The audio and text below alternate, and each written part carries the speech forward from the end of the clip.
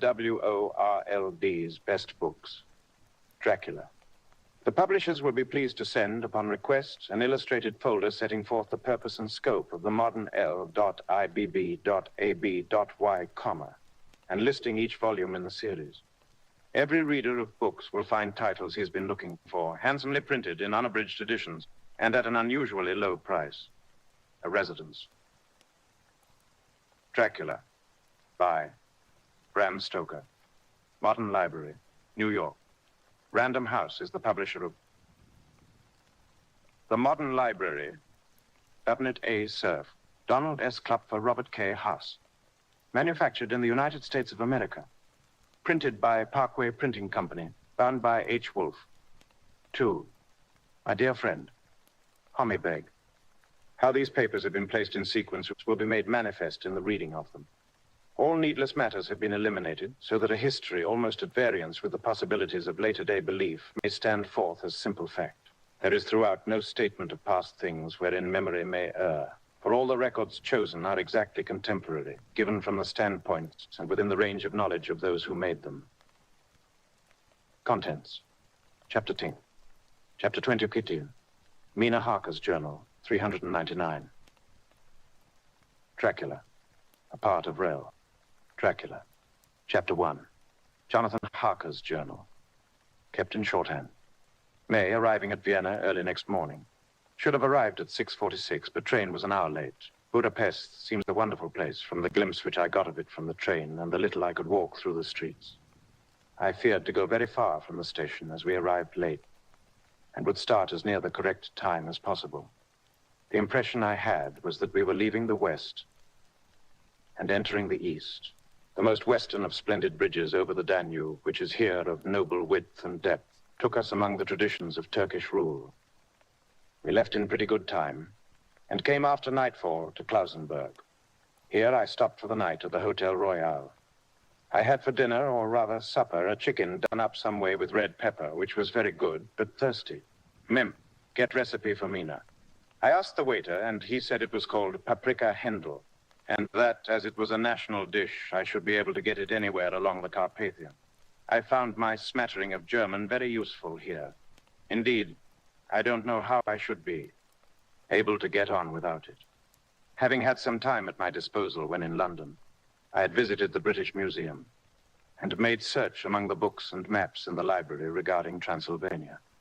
It had struck me that some foreknowledge of the country could hardly fail to have some importance in dealing with a nobleman of that country. I find that the district he named is in the extreme east of the country, just on the borders of 3 states, Transylvania, Moldavia, and Bukovina, in the midst of the Carpathian Mountains, one of the wildest and least known portions of Europe. I was not able to light on any map or work giving the exact locality of the Castle Dracula, as there are no maps of this country as yet to compare with our own Ordnance Survey maps.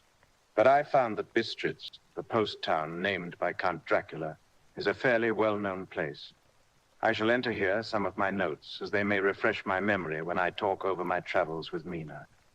In the population of Transylvania, there are 4 distinct nationalities: Saxons in the south, and mixed with them the Wallachs, who are the descendants of the Dacians, Magyars in the west, and Zikalis in the east and north. I am going among the latter, who claim to be descended from Attila and the Huns. This may be so, for when the Magyars conquered the country in the 11th century, they found the Huns settled in it.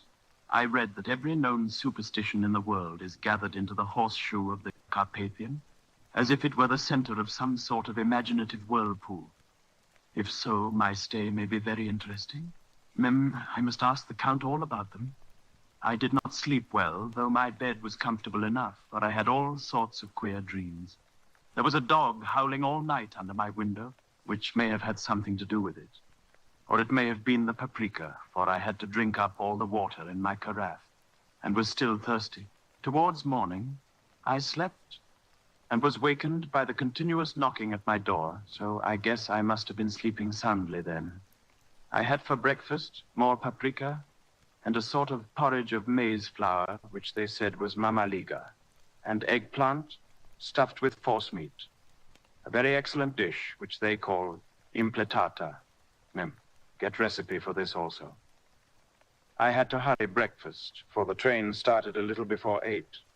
Or rather, it ought to have done so, for after rushing to the station at 7:30, I had to sit in the carriage for more than an hour before we began to move. It seems to me that the further east you go, the more unpunctual are the trains. What ought they to be in China? All day long, we seemed to dawdle through a country which was full of beauty of every kind. Sometimes we saw little towns or castles on the top of steep hills, such as we see in old missals. Sometimes we ran by rivers and streams which seemed from the wide stony margin on each side of them to be subject to great floods. It takes a lot of water and running strong to sweep the outside edge of a river clear.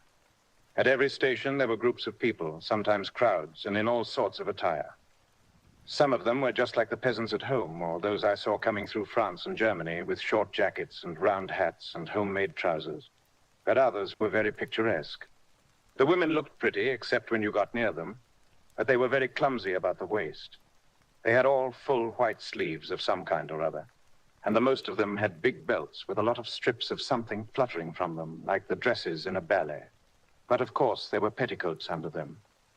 The strangest figures we saw were the Slovaks, who were more barbarian than the rest, with their big cowboy hats, great baggy dirty white trousers, white linen shirts, and enormous heavy leather belts, nearly a foot wide, all studded over with brass nails. They wore high boots with their trousers tucked into them, and had long black hair and heavy black moustaches. They are very picturesque, but do not look prepossessing. On the stage, they would be set down at once as some old Oriental band of brigands. They are, however, I'm told, very harmless and rather wanting in natural self-assertion. It was on the dark side of twilight when we got to Bistritz, which is a very interesting old place. Being practically on the frontier, for the Borgo Pass leads from it into Bukovina, it has had a very stormy existence, and it certainly shows marks of it. 50 years ago, a series of great fires took place which made terrible havoc on 5 separate occasions.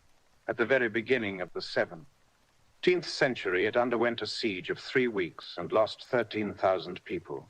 The casualties of war proper being assisted by famine and disease. Count Dracula had directed me to go to the Golden Krone Hotel, which I found, to my great delight, to be thoroughly old-fashioned. For, of course, I wanted to see all I could of the ways of the country. I was evidently expected, for when I got near the door, I faced a cheery-looking, elderly woman in the usual peasant dress-white undergarment, with long double apron front and back, of colored stuff, fitting almost too tight for modesty. When I came close, she bowed and said, "A Herr Englishman?" "Yes," I said, "Jonathan Harker." She smiled and gave some message to an elderly man in white shirt sleeves who had followed her to the door. He went, but immediately returned with a letter. "My friend, ... welcome to the Carpathians. I'm anxiously expecting you. Sleep well tonight.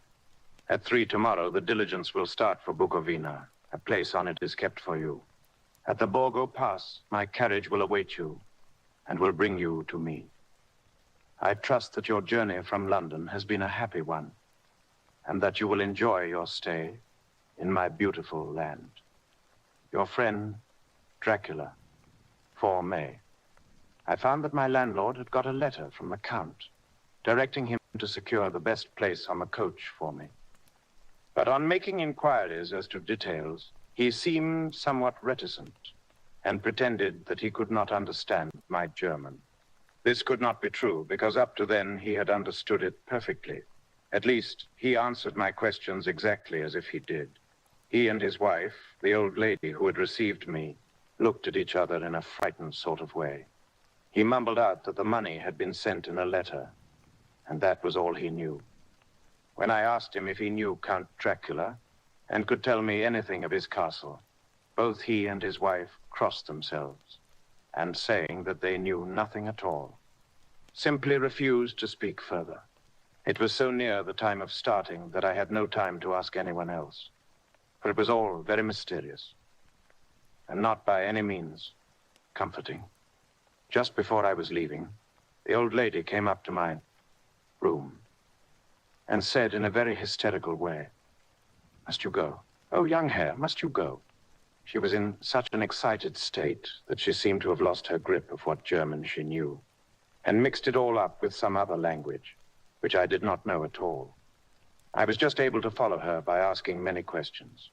When I told her that I must go at once and that I was engaged on important business, she asked again, "Do you know what day it is?" I answered that it was the 4th of May. She shook her head as she said again, "Oh, yes, I know that.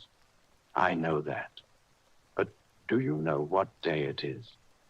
On my saying that I did not understand, she went on, "It is the eve of St. George's Day.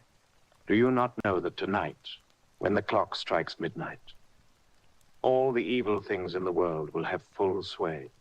Do you know where you are going and what you're going to?" She was in such evident distress that I tried to comfort her, but without effect.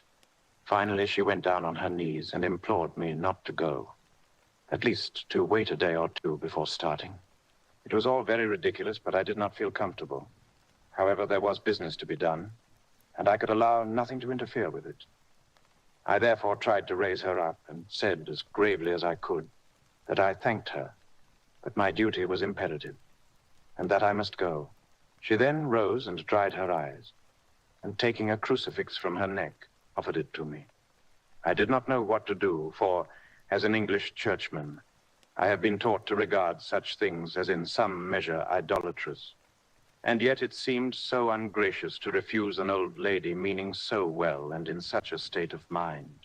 She saw, I suppose, the doubt in my face, for she put the rosary round my neck and said, "For your mother's sake," and went out of the room. I am writing up this part of the diary whilst I'm waiting for the coach, which is, of course, late. And the crucifix is still round my neck. Whether it is the old lady's fear or the many ghostly traditions of this place, or the crucifix itself, I do not know. But I'm not feeling nearly as easy in my mind as usual. If this book should ever reach Mina before I do, let it bring my goodbye. Here comes the coach. The 5th of May, the castle.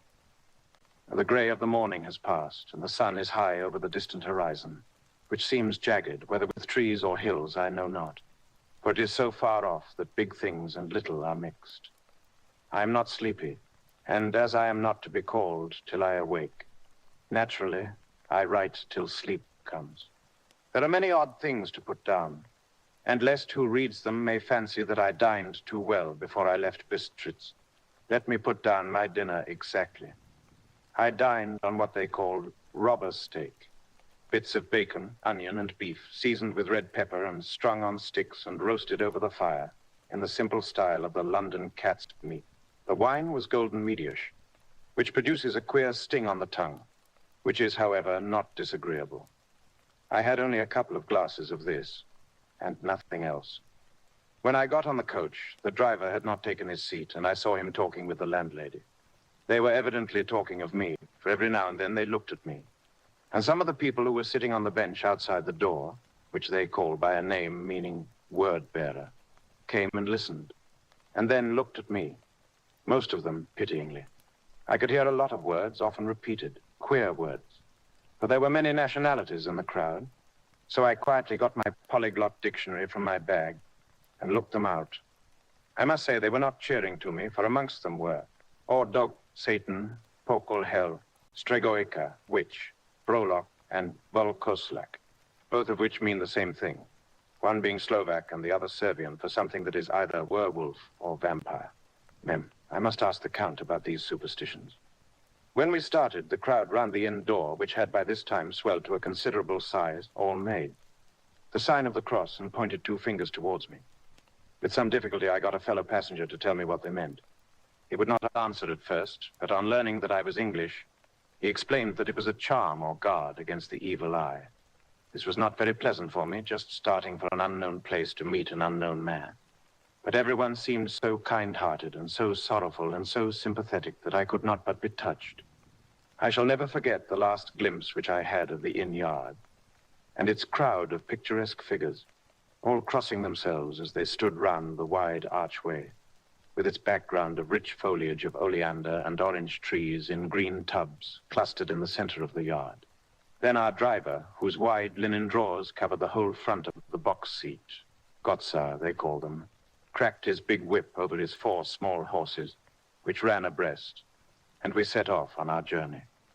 I soon lost sight and recollection of ghostly fears in the beauty of the scene as we drove along. Although had I known the language, or rather languages, which my fellow passengers were speaking, I might not have been able to throw them off so easily.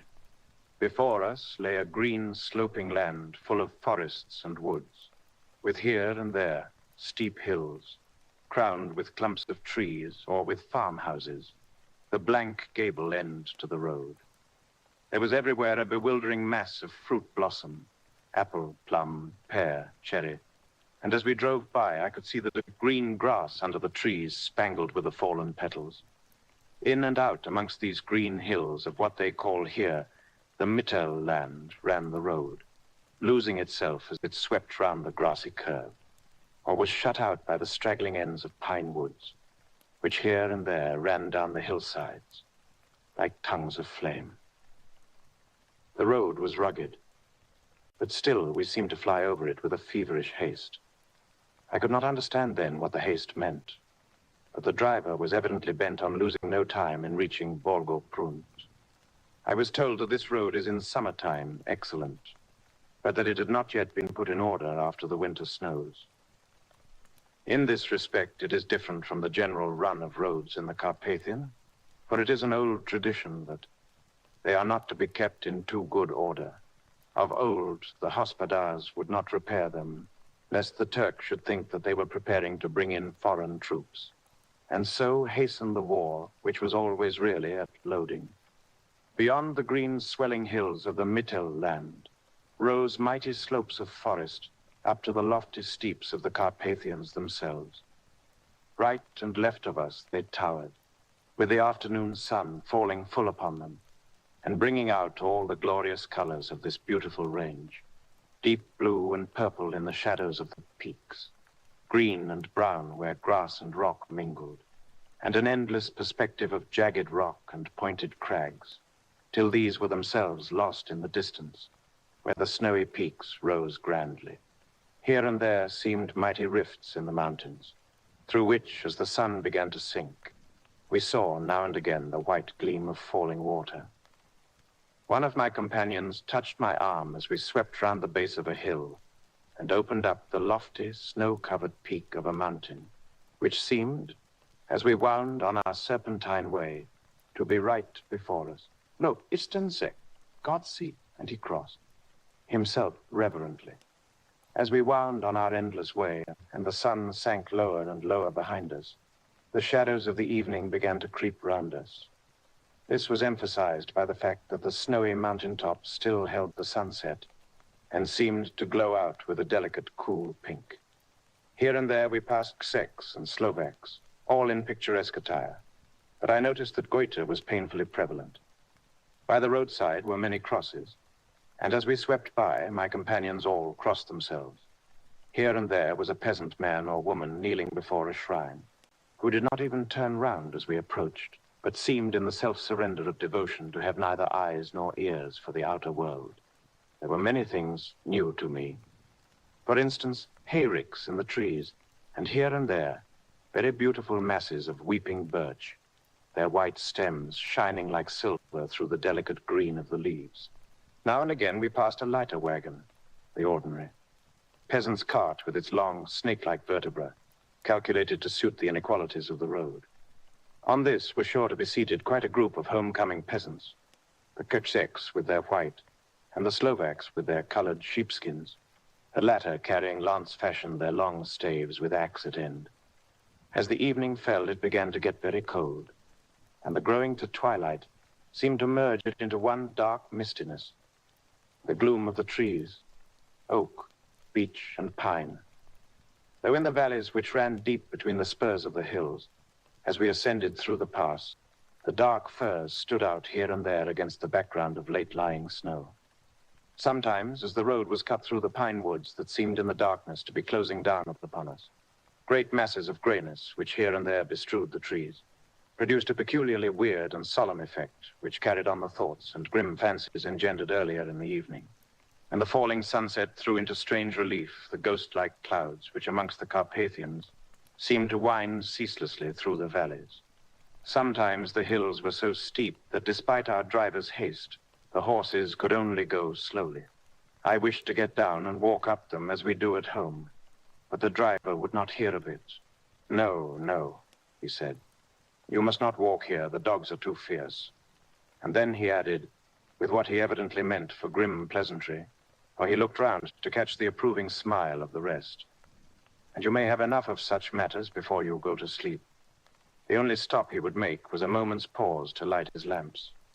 When it grew dark, there seemed to be some excitement amongst the passengers, and they kept speaking to him, one after the other, as though urging him to further speed.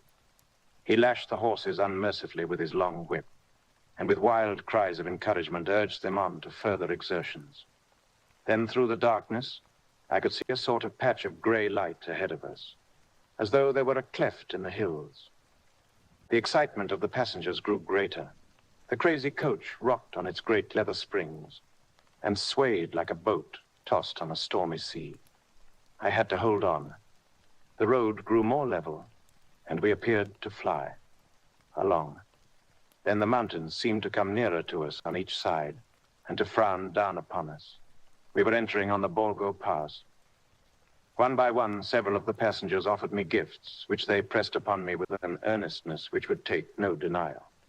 These were certainly of an odd and varied kind, but each was given in simple good faith with a kindly word and a blessing, and that strange mixture of fear-meaning movements which I had seen outside the hotel at Bistritz, the sign of the cross and the guard against the evil eye. Then, as we flew along, the driver leaned forward, and on each side the passengers, craning over the edge of the coach, peered eagerly into the darkness. It was evident that something very exciting was either happening or expected, but though I asked each passenger, no one would give me the slightest explanation. This state of excitement kept on for some little time. At last we saw before us the pass opening out on the eastern side. There were dark, rolling clouds overhead, and in the air the heavy, oppressive sense of thunder. It seemed as though the mountain range had separated two atmospheres, and that now we had got into the thunderous one. I was now myself looking out for the conveyance which was to take me to the Count.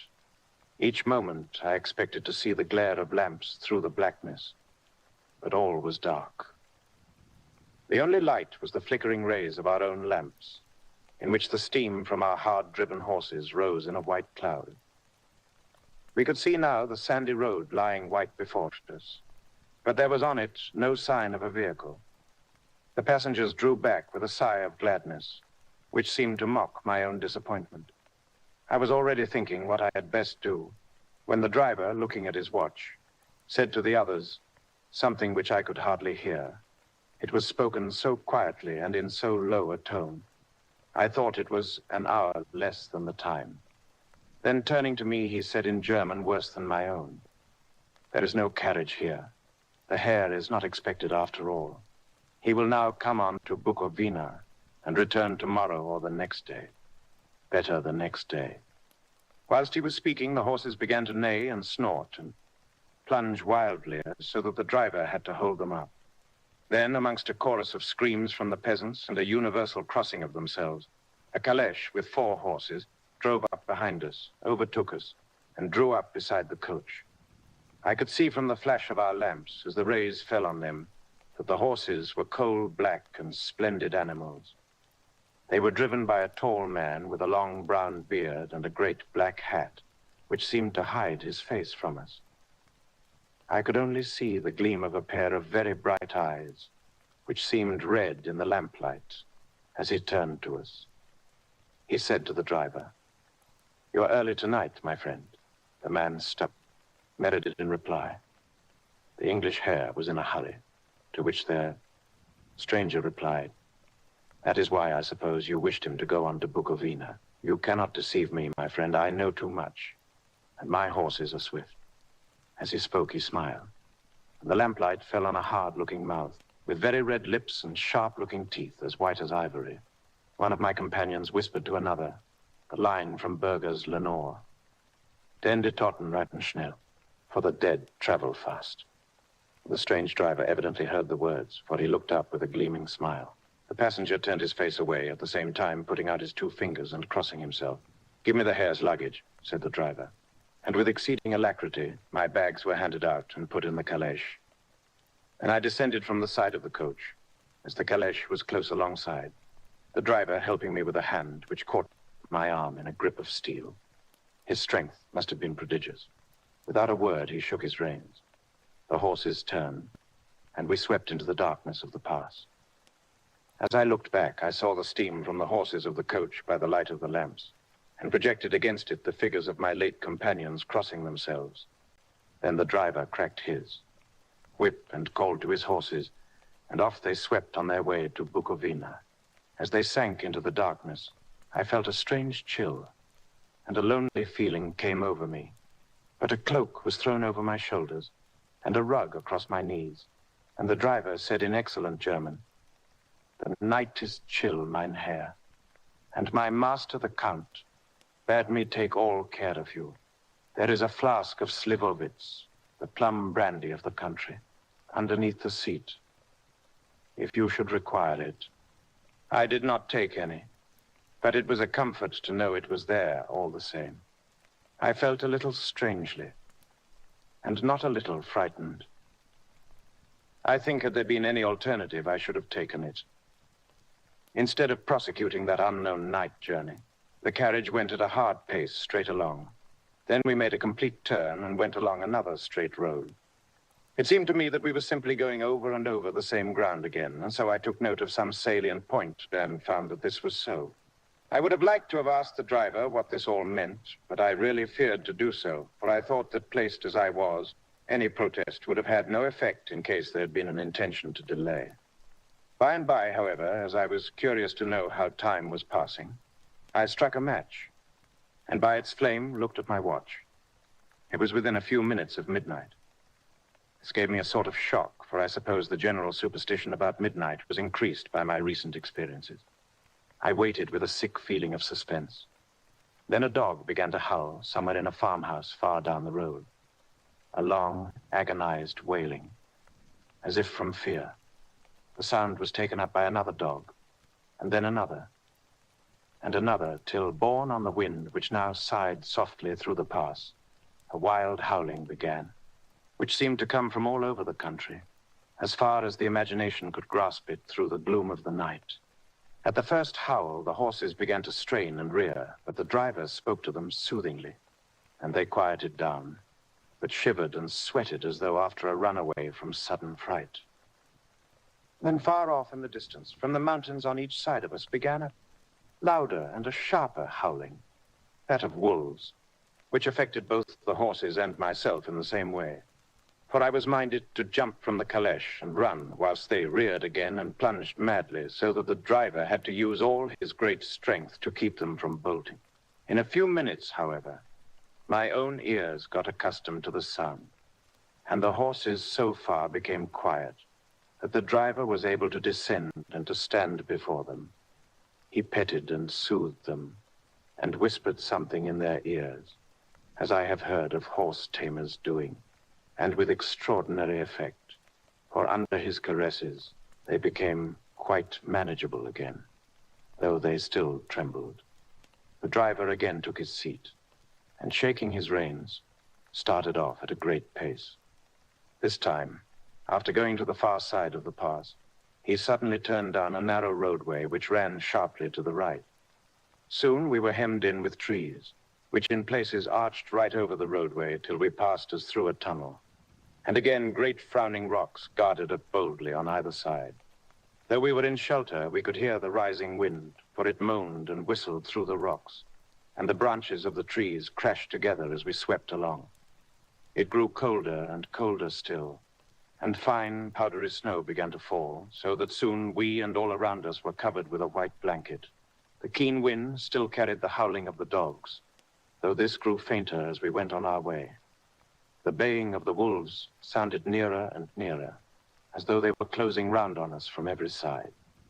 I grew dreadfully afraid, and the horses shared my fear. The driver, however, was not in the least disturbed. He kept turning his head to left and right, but I could not see anything through the dark. Suddenly, away on our left, I saw a faint, flickering blue flame. The driver saw it at the same moment. He at once checked the horses, and jumping to the ground, disappeared into the darkness. I did not know what to do, the less as the howling of the wolves grew closer. But while I wondered, the driver suddenly appeared again, and without a word, took his seat, and we resumed our journey. I think I must have fallen asleep and kept dreaming of the incident, for it seemed to be repeated endlessly, and now, looking back, it is like a sort of awful nightmare. Once the flame appeared so near the road that even in the darkness around us I could watch the driver's motions. He went rapidly to where the blue flame arose.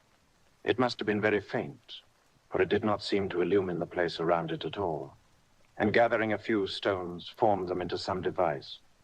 Once there appeared a strange optical effect. When he stood between me and the flame, he did not obstruct it, for I could see its ghostly flicker all the same.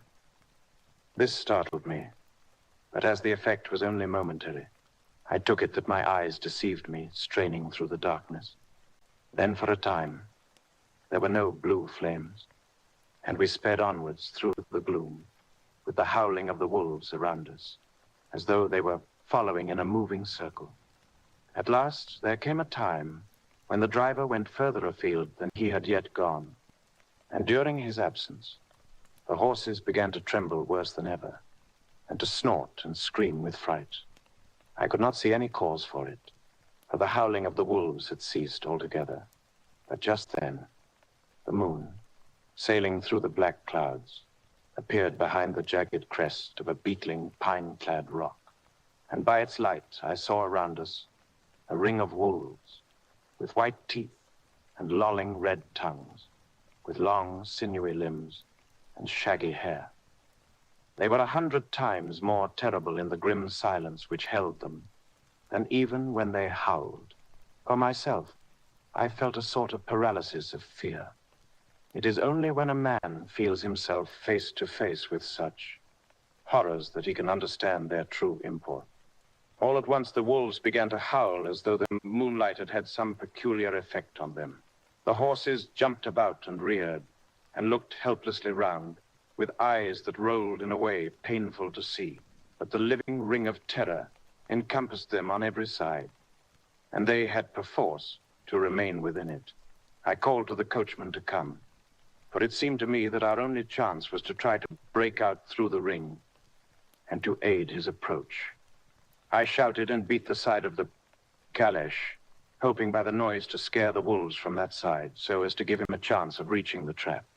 How he came there, I know not, but I heard his voice raised in a tone of imperious command, and looking towards the sound, saw him stand in the roadway. As he swept his long arms, as though brushing aside some impalpable obstacle, the wolves fell back and back further still.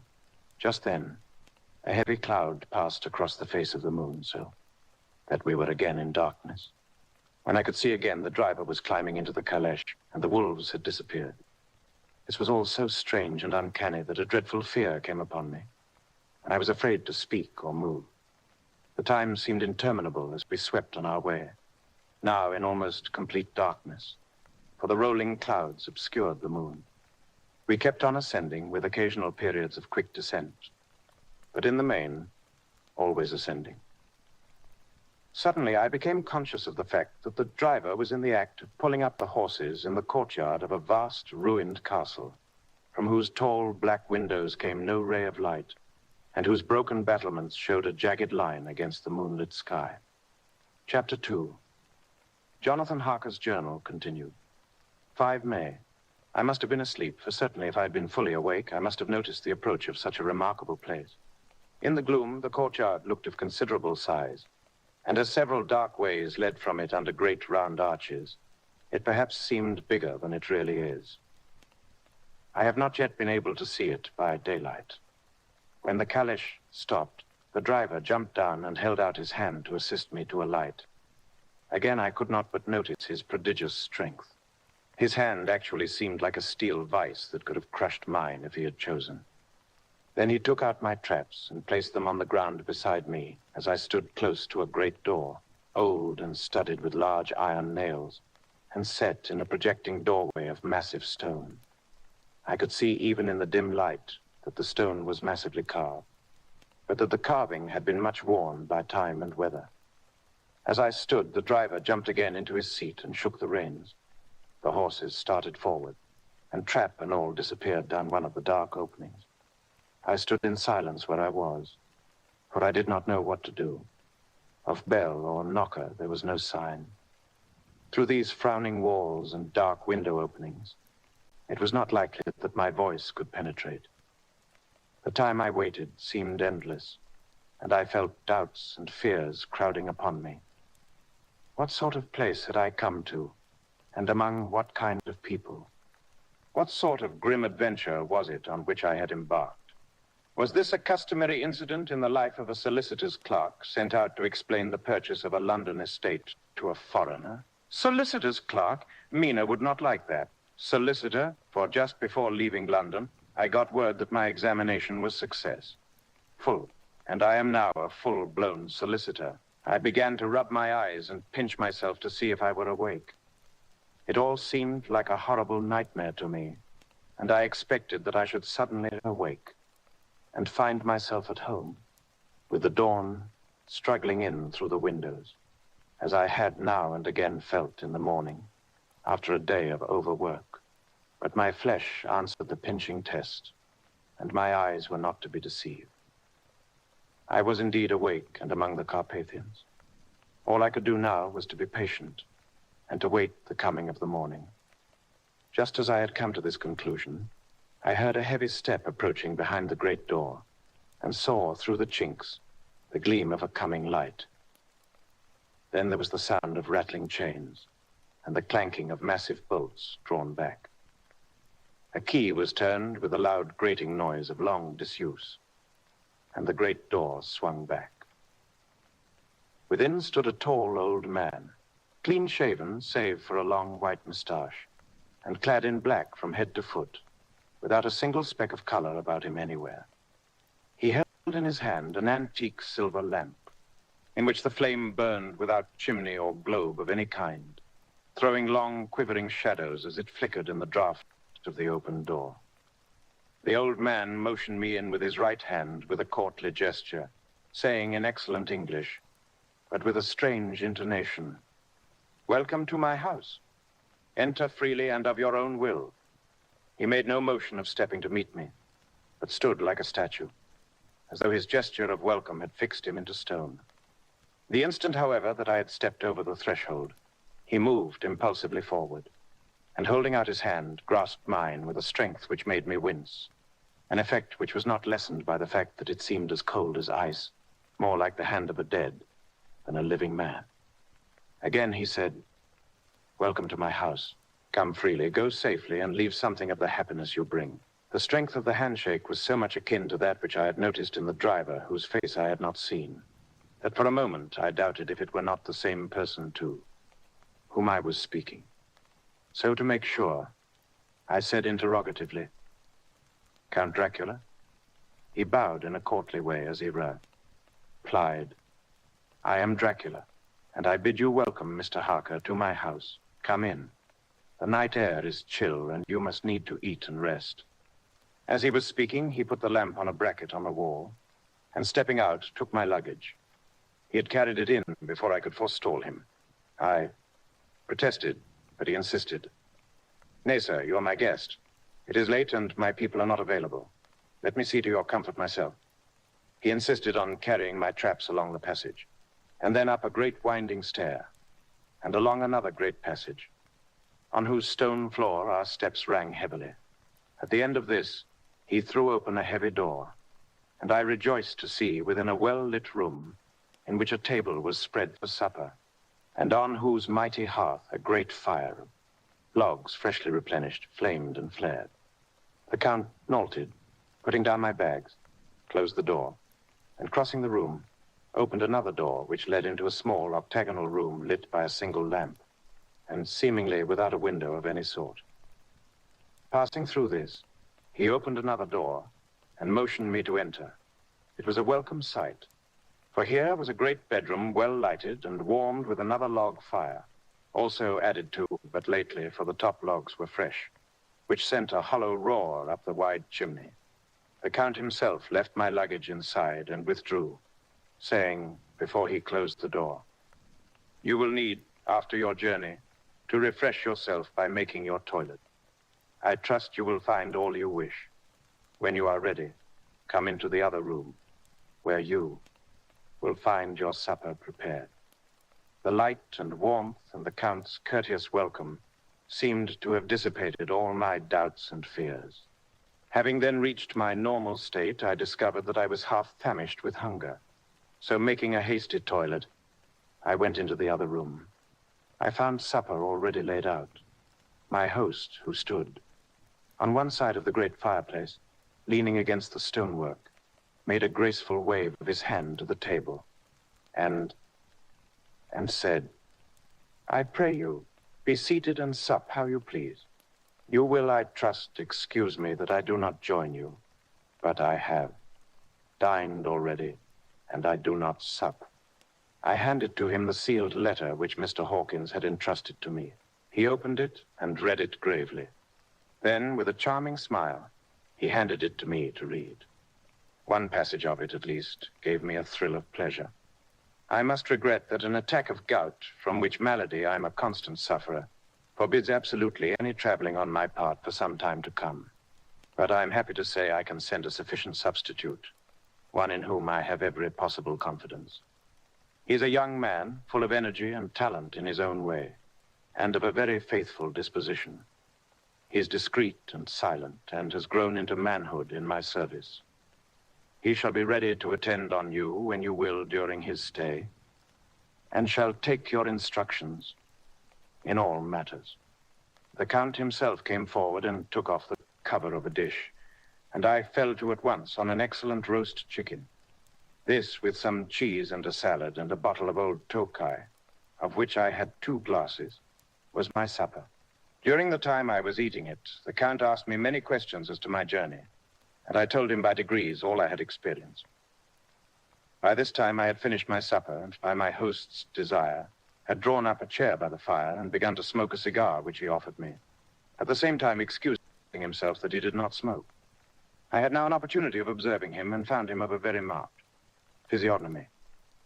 His face was a very strong aquiline, with high bridge of the thin nose and peculiarly arched nostrils, with lofty domed forehead, and hair growing scantily round the temples, but profusely elsewhere.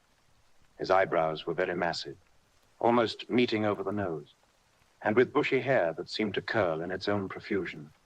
The mouth, so far as I could see it under the heavy moustache, was fixed and rather cruel-looking, with peculiarly sharp white teeth. These protruded over the lips, whose remarkable ruddiness showed astonishing vitality in a man of his years. For the rest, his ears were pale, and at the tops extremely pointed. The chin was broad and strong, and the cheeks firm, though thin. The general effect was one of extraordinary pallor. Hitherto I had noticed the backs of his hands as they lay on his knees in the firelight, and they had seemed rather white and fine. But seeing them now close to me, I could not but notice that they were rather coarse, broad, with squat fingers. Strange to say, there were hairs in the center of the palm. The nails were long and fine, and cut to a sharp point. As the Count leaned over me and his hands touched me, I could not repress a shudder. It may have been that his breath was rank, but a horrible feeling of nausea came over me, which, do what I would, I could not conceal. The Count, evidently noticing it, drew back, and with a grim sort of smile, which showed more than he had yet done his protuberant teeth, sat himself down again on his own side of the fireplace. We were both silent for a while, and as I looked towards the window, I saw the first dim streak of the coming dawn. There seemed a strange stillness over everything. But as I listened, I heard, as if from down below in the valley, the howling of many wolves.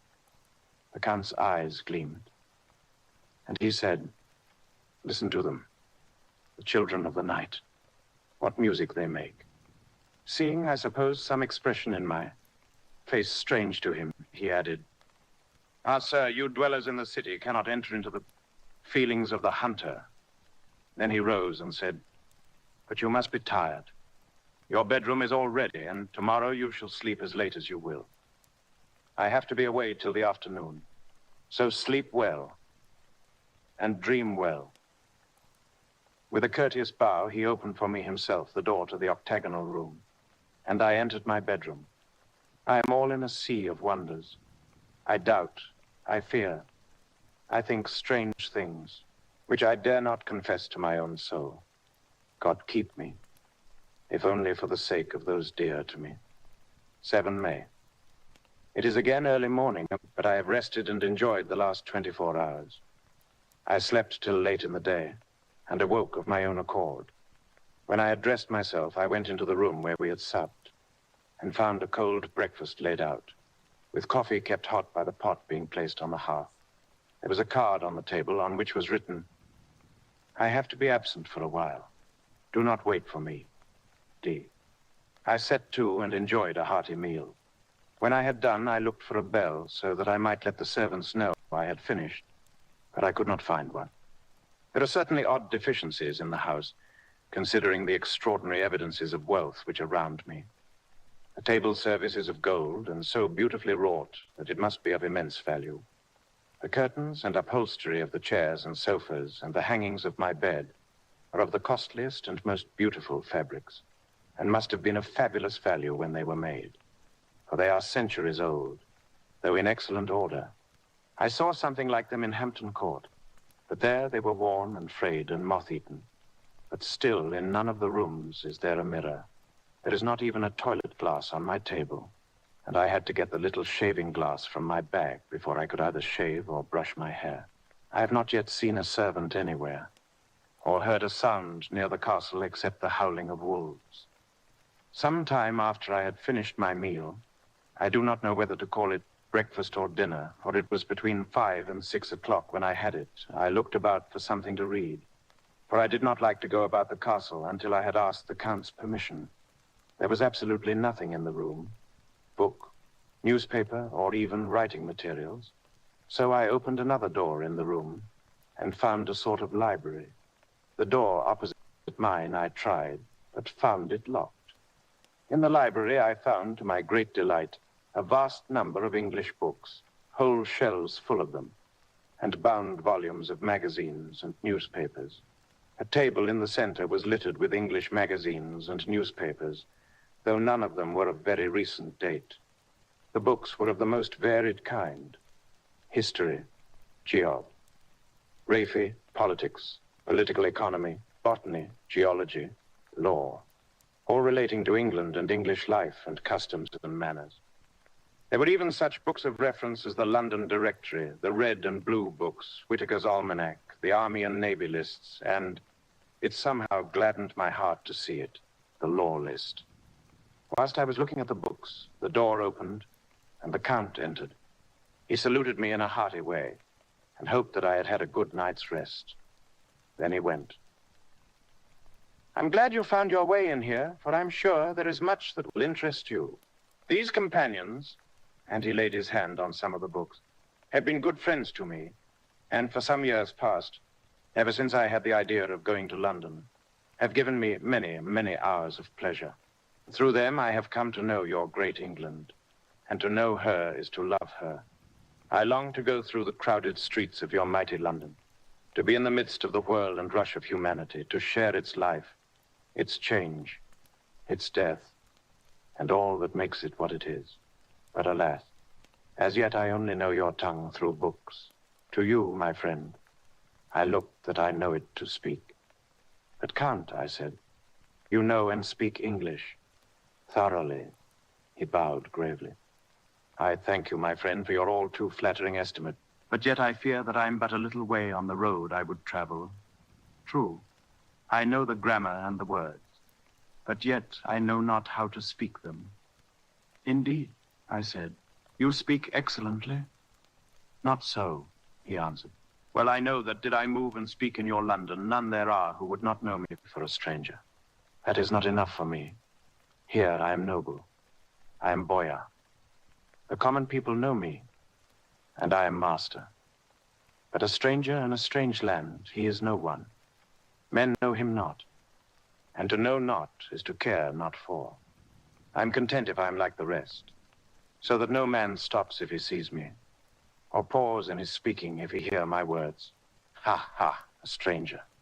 I have been so long master that I would be master still, or at least that none other should be master of me. You come to me not alone as agent of my friend Peter Hawkins of Exeter, to tell me all about my new estate in London.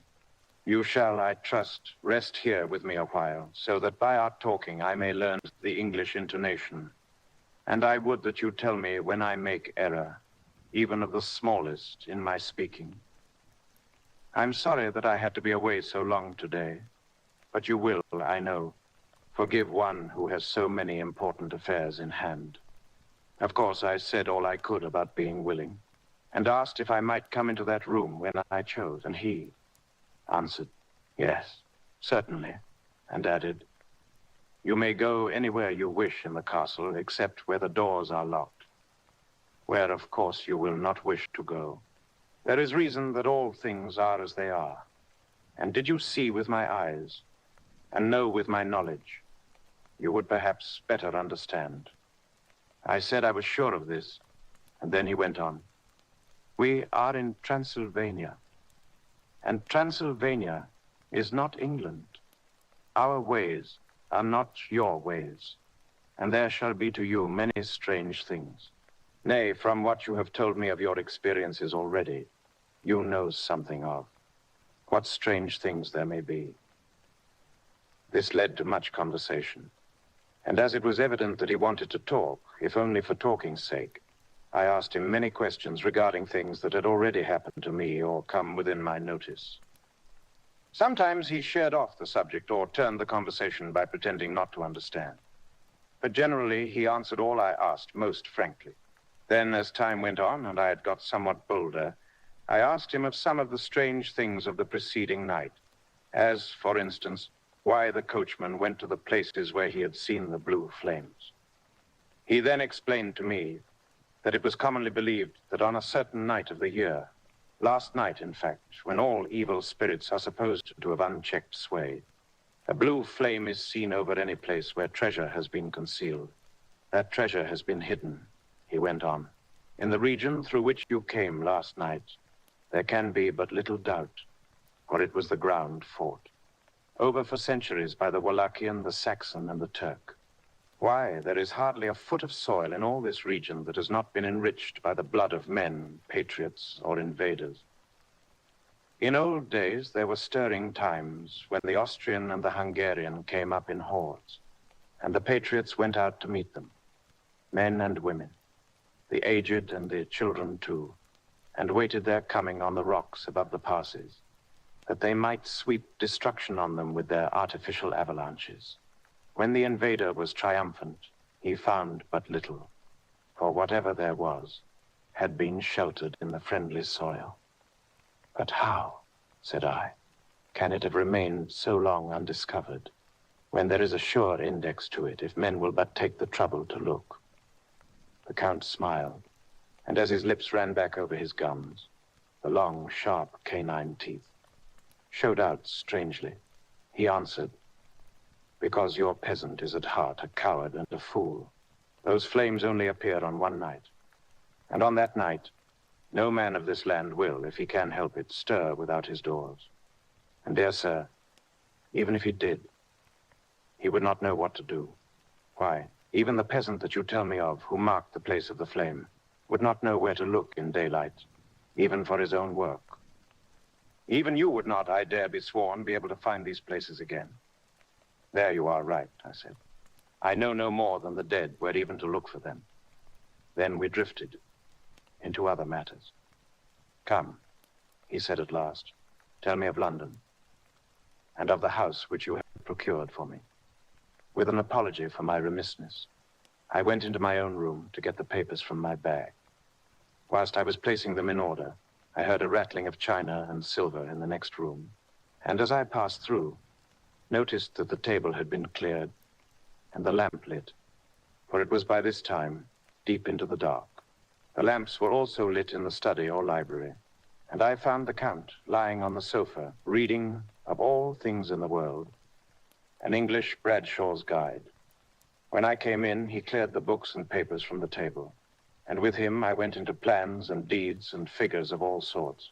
He was interested in everything and asked me a myriad questions about the place and its surroundings.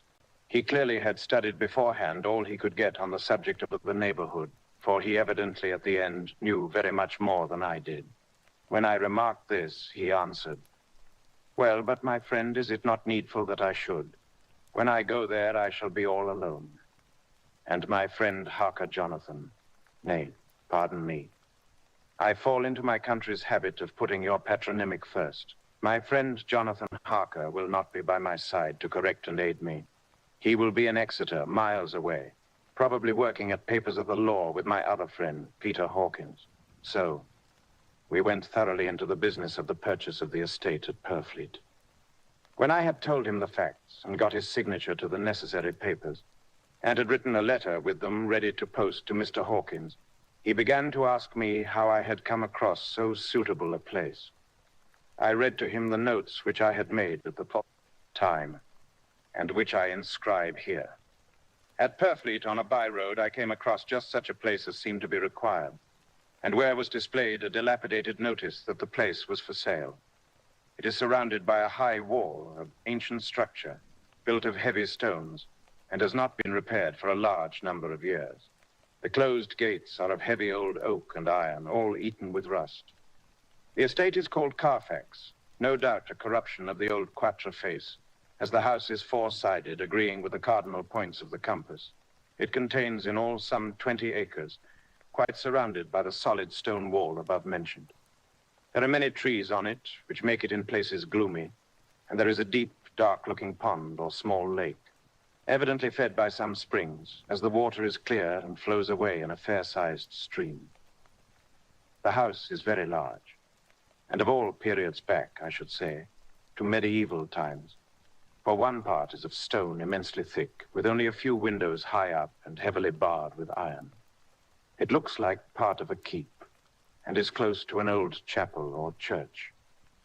I could not enter it, as I had not the key of the door leading to it from the house, but I have taken, with my Kodak, views of it from various points. The house has been added to, but in a very straggling way, and I can only guess at the amount of ground it covers, which must be very great. There are but few houses close at hand, one being a very large house only recently added to and formed into a private lunatic asylum. It is not, however, visible from the grounds. When I had finished, he said, "I'm glad that it is old and big. I myself am of an old family, and to live in a new house would please the young and gay. I'm no longer young, and my heart, through weary years of mourning over the dead, is not attuned to mirth.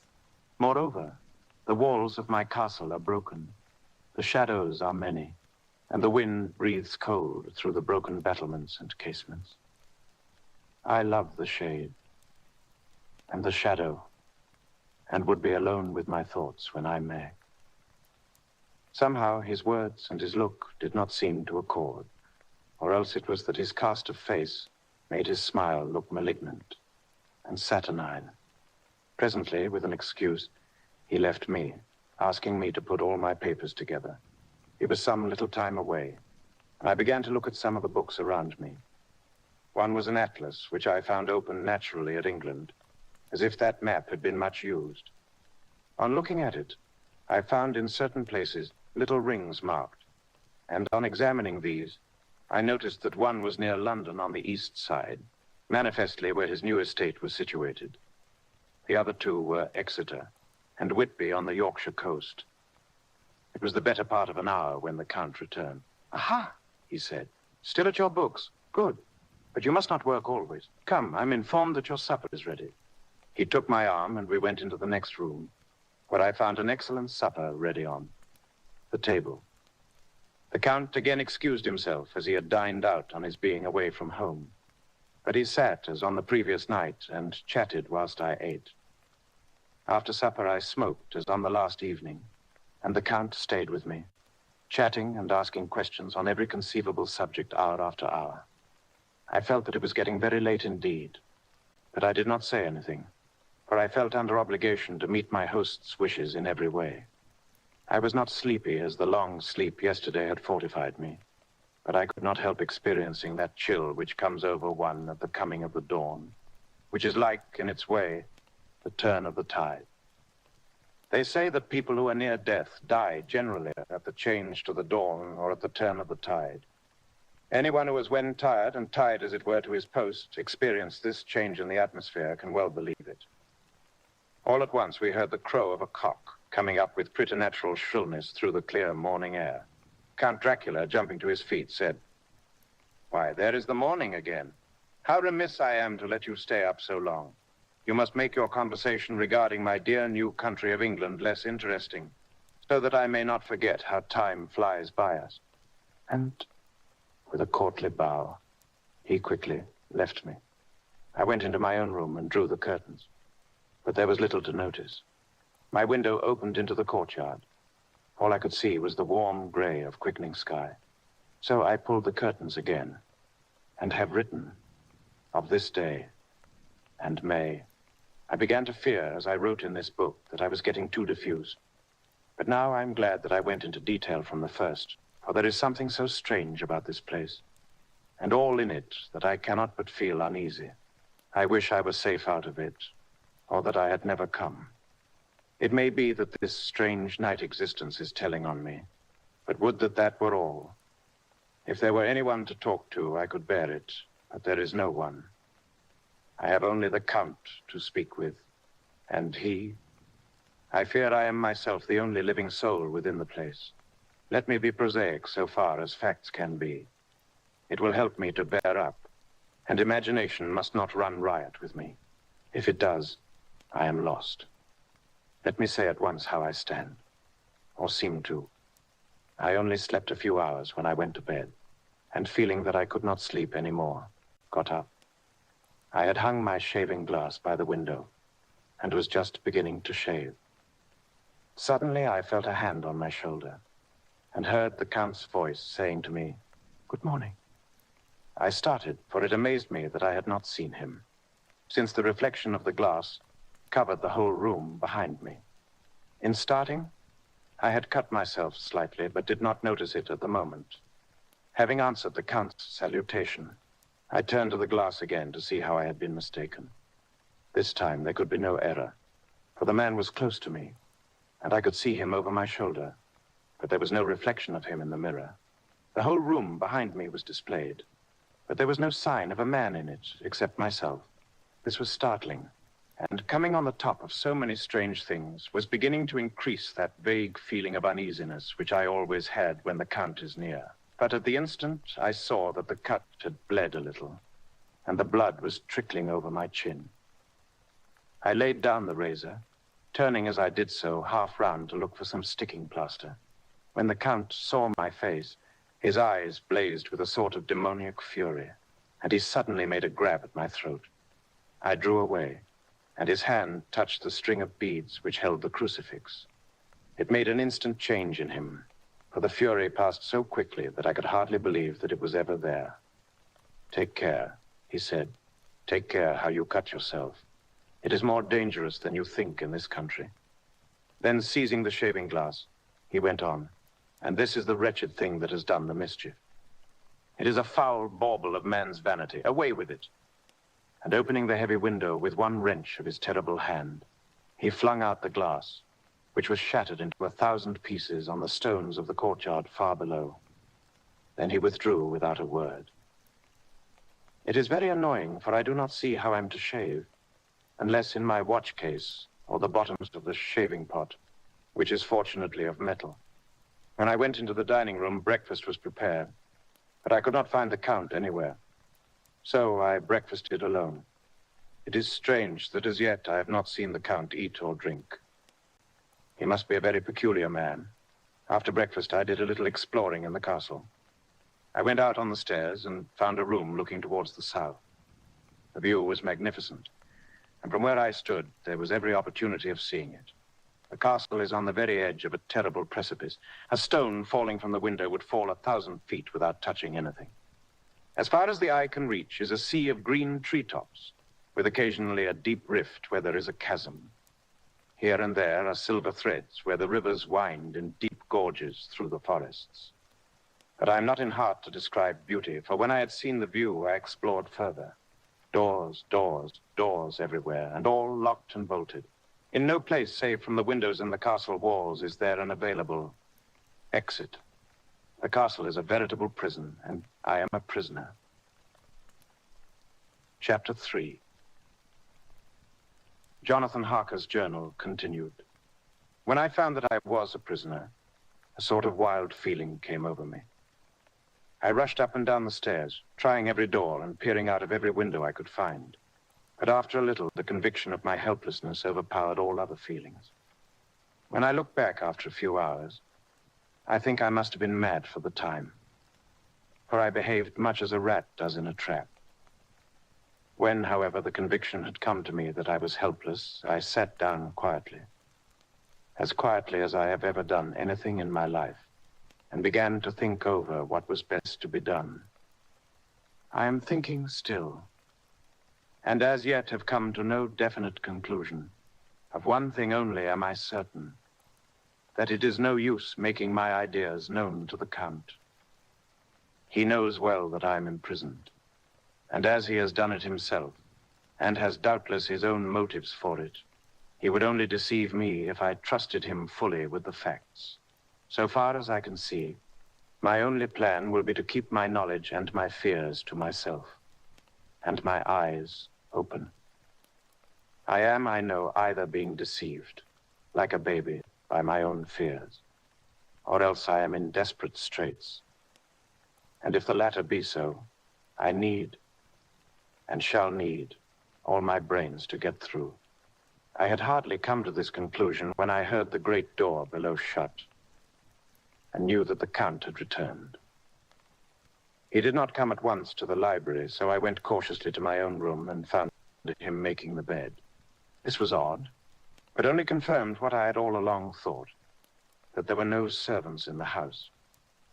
When later I saw him through the chink of the hinges of the door, laying the table in the dining room, I was assured of it.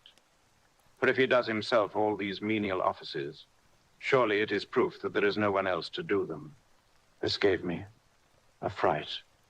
For if there is no one else in the castle, it must have been the Count himself who was the driver of the coach that brought me here. This is a terrible thought. For if so, what does it mean that he could control the wolves as he did, by only holding up his hand in silence? How was it that all the people at Bistritz and on the coach had some terrible fear for me? What meant the giving of the crucifix, of the garlic, of the wild rose, of the mountain ash? Bless that good, good woman who hung the crucifix round my neck, for it is a comfort and a strength to me whenever I touch it. It is odd that a thing which I have been taught to regard with disfavor and as idolatrous should, in a time of loneliness and trouble, be of help. Is it that there is something in the essence of the thing itself, or that it is a medium, a tangible help in conveying memories of sympathy and comfort? Sometime, if it may be, I must examine this matter and try to make up my mind about it. In the meantime, I must find out all I can about Count Dracula, as it may help me to understand. Tonight, he may talk of himself if I turn the conversation that way. I must be very careful, however, not to awake his suspicion. Midnight. I've had a long talk with the Count. I asked him a few questions on Transylvania history, and he warmed up to the subject wonderfully. In his speaking of things and people, and especially of battles, he spoke as if he had been present at them all. This he afterwards explained by saying that to a boyar the pride of his house and name is his own pride, that their glory is his glory, that their fate is his fate. Whenever he spoke of his house, he always said, we, and spoke almost in the plural, like a king speaking. I wish I could put down all he said exactly as he said it, for to me it was most fascinating. It seemed to have in it a whole history of the country. He grew excited as he spoke and walked about the room, pulling his great white moustache and grasping anything on which he laid his hands as though he would crush it by main strength. One thing he said, which I shall put down as nearly as I can, for it tells in its way the story of his race.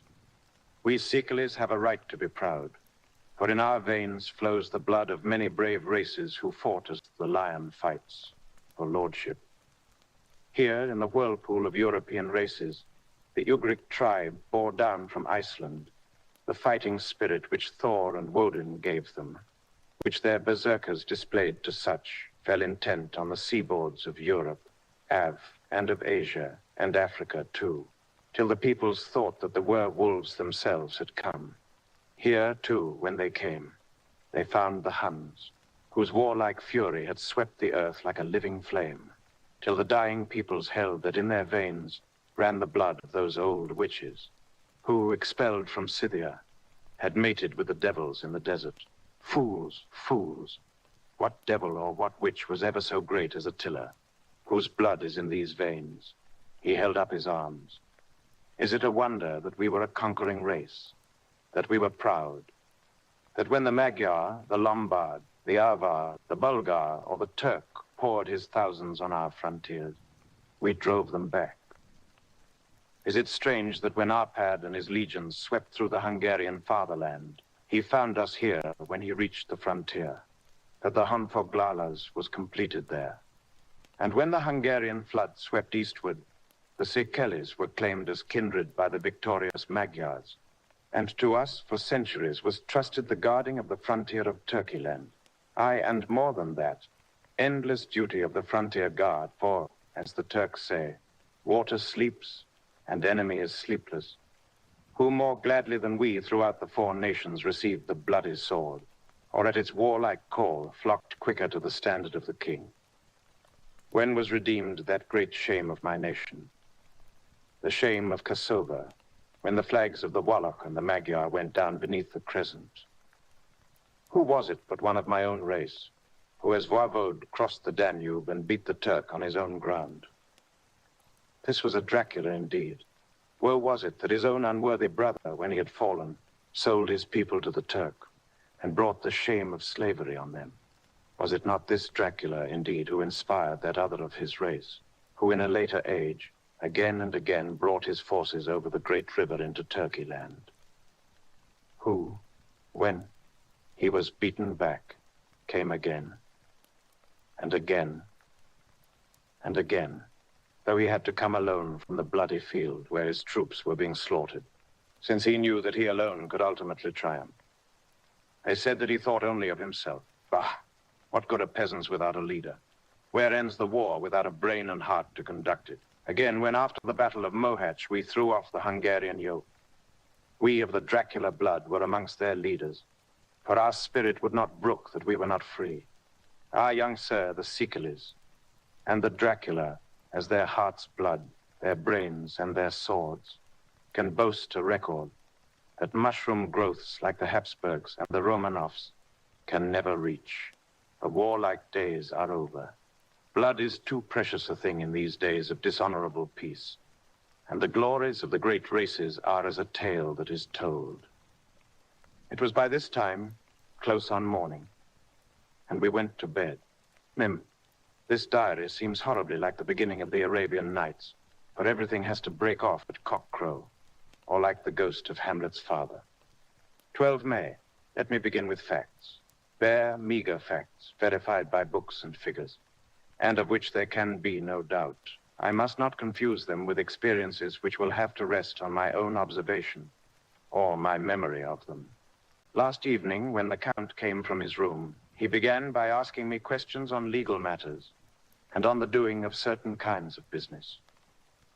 I had spent the day wearily over books, and simply to keep my mind occupied, went over some of the matters I had been examined in at Lincoln's Inn.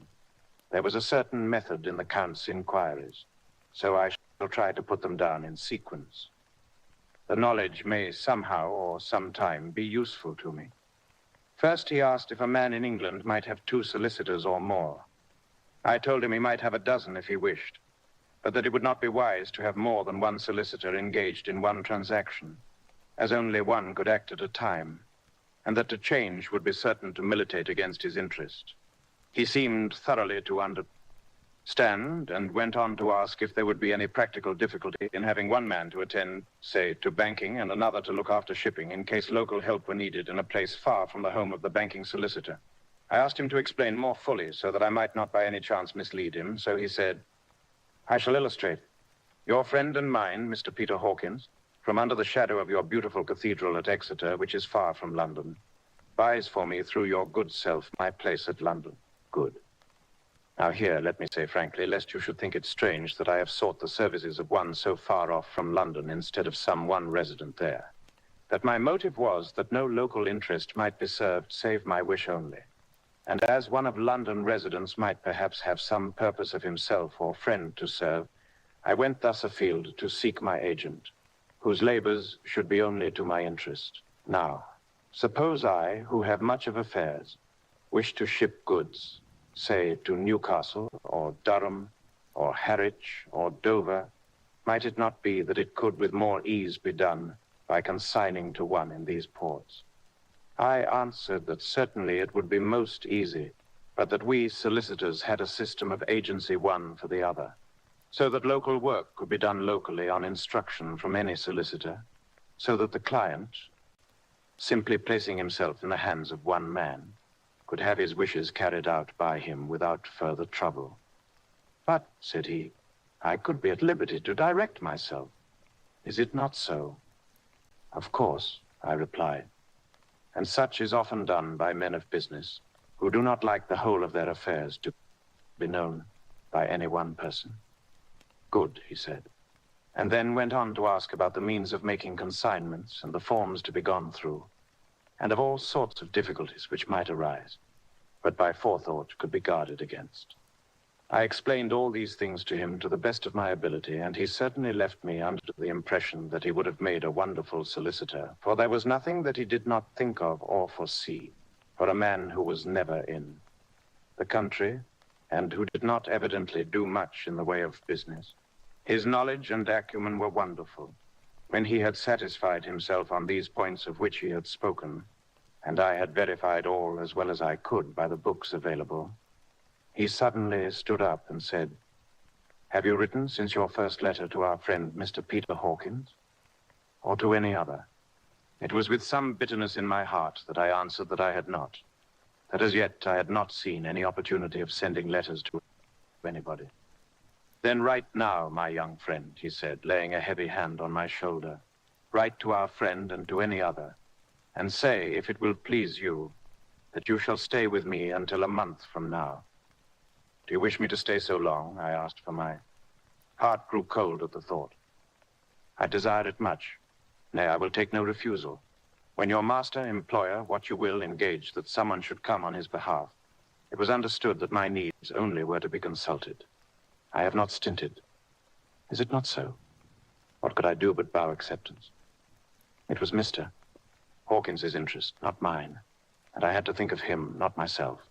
And besides, while Count Dracula was speaking, there was that in his eyes and in his bearing which made me remember that I was a prisoner, and that if I wished it, I could have no choice.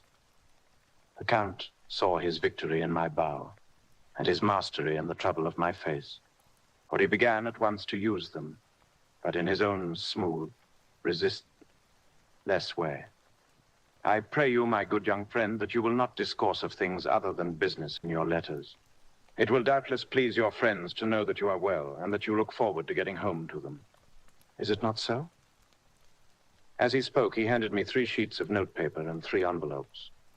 They were all of the thinnest foreign post, and looking at them, then at him, and noticing his quiet smile with the sharp canine teeth lying over the red underlip, I understood as well as if he had spoken that I should be careful what I wrote, for he would be able to read it. So I determined to write only formal notes now, but to write fully to Mr. Hawkins in secret, and also to Mina, for to her I could write in shorthand, which would puzzle the Count, if he did see it. When I had written my 2 letters, I sat quiet, reading a book whilst the Count wrote several notes, referring, as he wrote them, to some books on his table. Then he took up my 2 and placed them with his own, and put by his writing materials, after which, the instant the door had closed behind him, I leaned over and looked at the letters, which were face down on the table. I felt no compunction in doing so, for under the circumstances, I felt that I should protect myself in every way I could. One of the letters was directed to Samuel F. Billington, number 7, The Crescent, Whitby, another to Herr Leutner, Varna.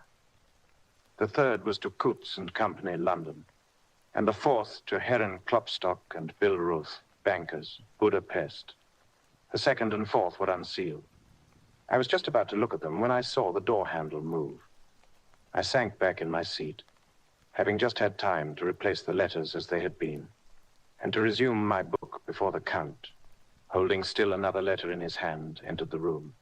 He took up the letters on the table and stamped them carefully, and then, turning to me, said, "I trust you will forgive me, but I have much work to do in private this evening.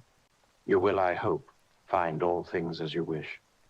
At the door he turned, and after a moment's pause said, "Let me advise you, my dear young friend, nay, let me warn you with all seriousness, that should you leave these rooms, you will not by any chance go to sleep in any other part of the castle.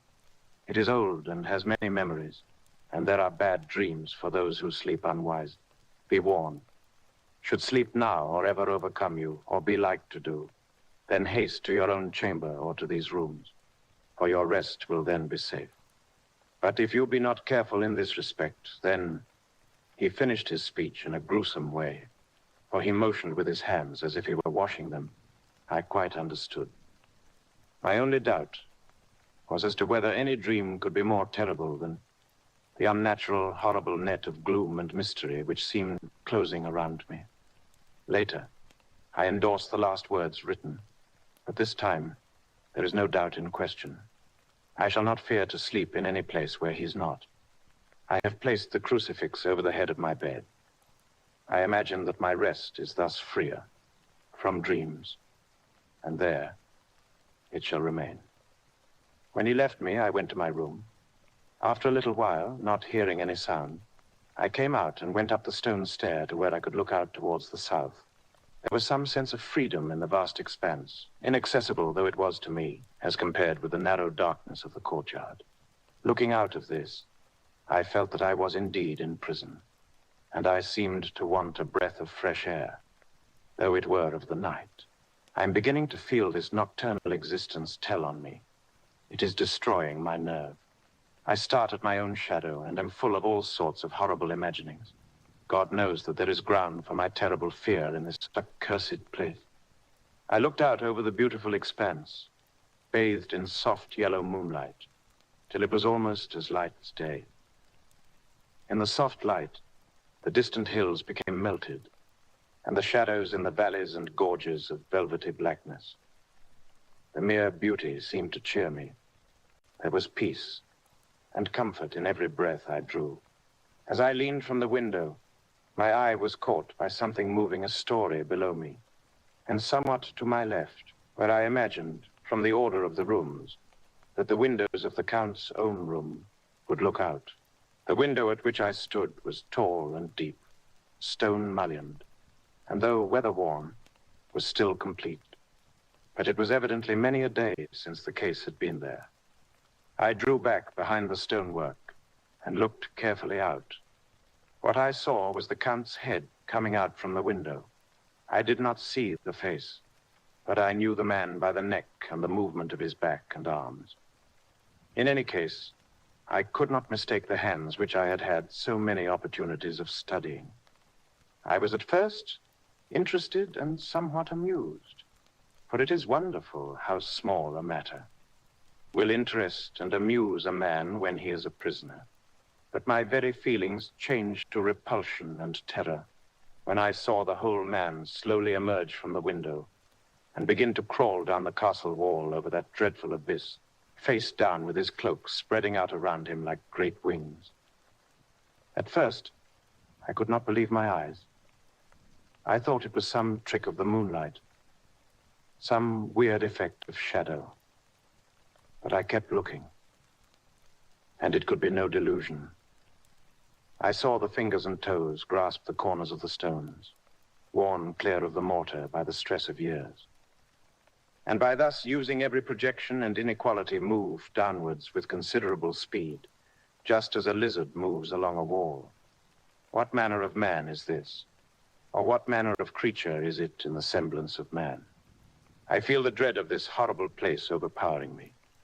I'm in fear, in awful fear, and there is no escape for me. I am encompassed about with terrors that I dare not think of. 15 May. Once more have I seen the Count go out in his lizard fashion. He moved downwards in a sidelong way, some 100 feet down, and a good deal to the left. He vanished into some hole or window. When his head had disappeared, I leaned out to try and see more, but without avail. The distance was too great to allow a proper angle of sight.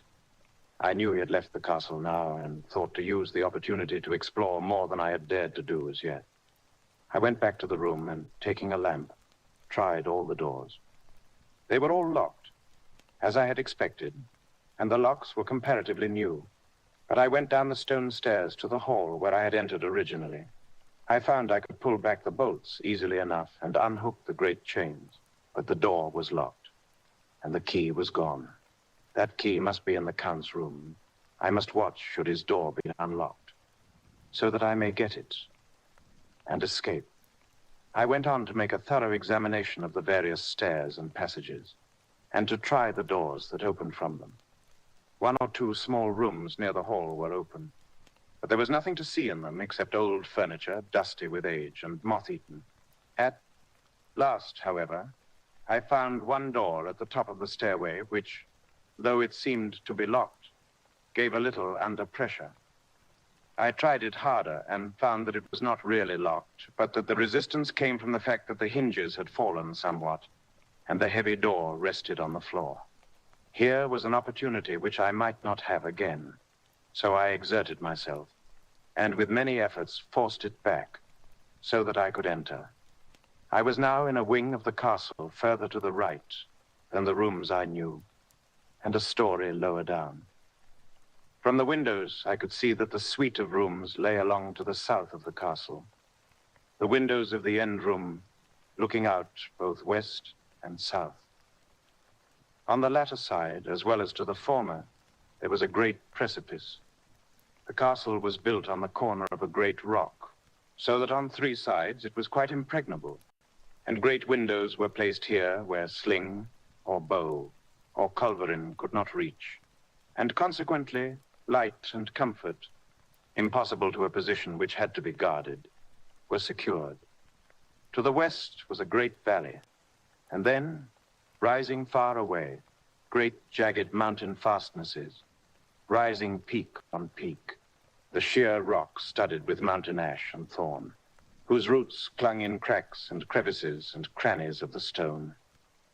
This was evidently the portion of the castle occupied by the ladies in bygone days, for the furniture had more air of comfort than any I had seen. The windows were curtainless, and the yellow moonlight, flooding in through the diamond panes, enabled one to see even colors, whilst it softened the wealth of dust which lay over all and disguised in some measure the ravages of time and the moth. My lamp seemed to be of little effect in the brilliant moonlight, but I was glad to have it with me, for there was a dread loneliness in the place which chilled my heart and made my nerves tremble. Still, it was better than living alone in the rooms which I had come to hate from the presence of the Count. And after trying a little to school my nerves, I found a soft quietude come over me. Here I am, sitting at a little cack table where in old times possibly some fair lady sat to pen, with much thought and many blushes, her ill-spelt love letter and writing in my diary in shorthand all that has happened since I closed it last. It is 19th century up to date with a vengeance.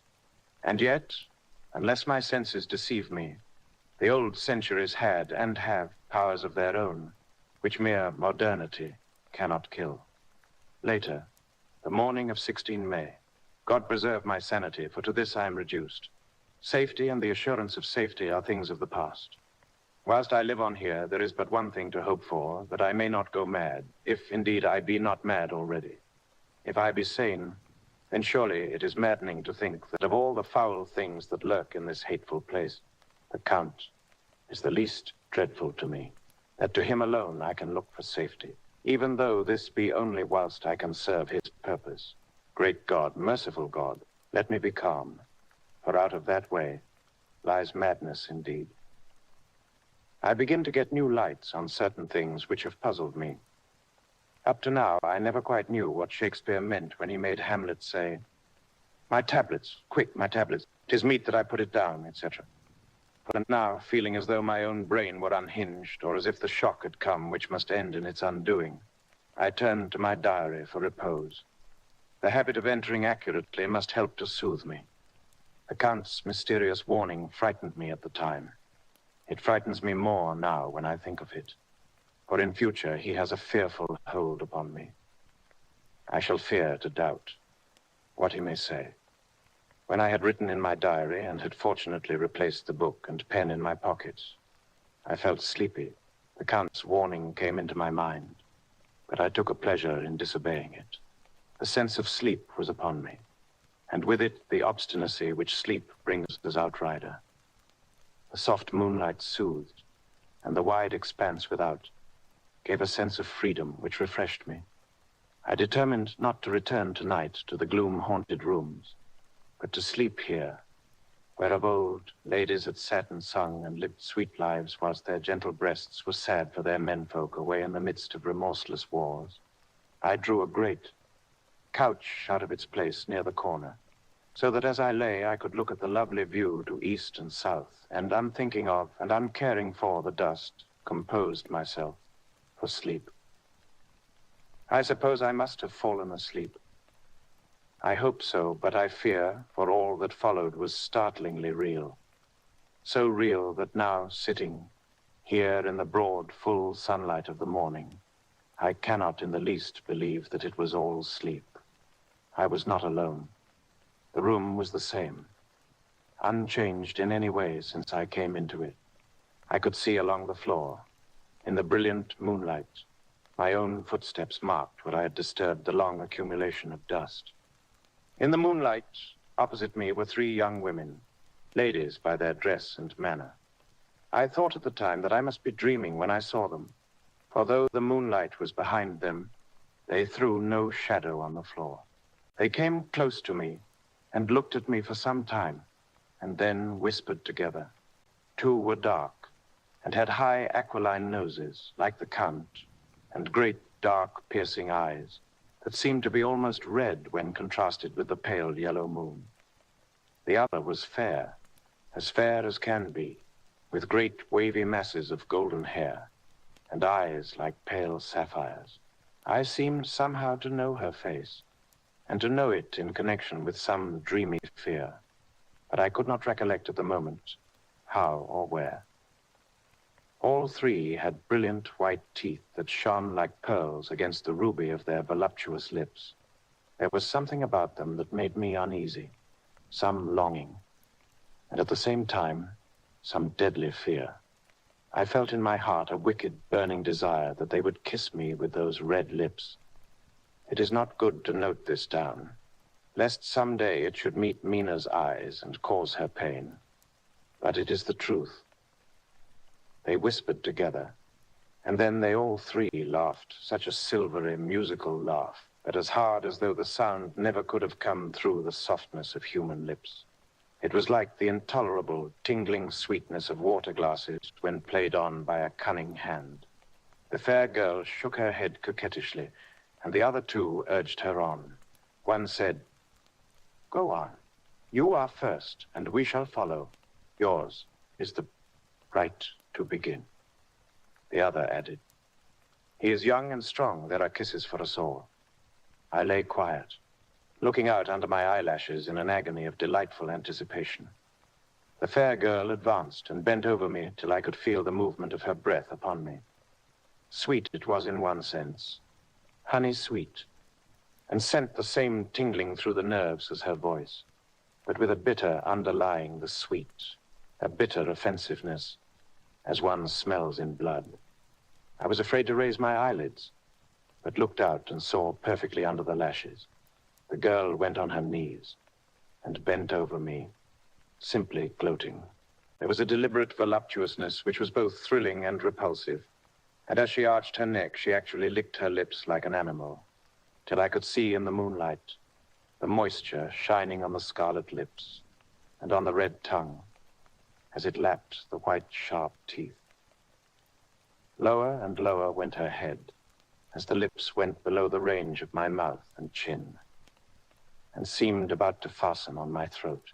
Then she paused, and I could hear the churning sound of her tongue as it licked her teeth and lips, and could feel the hot breath on my neck.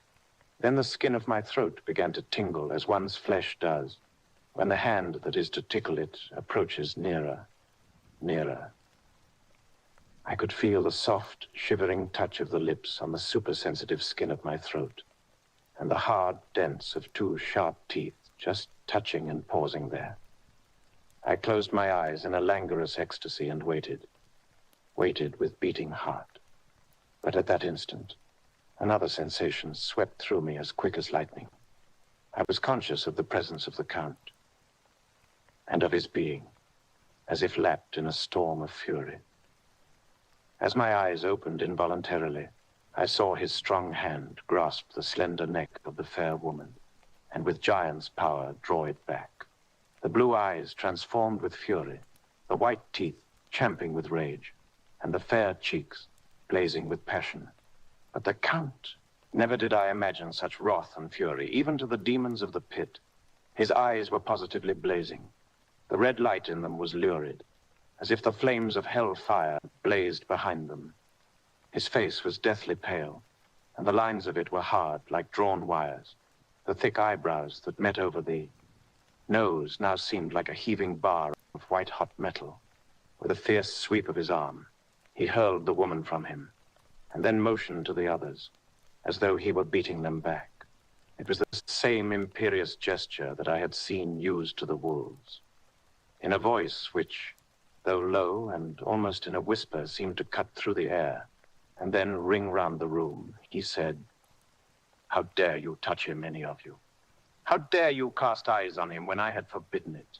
Back, I tell you all. This man belongs to me. Beware how you meddle with him, or you'll have to deal with me." The fair girl, with a laugh of ribald coquetry, turned to answer him. "You yourself never loved. You never loved."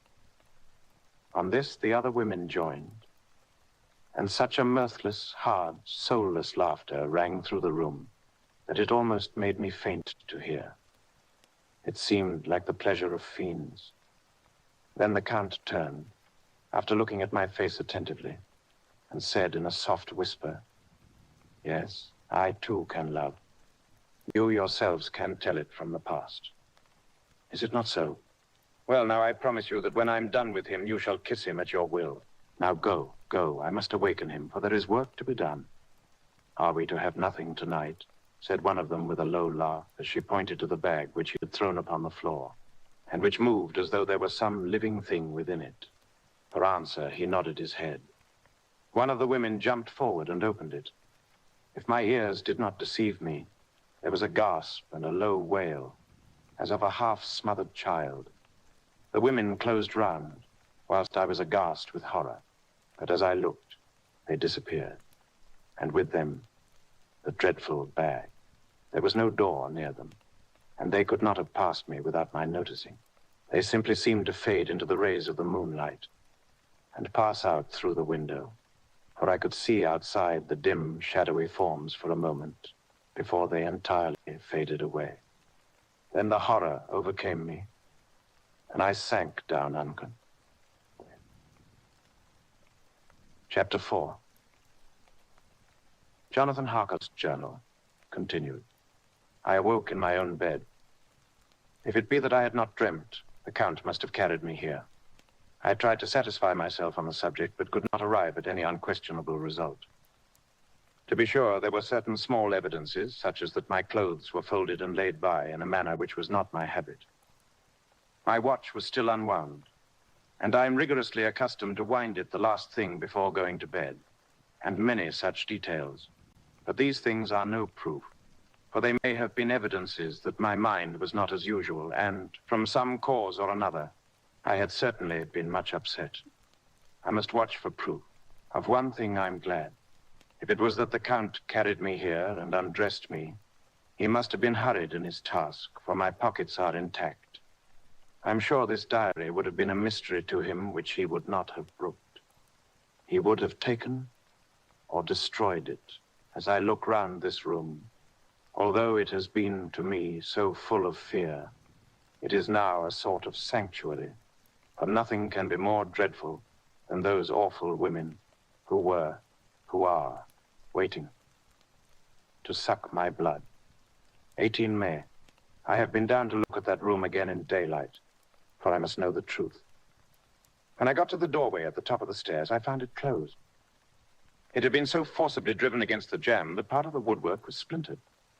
I could see that the bolt of the lock had not been shot, but the door is fastened from the inside. I fear it was no dream and must act on this surmise. 19 May. I'm surely in the toils. Last night, the Count asked me in the suavest tones to write 3 letters. 1, saying that my work here was nearly done, and that I should start for home within a few days. Another, that I was starting on the next morning from the time of the letter. And the third, that I had left the castle and arrived at Bistritz. I would fain have rebelled, but felt that in the present state of things, it would be madness to quarrel openly with the Count whilst I am so absolutely in his power. And to refuse would be to excite his suspicion and to arouse his anger. He knows that I know too much and that I must not live, lest I be dangerous to him. My only chance is to prolong my opportunities. Something may occur which will give me a chance to escape. I saw in his eyes something of that gathering wrath which was manifest when he hurled that fair woman from him. He explained to me that posts were few and uncertain, and that my writing now would ensure ease of mind to my friends. And he assured me with so much impressiveness that he would countermand the later letters, which would be held over at Bistritz until due time, in case chance would admit of my prolonging my stay. That to oppose him would have been to create new suspicion. I therefore pretended to fall in with his views, and asked him what dates I should put on the letters. He calculated a minute, and then said, the first should be June 12th, the second June 19th, and the third June the 29th. I know now the span of my life. God help me. 28 May. There is a chance of escape, or at any rate of being able to send word home. A band of Sagani have come to the castle and are encamped in the courtyard. These Sagani are gypsies. I have notes of them in my book. They are peculiar to this part of the world, though allied to the ordinary gypsies all the world over. There are thousands of them in Hungary and Transylvania, who are almost outside all law. They attach themselves as a rule to some great noble or boyar, and call themselves by his name. They are fearless and without religion, save superstition, and they talk only their own varieties of the Romany tongue. I shall write some letters home, and shall try to get them, to have them posted. I have already spoken them through my window to begin acquaintanceship. They took their hats off and made obeisance and many signs, which, however, I could not understand any more than I could their spoken language. I have written the letters. Mina's is in shorthand, and I simply ask Mr. Hawkins to communicate with her. To her I have explained my situation, but without the horrors which I may only surmise. It would shock and frighten her to death were I to expose my heart to her. Should the letters not carry, then the Count shall not yet know my secret, or the extent of my knowledge. I have given the letters. I threw them through the bars of my window with a gold piece, and made what signs I could to have them posted. The man who took them pressed them to his heart, and bowed, and then put them in his cap. I could do no more. I stole back to the study and began to read. As the Count did not come in, I have written here, "The Count has come." He sat down beside me and said, in his smoothest voice as he opened 2 letters, "The Sidgani has given me these, of which, though I know not whence they come, I shall of course take care. See, you must have looked at it. One is from you, and to my friend Peter Hawkins. The other," here he caught sight of the strange symbols as he opened the envelope, and the dark look came into his face, and his eyes blazed wickedly. "The other is a vile thing, an outrage upon friendship and hospitality. It is not so. Well, so it cannot matter to us." And he calmly held letter and envelope in the flame of the lamp till they were consumed. Then he went on, "The letter to Hawkins, that I shall, of course, send on, since it is yours. Your letters are sacred to me. Your pardon, my friend, that unknowingly I did break the seal. Will you not cover it again?" He held out the letter to me, and with a courteous bow, handed me a clean envelope. I could only redirect it and hand it to him in silence. When he went out of the room, I could hear the key turn softly. A minute later, I went over and tried it, and the door was locked. When an hour or 2 after, the Count came quietly into the room, his coming awakened me, for I had gone to sleep on the sofa. He was very courteous and very cheery in his manner, and seeing that I had been sleeping, he said, "So, my friend, you are tired. Get to bed. There is the surest rest. I may not have the pleasure to talk tonight, since there are many labors to me, but you will sleep, I pray."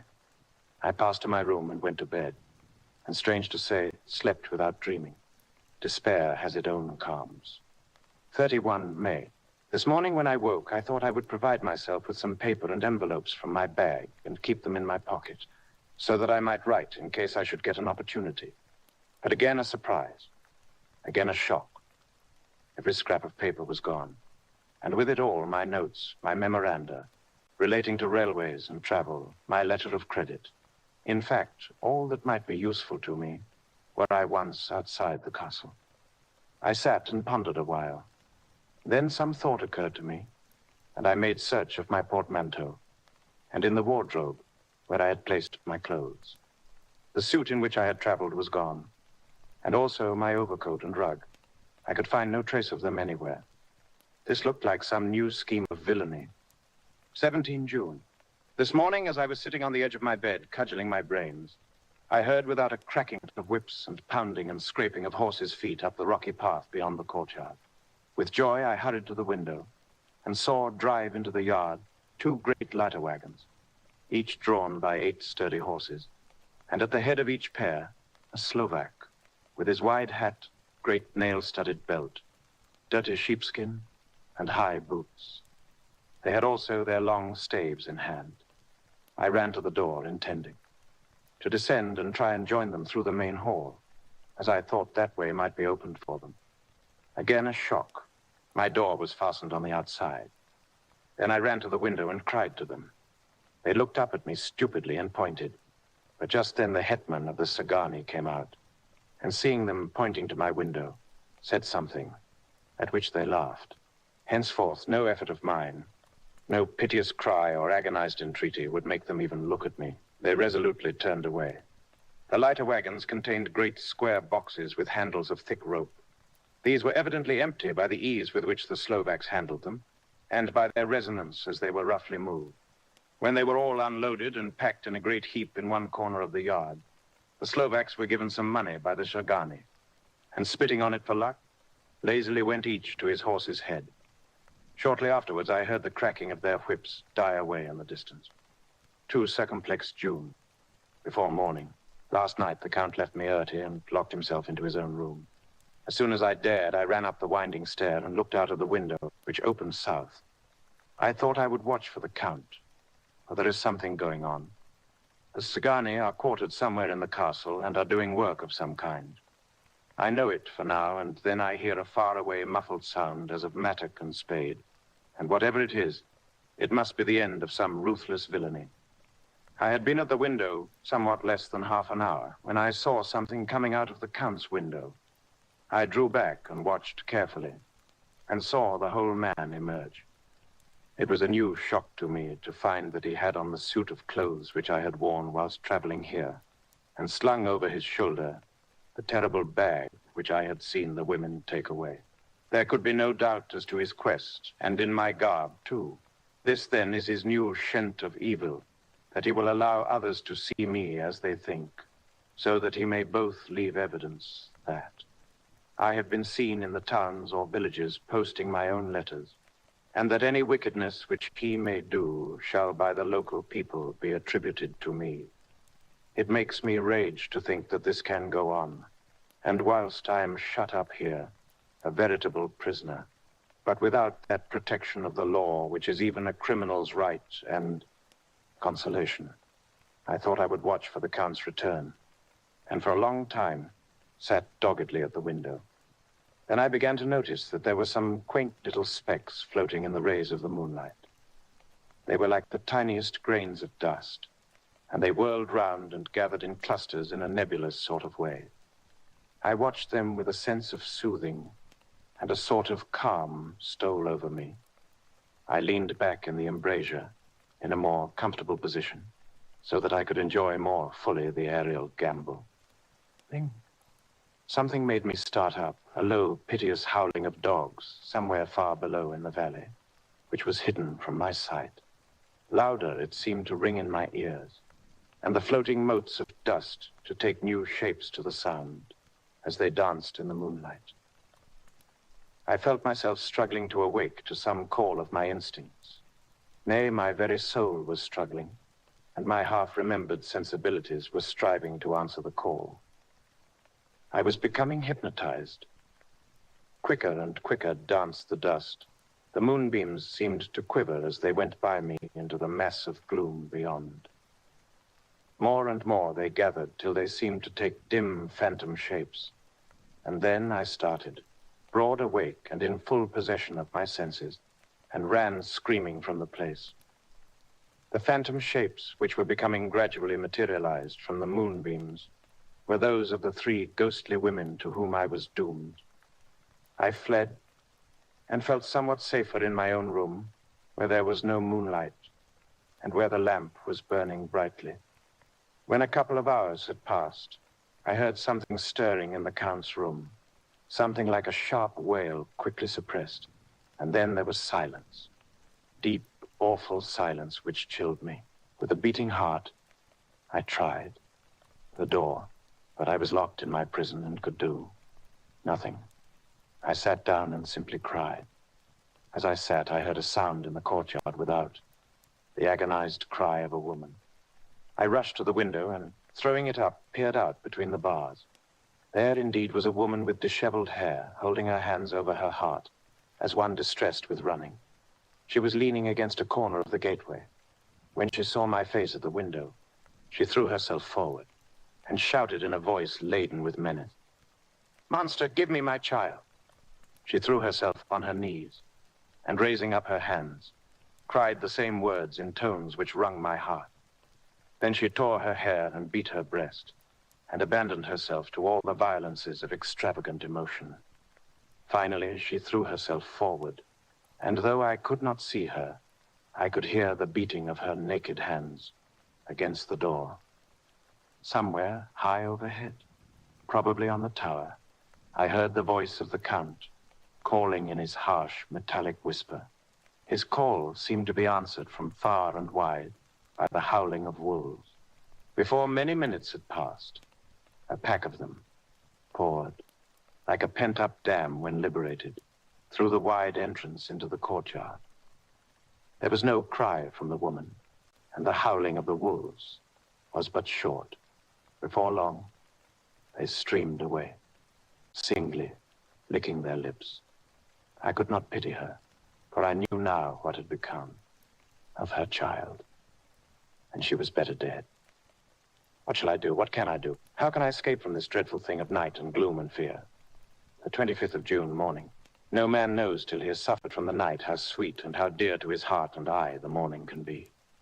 When the sun grew so high this morning that it struck the top of the great gateway opposite my window, the high spot which it touched seemed to me as if the dove from the ark had lighted there. My fear fell from me, as if it had been a vaporous garment which dissolved in the warmth. I must take action of some sort whilst the courage of the day is upon me. Last night, one of my post-dated letters went to post, the first of that fatal series which is to blot out the very traces of my existence from the earth. Let me not think of it action. It has always been at night time that I have been molested or threatened, or in some way in danger or in fear. I have not yet seen the Count in the daylight. Can it be that he sleeps when others wake, that he may be awake whilst they sleep? If I could only get into his room. But there is no possible way. The door is always locked. No way for me. Yes, there is a way if one dares to take it. Me? God help me in my task. Goodbye, Mina, if I fail. Goodbye, my faithful friend and second father. Goodbye, all. And last of all, Mina.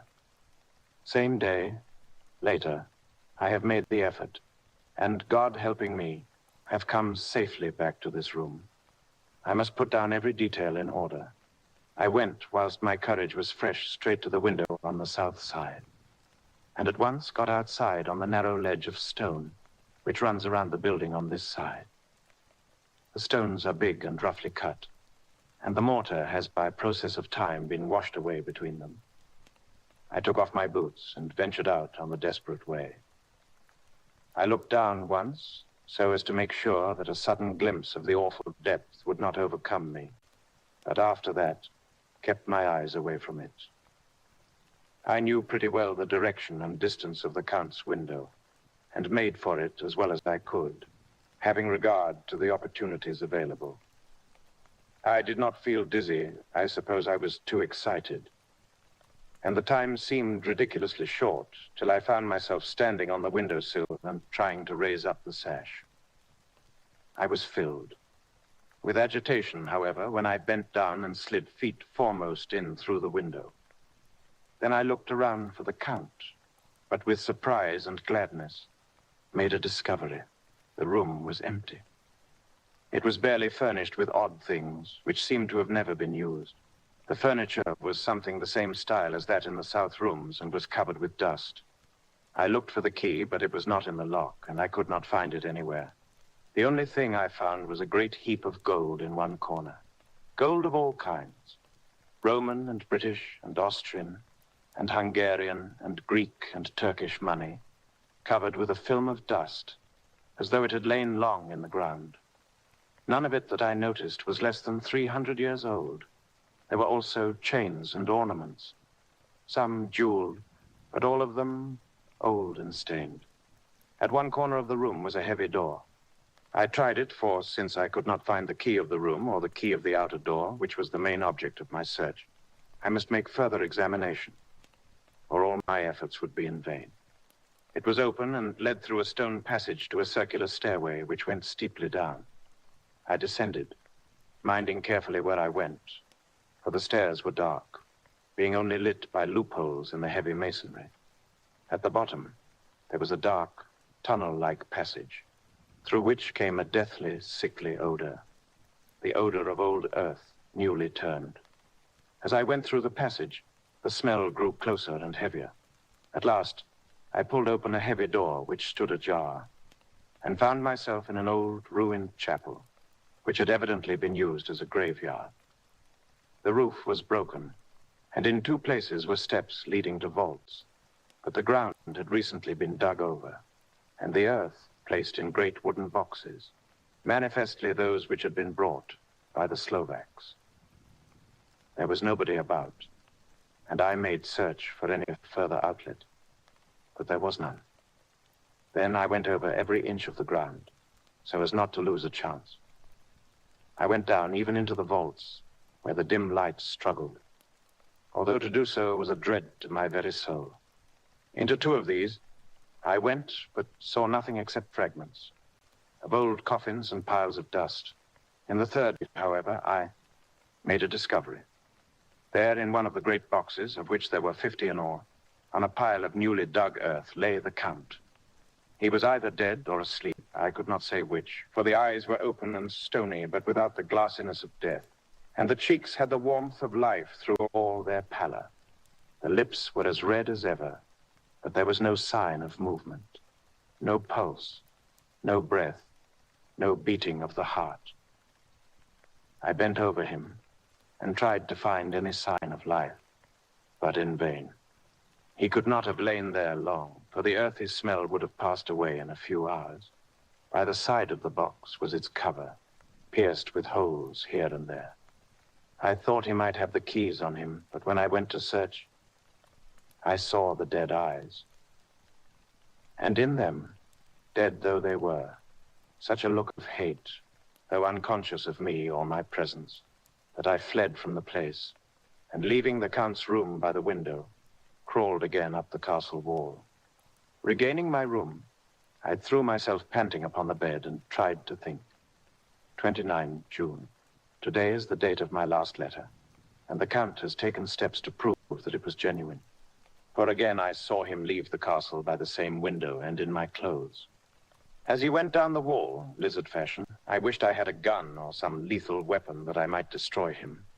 But I fear that no weapon wrought alone by man's hand would have any effect on him. I dared not wait to see him return, for I feared to see those weird sisters. I came back to the library and read there till I fell asleep. I was awakened by the Count, who looked at me as grimly as a man can look as he said, "Tomorrow, my friend, we must part. You return to your beautiful England, I to some work which may have such an end that we may never meet. Your letter home has been dispatched. Tomorrow I shall not be here, but all shall be ready for your journey. In the morning come the Scani, who have some labors of their own here, and also come some Slovaks. When they have gone, my car, Riaj, shall come for you, and shall bear you to the Borgo Pass, to meet the diligence from Bukovina to Bistritz. But I am in hopes that I shall see more of you at Castle Dracula. I suspected him and determined to test his sincerity. Sincerity, it seems like a profanation of the word to write it in connection with such a monster, so asked him point blank, "Why may I not go tonight?" "Because, dear sir, my coachman and horses are away, on a mission, but I would walk with pleasure. I want to get away at once." He smiled, such a soft, smooth, diabolical smile that I knew there was some trick behind his smoothness. He said, "And your baggage?" "I do not care about it. I can send for it some other time." The Count stood up and said with a sweet courtesy, which made me rub my eyes. It seemed so real. "You English have a saying which is close to my heart, for its spirit is that which rules our boyars. Welcome the coming, speed the parting guest. Come with me, my dear young friend. Not an hour shall you wait in my house against your will, though sad am I at your going, and that you so suddenly desire it. Come." With a stately gravity, he, with the lamp, preceded me down the stairs and along the hall. Suddenly he stopped. Hark! Close at hand came the howling of many wolves. It was almost as if the sound sprang up at the rising of his hand, just as the music of a great orchestra seems to leap under the baton of the conductor. After a pause of a moment, he proceeded in his stately way to the door, drew back the ponderous bolts, unhooked the heavy chains, and began to draw it open.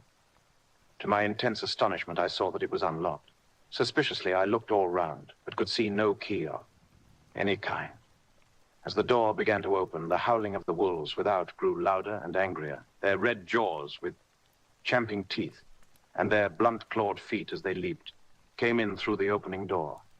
I knew then that to struggle at the moment against the Count was useless. With such allies as these at his command, I could do nothing.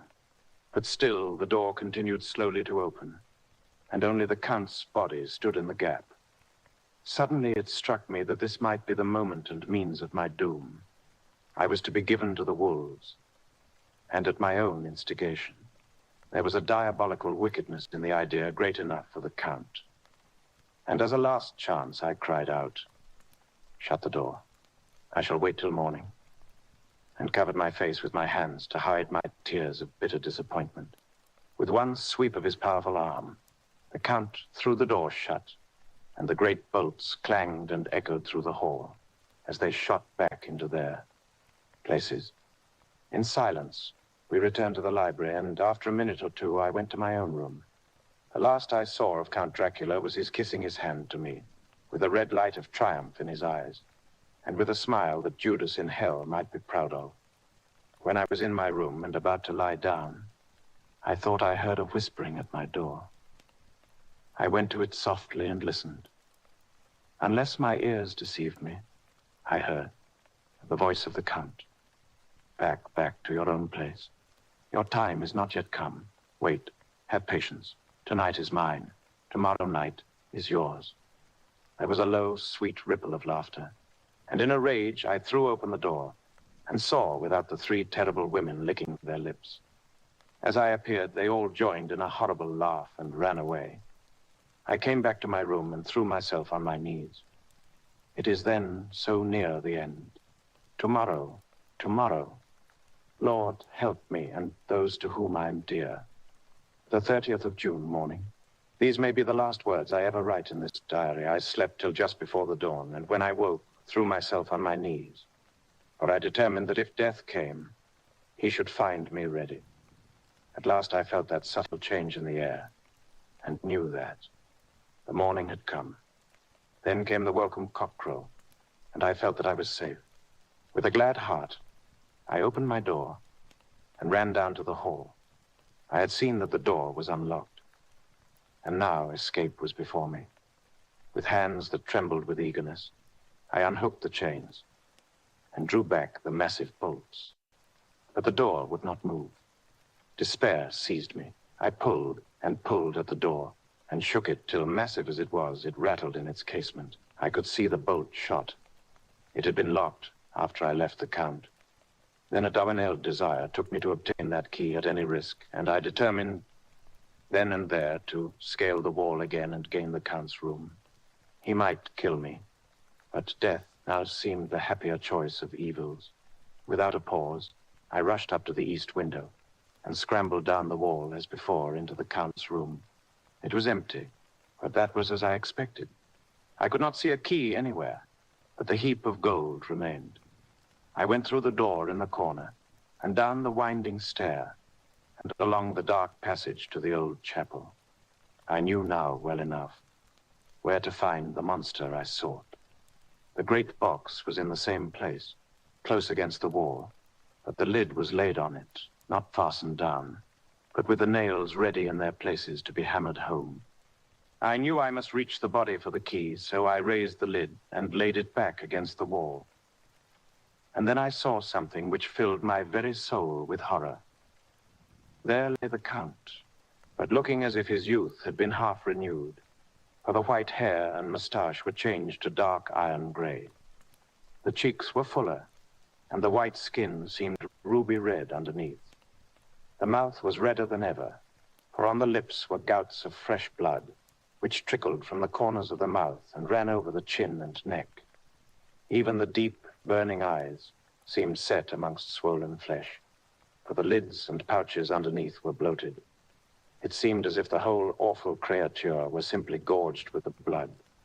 He lay like a filthy leech, exhausted with his repletion. I shuddered as I bent over to touch him, and every sense in me revolted at the contact. But I had to search, or I was lost. The coming night might see my own body a banquet in a similar way to those horrid three. I felt all over the body, but no sign could I find of the key. Then I stopped and looked at the Count. There was a mocking smile on the bloated face which seemed to drive me mad. This was the being I was helping to transfer to London, where perhaps, for centuries to come, he might, amongst its teeming millions, satiate his lust for blood and create a new and ever-widening circle of semi-demons to batten on the helpless. The very thought drove me mad. A terrible desire came upon me to rid the world of such a monster. There was no lethal weapon at hand, but I seized a shovel which the workmen had been using to fill the cases, and lifting it high, struck with the edge downward at the hateful face. But as I did so, the head turned, and the eyes fell full upon me, with all their blaze of basilisk horror. The sight seemed to paralyze me, and the shovel turned in my hand and glanced from the face, merely making a deep gash above the forehead. The shovel fell from my hand across the box. And as I pulled it away, the flange of the blade caught the edge of the lid, which fell over again and hid the horrid thing from my sight. The last glimpse I had was of the bloated face, blood-stained and fixed with a grin of malice which would have held its own in the nethermost hell. I thought and thought what should be my next move, but my brain seemed on fire, and I waited with a despairing feeling growing over me. As I waited, I heard in the distance a gypsy song sung by merry voices coming closer, and through their song the rolling of heavy wheels and the cracking of whips. The Cigani and the Slovaks, of whom the Count had spoken, were coming, with a last look around, and at the box which contained the vile body, I ran from the place and gained the Count's room, determined to rush out at the moment the door should be opened. With strained ears, I listened and heard downstairs the grinding of the key in the great lock and the falling back of the heavy door. There must have been some other means of entry, or someone had a key for one of the locked doors. Then there came the sound of many feet, tramping and dying away in some passage which sent up a clanging echo. I turned to run down again towards the vault, where I might find the new entrance. But at the moment, there seemed to come a violent puff of wind, and the door to the winding stair blew to with a shock that set the dust from the lintels flying. When I ran to push it open, I found that it was hopelessly fast. I was again a prisoner, and the net of doom was closing round me more. As I write, there is in the passage below a sound of many tramping feet and the crash of weights being set down heavily, doubtless the boxes with their freight of earth. There is a sound of hammering. It is the box being nailed down. Now I can hear the heavy feet tramping again along the hall, with many other idle feet coming behind them. The door is shut, and the chains rattle. There is a grinding of the key in the lock. I can hear the key withdrawn. Then another door opens and shuts. I hear the creaking of lock and bolt. Hark! In the courtyard and down the rocky way, the roll of heavy wheels, the crack of whips, and the chorus of the Cigani as they pass into the distance.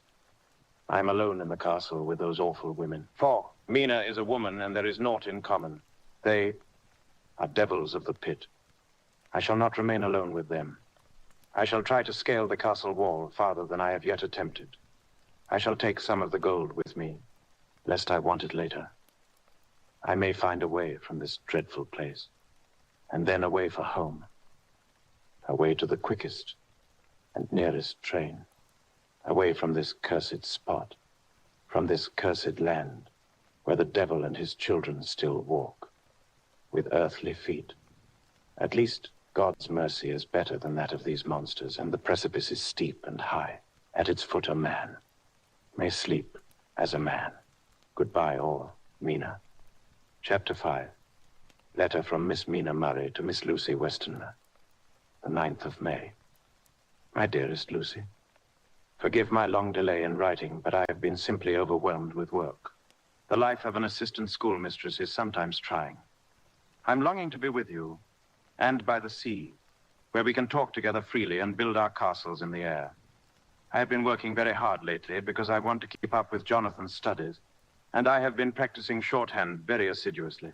When we are married, I shall be able to be useful to Jonathan, and if I can stenograph well enough, I can take down what he wants to say in this way, and write it out for him on the typewriter, CT, which also I'm practicing very hard. He and I sometimes write letters in shorthand, and he is keeping a stenographic journal of his travels abroad. When I am with you, I shall keep a diary in the same way. I don't mean one of those 2 pages to the week with Sundays squeezed in a corner diaries, but a sort of journal which I can write in whenever I feel inclined. I do not suppose there will be much of interest to other people, but it is not intended for them. I may show it to Jonathan someday if there is in it anything worth sharing, but it is really an exercise book. I shall try to do what I see lady journalists do, interviewing and writing descriptions and trying to remember conversations. I'm told that with a little practice, one can remember all that goes on, or that one hears said during a day. However, we shall see. I will tell you of my little plans when we meet. I have just had a few hurried lines from Jonathan from Transylvania. He is well and will be returning in about a week. I'm longing to hear all his news. It must be so nice to see strange tries. I wonder if Jonathan and I shall ever see them together. There is the 10 o'clock bell ringing. Goodbye. Your loving, Mina. Tell me all the news when you write. You have not told me anything for a long time. I hear rumors, and especially of a tall, handsome, curly-haired man. Letter, Lucy Westerner to Mina Murray. 17 Chatham Street, Wednesday. My dearest Mina, I must say you tax me very unfairly with being a bad correspondent. I wrote to you twice since we parted, and your last letter was only your second. Besides, I have nothing to tell you. There is really nothing to interest you. Town is very pleasant just now, and we go a good deal to picture galleries and for walks and rides in the park. As to the tall, curly-haired man, I suppose it was the one who was with me at the last pop. Someone has evidently been telling tales. That was Mr. Holmwood. He often comes to see us, and he and Mama get on very well together. They have so many things to talk about in common. We met some time ago a man that would just do for you if you were not already engaged to Jonathan. He's an excellent party, being handsome, well-off, and of good birth. He's a doctor and really clever. Just fancy, he's only 9 and 20, and he has an immense lunatic asylum all under his own care. Mr. Holmwood introduced him to me, and he called here to see us, and often comes now. I think he's one of the most resolute men I ever saw, and yet the most calm. He seems absolutely imperturbable. I can fancy what a wonderful power he must have over his patients. He has a curious habit of looking one straight in the face, as if trying to read one's thoughts. He tries this on very much with me, but I flatter myself he's got a tough nut to crack. I know that from my glass. Do you ever try to read your own face? I do, and I can tell you it is not a bad study and gives you more trouble than you can well fancy if you have never tried it. He says that I afford him a curious psychological study, and I humbly think I do. I do not, as you know, take sufficient interest in dress to be able to describe the new fashions. Dress is a bore. That is slang again, but never mind.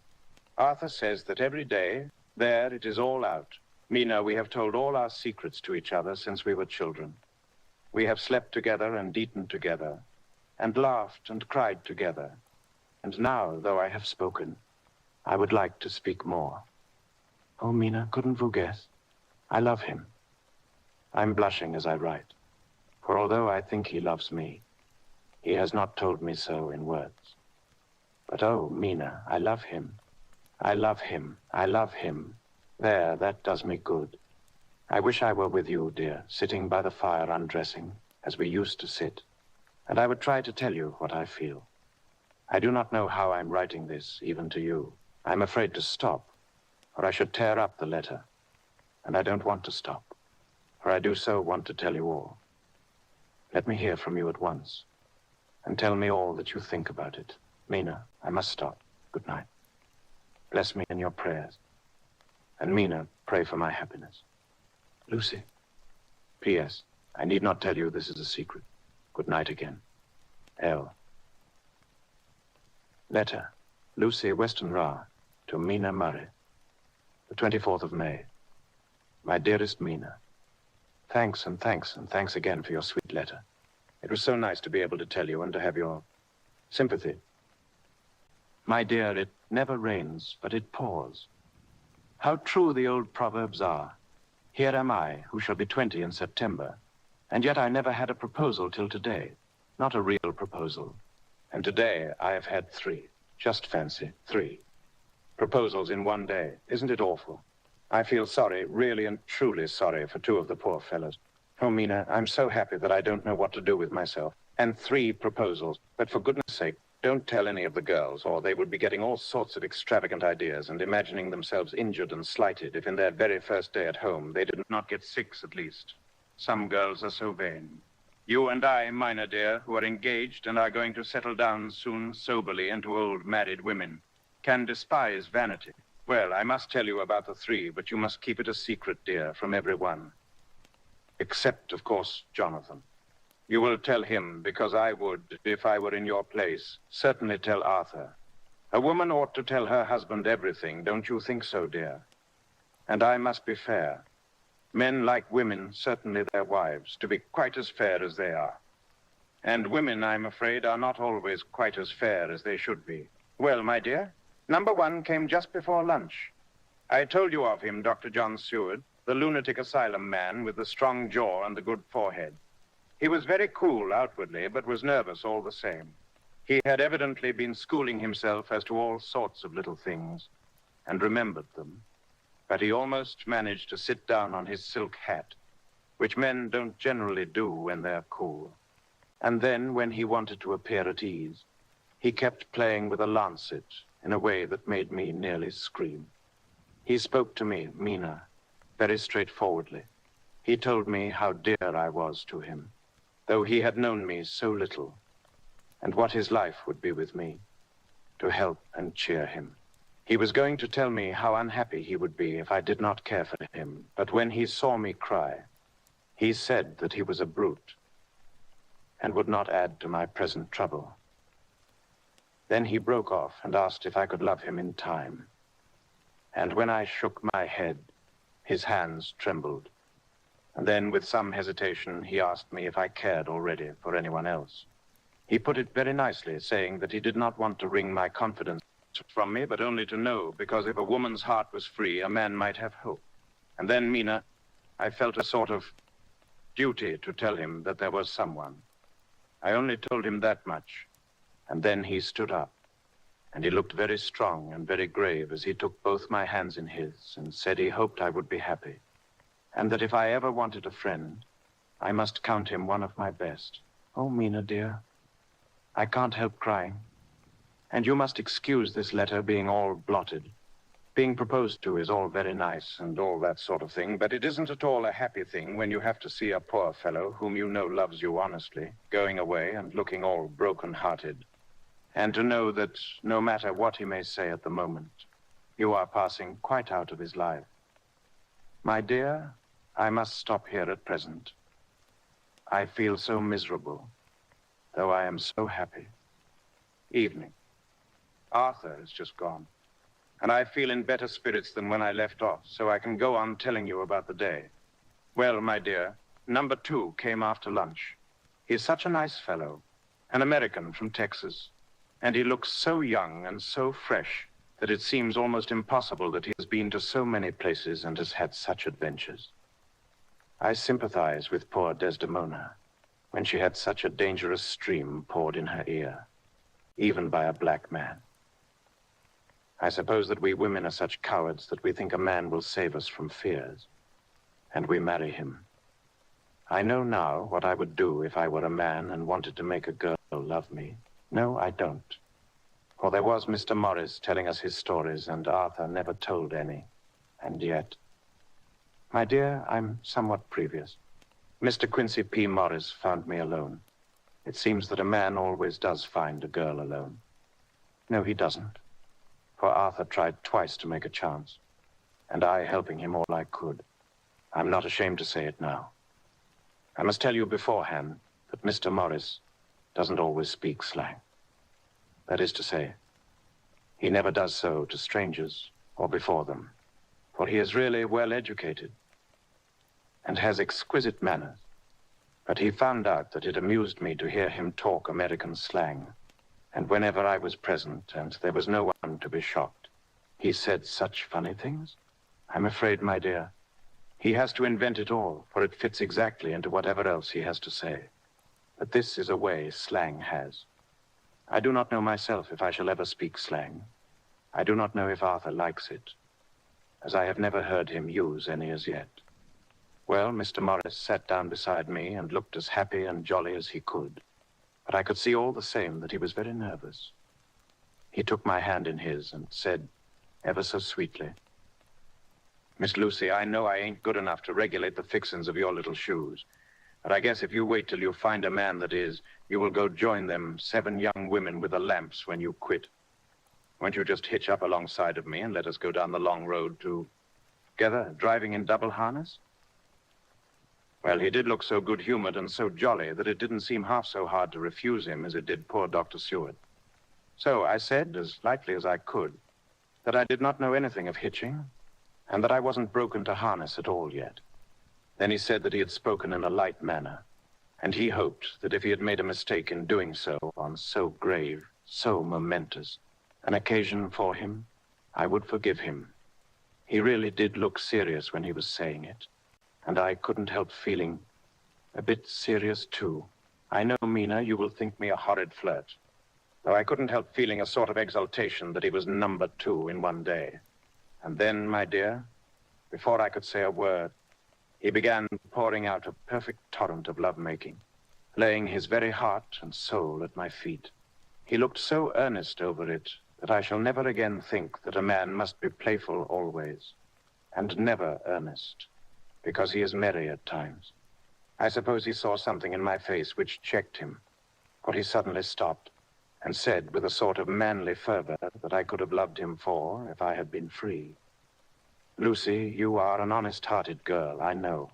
I should not be here speaking to you as I am now if I did not believe you clean grit right through to the very depths of your soul. Tell me, like one good fellow to another, is there anyone else that you care for? And if there is, I'll never trouble you a hair's breadth again, but will be if you will. Let me, a very faithful friend.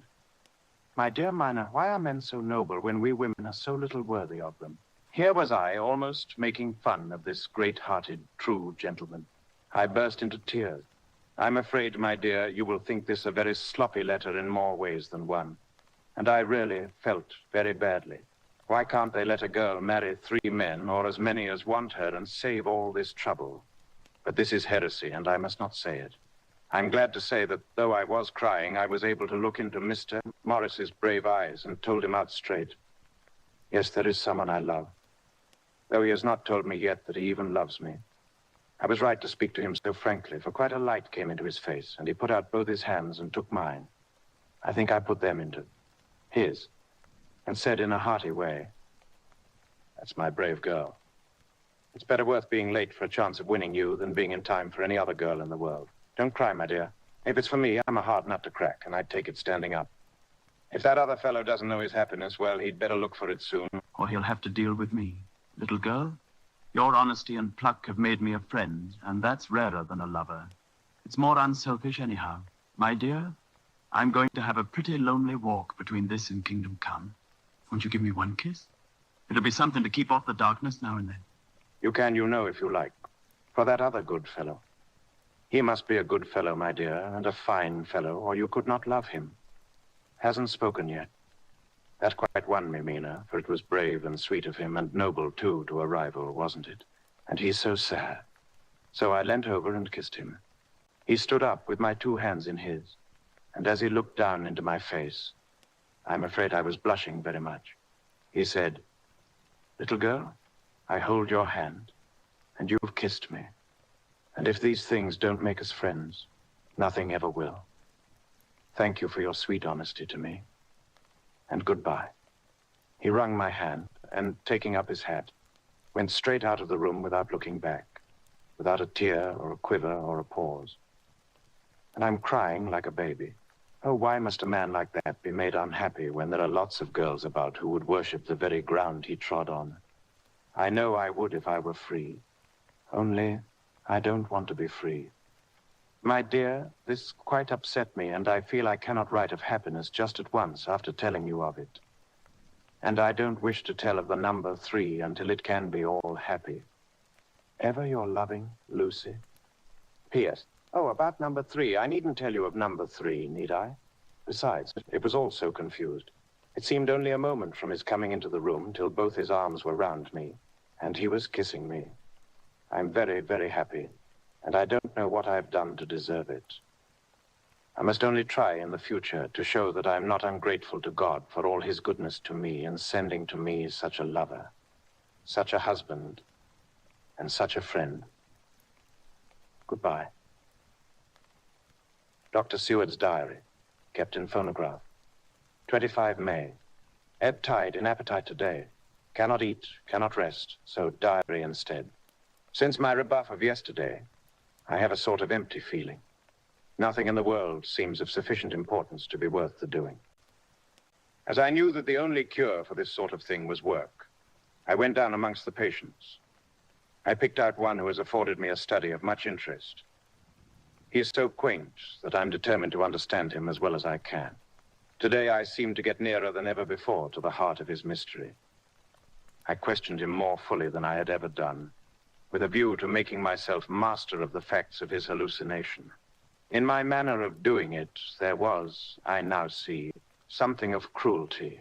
I seemed to wish to keep him to the point of his madness, a thing which I avoid with the PA. Tience as I would the mouth of hell. Mem, under what circumstances would I not avoid the pit of hell? Omnia Romae venalia sunt. Hell has its price. Verb, sap. If there be anything behind this instinct, it will be valuable to trace it afterwards accurately, so I had better commence to do so, therefore. M. Renfield at 59. Sanguine temperament, great physical strength, morbidly excitable, periods of gloom ending in some fixed idea which I cannot make out. I presume that the sanguine temperament itself and the disturbing influence end in a mentally accomplished finish. A possibly dangerous man, probably dangerous if unselfish. In selfish men, caution is as secure an armor for their foes as for themselves. What I think of on this point is, when self is the fixed point, the centripetal force is balanced with the centrifugal. When duty, a cause, etc., is the fixed point, the latter force is paramount, and only accident or a series of accidents can balance it. Letter Quincy P. Morris to Honorable Arthur Holmwood. The 25th of May. My dear Art, we've told yarns by the campfire in the prairies and dressed one another's wounds after trying a landing at the Marquesas, and drunk healths on the shore of Titicaca. There are more yarns to be told and other wounds to be healed and another health to be drunk. Won't you let this be at my campfire tomorrow night? I have no hesitation in asking you, as I know a certain lady is engaged to a certain dinner party and that you're free. There will only be one other, our old pal at the career, Jack Seward. He's coming too, and we both want to mingle our weeps over the wine cup and to drink a health with all our hearts to the happiest man in all the wide world, who has won the noblest heart that God has made, and the best worth winning. We promise you a hearty welcome and a loving greeting, and a health as true as your own right hand. We shall both swear to leave you at home if you drink too deep to a certain pair of eyes.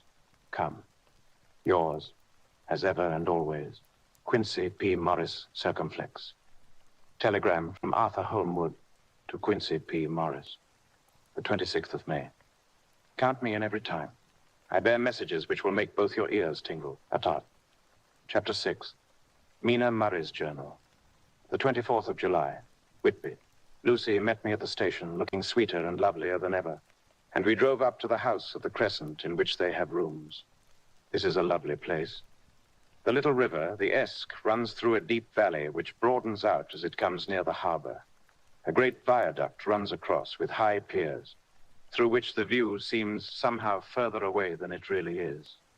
The valley is beautifully green, and it is so steep that when you are on the high land on either side, you look right across it, unless you are near enough to see down.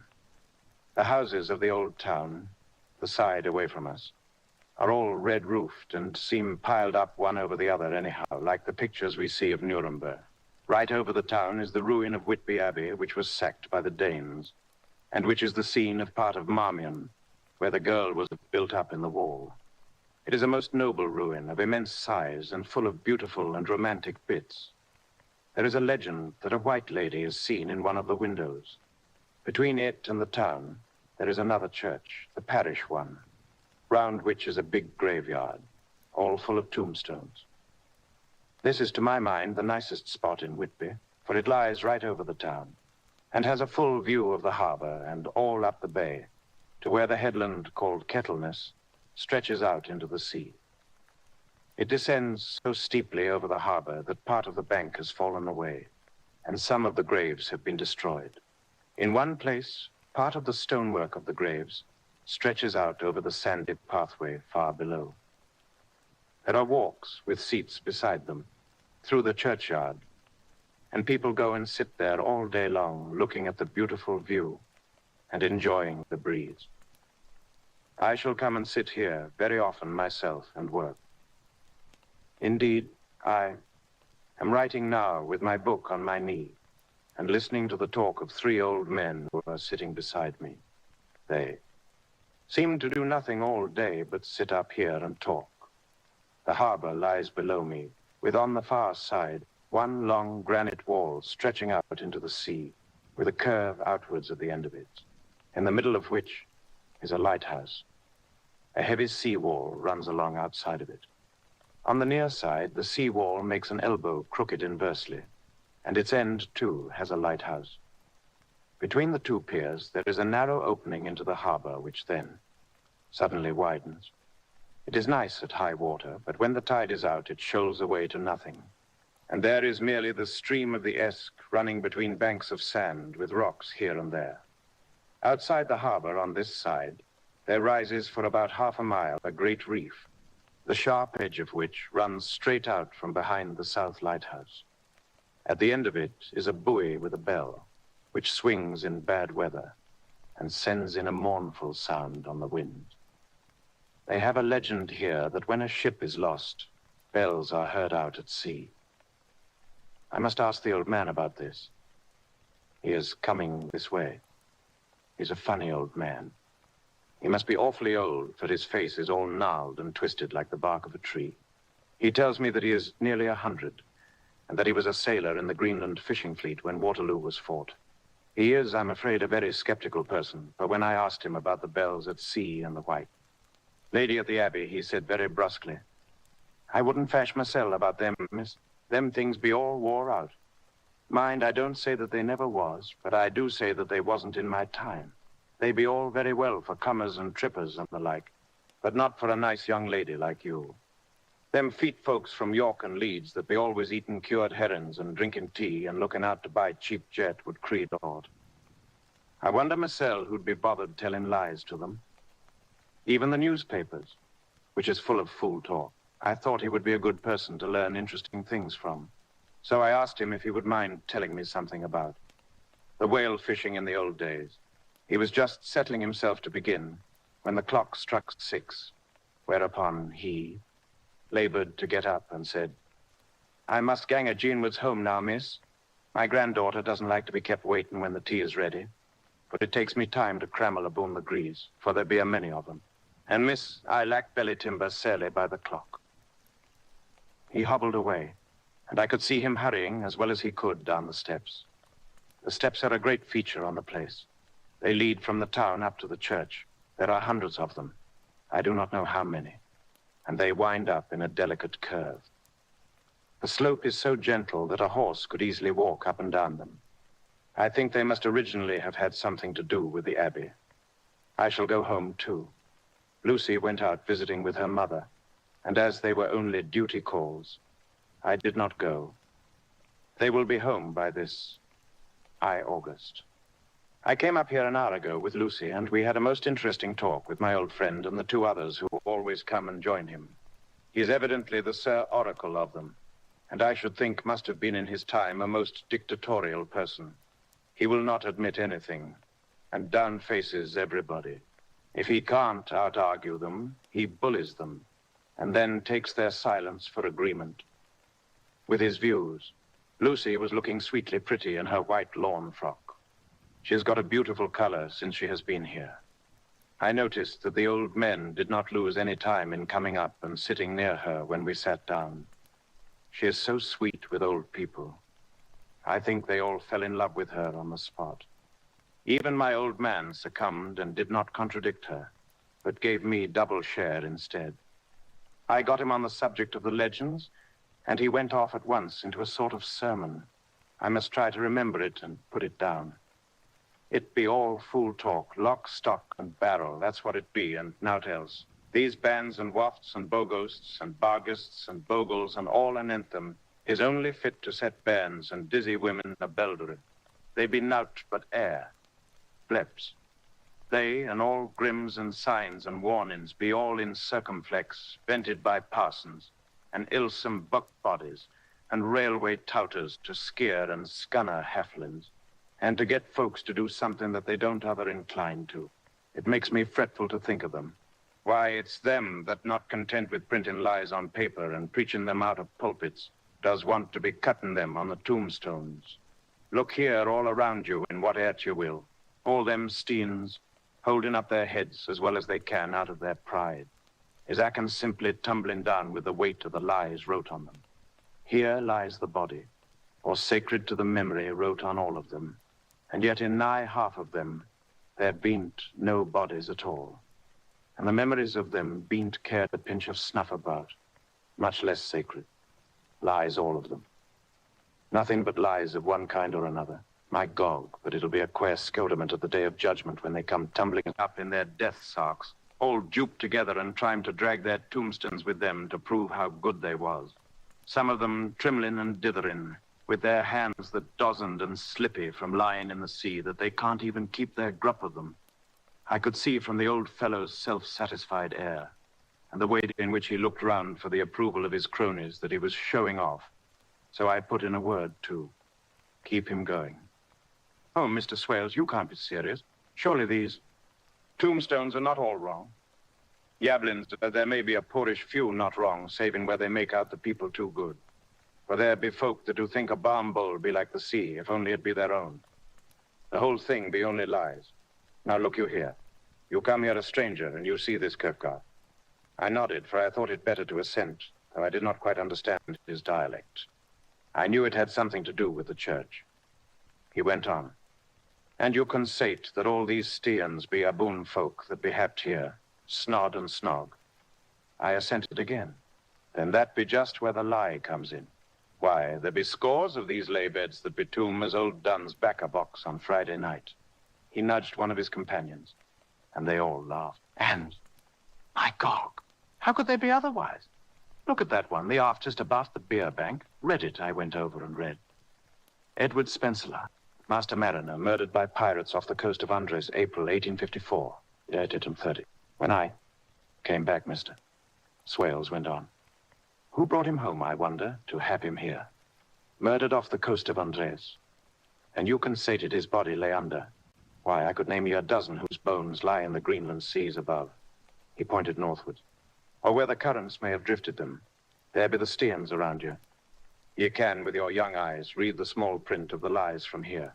This Braithwaite Lowry, I knew his father, lost in the Lively off Greenland in 20.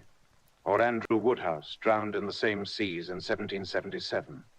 Or John Paxton, drowned off Cape Farewell a year later.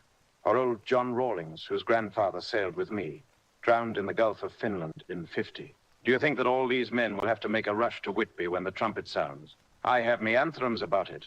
I tell you that when they got here, they'd be jomling and jostling one another that way, that it'd be a fight up on the ice in the old days, when we'd be at one another from daylight to dark, and trying to tie up our cuts by the light of the aurora borealis. This was evidently local pleasantry, for the old man cackled over it, and his cronies joined in with gusto. But, I said, surely you are not quite correct, for you start on the assumption that all the poor people or their spirits will have to take their tombstones with them on the day of judgment. Do you think that will be really necessary? Well, what else be their tombstones for? Answer me that, miss. To please their relatives, I suppose. To please their relatives, you suppose? This he said with intense scorn. How will it pleasure their relatives to know that lies is wrote over them, and that everybody in the place knows that they be lies? He pointed to a stone at our feet, which had been laid down as a slab on which the seat was rested, close to the edge of the cliff. Read the lies on that thrufston, he said. The letters were upside down to me from where I sat, but Lucy was more opposite to them, so she leant over and read, Sacred to the memory of George Cannon, who died in the hope of a glorious resurrection on July 29, 1873, falling from the rocks at Kettleness. This tomb was erected by his sorrowing mother to her dearly beloved son. He was the only son of his mother, and she was a widow. Really, Mr. Swales, I don't see anything very funny in that. She spoke her comment very gravely and somewhat severely. You don't see aught funny. 'Twan for crows, then, for it brought the clegs and the doughts to him. That's the way he fell off the rocks. And as to hopes of a glorious resurrection, I've often heard him say, Master, that he hoped he'd go to hell, for his mother was so pious that she'd be sure to go to heaven. And he didn't want to add her where she was. Now, isn't that Stian, at any rate? He hammered it with his stick as he spoke. A pack of lies? And won't it make Gabriel cackle when Geordie comes panting up the grease with the tombstone balanced on his hump and asks it to be took as evidence? I did not know what to say, but Lucy turned the conversation as she said, rising up. Oh, why did you tell us of this? It is my favorite seat, and I cannot leave it. And now I find I must go on sitting over the grave of a suicide. That won't harm ye, my pretty. And it may make poor Geordie gladsome to have so trim a lass sitting on his lap. That won't hurt you. Why, I've sat here off and on for nigh 20 years past, and it hasn't done me no harm. Don't you fash about them as lies under you. Or that doesn't lie there either. It'll be time for you to be getting scarred when you see. The tombstones all run away with, and the place as bare as a stubble field. There's the clock, and I must gang. My service to ye, ladies. And off he hobbled. Lucy and I sat a while, and it was all so beautiful before us that we took hands as we sat. And she told me all over again about Arthur and their coming marriage. That made me just a little heartsick, for I haven't heard from Jonathan for a whole month. The same day, I came up here alone, for I'm very sad. There was no letter for me. I hope there cannot be anything the matter with Jonathan. The clock has just struck 9. I see the lights scattered all over the town, sometimes in rows where the streets are, and sometimes singly. They run right up the Esk and die away in the curve of the valley. To my left, the view is cut off by a black line of roof of the old house next to the abbey.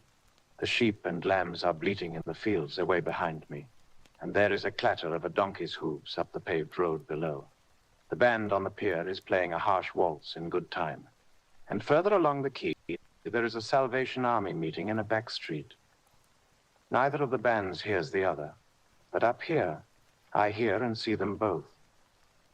I wonder where Jonathan is, and if he is thinking of me. I wish he were here. Dr. Seward's diary, 5 June.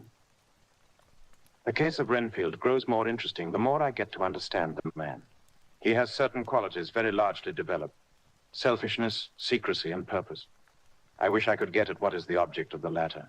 He seems to have some settled scheme of his own, but what it is, I do not know. His redeeming quality is a love of animals, though indeed he has such curious turns in it that I sometimes imagine he is only abnormally cruel. His pets are of odd sorts. Just now, his hobby is catching flies.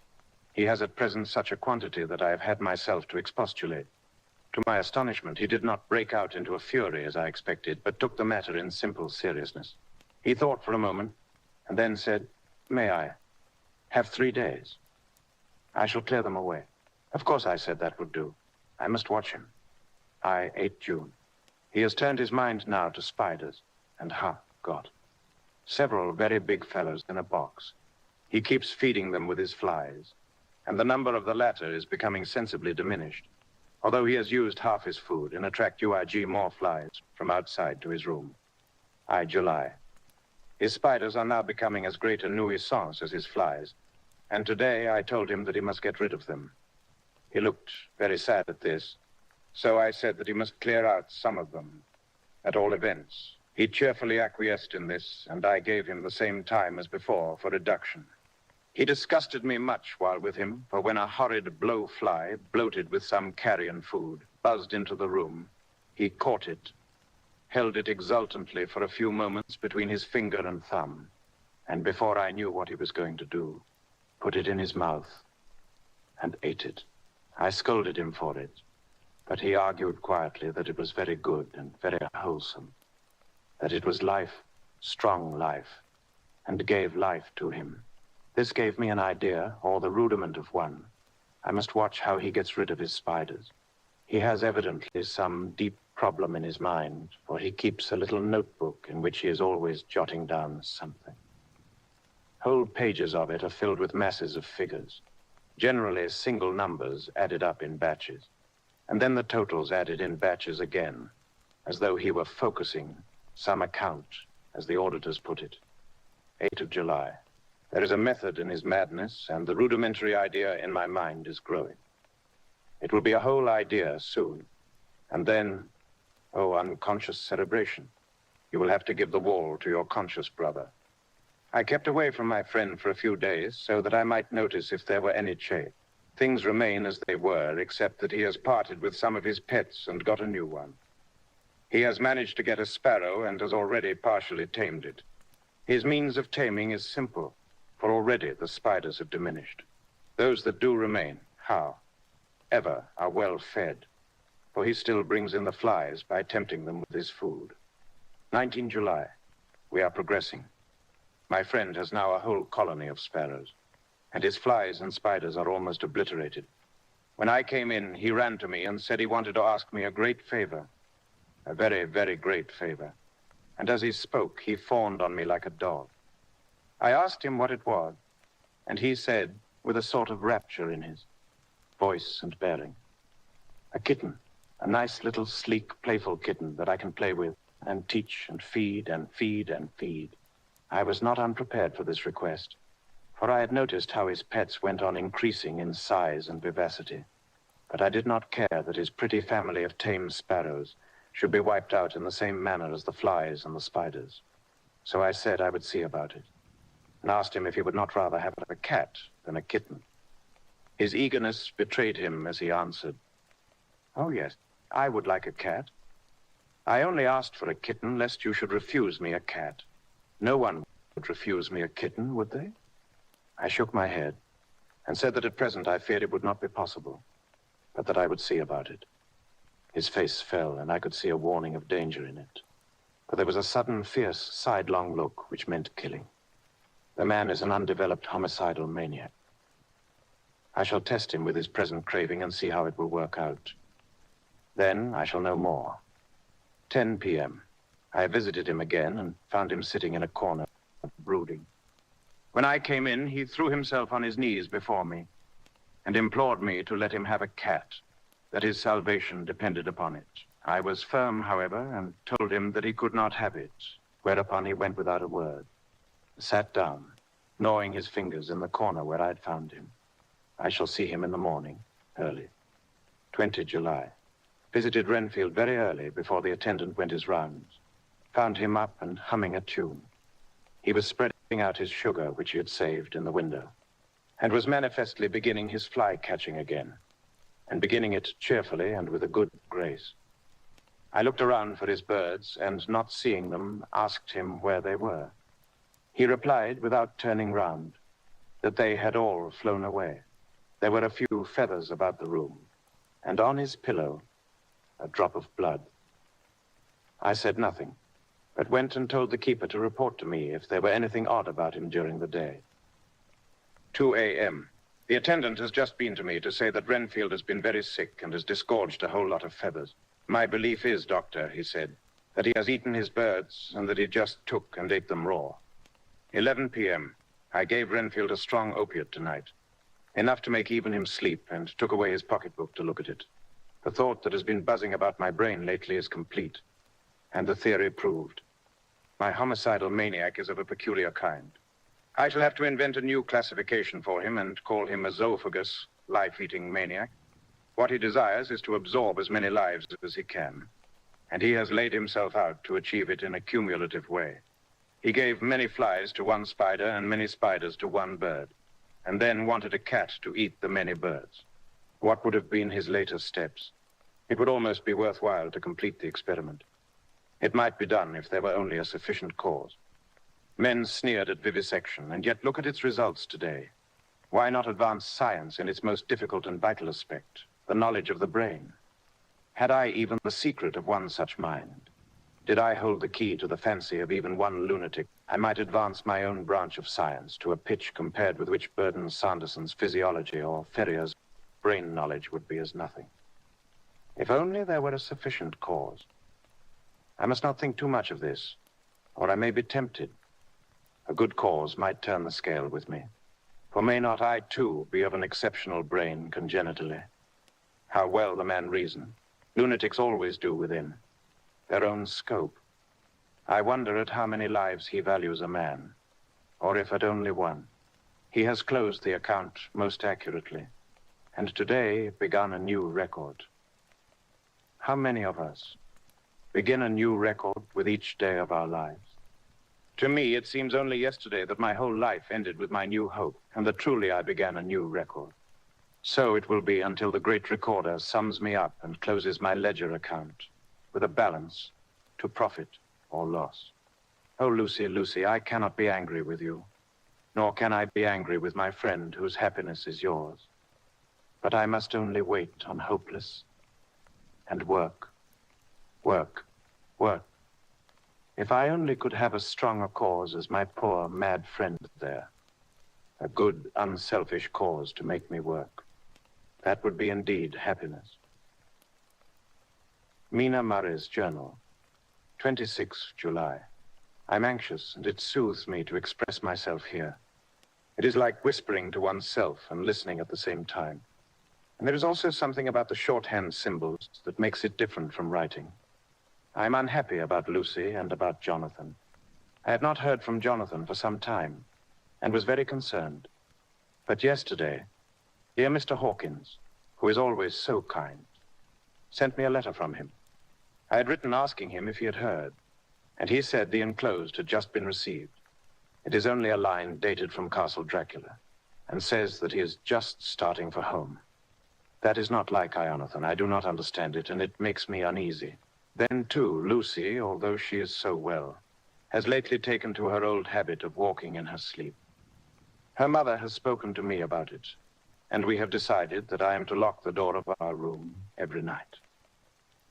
Mrs. Westenra has got an idea that sleepwalkers always go out on roofs of houses and along the edges of cliffs, and then get suddenly wakened and fall over with a despairing cry that echoes all over the place.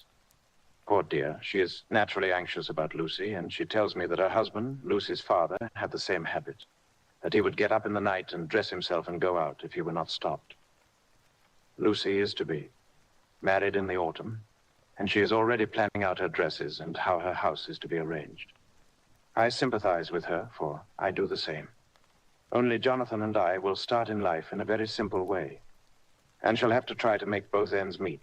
Mr. Holmwood, he is the Honorable Arthur Holmwood, only son of Lord Godalming, is coming up here very shortly as soon as he can leave town, for his father is not very well. And I think dear Lucy is counting the moments till he comes.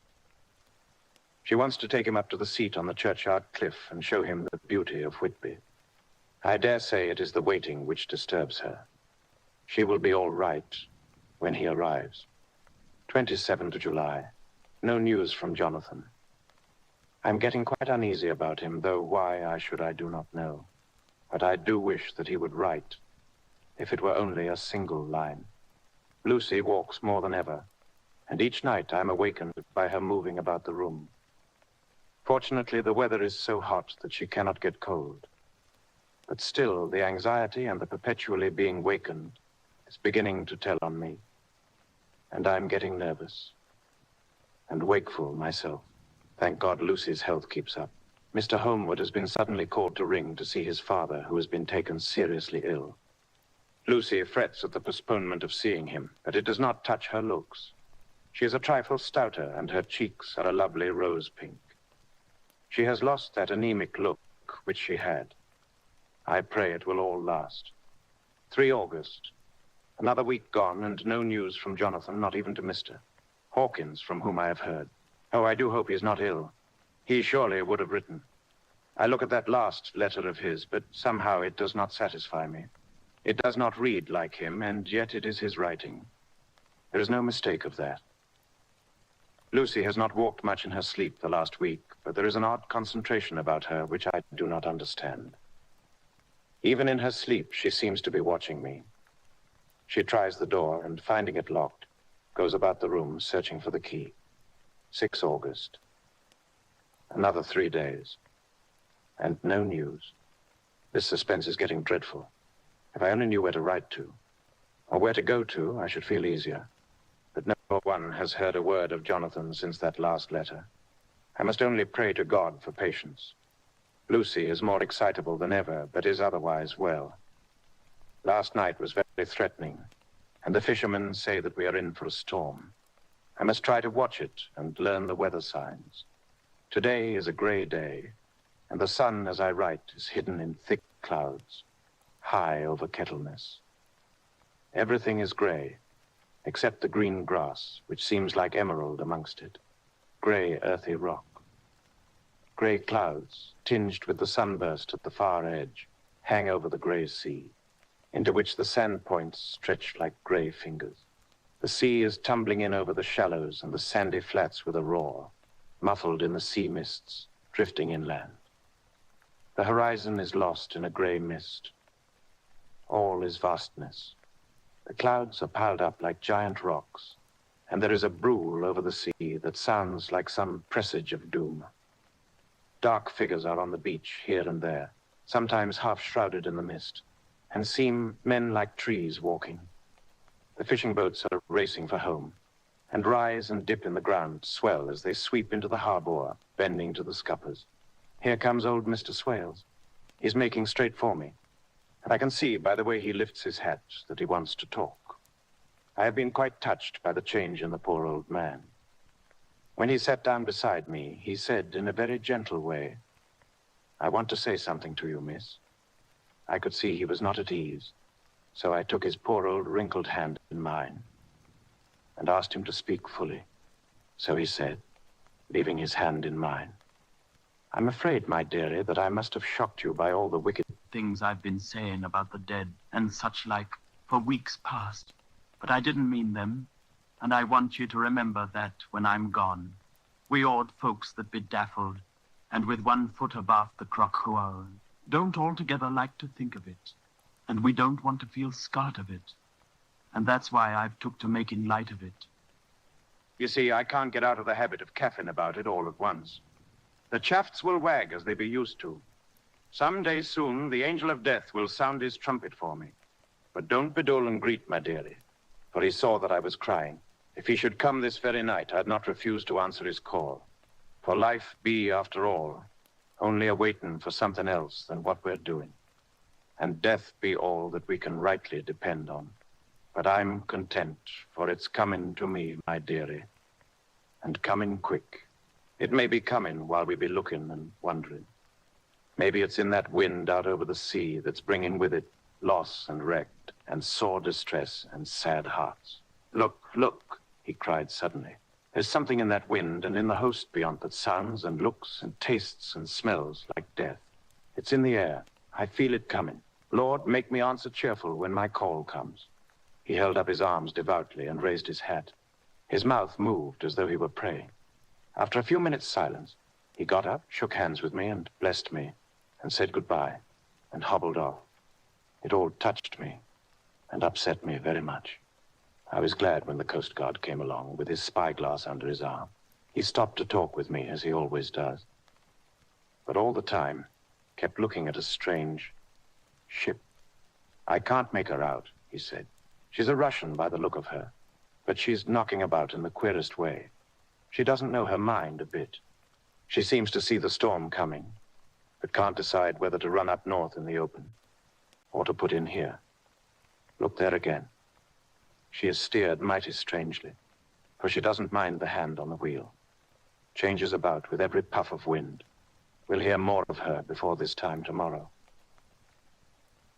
Chapter 7.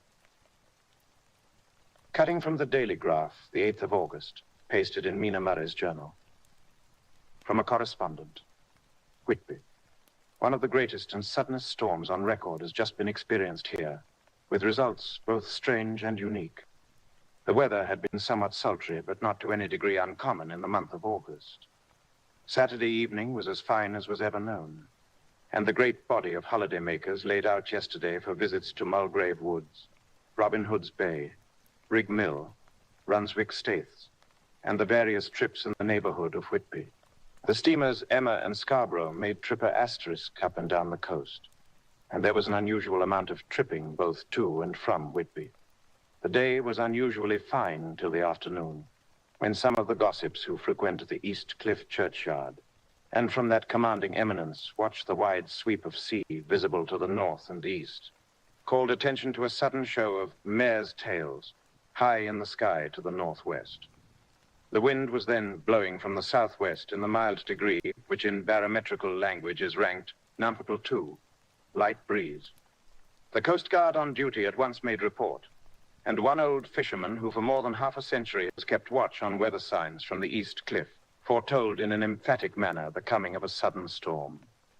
The approach of sunset was so very beautiful, so grand in its masses of splendidly colored clouds, that there was quite an assemblage on the walk along the cliff in the old churchyard to enjoy the beauty. Before the sun dipped below the black mass of Kettleness, standing boldly athwart the western sky, its downward way was marked by myriad clouds of every sunset color, aflame, purple, pink, green, violet, and all the tints of gold, with here and there masses not large, but of seemingly absolute blackness in all sorts of shapes, as W. Circumflex L outlined as colossal silhouettes. The experience was not lost on the painters, and doubtless some of the sketches of the prelude to the great storm will grace the A and RI walls in May next. More than one captain made up his mind then and there that his cobble or his mule, as they termed the different classes of boats, would remain in the harbor till the storm had passed.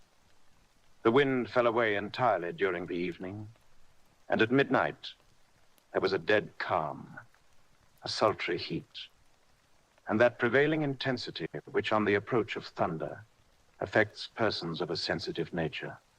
There were but few lights in sight at sea, for even the coasting steamers, which usually hug the shore so closely, kept well to seaward, and but few fishing boats were in sight.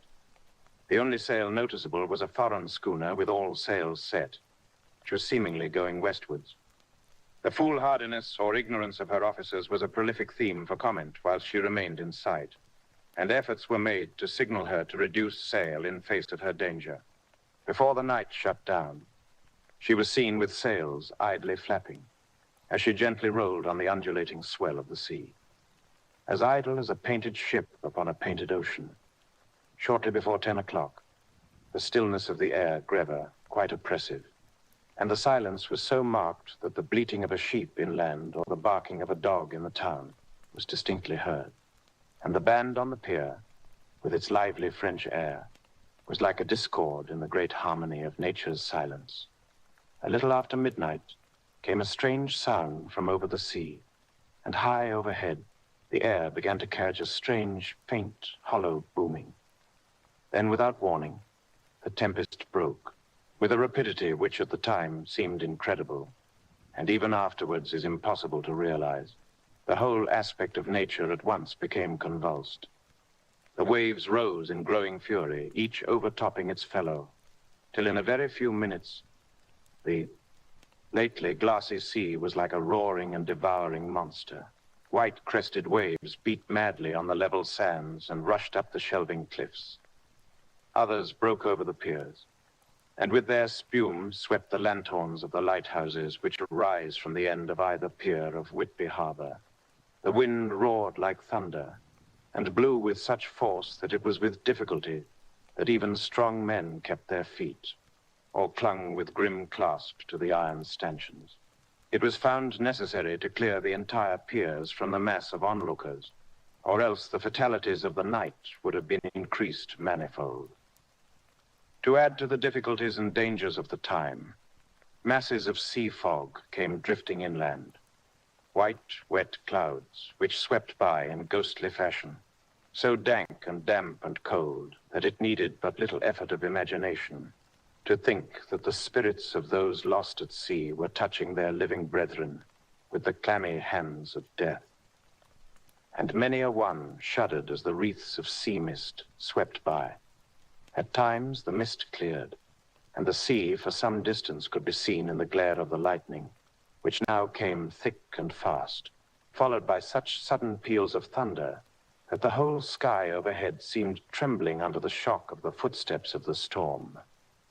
Some of the scenes thus revealed were of immeasurable grandeur and of absorbing interest. The sea, running mountains high, threw skywards with each wave mighty masses of white foam, which the tempest seemed to snatch at and whirl away into space. Here and there a fishing boat with a rag of sail, running madly for shelter before the blast. Now and again the white wings of a storm-tossed seabird. On the summit of the east cliff, the new searchlight was ready for experiment, but had not yet been tried. The officers in charge of it got it into working order, and in the pauses of the inrushing mist, swept with it the surface of the sea. Once or twice its service was most effective, as when a fishing boat with gunwale underwater rushed into the harbor, able by the guidance of the sheltering light to avoid the danger of dashing against the piers.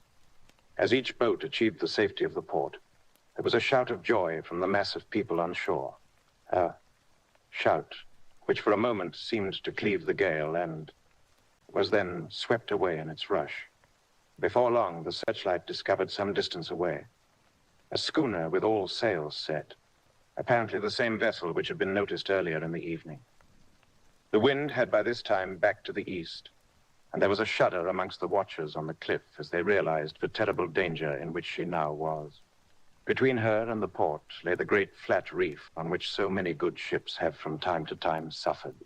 And with the wind blowing from its present quarter, it would be quite impossible that she should fetch the entrance of the harbor.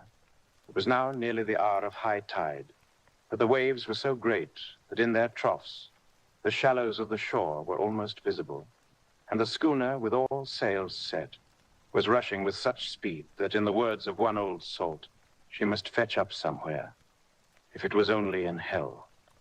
Then came another rush of sea fog, greater than any hitherto, a mass of dank mist, which seemed to close on all things, like a gray pall, and left available to men only the organ of hearing, for the roar of the tempest, and the crash of the thunder, and the booming of the mighty billows came through the damp oblivion even louder than before. The rays of the searchlight were kept fixed on the harbor mouth across the east pier, where the shock was expected, and men waited breathless. The wind suddenly shifted to the northeast, and the remnant of the sea fog melted in the blast. And then Mirahile Dictu, between the piers, leaping from wave to wave as it rushed at headlong speed, swept the strange schooner before the blast, with all sail five-et, and gained the safety of the harbor. The searchlight followed her, and a shudder ran through all who saw her, for lashed to the helm was a corpse, with drooping head, which swung horribly to and fro at each motion of the ship. No other form could be seen on deck at all. A great awe came on all as they realized that the ship, as if by a miracle, had found the harbor, unsteered, save by the hand of a dead man. However, all took place more quickly than it takes to write these words. The schooner paused not, but rushing across the harbor, pitched herself on that accumulation of sand and gravel washed by many tides and many storms into the southeast corner of the pier, jutting under the east cliff, known locally as Tate Hill Pier. There was, of course, a considerable concussion as the vessel drove up on the sand heap. Every spar, rope, and stay was strained, and some of the top hammer came crashing down. But strangest of all, the very instant the shore was touched, an immense dog sprang up on deck from below, as if shot up by the concussion, and running forward, jumped from the bow on the sand, making straight for the steep cliff, where the churchyard hangs over the laneway to the east pier so steeply that some of the flat tombstones, thruffsteins, or through-stones, as they call them in the Whitby vernacular, actually project over where the sustaining cliff has fallen away. It disappeared in the darkness, which seemed intensified just beyond the focus of the searchlight. It so happened that there was no one at the moment on Tate Hill Pier, as all those whose houses are in close proximity were either in bed or were out on the heights above. Thus the Coast Guard on duty on the eastern side of the harbor, who at once ran down to the little pier, was the first to climb on board. The men working the searchlight, after scouring the entrance of the harbor without seeing anything, then turned the light on the derelict and kept it there. The Coast Guard ran aft, and when he came beside the wheel, bent over to examine it, and recoiled at once, as though under some sudden emotion. This seemed to pique general curiosity, and quite a number of people began to run. It is a good way round from the west cliff by the drawbridge to Tate Hill Pier, but your correspondent is a fairly good runner, and came well ahead of the crowd. When I arrived, however, I found already assembled on the pier a crowd whom the Coast Guard and police refused to allow to come on board. By the courtesy of the chief boatman, I was, as your correspondent, permitted to climb on deck, and was one of a small group who saw the dead seaman whilst actually lashed to the wheel. It was no wonder that the Coast Guard was surprised or even awed, for not often can such a sight have been seen. The man was simply fastened by his hands, tied one over the other, to a spoke of the wheel. Between the inner hand and the wood was a crucifix, the set of beads on which it was fastened being around both wrists and wheel, and all kept fast by the binding cords. The poor fellow may have been seated at one time, but the flapping and buffeting of the sails had worked through the rudder of the wheel and dragged him to and fro, so that the cords with which he was tied had cut the flesh to the bone.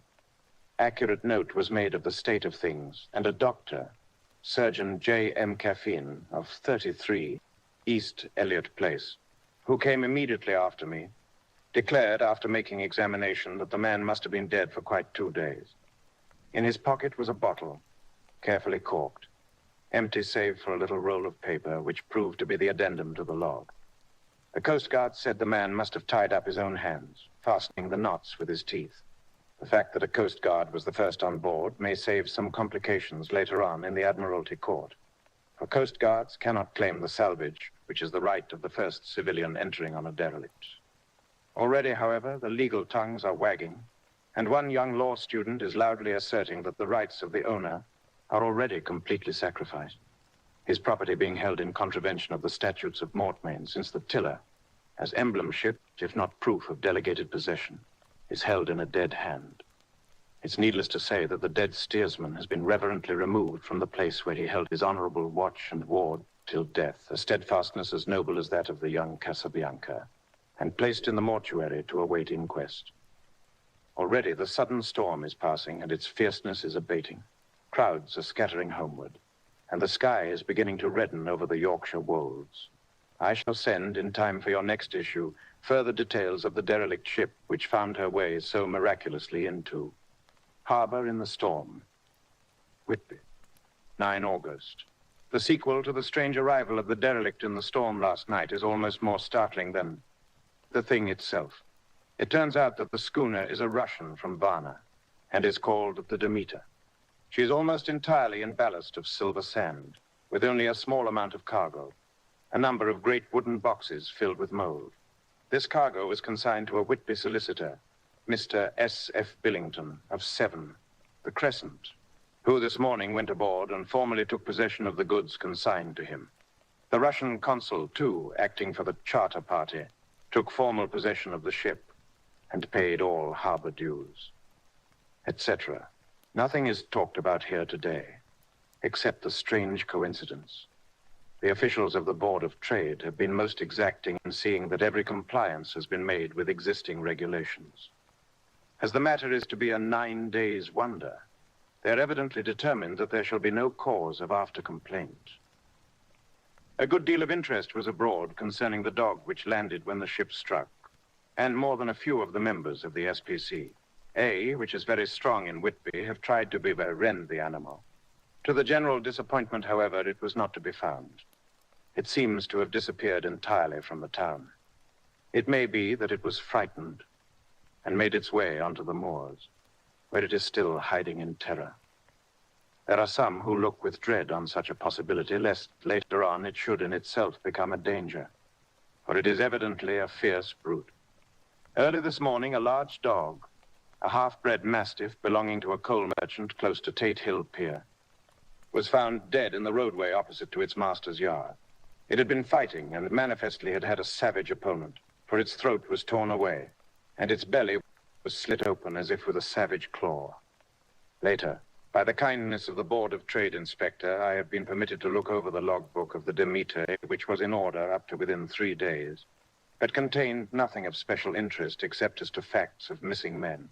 The greatest interest, however, is with regard to the paper found in the bottle, which was today produced at the inquest. And a more strange narrative than the two between them unfold, it has not been my lot to come across. As there is no motive for concealment, I am permitted to use them, and accordingly send you a rescript, simply omitting technical details of seamanship and supercargo. It almost seems as though the captain had been seized with some kind of mania before he had got well into blue water, and that this had developed persistently throughout the voyage. Of course, my statement must be taken cum grano, since I am writing from the dictation of a clerk of the Russian consul, who kindly translated for me, time being short. Log of the Demeter, Varna to Whitby. Written the 18th of July. Things so strange happening that I shall keep accurate note henceforth till we land. On the 6th of July, we finished taking in cargo, silver sand and boxes of earth. At noon, set sail. East wind, fresh, crew, 5 hands, 2 mates, cook, and myself, captain. On the 11th of July, at dawn, entered Bosphorus, boarded by Turkish customs officers. Bakshish. All correct. Underway at 4 p.m. On the 12th of July, through Dardanelles. More customs officers and flagboat of guarding squadron. Bakshish again. Work of officers thorough but quick. Want us off soon. At dark, passed into archipelago. On the 13th of July, passed Cape Matapan. Crew dissatisfied about something. Seemed scared, but would not speak out. On the 14th of July, was somewhat anxious about crew. Men, all steady fellows, who sailed with me before. Mate could not make out what was wrong. They only told him there was something, and crossed themselves. Mate lost temper with one of them that day and struck him. Expected fierce quarrel, but all was quiet. On the 16th of July, mate reported in the morning that one of crew, Petrovsky, was missing. Could not account for it. Took larboard watch 8 bells last night. Was relieved by Abramov, but did not go to bunk. Men more downcast than ever. All said they expected something of the kind, but would not say more than there was something aboard. Mate getting very impatient with them. Feared some trouble ahead. On the 17th of July, yesterday, one of the men, Olgarin, came to my cabin, and in an awestruck way confided to me that he thought there was a strange man aboard the ship. He said that in his watch he had been sheltering behind the deck house, as there was a rainstorm, when he saw a tall, thin man, who was not like any of the crew, come up the companionway and go along the deck forward and disappear. He followed cautiously, but when he got to bows, found no one, and the hatchways were all closed. He was in a panic of superstitious fear. I'm afraid the panic may spread. To allay it, I shall today search entire ship carefully from stem to stern. Later in the day, I got together the whole crew and told them, as they evidently thought there was someone in the ship, we would search from stem to stern. First mate, angry, said it was folly, and to yield to such foolish ideas would demoralize the men. Said he would engage to keep them out of trouble with a handspike. I let him take the helm, while the rest began thorough search, all keeping abreast with lanterns. We left no corner unsearched. As there were only the big wooden boxes, there were no odd corners where a man could hide. Men much relieved when search over and went back to work cheerfully. First mate scowled, but said nothing. 22 July. Rough weather last 3 days, and all hands busy with sails. No time to be frightened. Men seem to have forgotten their dread. Mate cheerful again, and all on good terms. Praised men for work in bad weather. Past Gibraltar and out through straits. All well. 24 July. There seems some doom over this ship. Already a hand short, and entering on the Bay of Biscay with wild weather ahead. And yet last night, another man lost, disappeared. Like the first, he came off his watch and was not seen again. Men all in a panic of fear, sent a round robin, asking to have double watch, as they fear to be alone. Mate, angry. Fear there will be some trouble, as either he or the men will do some violence. 28 July. 4 days in hell, knocking about in a sort of maelstrom, and the wind of a tempest. No sleep for anyone. Men all worn out. Hardly know how to set a watch, since no one fit to go on. Second mate volunteered to steer and watch, and let men snatch a few hours' sleep. Wind abating, seas still terrific, but feel them less, as ship is steadier. 29 July, another tragedy. At single watch tonight, as crew too tired to double. When morning watch came on deck, could find no one except steersman. Raised outcry, and all came on deck. Thorough search, but no one found. And now without second mate and crew in a panic. Mate and I agreed to go armed henceforth and wait for any sign of cause. 30 July. Last night, rejoiced we are nearing England. Weather fine, all sails set. Retired, worn out, slept soundly. Awaked by mate telling me that both man of watch and steersman missing.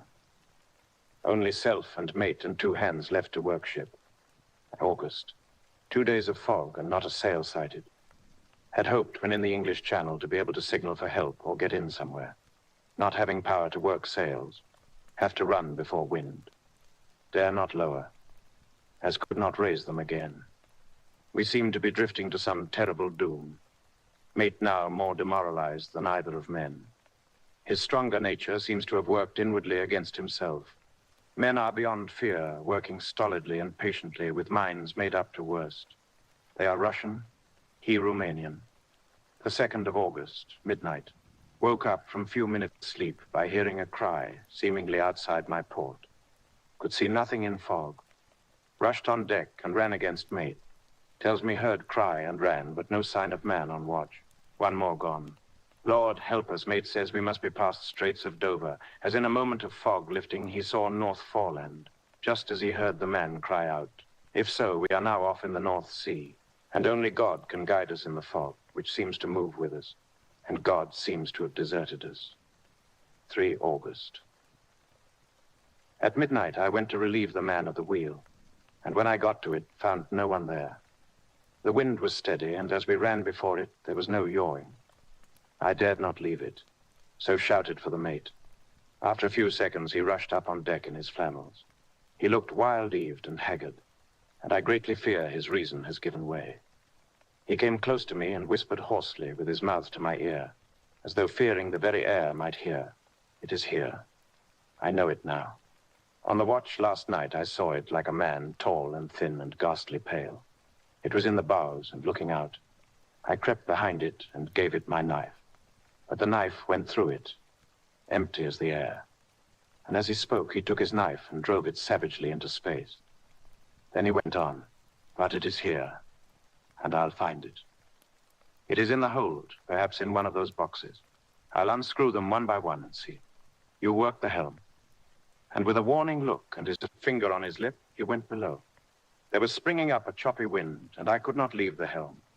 I saw him come out on deck again with a tool chest and a lantern, and go down the forward hatchway. He's mad, stark, raving mad, and it's no use my trying to stop him. He can't hurt those big boxes. They're invoiced as clay, and to pull them about is as harmless a thing as he can do.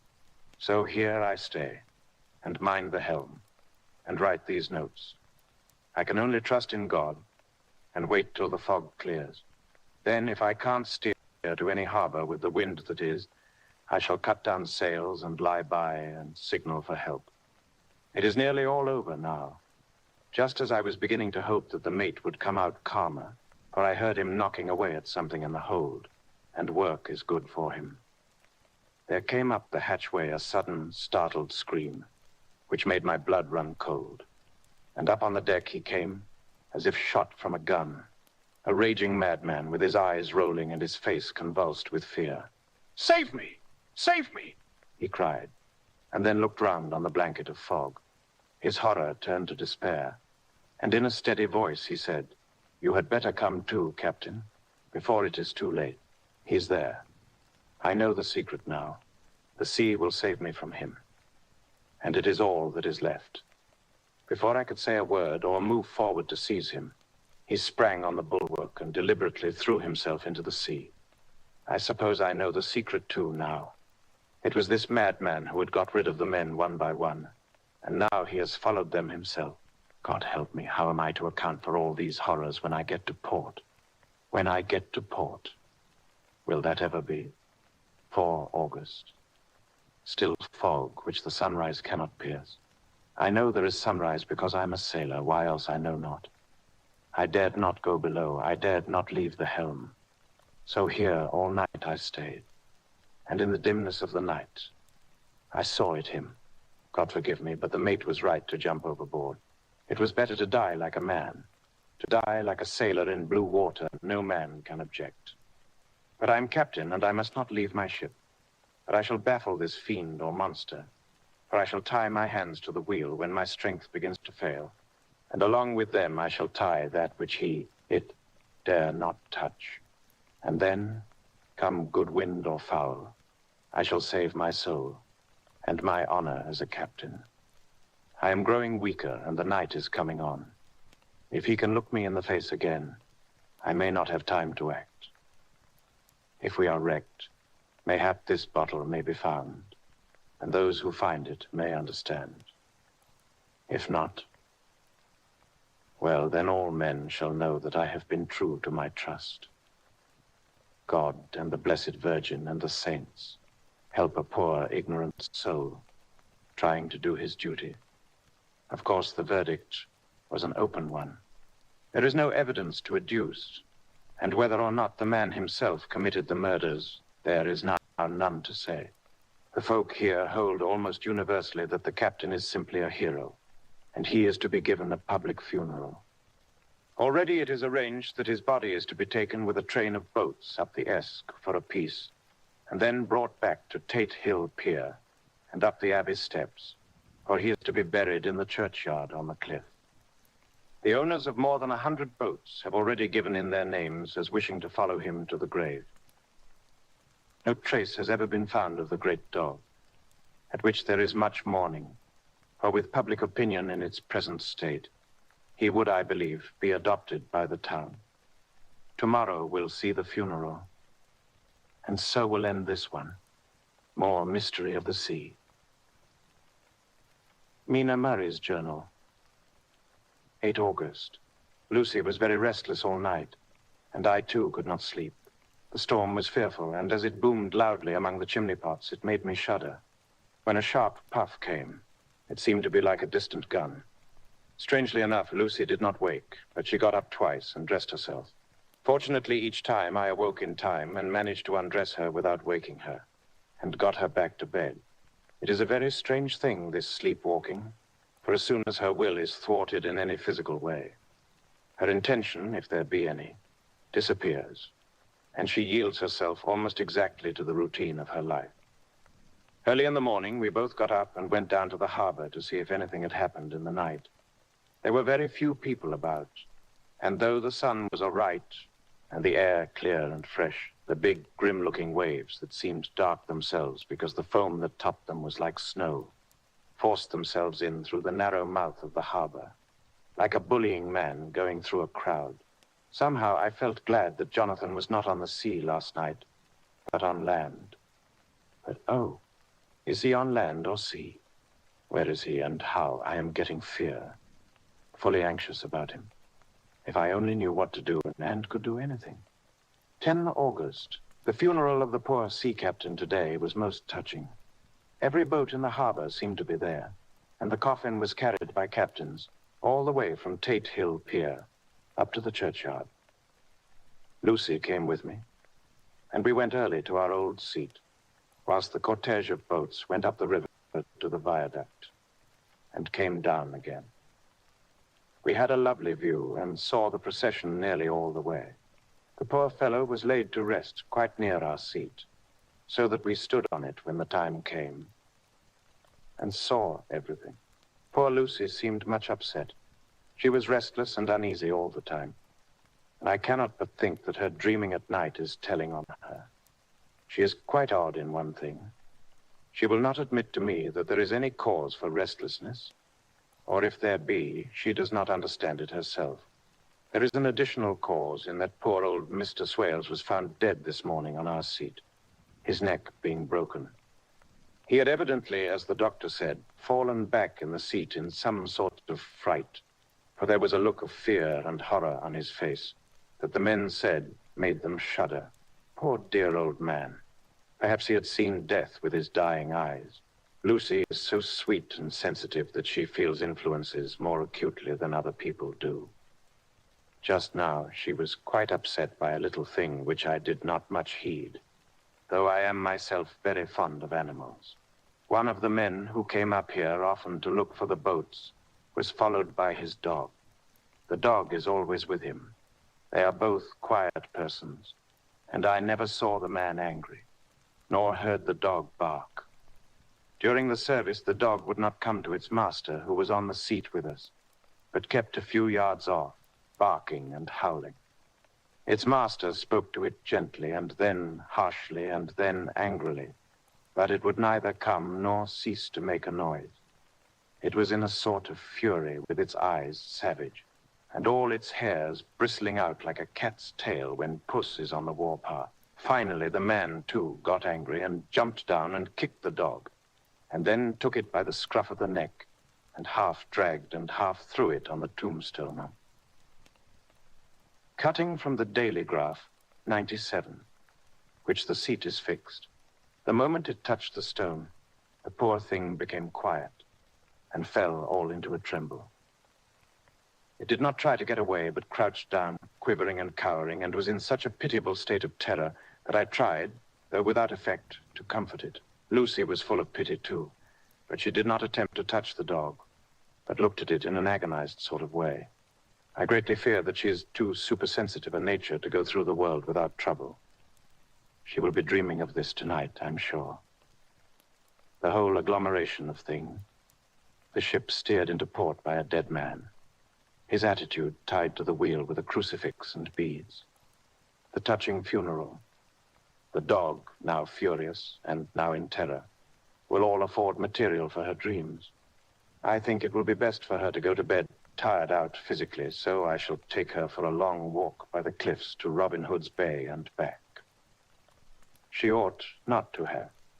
Much inclination for sleepwalking then. Chapter 8. Mina Murray's Journal. Same day, 2:00 p.m. Oh, but I'm tired. If it were not that I had made my diary a duty, I should not open it tonight. We had a lovely walk. Lucy, after a while, was in gay spirits, owing, I think, to some dear cows who came nosing towards us in a field close to the lighthouse and frightened the wits out of us. I believe we forgot everything except, of course, personal fear, and it seemed to wipe the slate clean and give us a fresh start.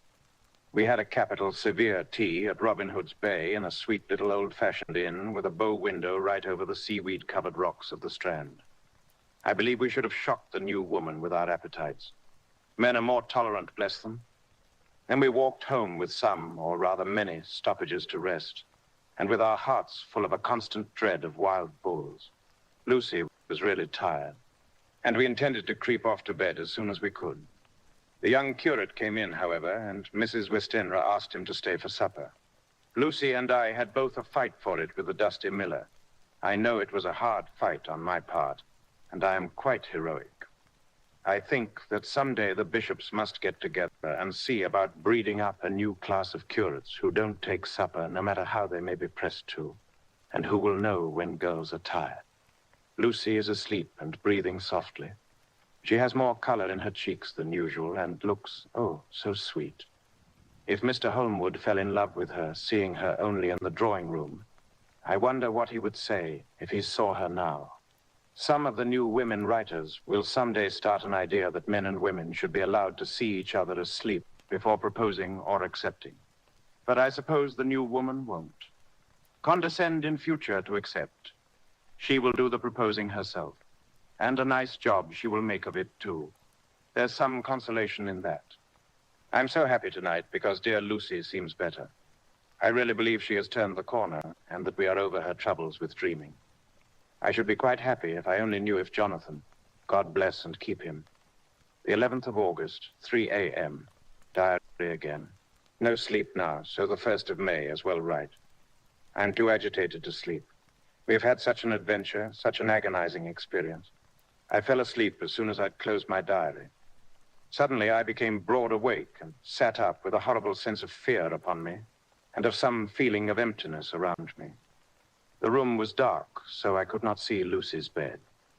I stole across and felt for her. The bed was empty.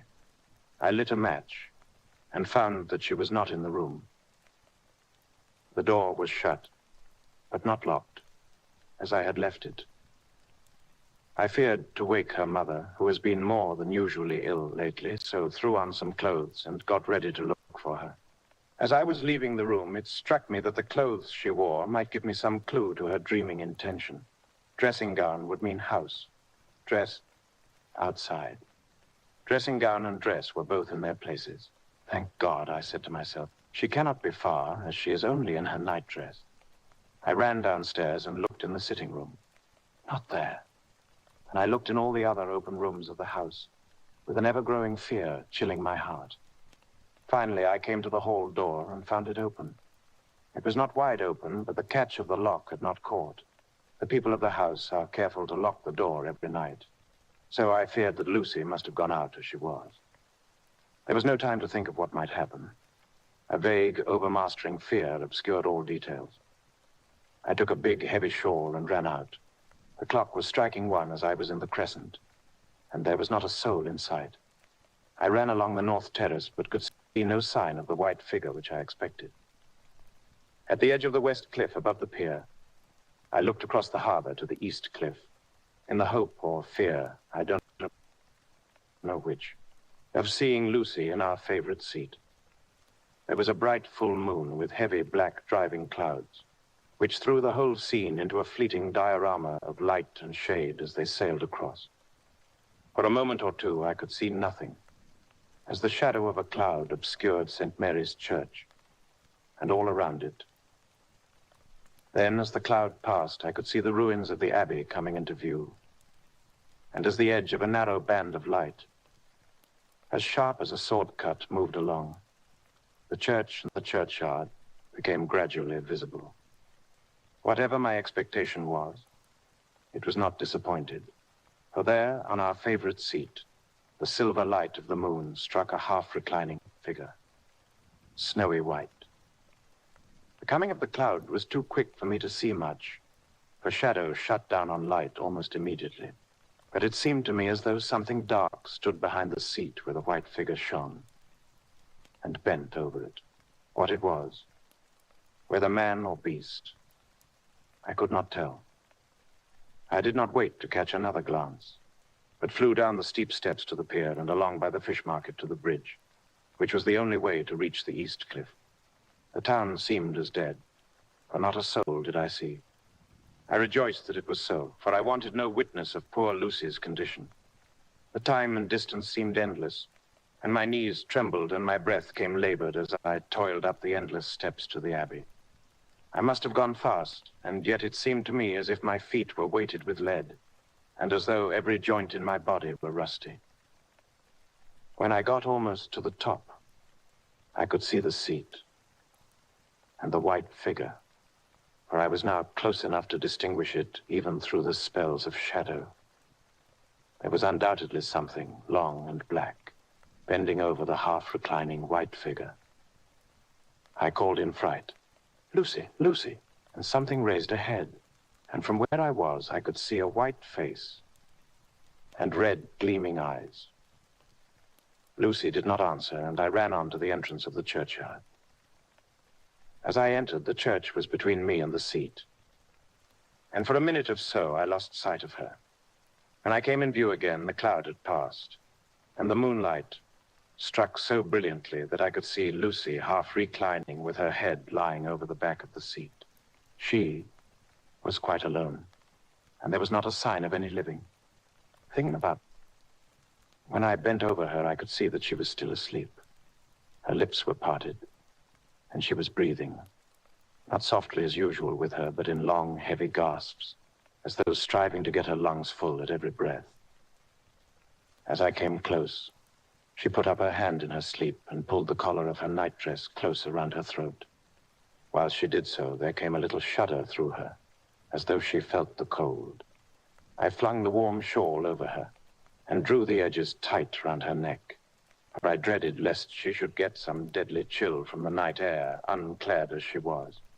I feared to wake her all at once. So, in order to have my hands free that I might help her, I fastened the shawl at her throat with a big safety pin, but I must have been clumsy in my anxiety, and pinched or pricked her with it, for by and by, when her breathing became quieter, she put her hand to her throat again and moaned. When I had her carefully wrapped up, I put my shoes on her feet, and then began very gently to wake her. At first, she did not respond, but gradually she became more and more uneasy in her sleep, moaning and sighing occasionally. At last, as time was passing fast, and for many other reasons, I wished to get her home at once. I shook her more forcibly, till finally she opened her eyes and awoke. She did not seem surprised to see me, as of course she did not realize all at once where she was. Lucy always wakes prettily, and even at such a time when her body must have been chilled with cold, and her mind somewhat appalled at waking unclad in a churchyard at night, she did not lose her grace. She trembled a little and clung to me. When I told her to come at once with me home, she rose without a word, with the obedience of a child.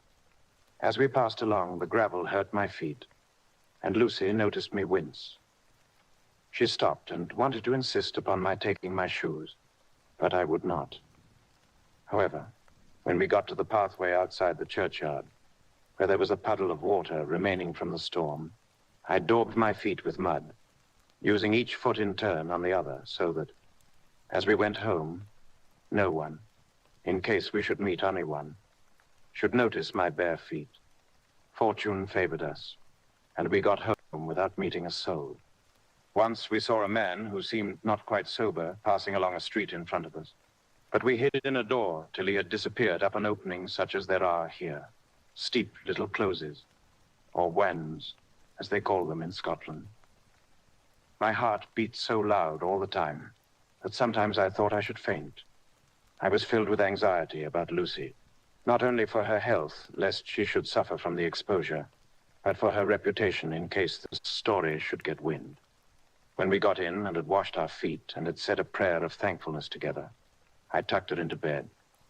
Before falling asleep, she asked, even implored, me not to say a word to anyone. Even her mother about her sleepwalking adventure.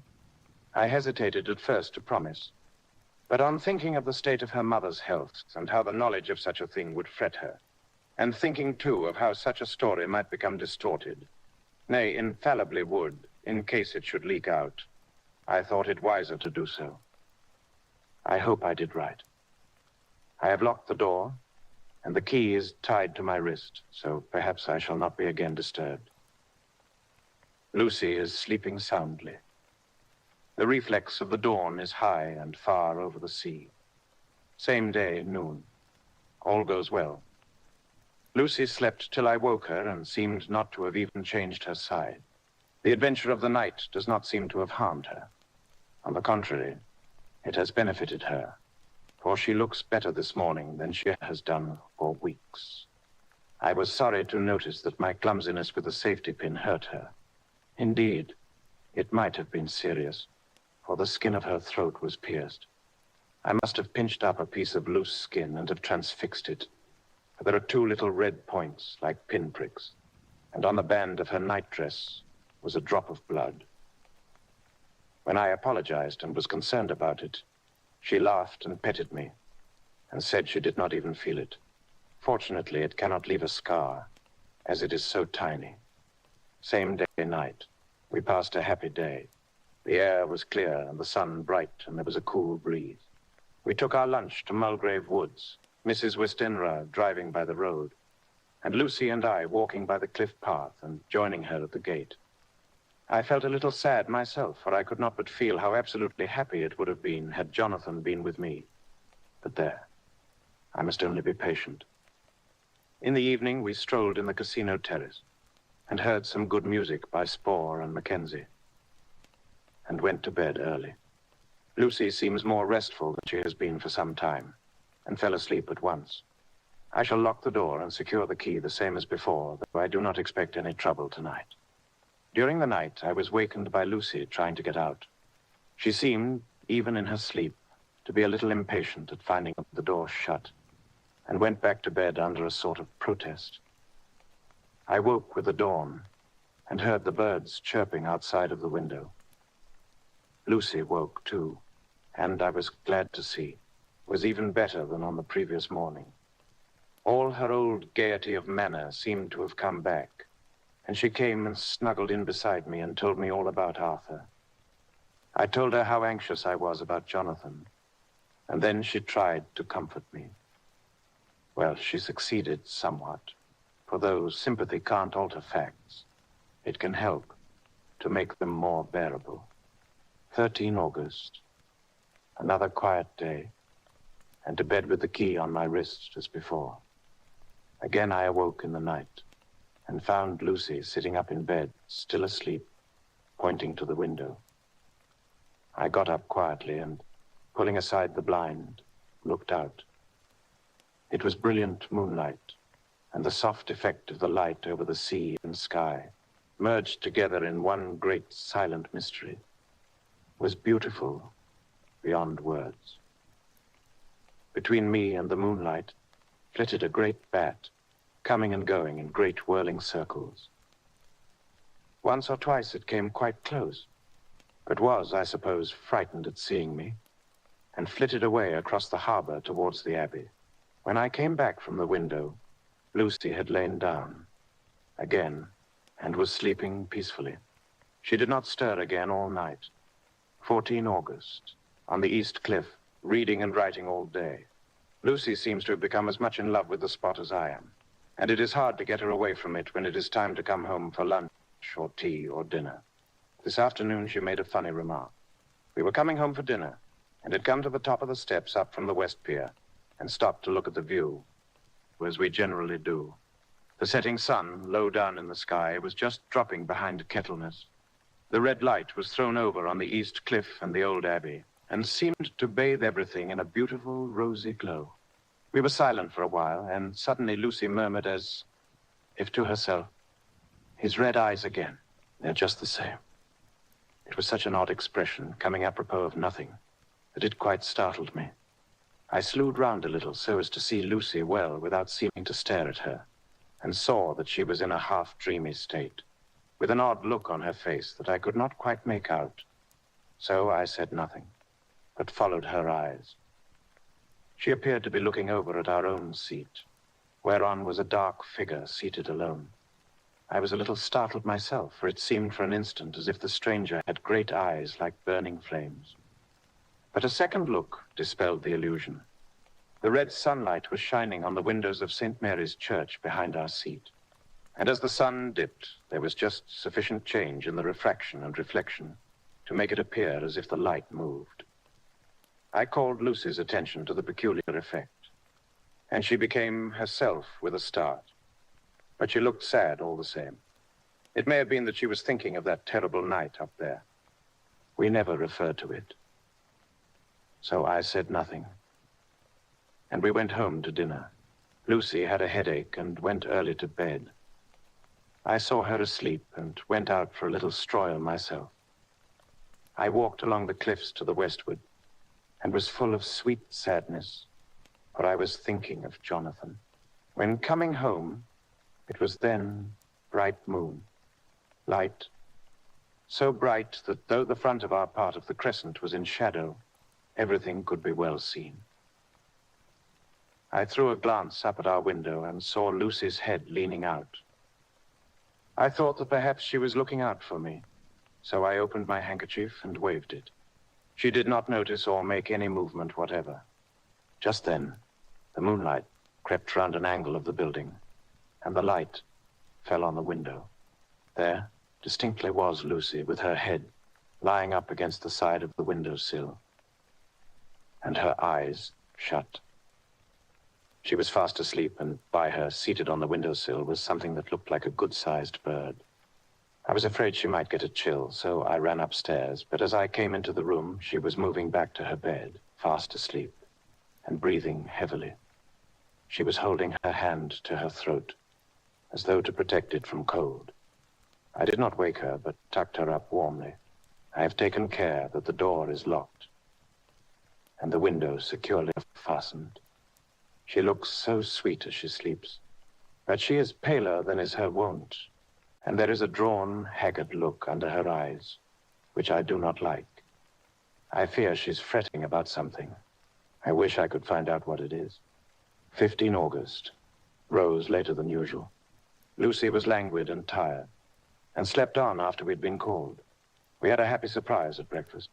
Arthur's father is better and wants the marriage to come off soon. Lucy is full of quiet joy, and her mother is glad and sorry at once. Later on in the day, she told me the cause. She is grieved to lose Lucy as her very own, but she is rejoiced that she is soon to have someone to protect her. Poor, dear, sweet lady. She confided to me that she has got her death warrant. She has not told Lucy and made me promise secrecy. Her doctor told her that within a few months, at most, she must die, for her heart is weakening. At any time, even now, a sudden shock would be almost sure to kill her. Ah, we were wise to keep from her the affair of the dreadful night of Lucy's sleepwalking. 17 August. No diary for 2 whole days. I have not had the heart to write. Some sort of shadowy pall seems to be coming over our happiness. No news from Jonathan, and Lucy seems to be growing weaker, whilst her mother's hours are numbering to a close. I do not understand Lucy's fading away as she is doing. She eats well and sleeps well and enjoys the fresh air. But all the time, the roses in her cheeks are fading, and she gets weaker and more languid day by day. At night, I hear her gasping as if for air. I keep the key of our door always fastened to my wrist at night, but she gets up and walks about the room and sits at the open window. Last night, I found her leaning out when I woke up, and when I tried to wake her, I could not. She was in a faint. When I managed to restore her, she was as weak as water and cried silently between long, painful struggles for breath. When I asked her how she came to be at the window, she shook her head and turned away.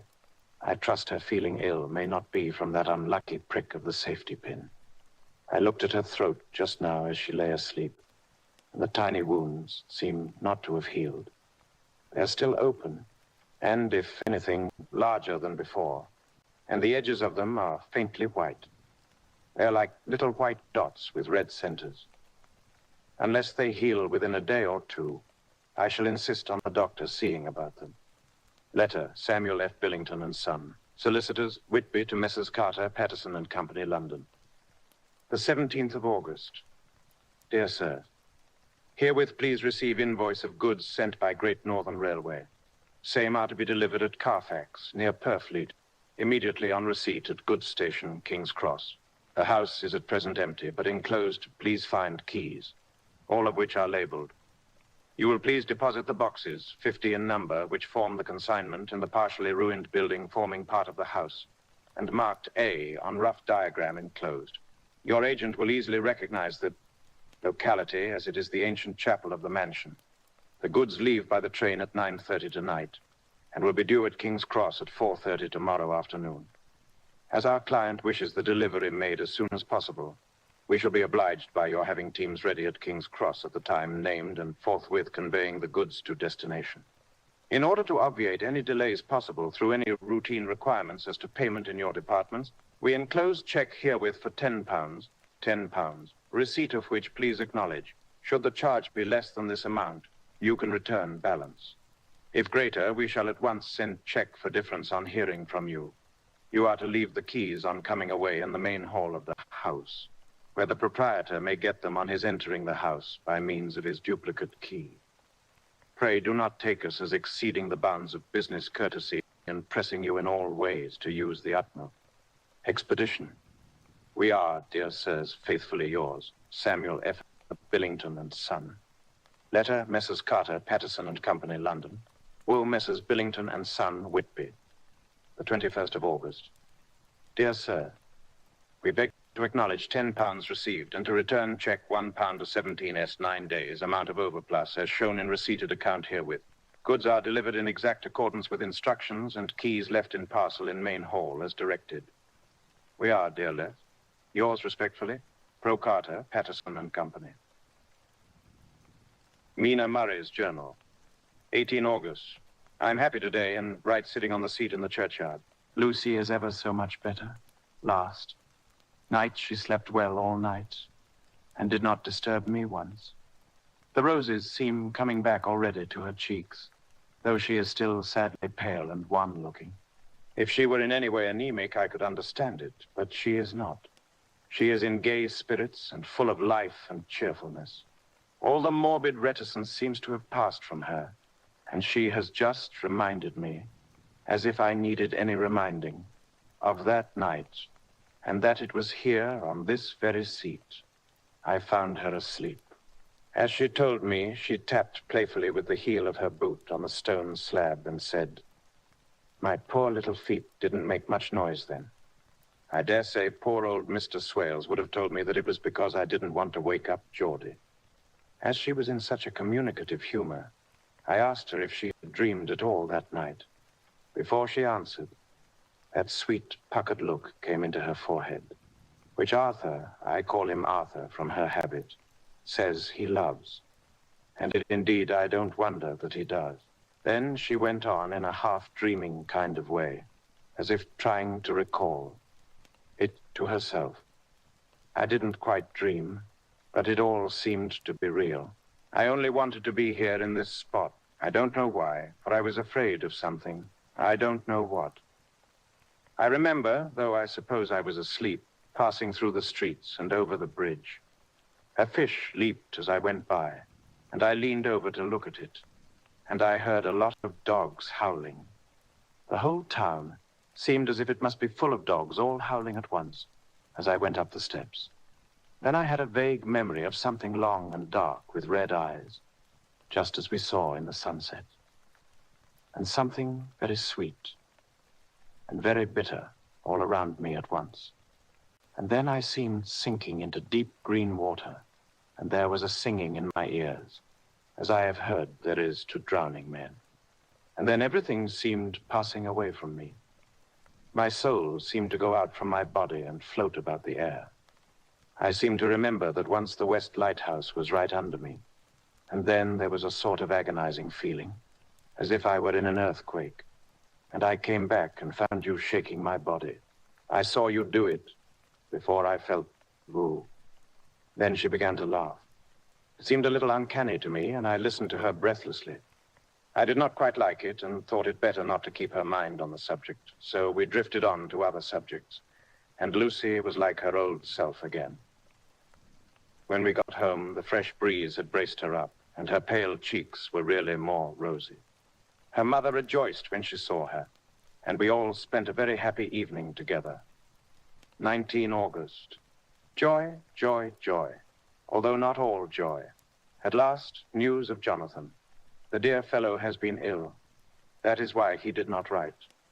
I'm not afraid to think it or say it now that I know. Mr. Hawkins sent me on the letter and wrote himself, oh, so kindly. I'm to leave in the morning and go over to Jonathan and to help to nurse him if necessary and to bring him home. Mr. Hawkins says it would not be a bad thing if we were to be married out there. I have cried over the good sister's letter till I can feel it wet against my bosom where it lies. It is of Jonathan, and must be next my heart, for he is in my heart. My journey is all mapped out, and my luggage ready. I'm only taking one change of dress. Lucy will bring my trunk to London and keep it till I send for it may be that. I must write no more. I must keep it to say to Jonathan, my husband. The letter that he has seen and touched must comfort me till we meet. Letter, Sister Agatha, Hospital of St. Joseph and St. Mary, Budapest, to Miss Wilhelmina Murray. The 12th of August. Dear Madam, I write by desire of Mr. Jonathan Harker, who is himself not strong enough to write, though progressing well, thanks to God and St. Joseph and St. Mary. He's been under our care for nearly 6 weeks, suffering from a violent brain fever. He wishes me to convey his love, and to say that by this post, I write for him to Mr. Peter Hawkins, Exeter, to say with his dutiful respects that he is sorry for his delay and that all of his work is completed. He will require some few weeks' rest in our sanatorium in the hills, but will then return. He wishes me to say that he has not sufficient money with him and that he would like not be wanting for help. Yours, with sympathy and all blessings, Sister Agatha, to pay for his staying here so that others who need shall... P.S. My patient being asleep, I open this to let you know something more. He has told me all about you and that you are shortly to be his wife. All blessings to you both. He has had some fearful shock, so says our doctor, and in his delirium his ravings have been dreadful. Of wolves and poison and blood, of ghosts and demons, and I fear to say of what. Be careful with him always that there may be nothing to excite him of this kind for a long time to come. The traces of such an illness as his do not lightly die away. We should have written long ago, but we knew nothing of his friends, and there was on him nothing that anyone could understand. He came in the train from Klausenburg, and the guard was told by the station master there that he rushed into the station shouting for a ticket for home. Seeing from his violent demeanor that he was English, they gave him a ticket for the furthest station on the way thither that the train reached. Be assured that he is well cared for. He has won all hearts by his sweetness and gentleness. He is truly getting on well, and I have no doubt will in a few weeks be all himself. But be careful of him for safety's sake. There are, I pray God and St. Joseph and St. Mary, many, many happy years for you both. Dr. Seward's diary, 19 August. Strange and sudden change in Renfield last night. About 8 o'clock, he began to get excited and sniff about as a dog does when setting. The attendant was struck by his manner, and knowing my interest in him, encouraged him to talk. He is usually respectful to the attendant and at times servile. But tonight, the man tells me, he was quite haughty, would not condescend to talk with him at all. All he would say was, "I don't want to talk to you. You don't count now. The master is at hand." The attendant thinks it is some sudden form of religious mania which has seized him. If so, we must look out for squalls, for a strong man with homicidal and religious mania at once might be dangerous. The combination is a dreadful one. At 9 o'clock, I visited him myself. His attitude to me was the same as that to the attendant. In his sublime self-feeling, the difference between myself and attendant seemed to him as nothing. It looks like religious mania, and he will soon think that he himself is God. These infinitesimal distinctions between man and man are too paltry for an omnipotent being. How these madmen give themselves away. The real God taketh heed lest a sparrow fall. But the God created from human vanity sees no difference between an eagle and a sparrow. Oh, if men only knew.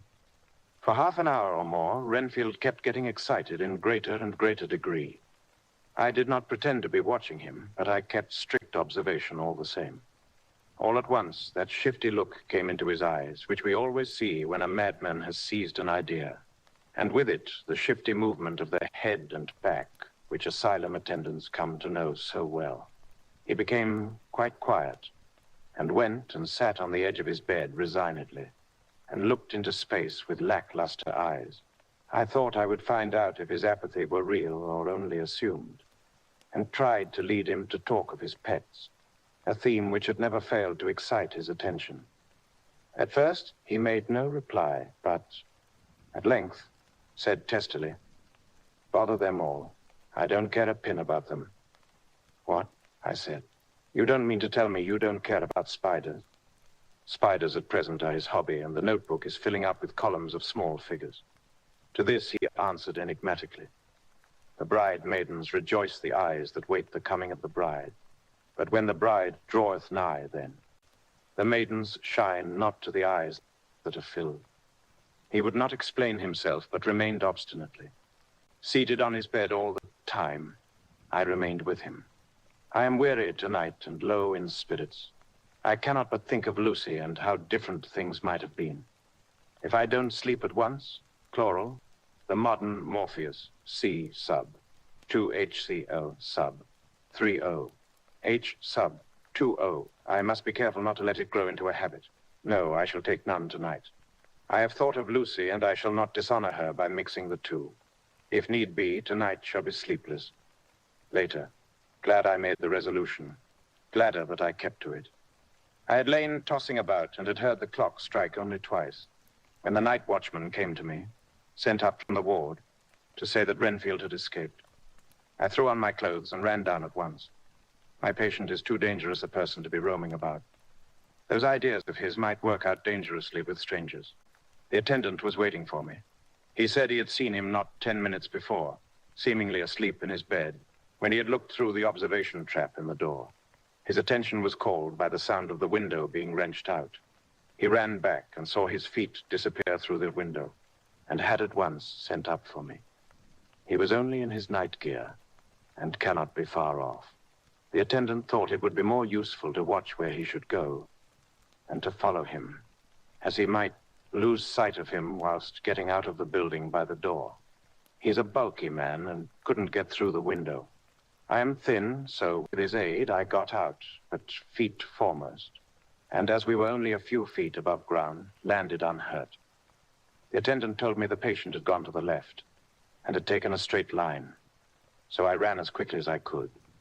As I got through the belt of trees, I saw a white figure scale the high wall which separates our grounds from those of the deserted house. I ran back at once, told the watchman to get 3 or 4 men immediately and follow me into the grounds of Carfax, in case our friend might be dangerous. I got a ladder myself, and crossing the wall, dropped down on the other side. I could see Renfield's figure just disappearing, behind the angle of the house, so I ran after him. On the far side of the house, I found him pressed close against the old iron-bound oak door of the chapel. He was talking, apparently, to someone, but I was afraid to go near enough to hear what he was saying, lest I might frighten him and he should run off. Chasing an errant swarm of bees is nothing to following a naked lunatic when the fit of escaping is upon him. After a few minutes, however, I could see that he did not take note of anything around him, and so ventured to draw nearer to him. The more so as my men had now crossed the wall and were closing him in. I heard him say, "I am here to do your bidding, master. I am your slave, and you will reward me, for I shall be faithful. I have worshipped you long and afar off. Now that you are near, I await your commands. And you will not pass me by, will you, dear master, in your distribution of good things?" He is a selfish old beggar, anyhow. He thinks of the loaves and fishes, even when he believes he is in a real presence. His manias make a startling combination. When we closed in on him, he fought like a tiger.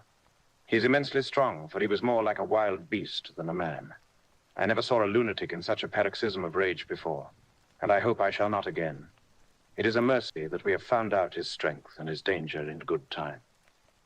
With strength and determination like this, he might have done wild work before he was caged. He's safe now, at any rate. Jack Shepherd himself couldn't get free from the straight waistcoat that keeps him restrained, and he's chained to the wall in the padded room. His cries are at times awful, but the silences that follow are more deadly still, for he means murder in every turn and movement. Just now he spoke coherent words for the first time. "I shall be patient, master. It is coming, coming, come. So I took the hint and came to. I was too excited to sleep, but this diary has quieted me, and I feel I shall government some sleep tonight. Chapter 9. Letter, Mina Harker to Lucy Westenra. Budapest, the 24th of August. My dearest Lucy, I know you will be anxious to hear all that has happened since we parted at the railway station at Whitby. Well, my dear, I got to Hull all right and caught the boat to Hamburg and then the train on here. I feel that I can hardly get all the sleep I could. I found my dear one. Oh, so thin and pale and weak-looking. All the resolution has gone out of his dear eyes, and that quiet dignity which I told you was in his face has vanished. He's only a wreck of himself, and he does not remember anything that has happened to him for a long time past. At least, he wants me to believe so, and I shall never ask. He has had some terrible shock, and I fear it might tax his poor brain if he were to try to recall it. Sister Agatha, who is a good creature and a born nurse, tells me that he raved of dreadful things whilst he was off his head. I wanted her to tell me what they were, but she would only cross herself and say she would never tell, that the ravings of the sick were the secrets of God, and that if a nurse through her vocation should hear them, she should respect her trust. She is a sweet, good soul. And the next day, when she saw I was troubled, she opened up the subject again.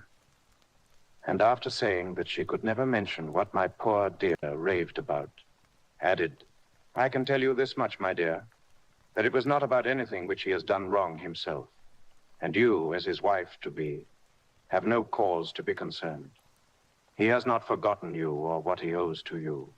His fear was of great and terrible things which no mortal can treat of.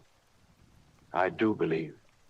The dear soul thought I might be jealous, lest my poor dear should have fallen in love with any other girl. The idea of my being jealous about Jonathan. And yet, my dear, let me whisper, I felt a thrill of joy through me when Elle knew that no other woman was a cause of trouble. I am now sitting by his bedside, where I can see his face while he sleeps. He's waking. When he woke, he asked me for his coat, as he wanted to get something from the pocket. I asked Sister Agatha, and she brought all his things. I saw that amongst them was his notebook, and was going to ask him to let me look at it, for I knew then that I might find some clue to his trouble. But I suppose he must have seen my wish in my eyes, for he sent me over to the window, saying he wanted to be quite alone for a moment. Then he called me back, and when I came, he had his hand over the notebook, and he said to me very solemnly, "Wilhelmina," I knew then that he was in deadly earnest, for he has never called me by that name since he asked me to marry him. You know, dear, my ideas of the trust between husband and wife. There should be no secret, no concealment. I have had a great shock, and when I try to think of what it is, I feel my head spin round. I do not know if it was all real or the dreaming of a madman. You know I have had brain fever, and that is to be mad. The secret is here, and I do not want to know it. I want to take up my life here, with our marriage. For, my dear, we had decided to be married as soon as the formalities are complete. Are you willing, Wilhelmina, to share my ignorance? Here is the book. Take it and keep it. Read it if you will, but never let me know. Unless indeed some solemn duty should come upon me to go back to the bitter hours, asleep or awake, sane or mad, recorded here. He fell back exhausted, and I put the book under his pillow and kissed him. I have asked Sister Agatha to beg the Superior to let our wedding be this afternoon, and am waiting her reply. She has come and told me that the chaplain of the English Mission Church has been sent for. We are to be married in an hour, or as soon after as Jonathan awakes. Lucy, the time has come and gone. I feel very solemn, but very, very happy. Jonathan woke a little after the hour, and all was ready, and he sat up in bed, propped up with pillows. He answered his "I will" firmly and strongly. I could hardly speak. My heart was so full that even those words seemed to choke me. The dear sisters were so kind. Please God, I shall never, never forget them, nor the grave and sweet responsibilities I have taken upon me. I must tell you of my wedding present. When the chaplain and the sisters had left me alone with my husband, oh, Lucy, it is the first time I have written the words, "My husband left me alone with my husband." I took the book from under his pillow and wrapped it up in white paper and tied it with a little bit of pale blue ribbon which was round my neck, and sealed it over the knot with sealing wax. And for my seal, I used my wedding ring. Then I kissed it and showed it to my husband, and told him that I would keep it so, and then it would be an outward and visible sign for us all our lives, that we trusted each other, that I would never open it, unless it were for his own dear sake, or for the sake of some stern duty. Then he took my hand in his. And oh, Lucy, it was the first time he took his wife's hand, and said it was the dearest thing in all the wide world, and that he would go through all the past again to win it, if need be. The poor dear meant to have said a part of the past, but he cannot think of time yet, and I shall not wonder if at first he mixes up not only the month, but the year. Well, my dear, what could I say? I could only tell him that I was the happiest woman in all the wide world, and that I had nothing to give him except myself, my life, and my trust, and that with these went my love and duty for all the days of my life. And, my dear, when he kissed me and drew me to him with his poor, weak hands, it was like very solemn a pledge between us.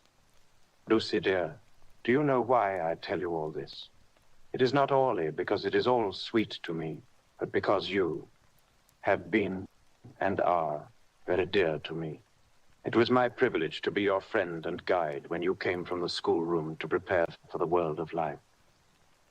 I want you to see now, and with the eyes of a very happy wife, whither duty has led me, so that in your own married life, you too may be all happy as I am. My dear, please Almighty God, your life may be all it promises. A long day of sunshine with no harsh wind, no forgetting duty, no distrust. I must not wish you no pain, for that can never be. But I do hope you will be always as happy as I am now. Goodbye, my dear. I shall post this at once, and perhaps write you very soon again. I must stop, for Jonathan is waking. I must attend to my husband. Your ever-loving Mina Harker. Letter, Lucy Westenra to Mina Harker. Whitby, the 30th of August. My dearest Mina, oceans of love and millions of kisses, and may you soon be in your own home with your husband. I wish you could be coming home soon enough to stay with us here. The strong air would soon restore Jonathan. It has quite restored me. I have an appetite like a cormorant. I am full of life and sleep well. You will be glad to know that I have quite given up walking in my sleep. I think I have not stirred out of my bed for a week. That is when I once got into it at night. Arthur says I'm getting fat. By the way, I forgot to tell you that Arthur is here. We have such walks and drives and rides and rowing and tennis and fishing together. And I love him more than ever. He tells me that he loves me more, but I doubt that. For at first he told me that he couldn't love me more than he did then. But this is nonsense. There he is, calling to me. So, no more just at present from your loving Lucy. Dr. Seward's diary. 20 August. The case of Renfield grows even more interesting. He is now so far quieted that there are spells of cessation from his passion. For the first week after his attack, he was perpetually violent. Then one night, just as the moon rose, he grew quiet and kept murmuring to himself, "Now I can wait. Now I can wait." The attendant came to tell me, so I ran down at once to have a look at him. He was still in the straight waistcoat and in the padded room, but the suffused look had gone from his face, and his eyes had something of their old pleading, I might almost say cringing softness. I was satisfied with his present condition and directed him to be relieved. The attendants hesitated, but finally carried out my wishes without protest.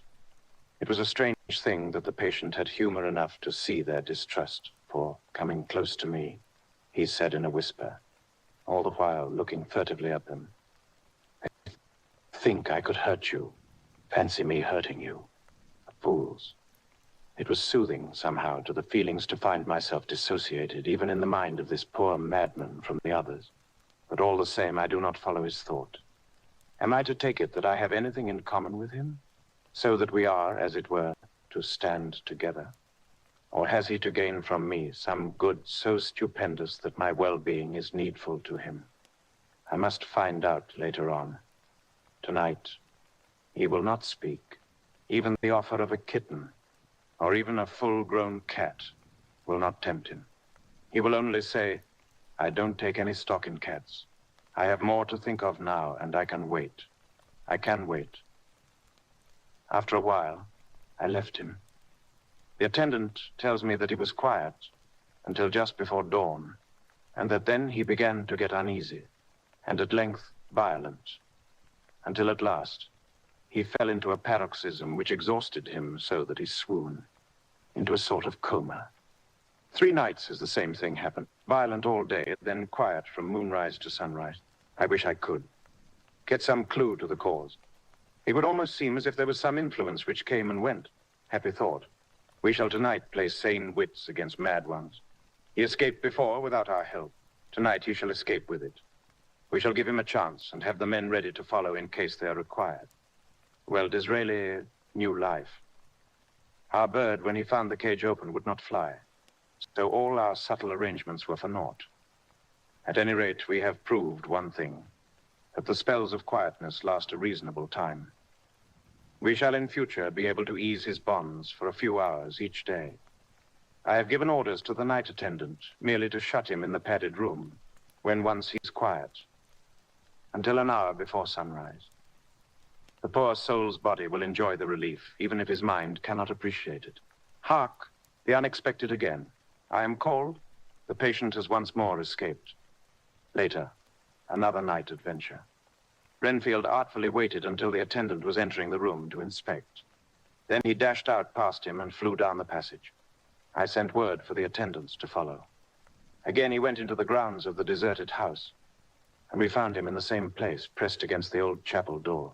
When he saw me, he became furious, and had not the attendants seized him in time, he would have tried to kill me. As we were holding him, a strange thing happened. He suddenly redoubled his efforts, and then as suddenly grew calm. I looked round instinctively, but could see nothing, and I caught the patient's eye and followed it, but could trace nothing as it looked into the moonlit sky except a big bat, which was flapping its silent and ghostly way to the west. Bats usually wheel and flit about, but this one seemed to go straight on, as if it knew where it was bound for, or had some intention of its own. The patient grew calmer every instant, and presently said, "You needn't tie me. I shall go quietly." Without trouble, we came back to the house. I feel there is something ominous in his calm, and shall not forget this night. Lucy Westenra's diary. Hillingham, 24 August. I must imitate Mina and keep writing things down. Then we can have long talks when we do meet. I wonder when it will be. I wish she were with me again, for I feel so unhappy. Last night I seemed to be dreaming again, just as I was at Whitby. Perhaps it is the change of air, or getting home again. It is all dark and horrid to me, for I can remember nothing.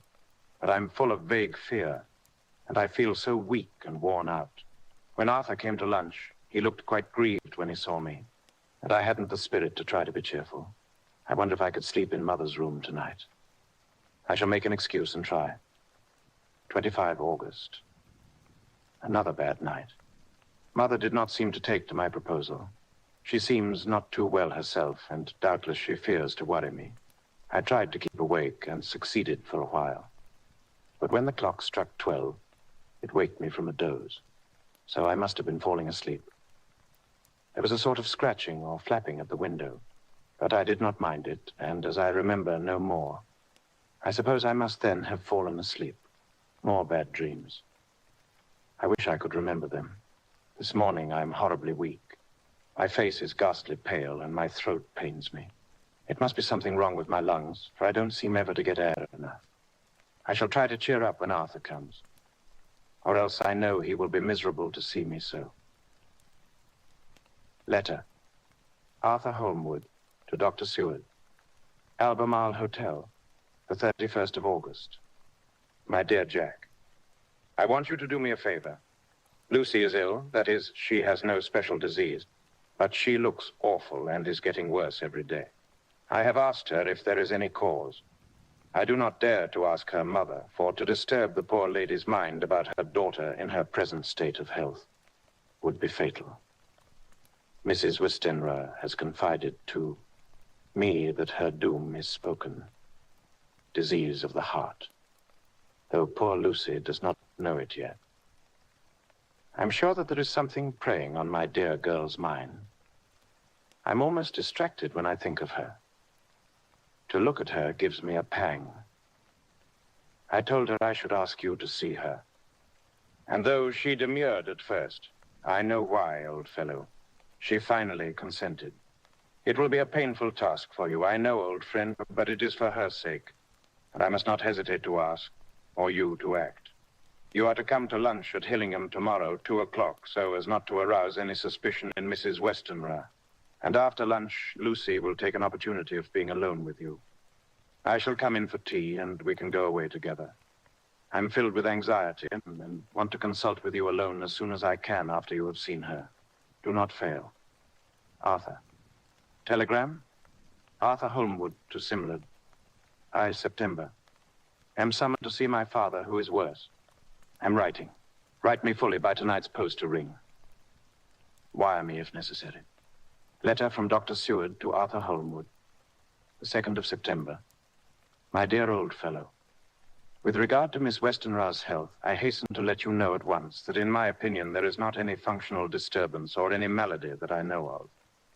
At the same time, I am not by any means satisfied with her appearance. She is woefully different from what she was when I saw her last. Of course, you must bear in mind that I did not have full opportunity of examination such as I should wish. Our very friendship makes a little difficulty which not even medical science or custom can bridge over. I had better tell you exactly what happened, leaving you to draw, in a measure, your own conclusions. I shall then say what I have done and propose doing. I found Miss Westenra in seemingly gay spirits. Her mother was present, and in a few seconds I made up my mind that she was trying all she knew to mislead her mother and prevent her from being anxious. I have no doubt she guesses, if she does not know, what need of caution there is. We lunched alone, and as we all exerted ourselves to be cheerful, we got, as some kind of reward for our labors, some real cheerfulness amongst us. Then Mrs. Westenra went to lie down, and Lucy was left with me. We went into her boudoir. Until we got there, her gaiety remained, for the servants were coming and going. As soon as the door was closed, however, the mask fell from her face, and she sank down into a chair with a great sigh, and hid her eyes with her hand. When I saw that her high spirits had failed, I at once took advantage of her reaction to make a diagnosis. She said to me very sweetly, "I cannot tell you how I loathe talking about myself." I reminded her that a doctor's confidence was sacred, but that you were grievously anxious about her. She caught on to my meaning at once and settled that matter in a word. "Tell Arthur everything you choose. I do not care for myself, but all for him. So I am quite free." I could easily see that she is somewhat bloodless, but I could not see the usual anemic signs. And by a chance, I was actually able to test the quality of her blood. For in opening a window which was stiff, a cord gave way, and she cut her hand slightly with broken glass. It was a slight matter in itself, but it gave me an evident chance, and I secured a few drops of the blood and have analyzed them. The qualitative analysis gives a quite normal condition, and shows, I should infer, in itself a vigorous state of health. In other physical matters, I was quite satisfied that there is no need for anxiety. But as there must be a cause somewhere, I have come to the conclusion that it must be something mental. She complains of difficulty in breathing satisfactorily at times, and of heavy, lethargic sleep, with dreams that frighten her, but regarding which she can remember nothing. She says that as a child she used to walk in her sleep, and that when in Whitby the habit came back, and that once she walked out in the night and went to East Cliff, where Miss Murray found her, but she assures me that of late the habit has not returned. I'm in doubt, and so have done the best thing I know of. I have written to my old friend and master, Professor Van Helsing of Amsterdam, who knows as much about obscure diseases as anyone in the world. I have asked him to come over, and as you told me that all things were to be at your charge, I have mentioned to him who you are and your relations to Miss Westenra. This, my dear fellow, is in obedience to your wishes, for I am only too proud and happy to do anything I can for her. Van Helsing would, I know, do anything for me for a personal reason, so no matter on what ground he comes, we must accept his wishes. He's a seemingly arbitrary man, but this is because he knows what he's talking about better than anyone else. He's a philosopher and a metaphysician, and one of the most advanced scientists of his day, and he has, I believe, an absolutely open mind.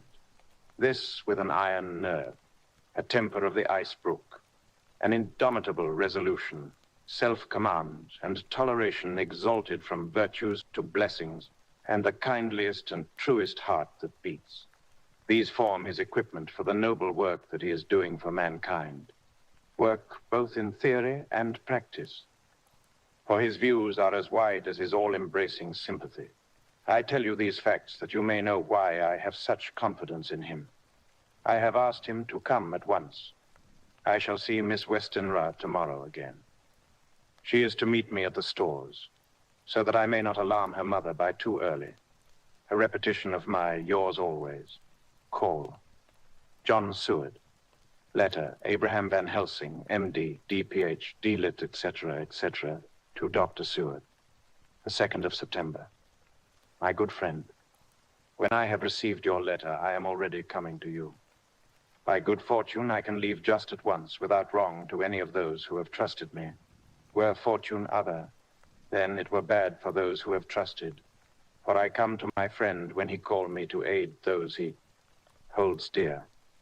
Tell your friend that when that time you sucked from my wound so swiftly the poison of the gangrene from that knife that our other friend, too nervous, let slip. You did more for him when he wants my aids, and you called for them, than all his great fortune could do. But it is pleasure added to do for him, your friend. It is to you that I come. Have then rooms for me at the Great Eastern Hotel, so that I may be near to hand, and please it so arrange that we may see the young lady not too late on tomorrow.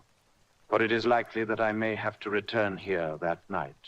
But if need be, I shall come again in 3 days, and stay longer if it must. Till then, goodbye, my friend John Van Helsing. Letter, Dr. Seward to Honorable Arthur Holmwood. The 3rd of September. My dear Art, Van Helsing has come and gone. He came on with me to Hillingham and found that by Lucy's discretion, her mother was lunching out so that we were alone with her. Van Helsing made a very careful examination of the patient. He's to report to me, and I shall advise you, for, of course, I was not present all the time. He is, I fear, much concerned, but says he must think. When I told him of our friendship and how you trust to me in the matter, he said, you must tell him all you think. Tell him what I think, if you can guess it, if you will. Nay, I am not jesting. This is no jest, but life and death, perhaps more. I asked what he meant by that, for he was very serious. This was when we had come back to town, and he was having a cup of tea before starting on his return to Amsterdam. He would not give me any further clue. You must not be angry with me, Art, because his very reticence means that all his brains are working for her good. He will speak plainly enough when the time comes, be sure. So I told him I would simply write an account of our visit, just as if I were doing a descriptive special article for the Daily Telegraph. He seemed not to notice, but remarked that the smuts in London were not quite so bad as they used to be when he was a student here. I'm to get his report tomorrow, if he can possibly make it. In any case, I'm to have a letter. Well, as to the visit, Lucy was more cheerful than on the day I first saw her, and certainly looked better. She had lost something of the ghastly look that so upset you, and her breathing was normal. She was very sweet to the professor, as she always is, and tried to make him feel at ease, though I could see that the poor girl was making a hard struggle for it. I believe Van Helsing saw it too, for I saw the quick look under his bushy brows that I knew of old. Then he began to chat of all things, except ourselves, and diseases, and with such an infinite geniality that I could see poor Lucy's pretense of animation merge into reality. Then, without any seeming change, he brought the conversation gently round to his visit, and suavely said, "My dear young miss, I have the so great pleasure because you are so much beloved.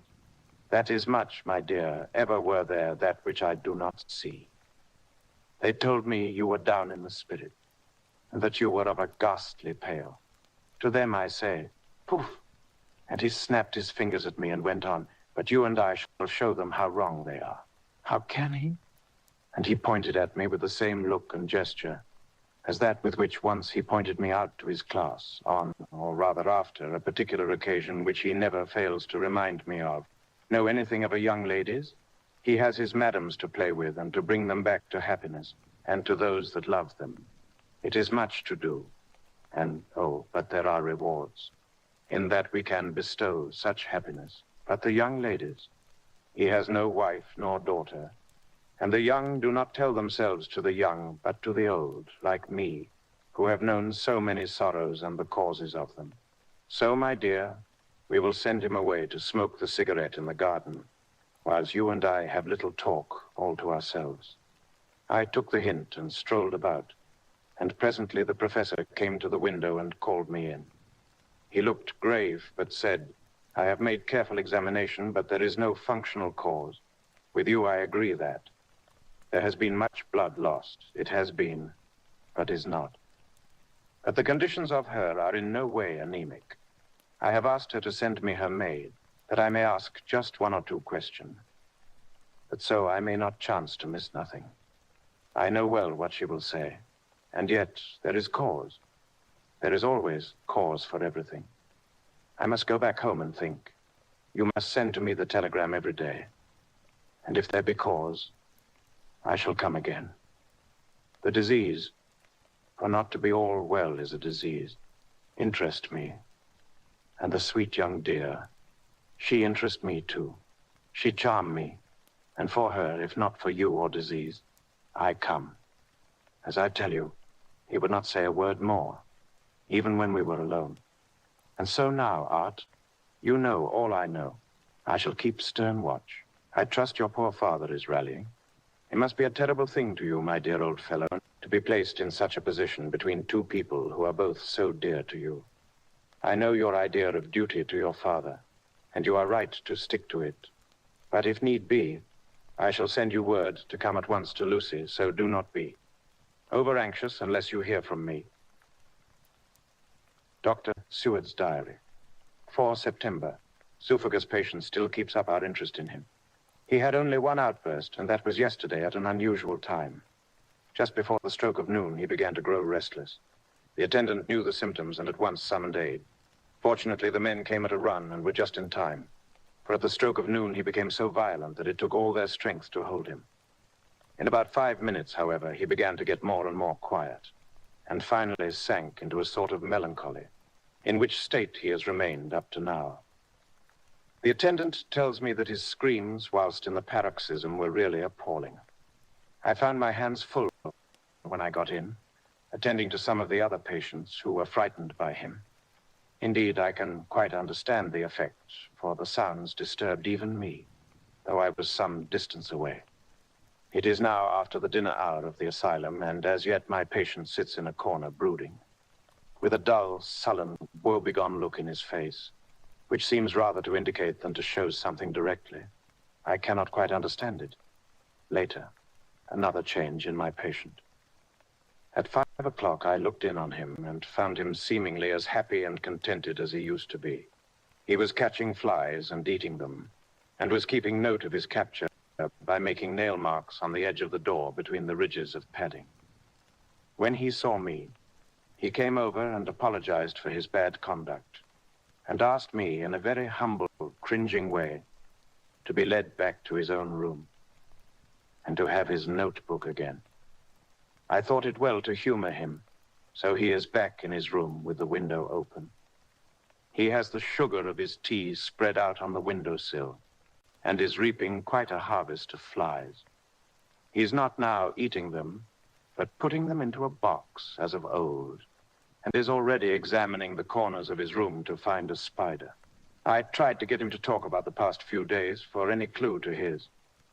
Thoughts would be of immense help to me, but he would not rise. For a moment or two, he looked very sad, and said in a sort of faraway voice, as though saying it rather to himself than to me, all over, all over. He has deserted me. No hope for me now unless I do it for myself." Then suddenly turning to me in a resolute way, he said, "Doctor, won't you be very good to me and let me have a little more sugar? I think it would be good for me." "And the flies?" I said. "Yes, the flies like it too. And I like the flies. Therefore, I like it. And there are people who know so little as to think that madmen do not argue. I procured him a double supply, and left him as happy a man as I suppose any in the world. I wish I could fathom his mind. Midnight, another change in him.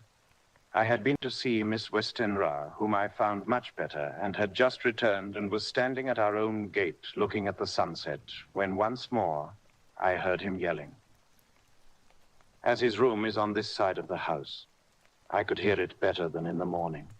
It was a shock to me to turn from the wonderful, smoky beauty of a sunset over London, with its lurid lights and inky shadows, and all the marvelous tints that come on foul clouds, even as on foul water, and to realize all the grim sternness of my own cold stone building, with its wealth of breathing misery, and my own desolate heart to endure it all.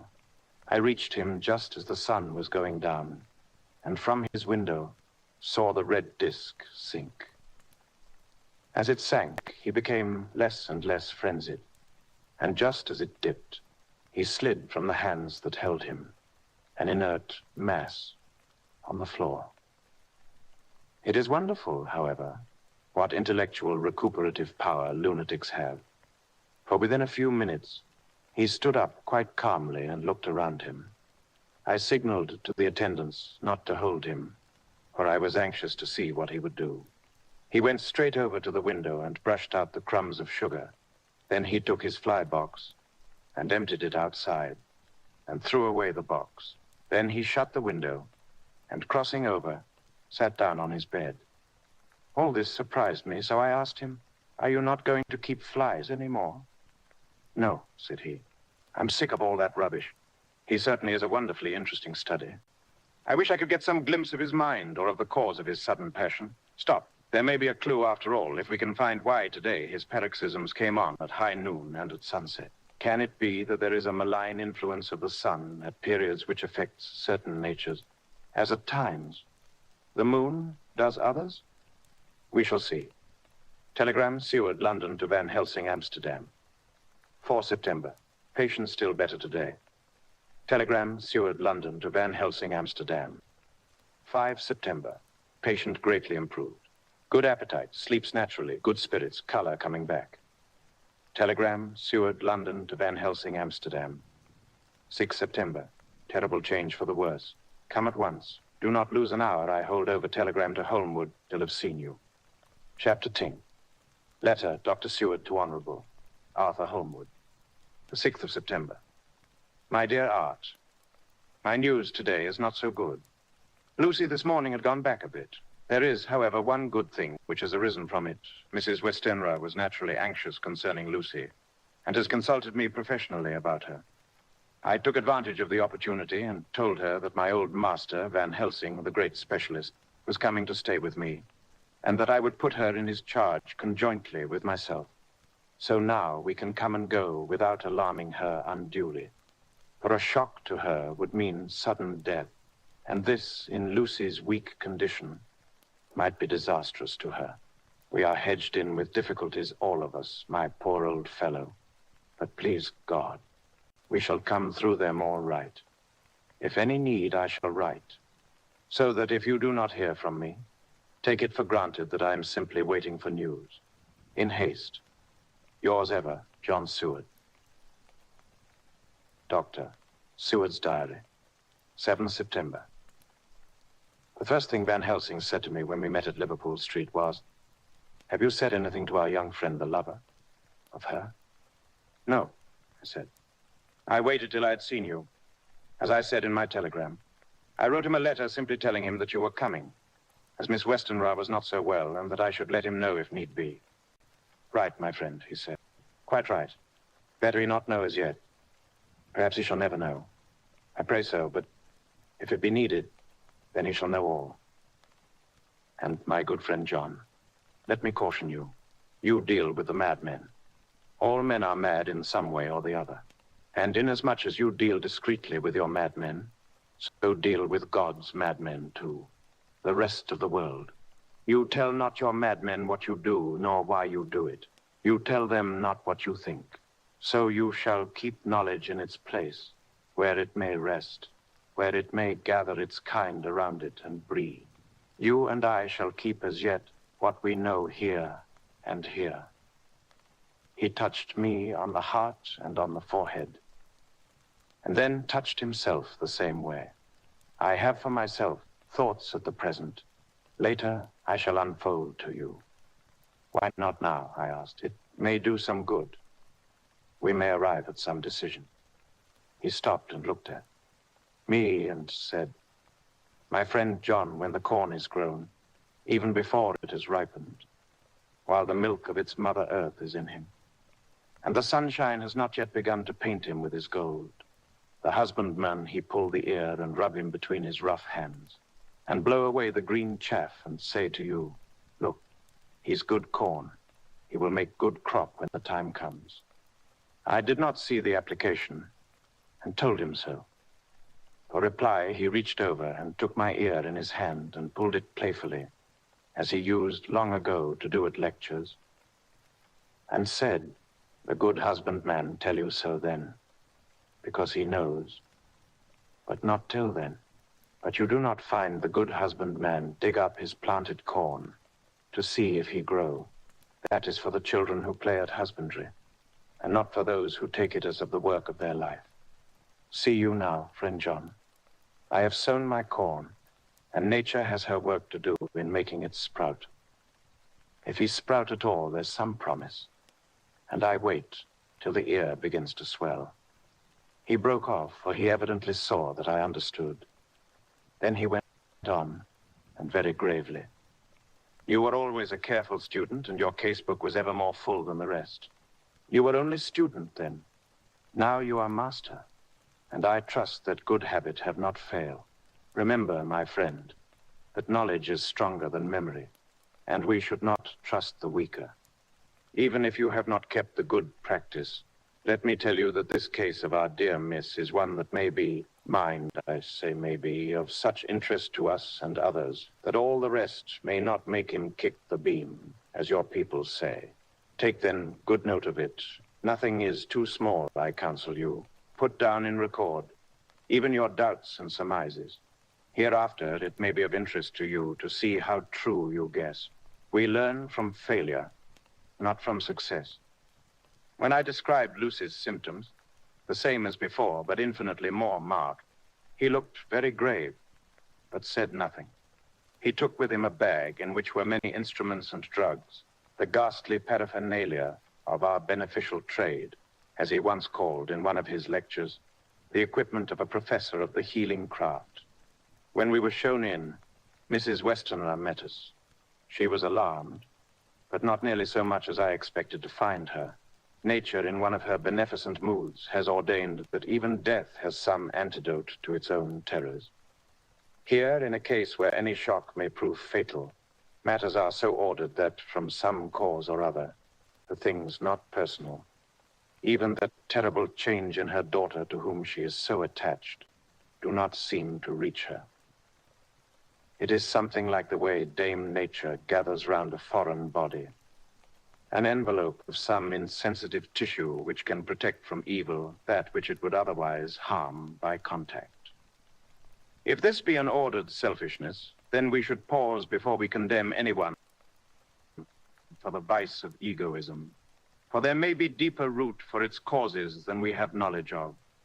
I used my knowledge of this phase of spiritual pathology and laid down a rule that she should not be present with Lucy or think of her illness more than was absolutely required. She assented readily, so readily that I saw again the hand of nature fighting for life. Van Helsing and I were shown up to Lucy's room. If I was shocked when I saw her yesterday, I was horrified when I saw her today. She was ghastly, chalkily pale. The red seemed to have gone even from her lips and gums, and the bones of her face stood out prominently. Her breathing was painful to see or hear. Van Helsing's face grew set as marble, and his brows converged till they almost touched over his nose. Lucy lay motionless and did not seem to have strength to speak, so for a while we were all silent. Then Van Helsing beckoned to me, and we went gently out of the room. The instant we had closed the door, he stepped quickly along the passage to the next door, which was open. Then he pulled me quickly in with him and closed the door. "My God," he said, "this is dreadful. There is no time to be lost. She will die for sheer want of blood to keep the heart's action as it should be. There must be transfusion of blood at once. Is it you or me?" I am younger and stronger, Professor. It must be me. Then get ready at once. I will bring up my bag. I am prepared. I went downstairs with him, and as we were going, there was a knock at the hall door. When we reached the hall, the maid had just opened the door, and Arthur was stepping quickly in. He rushed up to me, saying in an eager whisper, "Jack, I was so anxious. I read between the lines of your letter and have been in an agony. The dad was better, so I ran down here to see for myself. Is not that gentleman Dr. Van Helsing? I am so thankful to you, sir, for coming." When first the professor's eye had lit upon him, he had been angry at his interruption at such a time. But now, as he took in his stalwart proportions and recognized the strong young manhood which seemed to emanate from him, his eyes gleamed. Without a pause, he said to him gravely as he held out his hand, "Sir, you have come in time. You are the lover of our dear miss. She is bad, very, very bad. Nay, my child, do not go like that." For he suddenly grew pale and sat down in a chair, almost fainting. "You are to help her. You can do more than any that live, and your courage is your best. Help." "What can I do?" asked Arthur hoarsely. "Tell me, and I shall do it. My life is hers, and I would give the last drop of blood in my body for her." The professor has a strongly humorous side, and I could, from old knowledge, detect a trace of its origin in his answer. "My young sir, I do not ask so much as that, not the last. What shall I do?" There was fire in his eyes, and his open nostril quivered with intent. Van Helsing slapped him on the shoulder. "Come," he said. "You are a man, and it is a man we want. You are better than me, better than my friend John." Arthur looked bewildered, and the professor went on by explaining in a kindly way. "Young miss is bad, very bad. She wants blood, and blood she must have, or die. My friend John and I have consulted, and we are about to perform what we call transfusion of blood, to transfer from full veins of one to the empty veins which pine for him. John was to give his blood, as he is the more young and strong than me." Here Arthur took my hand and wrung it hard in silence. "But now you are here. You are more good than us, old or young, who toil much in the world of thought. Our nerves are not so calm, and our blood not so bright than yours." Arthur turned to him and said, "If you only knew how gladly I would die for her, you would understand." He stopped with a sort of choke in his voice. "Good boy," said Van Helsing. "In the not so far off, you will be happy that you have done all for her you love. Come now and be silent. You shall kiss her once before it is done. But then you must go, and you must leave at my sign. Say no word to Madame. You know how it is with her.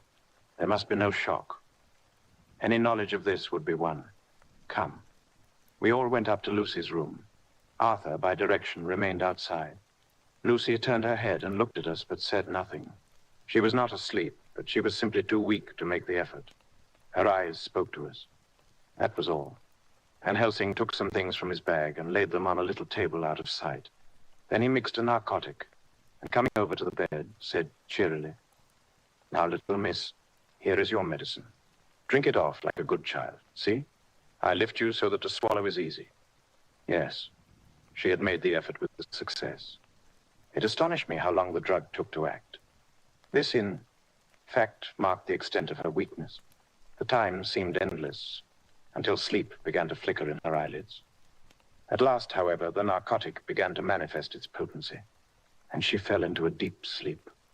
When the professor was satisfied, he called Arthur into the room and bade him strip off his coat. Then he added, "You may take that one little kiss whilst I bring over the table. Friend John, help to me." So neither of us looked whilst he bent over her. Van Helsing, turning to me, said, "He's so young and strong and of blood so pure that we need not defibrillate it." Then with swiftness, but with absolute method, Van Helsing performed the operation. As the transfusion went on, something like life seemed to come back to poor Lucy's cheeks. And through Arthur's growing pallor, The joy of his face seemed absolutely to shine. After a bit, I began to grow anxious, for the loss of blood was telling on Arthur, strong man as he was. It gave me an idea of what a terrible strain Lucy's system must have undergone, that what weakened Arthur only partially restored her. But the professor's face was set, and he stood watch in hand, and with his eyes fixed now on the patient, and now on Arthur. I could hear my own heart beat. Presently he said in a soft voice, "Do not stir an instant. It is enough. You attend him. I will look to her." When all was over, I could see how much Arthur was weakened. I dressed the wound and took his arm to bring him away, and Van Helsing spoke without turning round. The man seems to have eyes in the back of his head. The brave lover, I think, deserve another kiss, which he shall have presently. And as he had now finished his operation, he adjusted the pillow to the patient's head.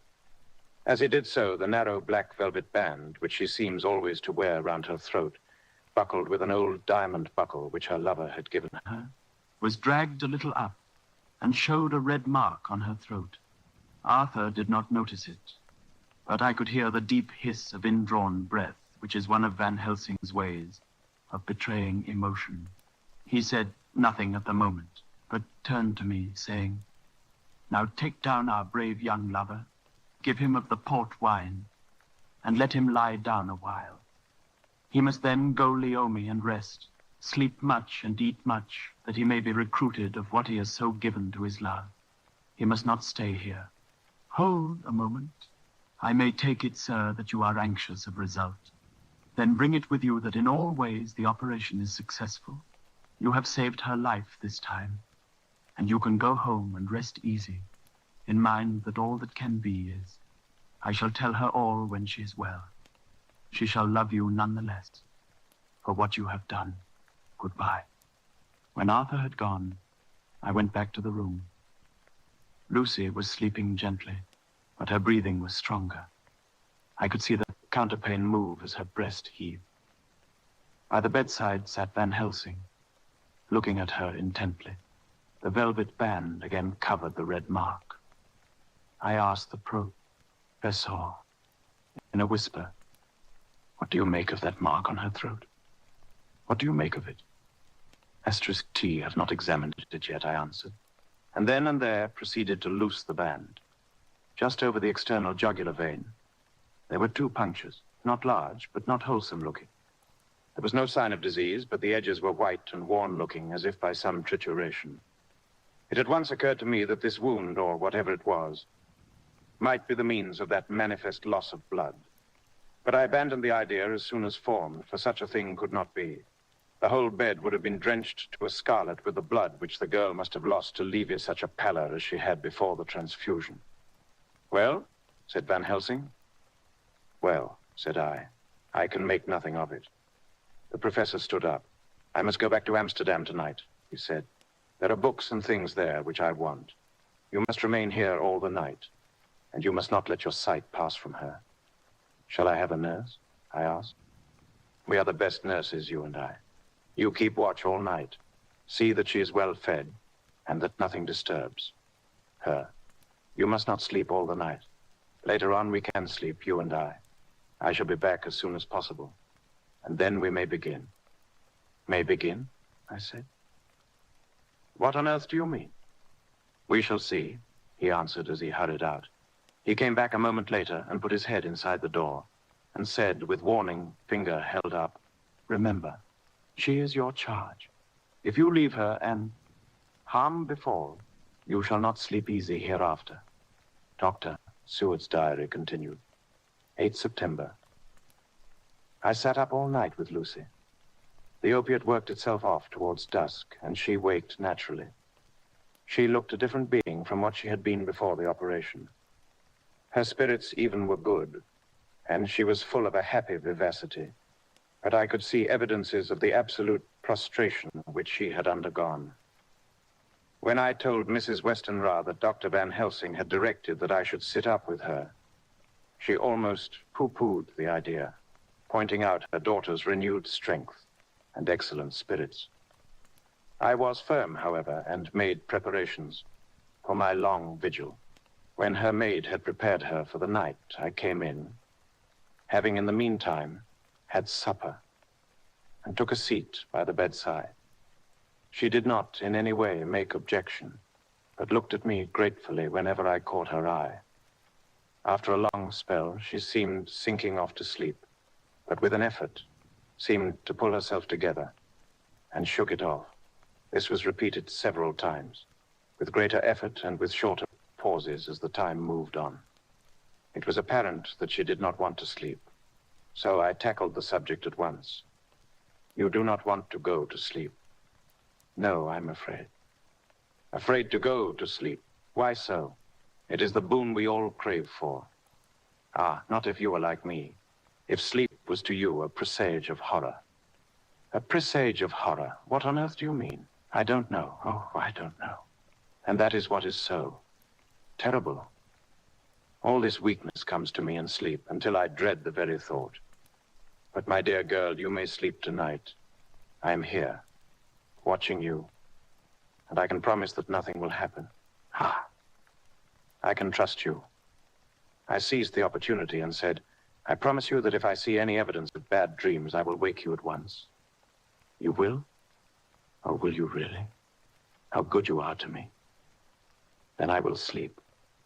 And almost at the word, she gave a deep sigh of relief and sank back asleep. All night long, I watched by her. She never stirred, but slept on and on in a deep, tranquil, life-giving, health-giving sleep. Her lips were slightly parted, and her breast rose and fell with the regularity of a pendulum. There was a smile on her face, and it was evident that no bad dreams had come to disturb her peace of mind. In the early morning, her maid came, and I left her in her care and took myself back home, for I was anxious about many things. I sent a short wire to Van Helsing and to Arthur, telling them of the excellent result of the operation. My own work, with its manifold arrears, took me all day to clear off. It was dark when I was able to inquire about my zoophagous patient. The report was good. He had been quiet for the past day and night. A telegram came from Van Helsing at Amsterdam whilst I was at dinner, suggesting that I should be at Hillingham tonight, as it might be well to be at hand, and stating that he was leaving by the night mail and would join me early in the morning. 9 September. I was pretty tired and worn out when I got to Hillingham. For 2 nights, I had hardly had a wink of sleep, and my brain was beginning to feel that numbness which marks cerebral exhaustion. Lucy was up and in cheerful spirits. When she shook hands with me, she looked sharply in my face and said, "No sitting up tonight for you. You are worn out. I'm quite well again. Indeed, I am. And if there is to be any sitting up, it is I who will sit up with you." I would not argue the point, but went and had my supper. Lucy came with me, and enlivened by her charming presence, I made an excellent meal and had a couple of glasses of the more than excellent port. Then Lucy took me upstairs and showed me a room next her own, where a cozy fire was burning. "Now," she said, "you must stay here. I shall leave this door open and my door too. You can lie on the sofa, for I know that nothing would induce any of you doctors to go to bed whilst there is a patient above the house. If I want anything, I shall call out, and you can come to me at once." I could not but acquiesce, for I was dog-tired, and could not have sat up had I tried.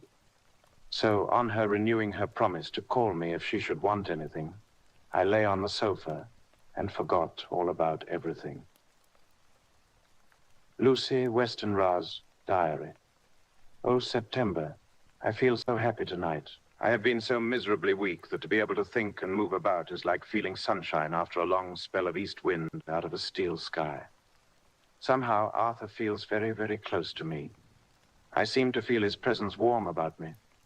I suppose it is that sickness and weakness are selfish things and turn our inner eyes and sympathy on ourselves, whilst health and strength give love rein, and in thought and feeling he can wander where he wills. I know where my thoughts are. If Arthur only knew. My dear, your ears must tingle as you sleep, as mine do waking. Oh, the blissful rest of last night. How I slept with that dear, good Dr. Seward watching me. And tonight I shall not fear to sleep, since he is close at hand and within call. Thank everybody for being so good to me. Thank God. Good night, Arthur. Dr. Seward's diary. 10 September. I was conscious of the professor's hand on my head and started awake all in a second. That is one of the things that we learn in an asylum, at any rate. And how is our patient? Well, when I left her, or rather when she left me, I answered. Come, let us see, he said. And together we went into the room. The blind was down, and I went over to raise it gently whilst Van Helsing stepped with his soft, cat-like tread over to the bed. As I raised the blind, and the morning sunlight flooded the room, I heard the professor's low hiss of inspiration, and knowing its rarity, a deadly fear shot through my heart. As I passed over, he moved back, and his exclamation of horror, Gott in Himmel, needed no enforcement from his agonized face. He raised his hand and pointed to the bed, and his iron face was drawn and ashen white. I felt my knees begin to tremble. There on the bed, seemingly in a swoon, lay poor Lucy, more horribly white and wan-looking than ever. Even the lips were white, and the gums seemed to have shrunken back from the teeth, as we sometimes see in a corpse after a prolonged illness. Van Helsing raised his foot to stamp in anger, but the instinct of his life and all the long years of habit stood to him, and he put it down again softly. Quick, he said, bring the brandy. I flew to the dining room and returned with the decanter. He wetted the poor white lips with it, and together we rubbed palm and wrist and heart. He felt her heart, and after a few moments of agonizing suspense said, It is not too late. It beats, though but feebly. All our work is undone, and we must begin anew. There is no young Arthur here now. I have to call on you yourself this time, friend John. As he spoke, he was dipping into his bag and producing the instruments for transfusion. I had taken off my coat and rolled up my shirt sleeve. There was no possibility of an opiate just at present, and no need of one. And so, without a moment's delay, we began the operation. After a time, it did not seem a short time either, for the draining away of one's blood, no matter how willingly it be given, is a terrible feeling. Van Helsing held up a warning finger. Do not stir, he said. But I fear that with growing strength she may wake, and that would make danger. Oh, so much danger. But I shall precaution take. I shall give hypodermic injection of morphia. He proceeded then, swiftly and deftly, to carry out his intent. The effect on Lucy was not bad, for the faint seemed to merge subtly into the narcotic sleep. It was with a feeling of personal pride that I could see a faint tinge of color steal back into the pallid cheeks and lips. No man knows, till he experiences it, what it is to feel his own lifeblood drawn away into the veins of the woman he loves. The professor watched me critically. That will do, he said. Already? I remonstrated. You took a great deal more from her. To which he smiled a sad sort of smile as he replied, He is her lover, her fiancé. You have work, much work to do for her and for others, and the present will suffice. When we stopped the operation, he attended to Lucy whilst I applied digital pressure to my own incision. I laid down whilst I waited his leisure to attend to me, for I felt faint and a little sick. By and by, he bound up my wound and sent me downstairs to get a glass of wine for myself. As I was leaving the room, he came after me and half whispered, Mine. Nothing must be said of this. If our young lover should turn up unexpected as before, no word to him. It would at once frighten him and enjealous him too. There. Must be none. So, when I came back, he looked at me carefully and then said, You are not much the worse. Go into the room and lie on your sofa and rest a while, then have much breakfast, and come here to me. I followed out his orders, for I knew how right and wise they were. I had done my part, and now my next duty was to keep up my strength. I felt very weak, and in the weakness lost something of the amazement at what had occurred. I fell asleep on the sofa, however, wondering over and over again how to show for it. I think I must have continued my wonder in my dreams, for sleep Ing and waking, my thoughts always came back to the little punctures in her throat and the ragged, exhausted appearance of their edges, tiny though they were. Lucy slept well into the day, and when she woke, she was fairly well and strong, though not nearly so much so as the day before. When Van Helsing had seen her, he went out for a walk, leaving me in charge, with strict injunctions that I was not to leave her for a moment. I could hear his voice in the hall, asking the way to the nearest telegraph office. Lucy chatted with me freely and seemed quite unconscious that anything had happened. I tried to keep her amused and interested. When her mother came up to see her, she did not seem to notice any change whatever, but said to me gratefully, "We owe you so much, Dr. Seward, for all you have done, but you really must now take care not to overwork yourself. You are looking pale yourself. You want a wife to nurse and look after you a bit. That you do." As she spoke, Lucy turned crimson, though it was only momentarily, for her poor, wasted veins could not stand for long such an unwanted drain to the head. The reaction came in excessive pallor as she turned imploring eyes on me. I smiled and nodded and laid my finger on my lips. With a sigh, she sank back amid her pillows. Van Helsing returned in a couple of hours and presently said to me, "Now you go home and eat much and drink enough. Make yourself strong. I stay here tonight, and I shall sit up with little Miss myself. You and I must watch the case, and we must have none other to know. I have grave reasons. No, do not ask them. Think what you will.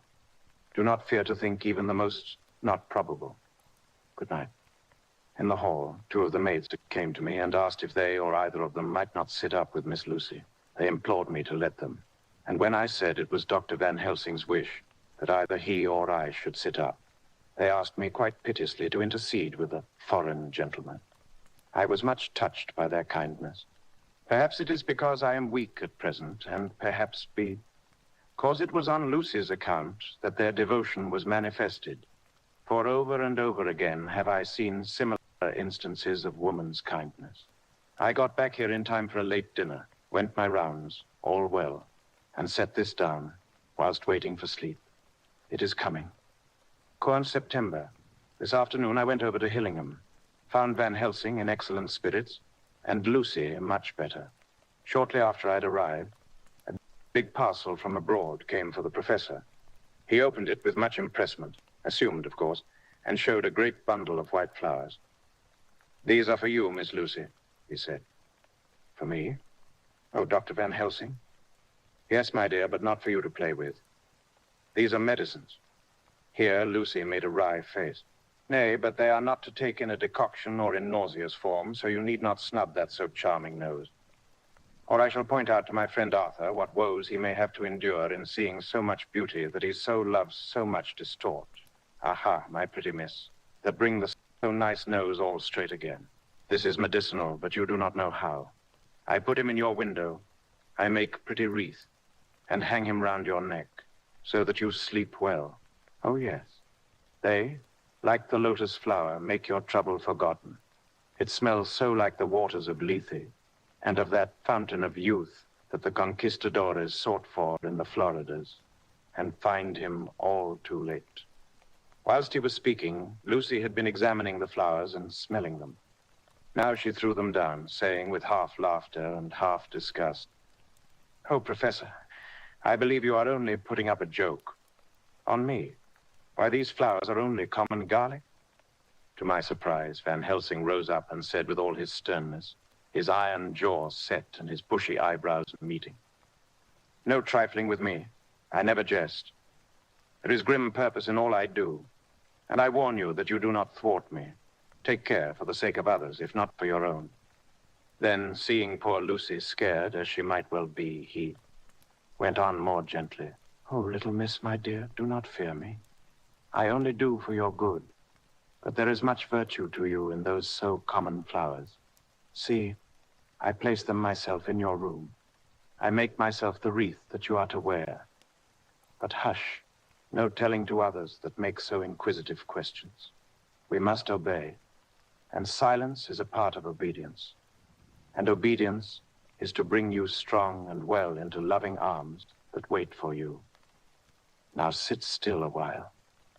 Come with me, friend John, and you shall help me deck the room with my garlic, which is all the way from Haarlem, where my friend Vanderpool raised herb in his glass houses all the year. I had to telegraph yesterday, or they would not have been here. We went into the room, taking the flowers with us. The professor's actions were certainly odd, and not to be found in any pharmacopoeia that I ever heard of. First, he fastened up the windows and latched them securely.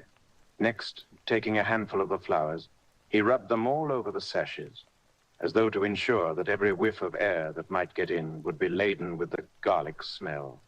Then, with the wisp, he rubbed all over the jamb of the door, above, below, and at each side, and round the fireplace in the same way. It all seemed grotesque to me, and presently I said, "Well, Professor, I know you always have a reason for what you do, but this certainly puzzles me.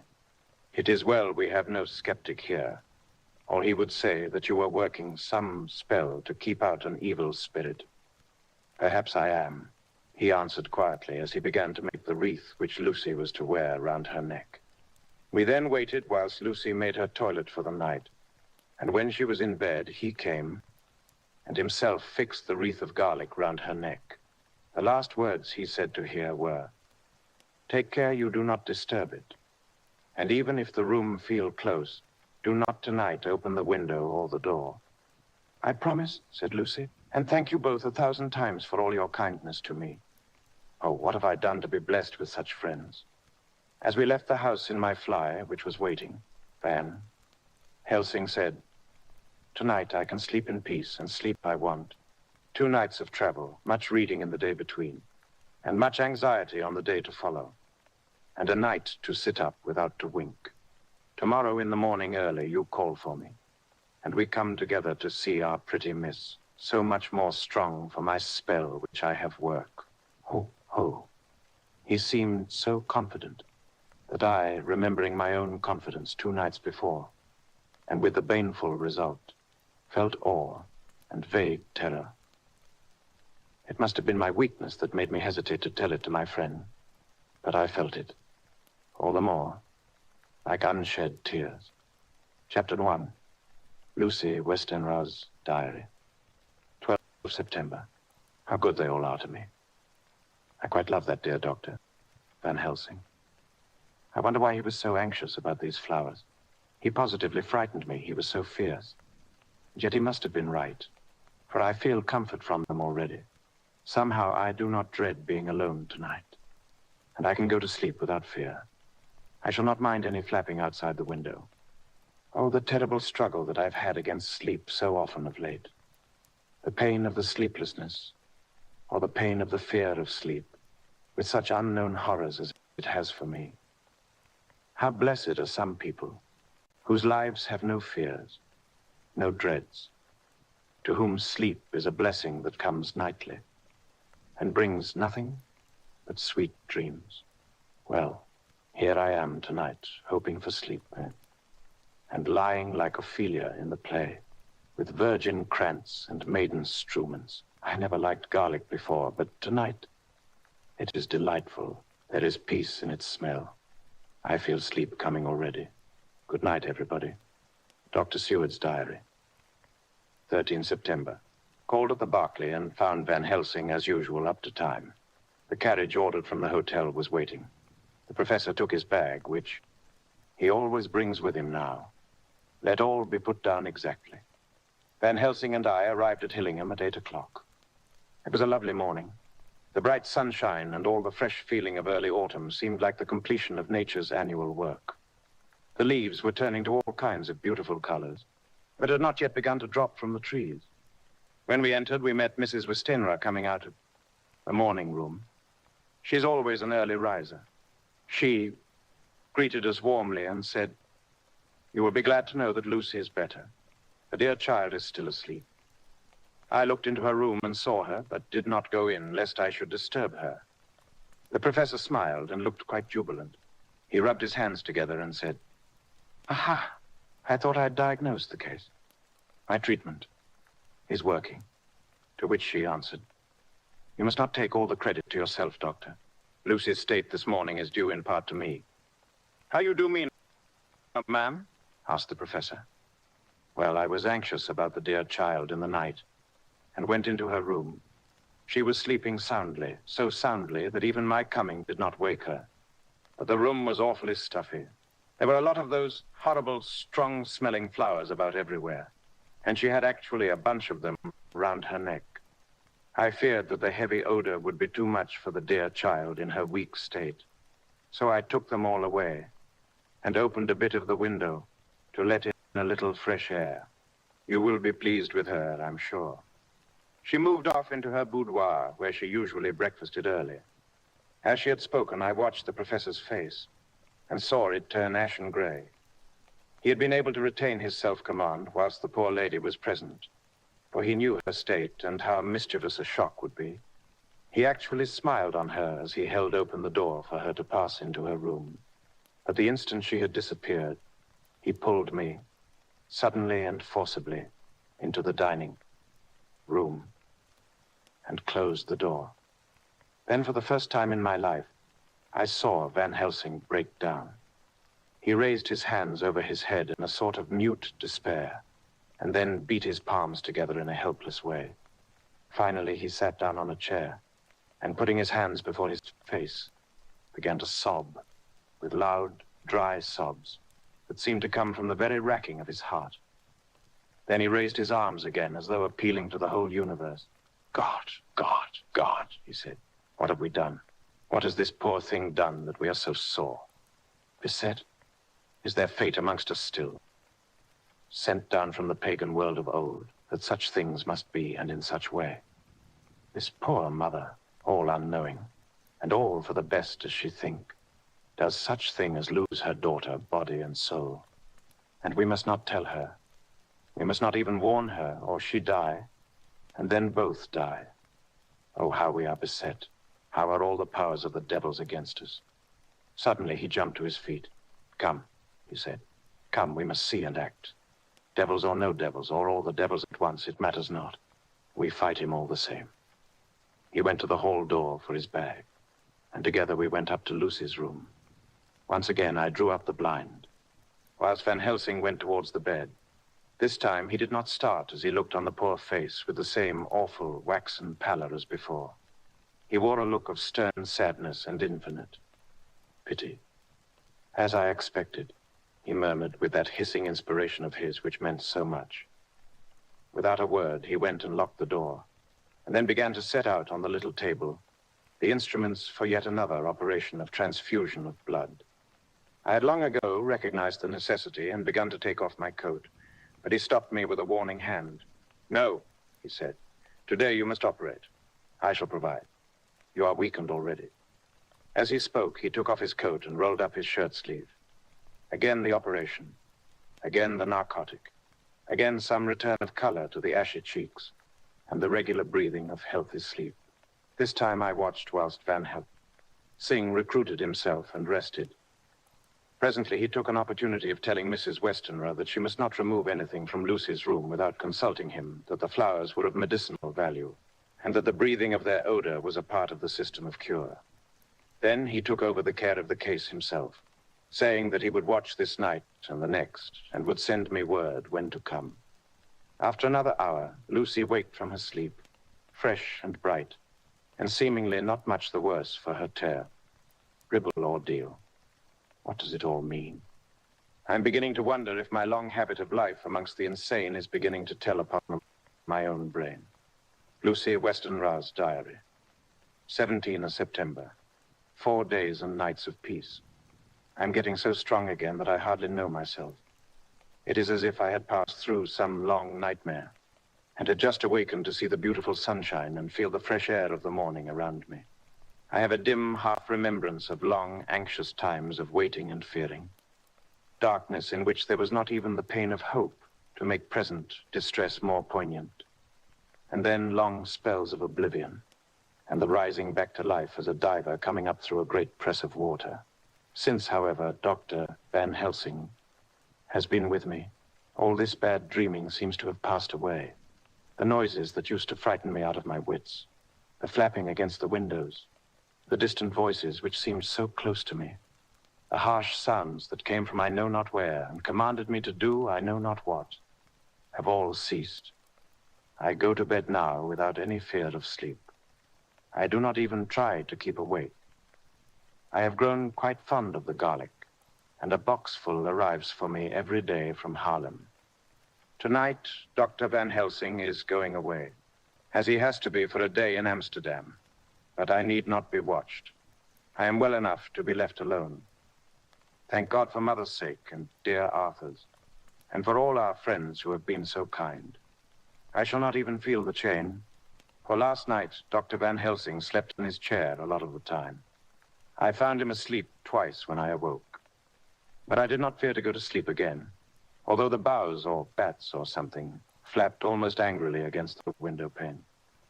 The Pall Mall Gazette, the 18th of September, The Escaped Wolf. Perilous adventure of our interview with the keeper in the zoological gardens.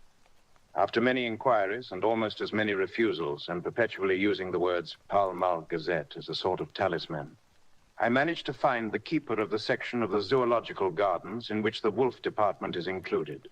Thomas Bilder lives in one of the cottages in the enclosure behind the elephant house, and was just sitting down to his tea when I found him. Thomas and his wife are hospitable folk, elderly and without children, and if the specimen I enjoyed of their hospitality be of the average kind, their lives must be pretty comfortable. The keeper would not enter on what he called business until the supper was over, and we were all satisfied. Then, when the table was cleared and he had lit his pipe, he said, "Now, sir, you can go on and ask me what you want. You'll excuse me refusing to talk of professional subjects afore meals. I gives the wolves and the jackals and the hyenas in all our section their tea afore I begins to ask them questions." "How do you mean, ask them questions?" I queried, wishful to get him into a talkative humor. "Ten of them over the head with a pole is one way, scratching of their ears is another. When gents as is flush wants a bit of a show-off to their gals, I don't so much mind the fuss, the hittin' with a pole afore I chucks in their dinner. But I waits till they've had their sherry and coffee, so to speak. Afore I tries on with the ear scratching. Mind you," he added philosophically, "there's a deal of the same nature in us as in them there animales. Here's you are coming and asking of me questions about my business, and I that grumpy like that only for your bloomin' half-quid I'd have seen you blowed fust 'fore I'd answer. Not even when you asked me sarcastic-like if I'd like you to ask the superintendent if you might ask me questions. Without offense, did I tell you to go to L? You did. And when you said you'd report me for using of obscene language that was hitting me over the head, but the half-quid made that all right. I weren't a-going to fight, so I waited for the food, and did with my owl as the wolves and lions and tigers does. But Lord love your heart, now that. The old ooman has stuck a chunk of her tea cake in me. An asterisk rinsed me out with her bloomin' old teapot, and I've lit up. You may scratch my ears for all that ear escaped wolf. Exactly. I want you to give me your view of it. Just tell me how it happened. And when I know the facts, I get you to say what you consider was the cause of it, and how you think that the whole affair will end. All right, Governor. This here is about the old story. That here wolf, what we called Berserker, was one of 3 grey ones that came from Norway to Jamrex, which we bought off him 4 years ago. He was a nice, well-behaved wolf that never gave no trouble to talk of.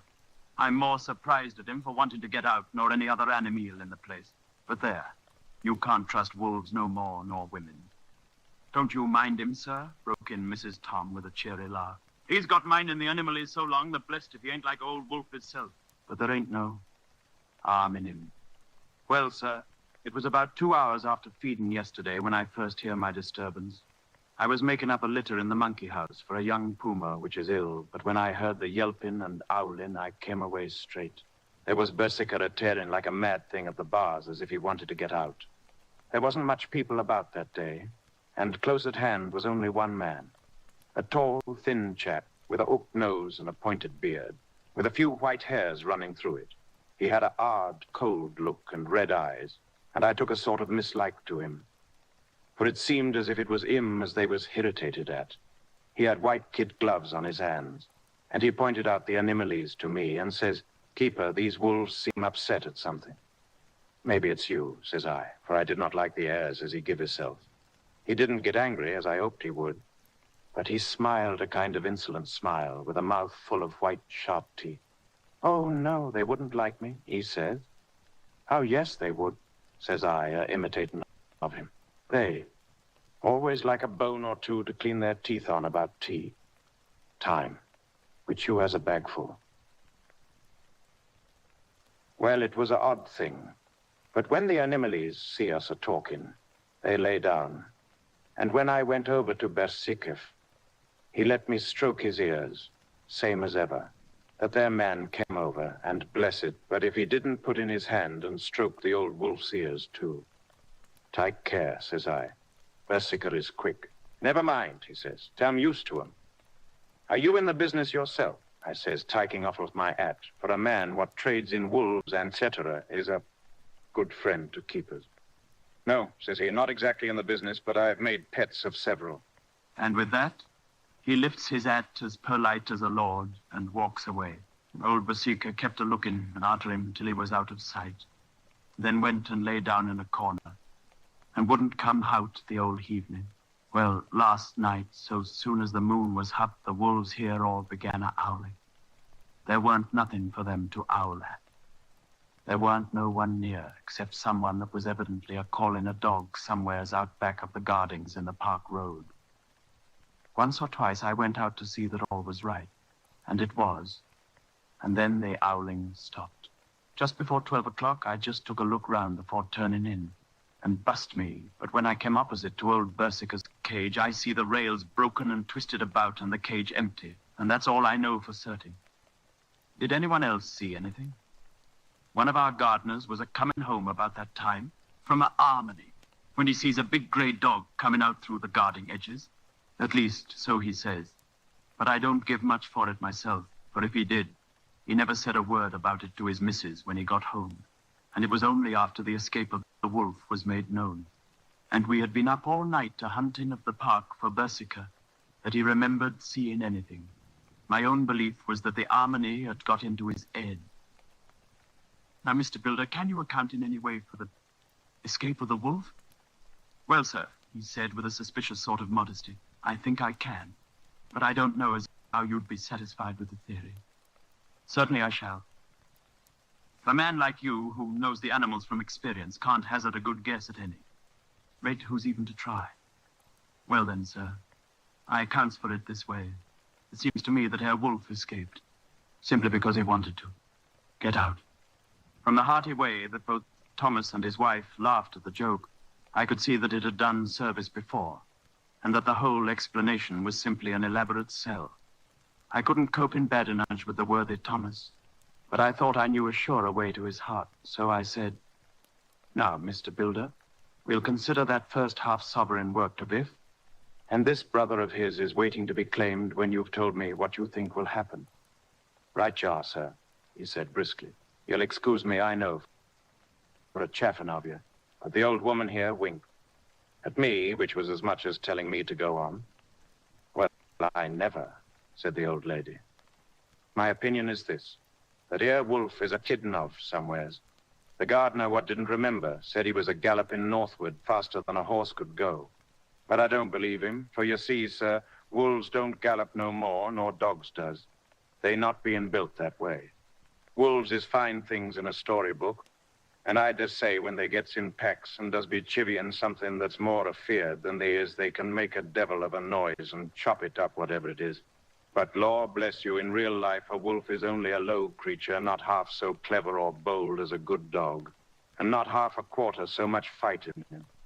This one ain't been used to fighting, or even to providing for himself, and more like he's somewhere round the park a-iding and a-shivering of, and if he thinks at all, wondering where he is to get his breakfast from. Or maybe he's got down some area and is in a coal cellar. My eye won't some cook get. A rum start when she sees his green eyes a-shining at her out of the dark. If he can't get food, he's bound to look for it. And mayhap he may chance to light on a butcher's shop in time.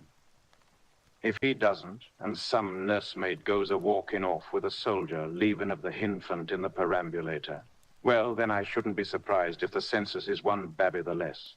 That's all. I was handing him the half-sovereign when something came bobbing up against the window, and Mr. Builder's face doubled its natural length with surprise and opened it. A most unnecessary proceeding, it seemed to me. I've always thought that a wild animal never looks so well as when some obstacle of pronounced durability is between us. A personal experience has intensified rather than diminished that idea. After all, however, there is nothing like custom, for neither Builder nor his wife thought any more of the wolf than I should of a dog. The animal itself was as peaceful and well-behaved as that father of all picture wolves, Red Riding Hood's quondam friend, whilst moving her. Confidence in masquerade. The whole scene was an unutterable mixture of comedy and pathos.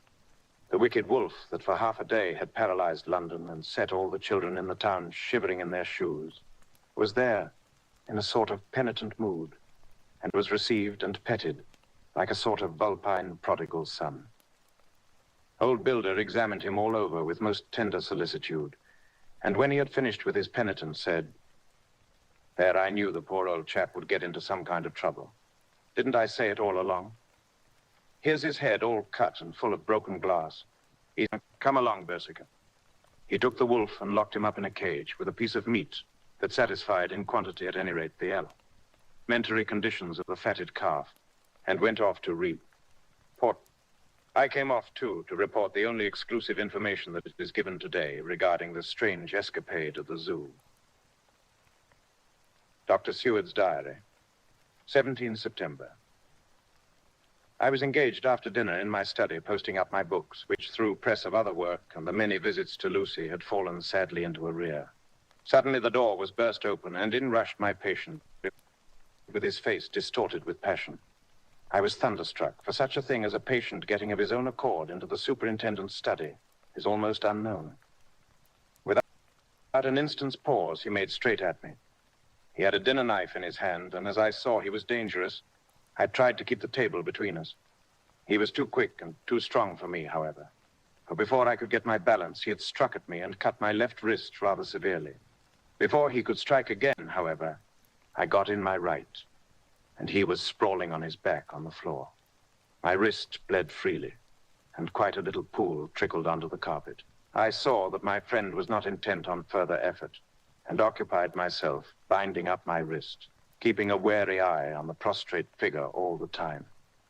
When the attendants rushed in and we turned our attention to him, his employment positively sickened me. He was lying on his belly on the floor, licking up like a dog the blood which had fallen from my wounded wrist. He was easily secured and, to my surprise, went with the attendants quite placidly, simply repeating over and over again, "The blood is the life. The blood is the life." I cannot afford to lose blood just at present. I have lost too much of late for my physical good. And then the prolonged strain of Lucy's illness and its horrible phases is telling on me. I am overexcited and weary, and I need rest, rest, rest. Happily, Van Helsing has not summoned me, so I need not forego my sleep. Tonight, I could not well do without it. Telegram, Van Helsing, Antwerp to Seward, Carfax. Sent to Carfax, Sussex, but there's no county given. Delivered late by 22 hours. 17th September. Do not fail to be at Hillingham tonight. If not watching all the time, frequently visit and see that flowers are as placed. Very important. Do not fail. Shall be with you as soon as possible after arrival. Doctor, Seward's diary. Of Van Helsing's telegram filled me with dismay. A whole night lost, and I know by bitter experience what may happen in a night. Of course, it is possible that all may be well, but what may have happened? Surely there is some horrible doom hanging over us that every possible accident should thwart us in all we tried to do. I shall take this cylinder with me, and then I can complete my entry on Lucy's phonograph. Memorandum left by Lucy Westenra, the 17th of September, night. I write this and leave it to be seen, so that no one may by any chance get into trouble through me. This is an exact record of what took place tonight. I feel I'm dying of weakness and have barely strength to write. but it must be done if I die in the doing. I went to bed as usual, taking care that the flowers were placed as Dr. Van Helsing directed, and soon fell asleep. I was waked by the flapping at the window, which had begun after that sleepwalking on the cliff at Whitby when Mina saved me, and which now I know so well. I was not afraid, but I did wish that Dr. Seward was in the next room, as Dr. Van Helsing said he would be, so that I might have called him. I tried to go to sleep, but I could not. Then there came to me the old fear of sleep, and I determined to keep awake. Perversely, as sleep would try to come then when I did not want it. So, as I feared to be, alone I opened my door and called out, "Is there anybody there?" There was no answer. I was afraid to wake Mother, and so closed my door again. Then outside in the shrubbery I heard a sort of howl like a dog's, but more fierce and deeper. I went to the window and looked out, but could see nothing, except a big bat, which had evidently been buffeting its wings against the window. So I went back to bed again, but determined not to go to sleep. Presently the door opened, and Mother looked in. Seeing by my moving that I was not asleep, came in and sat by me. She said to me even more sweetly and softly than her wont, "I was uneasy about you, darling, and came in to see that you were all right. I feared she might catch cold sitting there, and asked her to come in and sleep with me. So she came into bed and lay down beside me. She did not take off her dressing gown, for she said she would only stay a while, and then go back to her own bed. As she lay there in my arms, and I in hers, the flapping and buffeting came to the window again. She was startled and a little frightened, and cried out, 'What is that?' I tried to pacify her, and at last succeeded, and she lay quiet. But I could hear her poor dear heart still beating terribly. After a while, there was the low howl again out in the shrubbery, and shortly after, there was a crash at the window, and a lot of broken glass was hurled on the floor. The window blind blew back with the wind that rushed in, and in the aperture of the broken panes, there was the head of a great, gaunt, gray wolf. Mother cried out in a fright, and struggled up into a sitting posture, and clutched wildly at anything that would help her. Amongst other things, she clutched the wreath of flowers that Dr. Van Helsing insisted on my wearing round my neck, and tore it away from me. For a second or two she sat up, pointing at the wolf, and there was a strange and horrible gurgling in her throat. Then she fell over, as if struck with lightning, and her head hit my forehead, and made me dizzy for a moment or two. The room and all round seemed to spin round.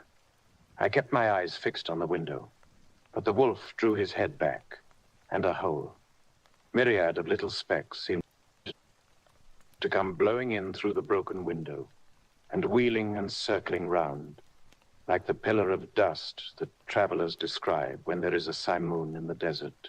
I tried to stir, but there was some spell upon me, and dear Mother's poor body, which seemed to grow cold already, for her dear heart had ceased to beat, weighed me down, and I remembered no more for a while.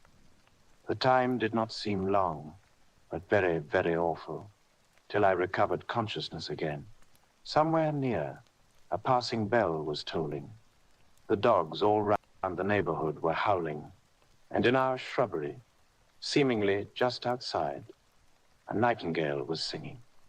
I was dazed and stupid with pain and terror and weakness, but the sound of the nightingale seemed like the voice of my dead mother come back to comfort me.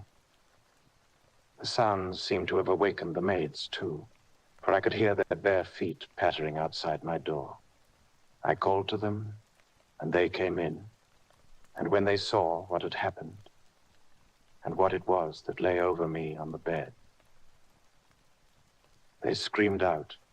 The wind rushed in through the broken window, and the door slammed to. They lifted off the body of my dear mother, and laid her, covered up with a sheet, on the bed after I had got up. They were all so frightened and nervous that I directed them to go to the dining room and have each a glass of wine. The door flew open for an instant and closed again. The maids shrieked and then went in a body to the dining room, and I laid what flowers I had on my dear mother's breast. When they were there, I remembered what Dr. Van Helsing had told me, but I didn't like to remove them, and besides, I would have some of the servants to sit up with me now. I was surprised that the maids did not come back. I called them, but got no answer, so I went to the dining room to look for them. My heart sank when I saw what had happened. They all four lay helpless on the floor, breathing heavily. The decanter of sherry was on the table half full, but there was a queer, acrid smell about. I was suspicious and examined the decanter. It smelt of laudanum, and looking on the sideboard, I found that the bottle which Mother's doctor uses for her, did use, was empty. What am I to do? What am I to do? I am back in the room with Mother. I cannot leave her, and I am alone, save for the sleeping servants, whom someone has drugged, alone with the dead. I dare not go out, for I can hear the low howl of the wolf through the broken window. The air seems full of specks, floating and circling in the draught from the window, and the lights burn blue and dim. What am I to do? God shield me from harm this night. I shall hide this paper in my breast, where they shall find it when they come to lay me out. My dear mother gone. It is time that I go too. Goodbye, dear Arthur. If I should not survive this night, God keep you, dear, and God help me. Chapter 20. Dr. Seward's Diary. 18 September. I drove it but once to Hillingham and arrived early. Keeping my cab at the gate, I went up the avenue alone. I knocked gently and rang as quietly as possible, for I feared to disturb Lucy or her mother, and hoped to only bring a servant to the door. After a while, finding no response, I knocked and rang again. Still no answer. I cursed the laziness of the servants that they should lie abed at such an hour, for it was now 10 o'clock, and so rang and knocked again, but more impatiently, but still without response. Hitherto I had blamed only the servants, but now a terrible fear began to assail me. Was this desolation but another link in the chain of doom which seemed drawing tight around us? Was it indeed a house of death to which I had come? Too late. I knew that minutes, even seconds of delay, might mean hours of danger to Lucy if she had had again one of those frightful relapses. And I went round the house to try if I could find by chance an entry anywhere. I could find no means of ingress. Every window and door was fastened and locked, and I returned baffled to the porch. As I did so, I heard the rapid pit-pat of a swiftly driven horse's feet. They stopped at the gate, and a few seconds later, I met Van Helsing running up the avenue. When he saw me, he gasped out, "And it was you, and just arrived. How is she? Are we? Too late? Did you not get my telegram?" I answered as quickly and coherently as I could that I had only got his telegram early in the morning, and had not lost a minute in coming here, and that I could not make anyone in the house hear me. He paused and raised his hat, as he said solemnly, "And I fear we are too late. God's will be done." With his usual recuperative energy, he went on, "Come. If there be no way open to get in, we must make one. Time is all in all to us now." We went round to the back of the house, where there was a kitchen window. The professor took a small surgical saw from his case, and handing it to me, pointed to the iron bars which guarded the window. I attacked them at once, and had very soon cut through 3 of them. Then, with a long, thin knife, we pushed back the fastening of the sashes and opened the window. I helped the professor in, and followed him. There was no one in the kitchen or in the servants' rooms, which were close at hand. We tried all the rooms as we went along, and in the dining room, dimly lit by rays of light through the shutters, found 4 servant women lying on the floor. There was no need to think them dead, for their stertorous breathing and the acrid smell of laudanum in the room left no doubt as to their condition. Van Helsing and I looked at each other, and as we moved away, he said, "We can attend to them later." Then we ascended to Lucy's room. For an instant or two, we paused at the door to listen, but there was no sound that we could hear. With white faces and trembling hands, we opened the door gently and entered the room. How shall I describe what we saw? On the bed lay two women, Lucy and her mother. The latter lay farthest in, and she was covered with a white sheet, the edge of which had been blown back by the draught through the broken window, showing the drawn white face with a look of terror fixed upon it. By her side lay Lucy, with face white and still more drawn. The flowers which had been round her neck we found upon her mother's bosom, and her throat was bare, showing the two little wounds which we had noticed before, but looking horribly white and mangled. Without a word, the professor bent over the bed, his head almost touching poor Lucy's breast. Then he gave a quick turn of his head, as of one who listens, and leaping to his feet, he cried out to me, "It is not yet too late. Quick, quick, bring the brandy." I flew downstairs, which I found on the table. The maids were still breathing, but more restlessly, and I fancied that the narcotic was wearing off. I did not stay to make sure, but returned to Van Helsing. He rubbed the brandy, as on another occasion, on her lips and gums and on her wrists and the palms of her hands. He said to me, "I can do this, all that can be at the present. You go wake those maids. Flick them in the face with a wet towel and flick them hard. Make them get heat and fire and a warm bath. This poor soul is nearly as cold as that beside her. She will need be heated before we can do anything." I went at once and found little difficulty in waking three of the women. The fourth was only a young girl, and the drug had evidently affected her more strongly. So I lifted her on the sofa and let her sleep. The others were dazed at first, but as remembrance came back to them, they cried and sobbed in a hysterical manner. I was stern with them, however, and would not let them talk. I told them that one life was bad enough to lose, and that if they delayed, they would sacrifice Miss Lucy.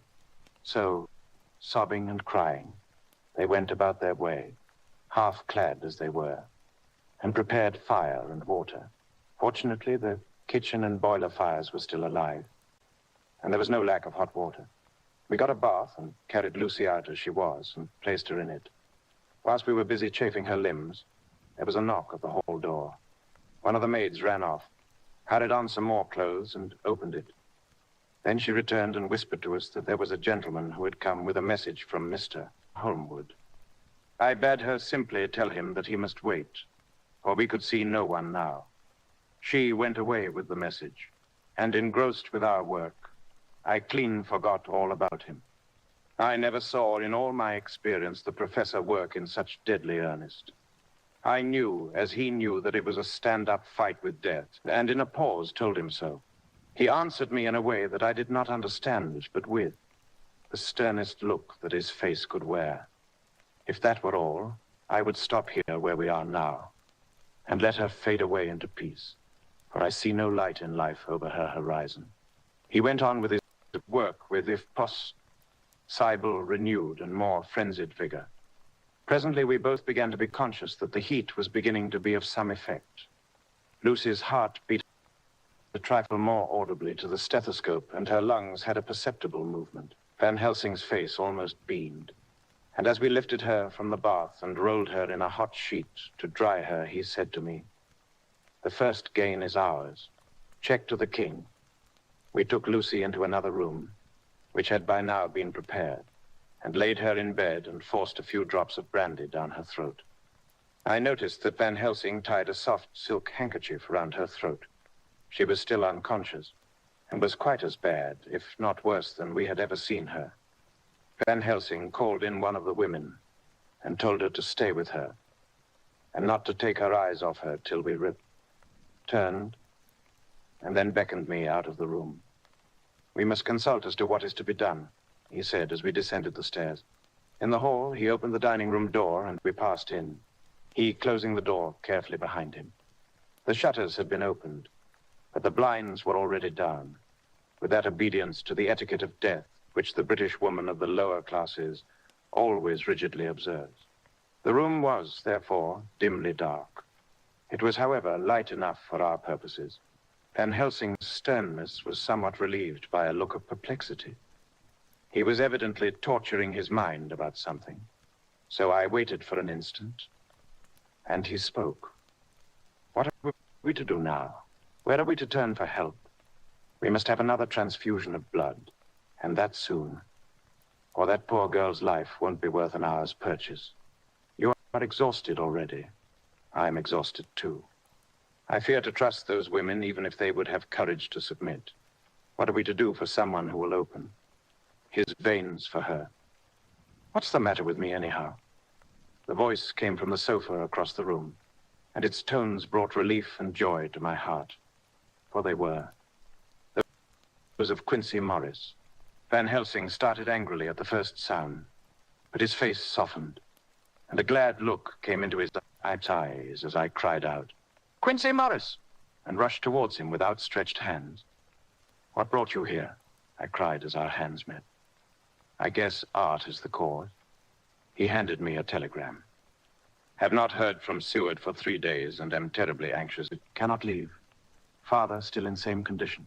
Send me word how Lucy is. Do not delay. Holmwood." I think I came just in the nick of time. You know you have only to tell me what to do. Van Helsing strode forward and took his hand, looking him straight in the eyes as he said, "A brave man's blood is the best thing on this earth when but God sends us men when we want them." Once again we went through that ghastly operation. I have not the heart to go through with the details. Lucy had got a terrible shock, and it told on her more than before. For though plenty of blood went into her veins, her body did not respond to the treatment as well as on the other occasions. Her struggle back into life was something frightful to see and hear. However, the action of both heart and lungs improved, and Van Helsing made a subcutaneous injection of morphia as before, and with good effect. Her faint became a profound slumber.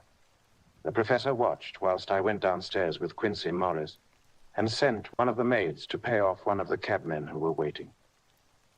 I left Quincy lying down after having a glass of wine and told the cook to get ready a good breakfast. Then a thought struck me, and I went back to the room where Lucy now was. When I came softly in, I found Van Helsing with a sheet or two of notepaper in his hand. He had evidently read it and was thinking it over as he sat with his hand to his brow. There was a look of grim satisfaction in his face, as of one who has had a doubt solved. He handed me the paper, saying only, "It dropped from Lucy's breast when we carried her to the bath." When I had read it, I stood looking at the professor, and after a pause, asked him, "In God's name, what does it all mean? Was she, or is she, mad? Or what sort of horrible danger is it?" I was so bewildered that I did not know what to say more. Van Helsing put out his hand and took the paper, saying, "Do not trouble about it now. Forget it for the present. You shall know and understand it all in good time. But it will be later. And now, what is it that you came to me to say?" This brought me back to fact, and I was all myself again. "I came to speak about the certificate of death. If we do not act properly and wisely, there may be an inquest, and that paper would have to be produced. I'm in hopes that we need have no inquest, for if we had, it would surely kill poor Lucy if nothing else did. I know, and you know, and the other doctor who attended her knows, that Mrs. Westenra had disease of the heart, and we can certify that she died of it. Let us fill up the certificate at once, and I shall take it myself to the registrar and go on to the undertaker." "Good. Oh, my friend John, well thought of. Truly, Miss Lucy, if she be sad in the foes that beset her, is at least happy in the friends that love her. 1, 2, 3, all open their veins for her. Besides one old man. Ah, yes, I know, friend John, I'm not blind. I love you all the more for it. Now go." In the hall, I met Quincy Morris with a telegram for Arthur telling him that Mrs. Westenra was dead, that Lucy also had been ill but was now going on better, and that Van Helsing and I were with her. I told him where I was going, and he hurried me out, but as I was going, said, "When you come back, Jack, may I have 2 words with you all to ourselves?" I nodded in reply and went out. I found no difficulty about the registration and arranged with the local undertaker to come up in the evening to measure for the coffin and to make arrangements. When I got back, Quincy was waiting for me. I told him I would see him as soon as I knew about Lucy, and went up to her room. She was still sleeping, and the professor seemingly had not moved from his seat at her side. From his putting his finger to his lips, I gathered that he expected her to wake before long and was afraid of forestalling nature. So I went down to Quincy and took him into the breakfast room, where the blinds were not drawn down, and which was a little more cheerful, or rather less cheerless, than the other rooms. When we were alone, he said to me, "Jack Seward, I don't want to shove myself in anywhere where I've no right to be. But this is no ordinary case. You know I loved that girl and wanted to marry her, but although that's all past and gone, I can't help feeling anxious about her all the same. What is it that's wrong with her? A Dutchman, and a fine old fellow he is. I can see that. Said, that time you two came into the room, that you must have another transfusion of blood, and that both you and he were exhausted. Now, I know well that you medical men speak in camera, and that a man must not expect to know what they consult about in private. But this is no common matter, and whatever it is, I have done my part. Is not that so?" "That's so," I said, and he went on. "I take it that both you and Van Helsing have done already what I did today. Is not that so?" "That's so. And I guess Art was in it, too. When I saw him 4 days ago, down at his own place, he looked queer. I have not seen anything pulled down so quick since I was on the Pampas, and had a mare that I was fond of go to grass all in a night. One of those big bats that they call vampires had got at her in the night, and what with his gorge and the vein left open, there wasn't enough blood in her to let her stand up, and I had to put a bullet through her as she lay. Jack, if you may tell me without betraying confidence, Arthur was the first. Is not that so?" As he spoke, the poor fellow looked terribly anxious. He was in a torture of suspense regarding the woman he loved, and his utter ignored. Ants of the terrible mystery which seemed to surround her intensified his pain. His very heart was bleeding, and it took all the manhood of him, and there was a royal lot of it, too, to keep him from breaking down. I paused before answering, for I felt that I must not betray anything which the professor wished kept secret. But already he knew so much, and guessed so much, that there could be no reason for not answering, so I answered in the same phrase, "That's so. And how long has this been going on?" "About 10 days. 10 days? Then I guess, Jack Seward, that poor pretty creature that we all love has had put into her veins within that time the blood of 4 strong men. Man alive. Her whole body wouldn't hold it." Then coming close to me, he spoke in a fierce half-whisper. "What took it out?" I shook my head. "That," I said, "is the crux. Van Helsing is simply frantic about it, and I'm at my wit's end. I can't even hazard a guess. There's been a series of little circumstances which have thrown out all our calculations as to Lucy being properly watched, but these shall not occur again. Here we stay until all be well or ill." Quincy held out his hand. "Count me in," he said. "You and the Dutchman will tell me what to do, and I'll do it." When she woke late in the afternoon, Lucy's first movement was to feel in her breast, and, to my surprise, produced the paper which Van Helsing had given me to read. The careful professor had replaced it where it had come from, lest on waking she should be alarmed. Her eye then lit on Van Helsing and on me too, and gladdened. Then she looked around the room, and seeing where she was, shuddered. She gave a loud cry and put her poor thin hands before her pale face. We both understood what that meant, that she had realized to the full her mother's death. So we tried what we could to comfort her. Doubtless sympathy eased her somewhat, but she was very low in thought and spirit, and wept silently and weakly for a long time. We told her that either or both of us would now remain with her all the time, and that seemed to comfort her. Towards dusk, she fell into a doze. Here, a very odd thing occurred. While still asleep, she took the paper from her breast and tore it in two. Van Helsing stepped over and took the pieces from her. All the same, however, she went on with the action of tearing, as though the material was still in her hands.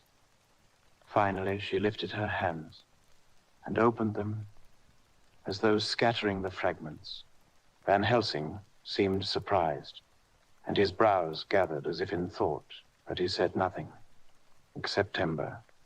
All last night she slept fitfully, being always afraid to sleep, and something weaker when she woke from it. The professor and I took it in turns to watch, and we never left her for a moment unattended. Quincy Morris said nothing about his intention, but I knew that all. Night long, he patrolled round and round the house. When the day came, its searching light showed the rough ages in poor Lucy's strength. She was hardly able to turn her head, and the little nourishment which she could take seemed to do her no good. At times she slept, and both Van Helsing and I noticed the difference in her between sleeping and waking. Whilst asleep, she looked stronger, although more haggard, and her breathing was softer. Her open mouth showed the pale gums drawn back from the teeth, which thus looked positively longer and sharper than usual. When she woke, the softness of her eyes evidently changed the expression, for she looked her own self, although a dying one. In the afternoon, she asked for Arthur, and we telegraphed for him. Quincy went to Felef to meet him at the station. When he arrived, it was nearly 6 o'clock, and the sun was setting full and warm, and the red light streamed in through the window and gave more color to the pale cheeks. When he saw her, Arthur was simply choking with emotion, and none of us could speak. In the hours that had passed, the fits of sleep, or the comatose condition that passed for it, had grown more frequent, so that the pauses when conversation was possible were shortened. Arthur's presence, however, seemed to act as a stimulant. She rallied a little and spoke to him more brightly than she had done since we arrived. He, too, pulled himself together and spoke, as cheerily as he could, so that the best was made of every thing. It was now nearly 1 o'clock, and he and Van Helsing are sitting with her. I'm to relieve them in a quarter of an hour, and I'm entering this on Lucy's phonograph. Until 6 o'clock, they're to try to rest. I fear that tomorrow will end our watching. Amina Harker to Lucy Westerner, unopened by her. The 17th of September. My dearest Lucy, it seems an age since I heard from you, or indeed since I wrote. You will pardon me, I know, for all my faults when you have read all my budget of news. Well, I got my husband back all right. When we arrived at Exeter, there was a carriage waiting for us, and in it, though he had an attack of gout, Mr. Hawkins. He took us to his house, where there were rooms for us all nice and comfortable, and we dined together.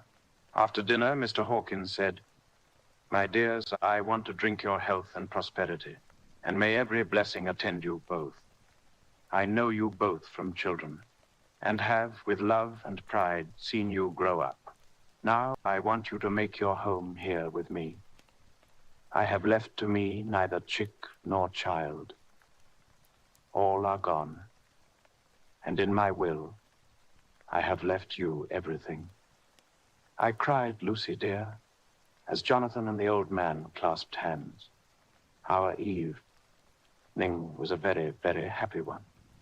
So here we are, installed in this beautiful old house, and from both my bedroom and the drawing room, I can see the great elms of the cathedral close, with their great black stems standing out against the old yellow stone of the cathedral. And I can hear the rooks overhead cawing and chattering and gossiping all day, after the manner of rooks and humans. I'm busy, I need not tell you, arranging things and housekeeping. Jonathan and Mr. Hawkins are busy all day, for now that Jonathan is a partner, mister, Hawkins wants to tell him all about the clients. How is your dear mother getting on? I wish I could run up to town for a day or two to see you, dear, but I dare not go yet with so much on my shoulders. And Jonathan wants looking after still. He's beginning to put some flesh on his bones again, but he was terribly weakened by the long illness. Even now, he sometimes starts out of his sleep in a sudden way, and awakes all trembling until I can coax him back to his usual placidity. However, thank God, these occasions grow less frequent as the days go on, and they will in time pass away altogether, I trust. And now I have told you my news. Let me ask yours. When are you to be married? And where and who is to perform the ceremony? And what are you to wear? And is it to be a public or a private wedding? Tell me all about it, dear. Tell me all about everything. For there is nothing which interests you, which will not be dear to me. Jonathan asks me to send his respectful duty, but I do not think that is good enough from the junior partner of the important firm Hawkins and Harker. And so, as you love me, and he loves me, and I love you with all the moods and tenses of the verb, I send you simply his love instead. Goodbye, my dearest Lucy, and all blessings on you. Yours, Mina Harker. Report from Patrick Hennessy, MD, MRCSL, KQCPI, etc., etc., to John Seward, MD, the 20th of September. My dear sir, in accordance with your wishes, I enclose report of the conditions of everything left in my charge. With regard to patient Renfield, there is more to say. He has had another outbreak, which might have had a dreadful ending, but which, as it fortunately happened, was unattended with any unhappy results. This afternoon, a carrier's cart with 2 men made a call at the empty house, whose grounds abut on ours, the house to which you will remember the patient twice ran away. The men stopped at our gate to ask the porter their way, as they were strangers. I was myself looking out of the study window, having a smoke after dinner, and saw one of them come up to the house. As he passed the window of Renfield's room, the patient began to rate him from within, and called him all the foul names he could lay his tongue to. The man, who seemed a decent fellow enough, contented himself by telling him to shut up for a foul-mouthed beggar, whereon our man accused him of robbing him and wanting to murder him, and said that he would hinder him if he were to swing for it. I opened the window and signed to the man not to notice, so he contented himself after looking the place over and making up his mind as to what kind of a place he had got to by saying, asterisk law. Bless you, sir, I wouldn't mind what was said to me in a bloomin' madhouse. I pity ye and the governor for having to live in the house with a wild beast like that. Then he asked his way civilly enough, and I told him where the gate of the empty house was. He went away, followed by threats and curses and revilings from our man. I went down to see if I could make out any cause for his anger, since he is usually such a well-behaved man, and except his violent fits, nothing of the kind had ever occurred. I found him, to my astonishment, quite composed and most genial in his manner. I tried to get him to talk of the incident, but he blandly asked me questions as to what I meant, and led me to believe that he was completely oblivious of the affair. It was, I'm sorry to say, however, only another instance of his cunning, for within half an hour, I heard of him again. This time, he had broken out through the window of his room and was running down the avenue. I called to the attendants to follow me and ran after him, for I feared he was intent on some mischief. My fear was justified when I saw the same cart which had passed before coming down the road, having on it some great wooden boxes. The men were wiping their foreheads and were flushed in the face, as if with violent exercise. Before I could get up to him, the patient rushed at them, and pulling one of them off the cart, began to knock his head against the ground. If I had not seized him, just at the moment I believe he would have killed the man there and then. The other fellow jumped down and struck him over the head with the butt of his heavy whip. It was a terrible blow, but he did not seem to mind it, but seized him also, and struggled with the 3 of us, pulling us to and fro as if we were kittens. You know I am no lightweight. The others were both burly men. At first he was silent in his fighting, but as we began to master him and the attendants were putting a straight waistcoat on him, he began to shout, "I'll frustrate them. They shan't rob me. They shan't murder me by inches. I'll fight for my lord and master," and all sorts of similar incoherent ravings. It was with very considerable difficulty that they got him back to the house and put him in the padded room. One of the attendants, Hardy, had a finger broken. However, I set it all right, and he is going on well. 2 carriers were at first loud in their threats of actions for damages, and promised to rain all the penalties of the law on us. Their threats were, however, mingled with some sort of indirect apology for the defeat of the 2 of them by a feeble madman. They said that if it had not been for the way their strength had been spent in carrying and raising the heavy boxes to the cart, they would have made short work of him. They gave as another reason for their defeat the extraordinary state of drought to which they had been reduced by the dusty nature of their occupation, and the reprehensible distance from the scene of their labors of any place of public entertainment. I quite understood their drift, and after a stiff glass of grog, or rather more of the same, and with each a sovereign in hand, they made light of the attack, and swore that they would encounter a worse madman any day, for the pleasure of meeting so blooming good a bloke as your correspondent. I took their names and addresses in case they might be needed.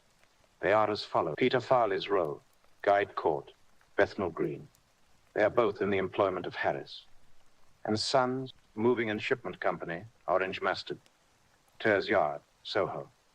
I shall report to you any matter of interest occurring here and shall wire you at once if there is anything of importance.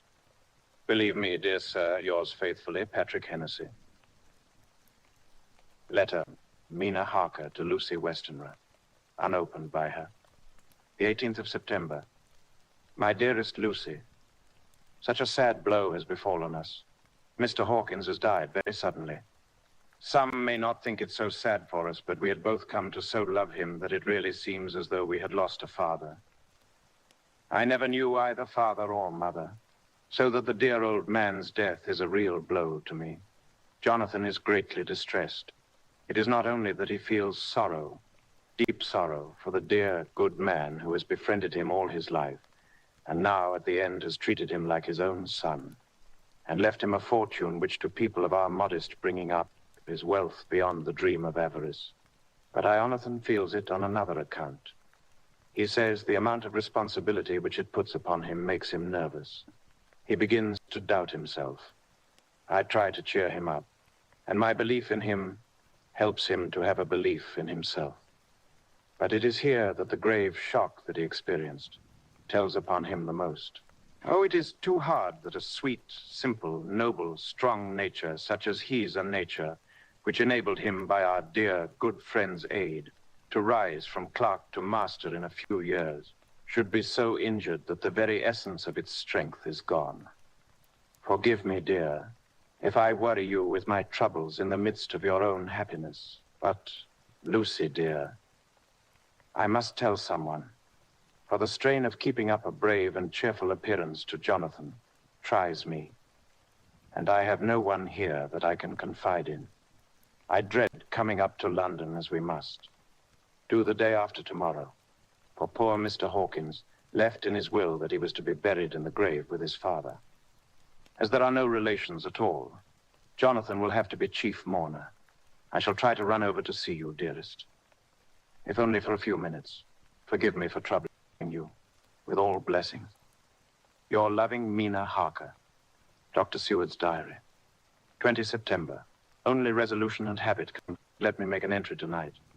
I'm too miserable, too low-spirited, too sick of the world and all in it, including life itself, that I would not care if I heard this moment the flapping of the wings of the angel of death. And he has been flapping those grim wings to some purpose of late. Lucy's mother and Arthur's father, and now, let me get on with my work. I duly relieved Van Helsing in his watch over Lucy. We wanted Arthur to go to rest also, but he refused at first. It was only when I told him that we should want him to help us during the day, and that we must not all break down for want of rest, lest Lucy should suffer, that he agreed to go. Van Helsing was very kind to him. Come, my child, he said, come with me. You are sick and weak and have had much sorrow and much mental pain, as well as that tax on your strength that we know of. You must not be alone, for to be alone is to be full of fears and alarms. Come to the drawing room where there is a big fire, and there are 2 sofas. You shall lie on one, and I on the other, and our sympathy will be comfort to each other, even though we do not speak, and even if we sleep. Arthur went off with him, casting back a longing look on Lucy's face, which lay in her pillow, almost whiter than the lawn. She lay quite still, and I looked round the room to see that all was as it should be. I could see that the professor had carried out in this room, as in the other, his purpose of using the garlic. The whole of the window sashes reeked with it, and round Lucy's neck, over the silk hand. Kerchief which Van Helsing made her keep on was a rough chaplet of the same odorous flowers. Lucy was breathing somewhat stertorously, and her face was at its worst, for the open mouth showed the pale gums. Her teeth, in the dim, uncertain light, seemed longer and sharper than they had been in the morning. In particular, by some trick of the light, the canine teeth looked longer and sharper than the rest. I sat down by her, and presently she moved uneasily. At the same moment, there came a sort of dull flapping or buffeting at the window, made by a great bat, which wheeled round, doubtless attracted by the light, although so dim, and every now and again struck the window with its wings. When I came back to my seat, I found that Lucy had moved slightly and had torn away the garlic flowers from her throat. I replaced them as well as I could, and sat watching her. Presently she woke, and I gave her food, as Van Helsing. Presently she woke, and I gave her food, as Van Helsing had prescribed. She took but a little, and that languidly. There did not seem to be with her now the unconscious struggle for life and strength that had hitherto so marked her illness. It struck me as curious that the moment she became conscious, she pressed the garlic flowers close to her. It was certainly odd that whenever she got into that lethargic state, with the stertorous breathing, she put the flowers from her, but that when she waked, she clutched them close. There was no possibility of making any mistake about this, for in the long hours that followed, she had many spells of sleeping and waking, and repeated both actions many times. At 6 o'clock, Van Helsing came to relieve me. Arthur had then fallen into a doze, and he mercifully let him sleep on. When he saw Lucy's face, I could hear the hissing indraw of his breath, and he said to me in a sharp whisper, "Draw up the blind. I want light." Then he bent down and, with his face almost touching Lucy's, examined her carefully. He removed the flowers and lifted the silk handkerchief from her throat. As he did so, he started back, and I could hear his ejaculation, "Mein Gott," as it was small, aired in his throat. I bent over and looked too, and as I noticed, some queer chill came over me. The wounds on the throat had absolutely disappeared. For fully 5 minutes, Van Helsing stood looking at her, with his face at its sternest. Then he turned to me and said calmly, "She's dying. It will not be long now. It will be much difference, mark me, whether she dies conscious or in her sleep. Wake that poor boy, and let him come and see the last. He trusts us, and we have promised him." I went to the dining room and waked him. He was dazed for a moment, but when he saw the sunlight streaming in through the edges of the shutters, he thought he was late, and expressed his fear. I assured him that Lucy was still asleep, but told him as gently as I could that both Van Helsing and I feared that the end was near. He covered his face with his hands and slid down on his knees by the sofa, where he remained perhaps a minute with his head buried, praying, whilst his shoulders shook with grief. I took him by the hand and raised him up. "Come," I said. "My dear old fellow, summon all your fortitude. It will be best and easiest for her." When we came into Lucy's room, I could see that Van Helsing had, with his usual forethought, been putting matters straight and making everything look as pleasing as possible. He had even brushed Lucy's hair so that it lay on the pillow in its usual sunny ripples. When we came into the room, she opened her eyes, and seeing him, whispered softly, "Arthur, oh, my love, I am so glad you have come." He was stooping to kiss her when Van Helsing motioned him back. "No," he whispered at her, and she looked her best, with all the soft lines matching the angelic beauty of her eyes. Then gradually her eyes closed and she sank to sleep. For a little bit her breasts heaved soity, and her breath came and went like a tired child's. And then, insensibly, there came the strange change which I had noticed in the night. Her breathing grew stertorous, The mouth opened, and the pale gums, drawn back, made the teeth look longer and sharper than ever. In a sort of sleep-waking, vague, unconscious way, she opened her eyes, which were now dull and hard at once, and said in a soft, voluptuous voice, such as I had never heard from her lips, "Arthur, oh, my love, I'm so glad you have come. Kiss me." Arthur bent eagerly over to kiss her, but at that instant, Van Helsing, who, like me, had been startled by her voice, swooped upon him, and catching him by the neck with a fury of strength which I never thought he could have possessed, and actually hurled him almost across the room. "Not for your life," he said. "Not for your living soul and hers." And he stood between them like a lion at bay. Arthur was so taken aback that he did not for a moment know what to do or say, and before any impulse of violence could seize him, he realized the place and the occasion, and stood silent, waiting. I kept my eyes fixed on Lucy, as did Van Helsing, and we saw a spasm as of rage flit like a shadow over her face. The sharp teeth champed together. Then her eyes closed, and she breathed heavily. Very shortly after, she opened her eyes in all their softness, and putting out her poor, pale, thin hand, took Van Helsing's great brown one. Drawing it to her, she kissed it.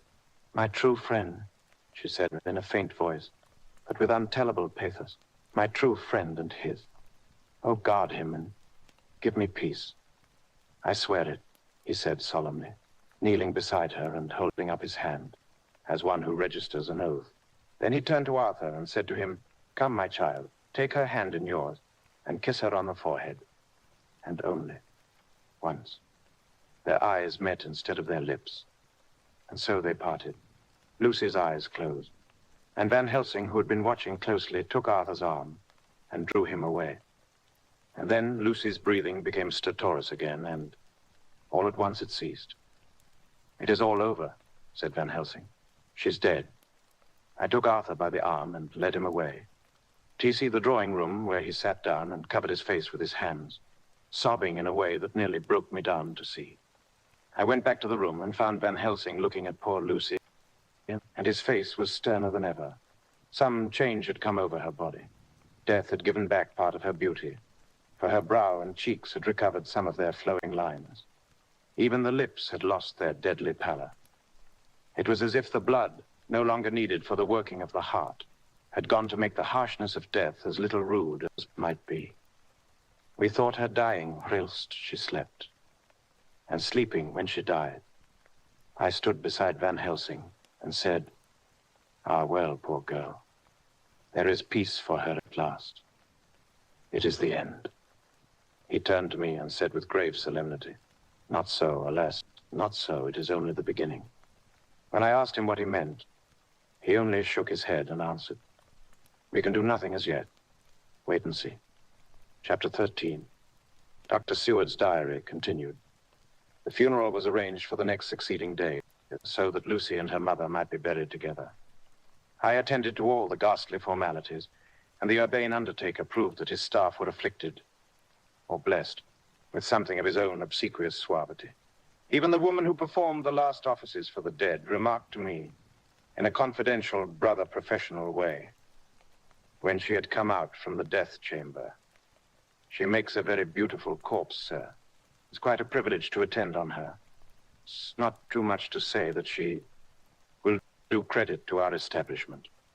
I noticed that Van Helsing never kept far away.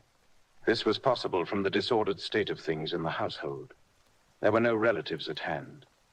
And as Arthur had to be back the next day to attend at his father's funeral, we were unable to notify anyone who should have been bidden. Under the circumstances, Van Helsing and I took it upon ourselves to examine papers, etc. He insisted upon looking over Lucy's papers himself.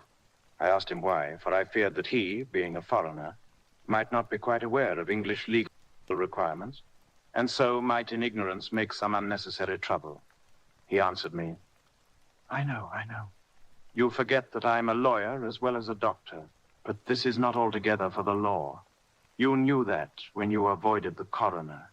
I have more than him to avoid. There may be papers more, such as this, As he spoke, he took from his pocketbook the memorandum which had been in Lucy's breast, and which she had torn in her sleep. When you find anything of the solicitor who is for the late Mrs. Westenra, seal all her papers and write him tonight. For me, I watch here in the room and in Miss Lucy's old room all night, and I myself search for what may be. It is not well that her very thoughts go into the hands of strangers. I went on with my part of the work, and in another half hour had found the name and address of Mrs. Westenra's solicitor, and had written to him. All the poor lady's papers were in order. Explicit directions regarding the place of burial were given. I had hardly sealed the letter when, to my surprise, Van Helsing walked into the room, saying, "Can I help you, friend John? I'm free, and if I may, my service is to you. Have you got what you looked for?" I asked, to which he replied, "I did not look for any specific thing. I only hoped to find, and find I have, all that there was. Only some letters and a few memoranda and a diary new begun. But I have them here, and we shall, for the present, say nothing of them. I shall see that poor lad tomorrow evening, and with his sanction, I shall use some." When we had finished the work in hand, he said to me, "And now, friend John, I think we may to bed. We want sleep, both you and I, and rest to recuperate. Tomorrow we shall have much to do, but for the tonight, there is no need of us. Alas." Before turning in, we went to look at poor Lucy. The undertaker had certainly done his work well, for the room was turned into a small chapelle ardente. There was a wilderness of beautiful white flowers, and death was made as little repulsive as might be. The end of the winding sheet was laid over the face. When the professor bent over and turned it gently back, we both started at the beauty before us, the tall wax candles showing a sufficient light to note it well. All Lucy's loveliness had come back to her in death, and the hours that had passed, instead of leaving traces of decay's effacing fingers, had but restored the beauty of life, till positively I could not believe my eyes, that I was looking at a corpse. The professor looked sterilely grave. He had not loved her as I had, and there was no need for tears in his eyes. He said to me, "Remain till I return," and left the room. He came back with a handful of wild garlic from the box waiting in the hall, but which had not been opened, and placed the flowers amongst the others on and around the bed. Then he took from his neck, inside his collar, a little gold crucifix, and placed it over the mouth. He restored the sheet to its place, and we came away. I was undressing in my own room when, with a premonitory tap at the door, he entered and at once began to speak. "Tomorrow I want you to bring me, before night, a set of post-mortem knives." "Must we make an autopsy?" I asked. "Yes and no.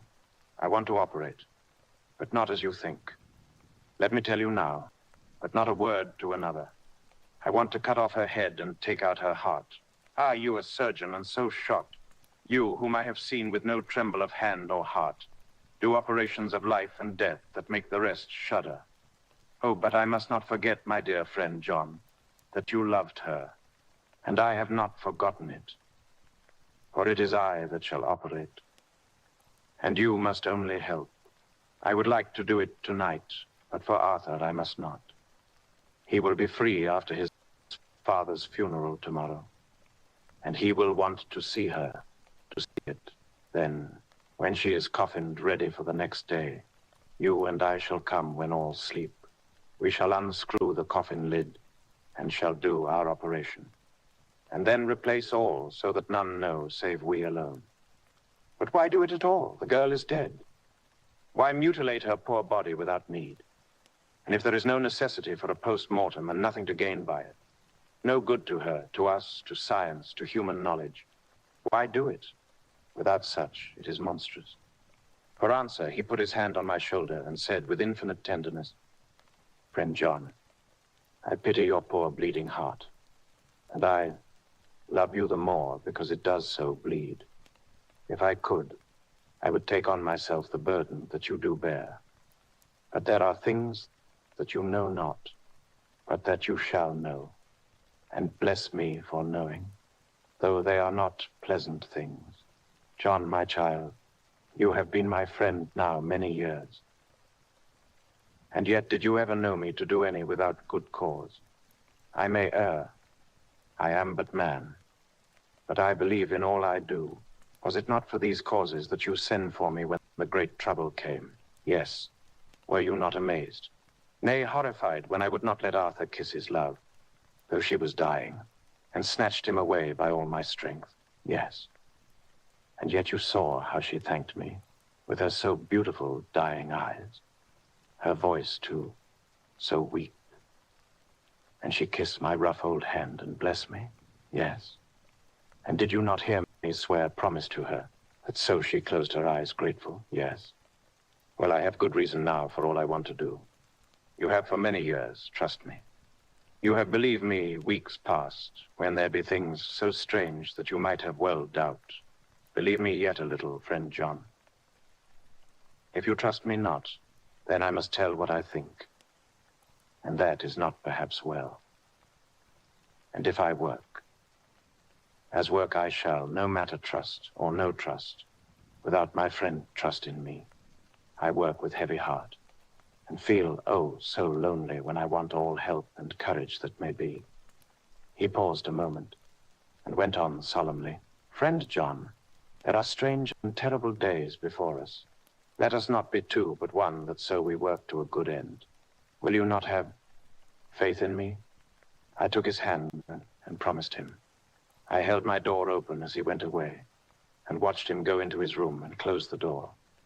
As I stood without moving, I saw one of the maids pass silently along the passage. She had her back towards me, so did not see me, and go into the room where Lucy lay. The sight touched me. Devotion is so rare, and we are so grateful to those who show it unasked to those we love. Here was a poor girl putting aside the terrors which she naturally had of death, to go watch alone by the bier of the mistress whom she loved, so that the poor clay might not be lonely till laid to eternal rest. I must have slept long and soundly, for it was broad daylight when Van Helsing waked me by coming into my room. He came over to my bedside and said, "You need not trouble about the knives. We shall not. Do it." Why not, I asked. For his solemnity of the night, for had greatly impressed me. Because, he said sternly, it is too late, or too early. See? Here he held up the little golden crucifix. This was stolen in the night. How stolen? I asked in wonder, since you have it. Now, because I get it back from the worthless wretch who stole it. From the woman who robbed the dead and the living. Her punishment will surely come, but not through me. She knew not altogether what she did, and thus, unknowing, she only stole. Now we must wait. He went away on the word, leaving me with a new mystery to think of, a new puzzle to grapple with. The forenoon was a dreary time, but at noon the solicitor came, Mr. Marquand, of Holman, Sons, Marquand, and Lidderdale. He was very genial and very appreciative of what we had done, and took off our hands all cares as to details. During lunch, he told us that Mrs. Westenra had for some time expected sudden death from her heart, and had put her affairs in absolute order. He informed us that, with the exception of a certain entailed property of Lucy's father's, which now, in default of direct issue, went back to a distant branch of the family, the whole estate, real and personal, was left absolutely to Arthur Holmwood. When he had told us so much, he went on, "Frankly, we did our best to prevent such a testamentary disposition, and pointed out certain contingencies that might leave her daughter either penniless or not so free as she should be to act regarding a matrimonial alliance. Indeed, we pressed the matter so far that we almost came into collision, for she asked us if we were or were not prepared to carry out her wishes. Of course, we had then no alternative but to accept. We were right in principle, and 99 times out of 100 we should have proved by the logic of events, the accuracy of our judgment. Frankly, however, I must admit that in this case, any other form of disposition would have rendered impossible the carrying out of her wishes. For by her predeceasing her daughter, the latter would have come into possession of the property. And even had she only survived her mother by 5 minutes, her property would, in case there were no will, and a will was a practical impossibility in such a case, have been treated at her decease as under intestacy. In which case, Lord Godalming, though so dear a friend, would have had no claim in the world, and the inheritors, being remote, would not be likely to abandon their just right for sentimental reasons regarding an entire stranger. I assure you, my dear sirs, I am rejoiced at the result, perfectly rejoiced.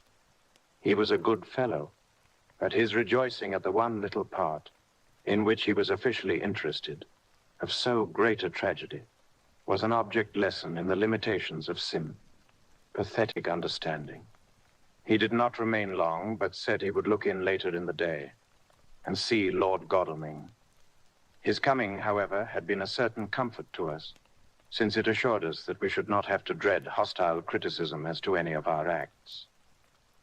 Arthur was expected at 5 o'clock, so a little before that time we visited the death chamber. It was so in very truth, for now both mother and daughter lay in it. The undertaker, true to his craft, had made the best display he could of his goods, and there was a mortuary air about the place that lowered our spirits at once.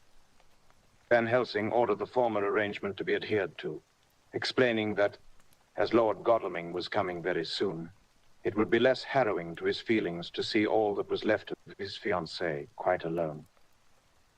The undertaker seemed shocked at his own stupidity and exerted himself to restore things to the condition in which we left them the night before, so that when Arthur came, such shocks to his feelings as we could avoid were saved.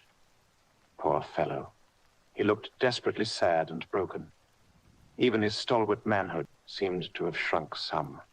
What, under the strain of his much-tried emotions, he had, I knew, been very genuinely and devotedly attached to his father, and to lose him, and at such a time, was a bitter blow to him. With me he was warm as ever, and to Van Helsing he was sweetly courteous. But I could not help seeing that there was some constraint with him. The professor noticed it too, and motioned me to bring him upstairs. I did so, and left him at the door of the room, as I felt he would like to be quite alone with her. But he took my arm and led me in, saying huskily, "You loved her too, old fellow. She told me all about it, and there was no friend had a closer place in her heart than you. I don't know how to thank you for all you have done for her. I can't think yet." Here he suddenly broke down and threw his arms round my shoulders and laid his head on my breast, crying, "Oh, Jack, Jack, what shall I do? The whole of life seems gone from me at once, and there is nothing in the wide world for me to live for." I comforted him as well as I could. In such cases, men do not need much expression. A grip of the hand, the tightening of an arm over the shoulder, a sob in unison, are expressions of sympathy dear to a man's heart. I stood still and silent till his sobs died away, and then I said softly to him, "Come and look at her." Together we moved over to the bed, and I lifted the lawn from her face. God, how beautiful she was. Every hour seemed to be enhancing her loveliness. It frightened and amazed me somewhat. And as for Arthur, he fell a trembling, and finally was shaken with doubt, as with an ague. At last, after a long pause, he said to me in a faint whisper, "Jack, is she really dead?" I assured him sadly that it was so, and went on to suggest, for I felt that such a horrible doubt should not have life for a moment longer than I could help, that it often happened that after death, faces became softened and even resolved into their youthful beauty, that this was especially. So when death had been preceded by any acute or prolonged suffering, it seemed to quite do away with any doubt, and after kneeling beside the couch for a while and looking at her lovingly and long, he turned aside. I told him that that must be goodbye, as the coffin had to be prepared. So he went back and took her dead hand in his and kissed it, and bent over and kissed her forehead. He came away, fondly looking back over his shoulder at her as he came. I left him in the drawing room and told Van Helsing that he had said goodbye. So the latter went to the kitchen to tell the undertaker's men to proceed with the preparings and to screw up the coffin. When he came out of the room again, I told him of Arthur's question, and he replied, "I'm not surprised." Just now, I doubted for a moment. Myself. We all dined together, and I could see that poor Art was trying to make the best of things. Van Helsing had been silent all dinner time. But when we had lit our cigars, he said, "Lord." But Arthur interrupted him. No, not that, for God's sake. Not yet, at any rate. Forgive me, sir. I did not mean to speak offensively. It is only because my loss is so recent." The professor answered very sweetly.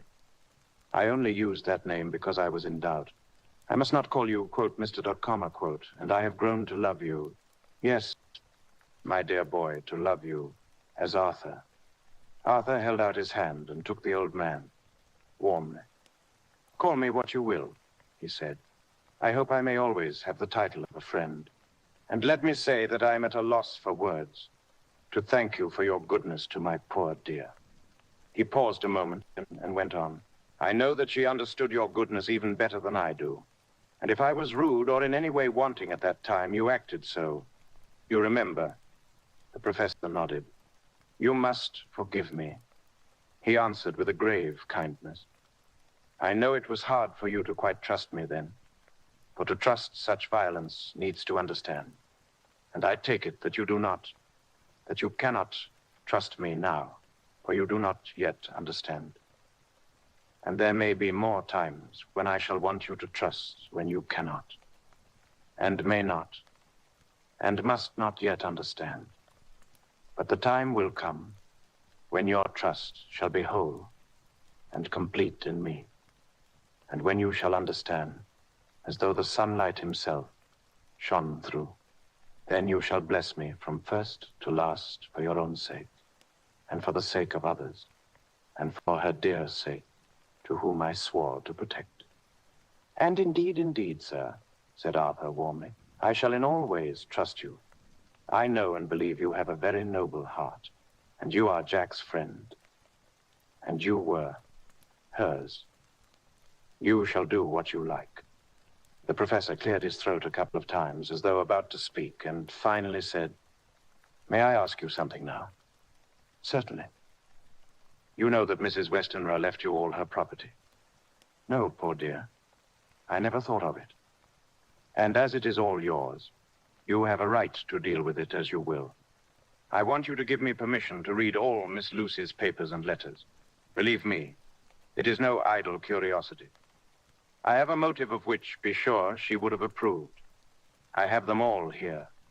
I took them before we knew that all was yours, so that no strange hand might touch them, no strange eye look through words into her soul.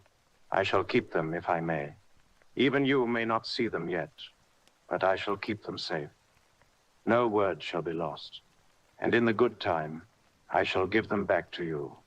It's a hard thing I ask, but you will do it, will you not, for Lucy's sake?" Arthur spoke out heartily, like his old self. "Dr. Van Helsing, you may do what you will. I feel that in saying this, I am doing what my dear one would have approved. I shall not trouble you with questions till the time comes." The old professor stood up as he said glumly, "And you are right. There will be pain for us all. But it will not be all pain, nor will this pain be the last. We and you too, you most of all, my dear boy, will have to pass through the bitter water before we reach the sweet. But we must be brave of heart and unselfish, and do our duty, and all will be well." I slept on a sofa in Arthur's room that night. Van Helsing did not go to bed at all. The wild garlic flowers, which sent through the odor of lily and rose, a heavy, overpowering smell into the night. Mina Harker's journal, 22 September. In the train to Exeter. Jonathan. Sleep. It seems only yesterday that the last entry was made. And yet how much between then In Whitby and all the world before me, Jonathan away and no news of him. And now married to Jonathan. Jonathan a solicitor, a partner, rich master of his business. Mr. Hawkins dead and buried, and Jonathan with another attack that may harm him. Someday he may ask me about it. Down it all goes.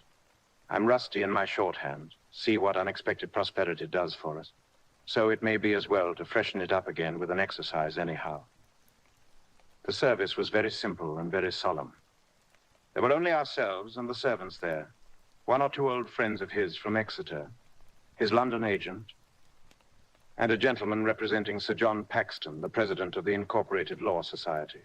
Jonathan and I stood hand in hand, and we felt that our best and dearest friend was gone from us. We came back to town quietly, taking a bus to Hyde Park Corner. Jonathan thought it would interest me to go into the Row for a while, so we sat down. But there were very few people there, and it was sad looking and desolate to see so many empty chairs. It made us think. And the empty chair at home, so we got up and walked down Piccadilly. Jonathan was holding me by the arm, the way he used to in the old days before I went to school. I felt it very improper, for you can't go.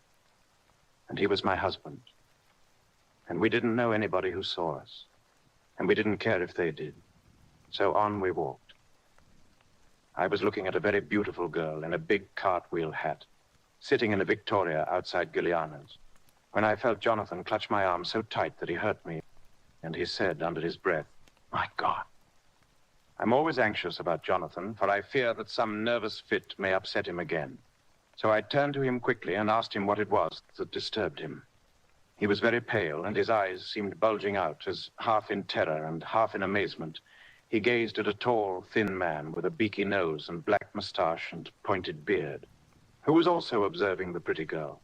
He was looking at her so hard that he did not see either of us, and so I had a good view of him. His face was not a good face. It was hard and cruel and sensual, and his big white teeth that looked all the whiter because his lips were so red were pointed like an animal's. Jonathan kept staring at him till I was afraid he would notice. I feared he might take it ill. He looked so fierce and nasty. I asked Jonathan why he was disturbed, and he answered, evidently thinking that I knew as much about it as he did. "Do you see who it is?" "No, dear," I said. "I don't know him. Who is it?" His answer seemed to shock and thrill me, but it was said as if he did not know that it was to me, Mina, to whom he was speaking. "It is the man himself." Poor dear was evidently terrified at something, very greatly terrified.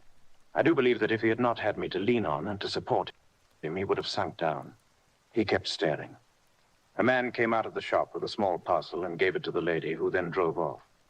The dark man kept his eyes fixed on her, and when the carriage moved up Piccadilly, he followed in the same direction and hailed a hansom. Jonathan kept looking after him and said, as if to himself, "I believe it is the Count, but he has grown young. My God, if this be so. Oh, my God, if I only knew. If I only knew." He was distressing himself so much that I feared to keep his mind on the subject by asking him any questions. So I remained silent. I drew him away quietly, and he, holding my arm, came easily. We walked a little further and then went in and sat for a while in the Green Park. It was a hot day for autumn, and there was a comfortable seat in a shady place. After a few minutes staring at nothing, Jonathan's eyes closed, and he went quietly into a sleep with his head on my shoulder. I thought it was the best thing for him, so did not disturb him. In about 20 minutes, he woke up and said to me quite cheerfully, "Why, Mina, have I been asleep? Oh, do forgive me for being so rude. Come and we'll have a cup of tea somewhere." He had evidently forgotten all about the dark stranger. As in his illness, he had forgotten all that this episode had reminded him of. I don't like this lapsing into forgetfulness. It may make or continue some injury to the brain. I must not ask him for fear I shall do more harm than good, but I must somehow learn the facts of his journey abroad. The time is come, I fear, when I must open that parcel and know what is written. Oh, Jonathan, you will, I know, forgive me if I do wrong, but it is for our own dear sake. Later. A sad homecoming in every way. The house empty of the dear soul who was so good to us. Jonathan still pale and dizzy under a slight relapse of his malady. And now, a telegram from Van Helsing, whoever he may be. You will be grieved to hear that Mrs. Westenra died 5 days ago, and that Lucy died the day before yesterday. They were both buried today. Oh, what a wealth of sorrow in a few words. Poor Mrs. Westenra, poor Lucy, gone, never to return to her. And poor Arthur, to have lost such sweetness out of his life. God help us all to bear our troubles. Dr. Seward's diary. 22 September. It is all over. Arthur has gone back to Ring and has taken Quincy Morris with him. What a fine fellow is Quincy. I believe in my heart of hearts that he suffered as much about Lucy's death as any of us. But he bore himself through it like a moral Viking. If America can go on breeding men like that, she will be a power in the world indeed. Van Helsing is lying down, having a rest preparatory to his journey. He goes over to Amsterdam tonight, but says he returns tomorrow night, that he only wants to make some arrangements which can only be made personally. He's to stop with me then, if he can. He says he has work to do in London, which may take him some time. Poor old fellow. I fear that the strain of the past week has broken down even his iron strength.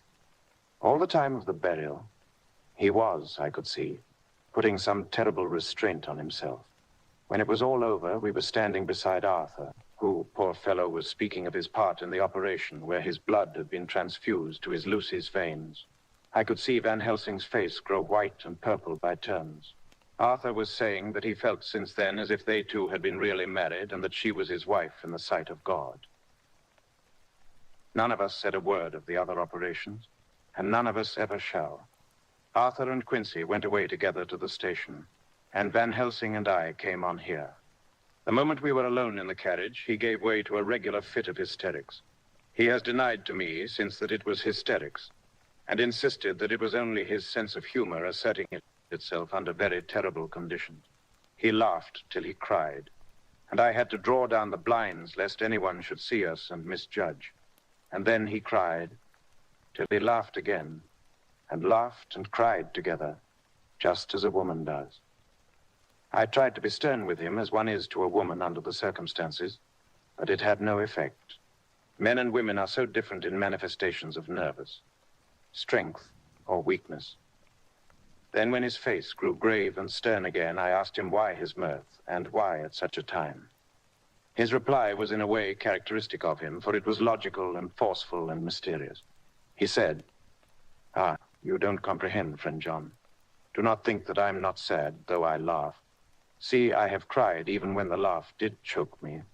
But no more think that I'm all sorry when I cry. For the laugh, he comes just the same. Keep it always with you that laughter who knock at your door and say, 'May I come in?' is not the true laughter. No, he is a king, and he come when and how he like. He ask no person. He choose no time of suitability. He say, 'I am here.' Behold, in exold and worn, I give my time, my skill, my sleep. I let my other sufferers want that, so she may have all. Laugh when the clay from the spade of the sexton drop upon her coffin and say, 'Thud, thud,' to my heart, till it send back the blood from my cheek. My heart bleed for that poor boy, that dear boy.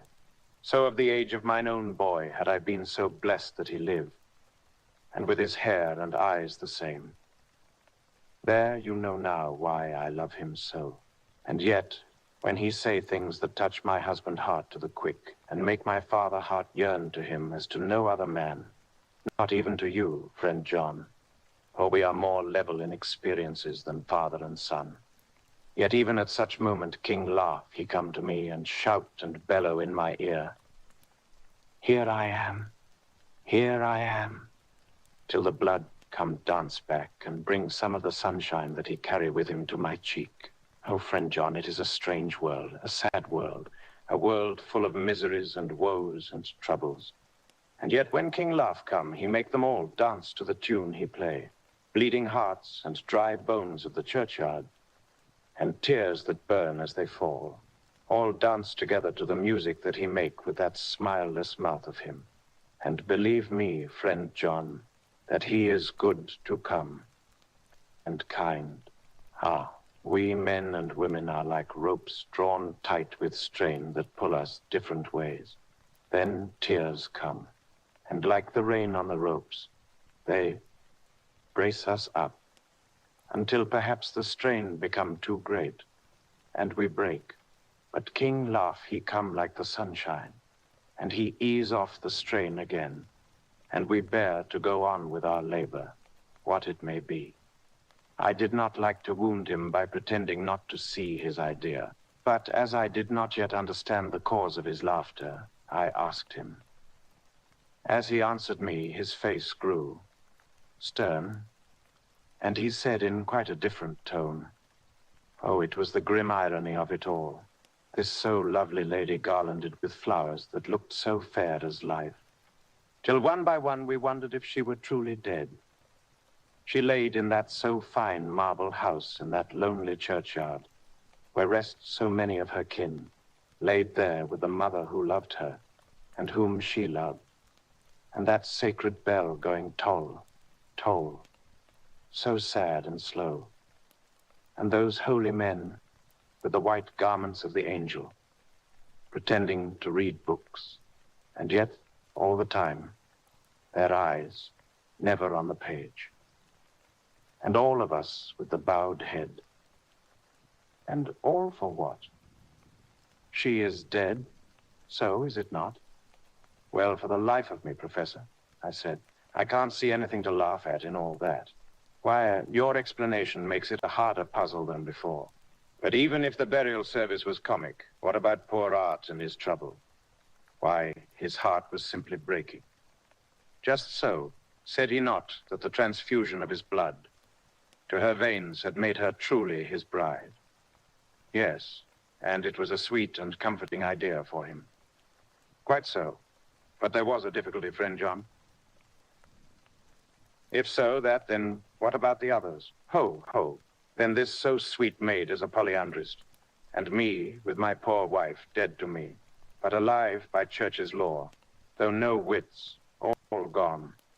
Even I, who am faithful husband to this now no wife, am bigamist. I don't see where the joke comes in there either, I said, and I did not feel particularly pleased with him for saying such things. He laid his hand on my arm and said, friend John, forgive me if I pain. I showed not my feeling to others when it would wound, but only to you, my old friend, whom I can trust. If you could have looked into my very heart then when I want to laugh, if you could have done so when the laugh arrived, if you could do so now, when King Laugh have pack up his crown, and all that is to him, for he go far, far away from me, and for a long, long time. Maybe you would perhaps pity me the most of all. I was touched by the tenderness of his tone and his... Why? Because I know. And now we are all scattered. And for many a long day, loneliness will sit over our roofs with brooding wings. Lucy lies in the tomb of her kin, a lordly death house in a lonely churchyard away from teeming London, where the air is fresh and the sun rises over Hampstead Hill, and where wild flowers grow of their own accord, and where wild flowers grow of their own accord. So I can finish this diary, and God only knows if I shall ever begin another. If I do, or if I even open this again, it will be a deal with different people and different themes.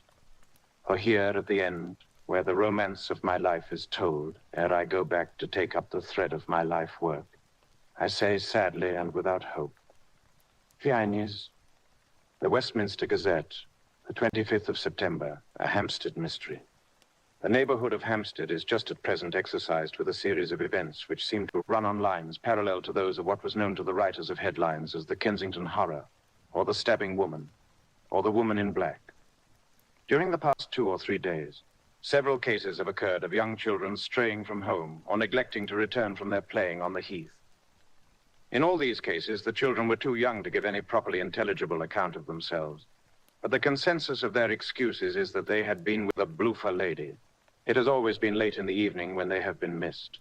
And on 2 occasions, the children have not been found until early in the following morning. It is generally supposed in the neighborhood that, as the first child misgave as his reason for being away, that a bloofer lady had asked him to come for a walk. The others had picked up the phrase and used it as occasion served. This is the more natural, as the favorite game of the little ones at present is luring each other away by wiles. A correspondent writes us that to see some of the tiny tots pretending to be the bloofer lady is supremely funny. Some of our caricaturists might, he says, take a lesson in the irony of grotesque by comparing the reality and the picture. It is only in accordance with general principles of human nature that the bloofer lady should be the popular role at these al fresco performances. Our correspondent naively says that even Ellen Terry could not be so winningly attractive as some of these grubby-faced little children pretend, and even imagine themselves to be. There is, however, possibly a serious side to the question.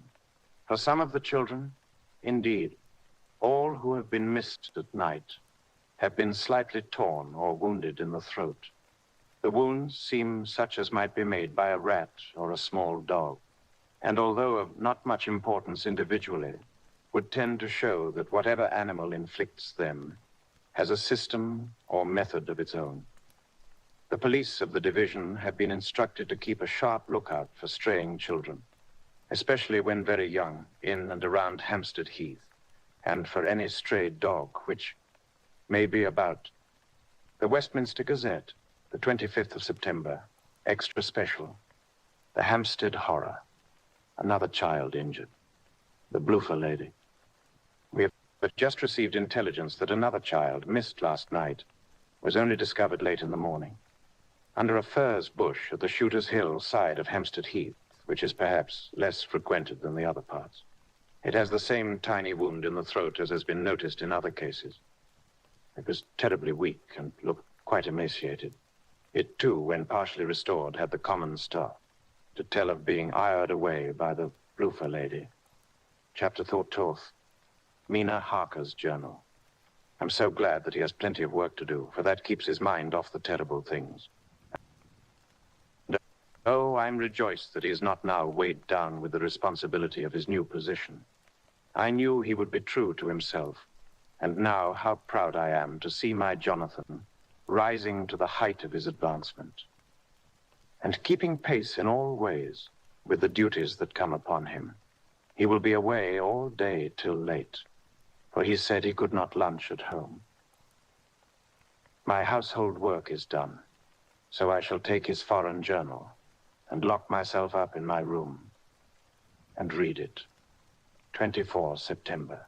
I hadn't the heart to write last night. That terrible record of Jonathan's upset me so. Poor dear, how he must have suffered, whether it be true or only imagination. I wonder if there is any truth in it at all. Did he get his brain fever and then write all those terrible things? Or had he some cause for it all? I suppose I shall never know, for I dare not open the subject to him. And yet, that man we saw yesterday, he seemed quite certain of him. Poor fellow. I suppose it was the funeral upset him and sent his mind back on some train of thought. He believes it all himself. I remember how on our wedding day he said, unless some solemn duty come up on me to go back to the bitter hours, asleep or awake, mad or sane, there seems to be through it all some thread of continuity. That fearful Count was coming to London. If it should be, and he came to London with his teeming millions, there may be solemn duty. And if it come, we must not shrink from it. I shall be prepared. I shall get my typewriter this very hour and begin transcribing. Then we shall be ready for other eyes if required. And if it be wanted, then perhaps, if I am ready, poor Jonathan may not be upset, for I can speak for him, and never let him be troubled or worried with it at all. If ever Jonathan quite gets over the nervousness, he may want to tell me of it all, and I can ask him questions and find out things, and see how I may comfort him. Letter, Van Helsing, to Mrs. Harker, the 24th of September, confident. Dear Madam, I pray you to pardon my writing, in that I'm so far a friend as that I sent you sad news of Miss Lucy Westenra's death. By the kindness of Lord Godalming, I'm empowered to read her letters and papers, for I'm deeply concerned about certain matters vitally important. In them, I find some letters from you, which show how great friends you were, and how you love her. Oh, Madam Mina, by that love, I implore you, help me. It is for others' good that I ask, to redress great wrong, and to lift much and terrible troubles that may be more great than you can know. May it be that I see you. You can trust me. I am friend of Dr. John Seward, and of Lord Godalming. That was Arthur of Miss Lucy. I must keep it private for the present from all. I should come to Exeter to see you at once if you tell me I am privileged to come, and where and when. I implore your pardon, madam. I have read your letters to poor Lucy and know how good you are, and how your husband suffer. So I pray you, if it may be, enlighten him not, lest it may harm. Again your pardon, and forgive me. Van Helsing. Telegram, Mrs. Harker to Van Helsing. 25 September. Come today by 10:15, train if you can catch it. Can see you any time you call. Wilhelmina Harker. Mina Harker's Journal. 25 September. I cannot help from Jonathan's sad experience, and as he attended poor dear Lucy in her last illness, he can tell me all about her. That is the reason of his coming. It is concerning Lucy and her sleepwalking, and not about Jonathan. Then I shall never know the real truth now. How silly I am. That awful journal gets hold of my imagination and tinges everything with something of its own color. Of course it is about Lucy. That habit came back to the poor dear. And that awful night on the cliff must have made her ill. I had almost forgotten in my own affairs how ill she was afterwards. She must have told him of her sleepwalking adventure on the cliff, and that I knew all about it. And now he wants me to tell him what she knows, so that he may understand. I hope I did right in not saying anything of it to Mrs. Westenra. I should never forgive myself if any act of mine, were it even a negative one, brought harm on poor dear Lucy. I hope, too, Dr. Van Helsing will not blame me. I have had so much trouble and anxiety of late that I feel I cannot bear more just at present. I suppose a cry does us all good at times, clears the air, as other rain does. Perhaps it was reading the journal yesterday that upset me. And then Jonathan went away this morning to stay away from me a whole day and night. The first time we have been parted since our marriage. I do hope the dear fellow will take care of himself, and that nothing will occur to upset him. It is 2:00, and the doctor will be here soon now. I shall say nothing of Jonathan's journal unless he asks me. I'm so glad I have typewritten out my own journal, so that in case he asks about Lucy, I can hand it to him. It will save much questioning. Later, he has come and gone. Oh, what a strange meeting, and how it all makes my head whirl round. I feel like one in a dream. Can it be all possible, or even a part of it? If I had not read Jonathan's journal first, I should never have accepted even a possibility. Poor, poor dear Jonathan, how he must have suffered. Please the good God, all this may not upset him again. I shall try to save him from it, but it may be even a consolation and a help to him. Terrible though it be, and awful in its consequences, to know for certain that his eyes and ears and brain did not deceive him, and that it is all true. It may be that it is the doubt which haunts him, that when the doubt is removed, no matter which, waking or dreaming, may prove the truth, he will be more satisfied and better able to bear the shock. Dr. Van Helsing must be a good man as well as a clever one if he is Arthur's friend and Dr. Seward's. And if they brought him all the way from Holland to look after Lucy, I feel from having seen him that he is good and kind and of a noble nature. When he comes tomorrow, I shall ask him about Ironathan. And then, please God, all this sorrow and anxiety may lead to a good end. I used to think I would like to practice interviewing. Jonathan's friend on the Exeter News told him that memory was everything in such work, that you must be able to put down exactly almost every word spoken, even if you had to refine some of it afterwards. Here was a rare interview. I shall try to record it verbatim. It was 2:30 when the knock came. It took my courage a deux mare and waited. In a few minutes, Mary opened the door and announced, Dr. Van Helsing. Sing. I rose and bowed, and he came towards me. A man of medium weight, strongly built, with his shoulders set back over a broad, deep chest, and a neck well balanced on the trunk as the head is on the neck.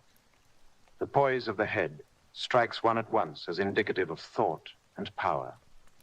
The head is noble, well-sized, broad, and large behind the ears. The face, clean-shaven, shows a hard, square chin, a large, resolute, mobile mouth, a good-sized nose, rather straight, but with quick, sensitive nostrils that seem to broaden as the big, bushy brows come down, and the mouth tightens. The forehead is broad and fine, rising at first almost straight and then sloping back above two bumps or ridges wide apart. Such a forehead that the reddish hair cannot possibly tumble over it, but falls naturally back onto the sides. Big, dark blue eyes are set widely apart and are quick and tender or stern with the man's moods. He said to me, Mrs. Harker, is it not? I bowed assent. That was Miss Mina Murray? Again I assented. It is Mina Murray that I came to see, that was friend of that poor dear child, Lucy Westenra. Madam Mina, it is on account of the dead I come. Sir, I said, you could have no better claim on me than that you were a friend and helper of Lucy Westenra. And I held out my hand. He took it and said tenderly, Oh, Madam Mina, I knew that the friend of that poor Lily girl must be good, but I had yet to learn. He finished his speech with a courtly bow. I asked him what it was that he wanted to see me about, so he at once began. I have read your letters to Miss Lucy. Forgive me, but I had to begin to inquire somewhere, and there was none to ask. I know that you were with her at Whitby. Of you. And in that diary, she traces by inference certain things to a sleepwalking in which she puts down that you saved her. In great perplexity, then I come to you and ask you out of your so much kindness to tell me all of it that you can remember. I can tell you, I think, Dr. Van Helsing, all about it. Ah, then you have good memory for facts, for details. It is not always so with the young ladies. No, Doctor, but I wrote it all down at the time. I can. Show it to you if you like. Oh, Madam Mina, I will be grateful. You will do me much favor. I could not resist the temptation of mystifying him a bit. I suppose it is some of the taste of the original apple that remains still in our mouths. So I handed him the shorthand diary. He took it with a grateful howl and said, May I read it? If you wish, I answered as demurely as I could. He opened it, and for an instant his face fell. Then he stood, up and bowed. Oh, you so clever woman, he said. I knew long that Mr. Jonathan was a man of much thankfulness. But see, his wife have all the good things. And will you not so much honor me and so help me as to read it for me? Alas, I know not the shorthand. By this time, my little joke was over, and I was almost ashamed. So I took the typewritten copy from my work basket and handed it to him. Forgive me, I said. I could not help it, but I had been thinking that it was of dear Lucy that you wished to ask, and so that you might not have time to wait, not on my account, but because I know your time must be precious. I have written it out on the typewriter for you. He took it, and his eyes glistened. You are so good, he said.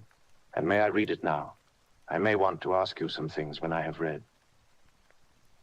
By all means, I said, read it over whilst I order lunch, and then you can ask me questions whilst we eat. He bowed and settled himself in a chair with his back to the light, and became absorbed in the papers, whilst I went to see after lunch, chiefly in order that he might not be disturbed. When I came back, I found him walking hurriedly up and down the room, his face all ablaze with excitement. He rushed up to me and took me by both hands. "Oh, Madam Mina," he said, "how can I say what I owe to you? This paper is a sunshine. It opens the gate to me. I am dazed, I am dazzled with so much light, and yet clouds roll in behind the light every time. But that you do not, cannot comprehend. Oh, but I am grateful to you, you so clever woman. Madam," he said this very solemnly, "if ever Abraham Van Helsing can do anything for you or yours, I trust you will let me know. It will be pleasure and delight if I may serve you as a friend. As a friend, but all I have ever learned, all I can ever do, shall be for you and those you love. There are darknesses in life, and there are lights. You are one of the lights. You will have happy life and good life. And your husband will be blessed in you. But, Doctor, you praise me too much, and you do not know me. Not know you, I who mold and who have studied all my life men and women. I who have made my specialty the brain and all that belongs to him and all that follow from him. And I have read your diary that you have so goodly written for me, and which breathes out truth in every line. I who have read your so sweet letter to poor Lucy of your marriage and your trust. Not know you. Oh, Madam Mina, good women tell all their lives, and by day and by hour and by minute, such things that angels can read. And we men who wish to know have in us something of angels' eyes. Your husband is noble nature, and you are noble too, for you trust, and trust cannot be where there is mean nature. And your husband? Tell me of him. Is he quite well? Is all that fever gone? And is he strong and hearty? I saw here an opening to ask him about Jonathan, so I said. He was almost recovered, but he has been greatly upset by Mr. Hawkins's death. Interrupted. Oh, yes, I know. I have read your last two letters. I went on. I suppose this upset him, for when we were in town, on Thursday last, he had a sort of shock. A shock, and after brain fever so soon. That was not good. What kind of a shock was it? He thought he saw someone who recalled something terrible, something which led to his brain fever. And here the whole thing seemed to overwhelm me in a rush. The pity for Jonathan, the horror which he experienced, the whole fearful mystery of his diary, and the fear that has been brooding over me ever since. All came in a tumult. I suppose I was hysterical, for I threw myself on my knees and held up my hands to him and implored him to make my husband well again.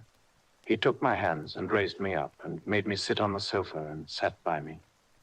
He held my hand in his and said to me with, oh, such infinite sweetness, my life is a barren and lonely one, and so full of work that I have not had much time for friendships. But since I have been summoned to here by my friend John Seward, I have known so many good people and seen such nobility that I feel more than ever, and it has grown with my advancing years, the loneliness of my life. Believe me, then, that I come here full of respect for you, and you have given me hope, not in what I am seeking of, but that there are good women still left to make life happy, good women, whose lives and whose truths may make good lesson for the children that are to be. I am glad that I may here be of some use to you, for if your husband suffer, he suffer within the range of my study and experience.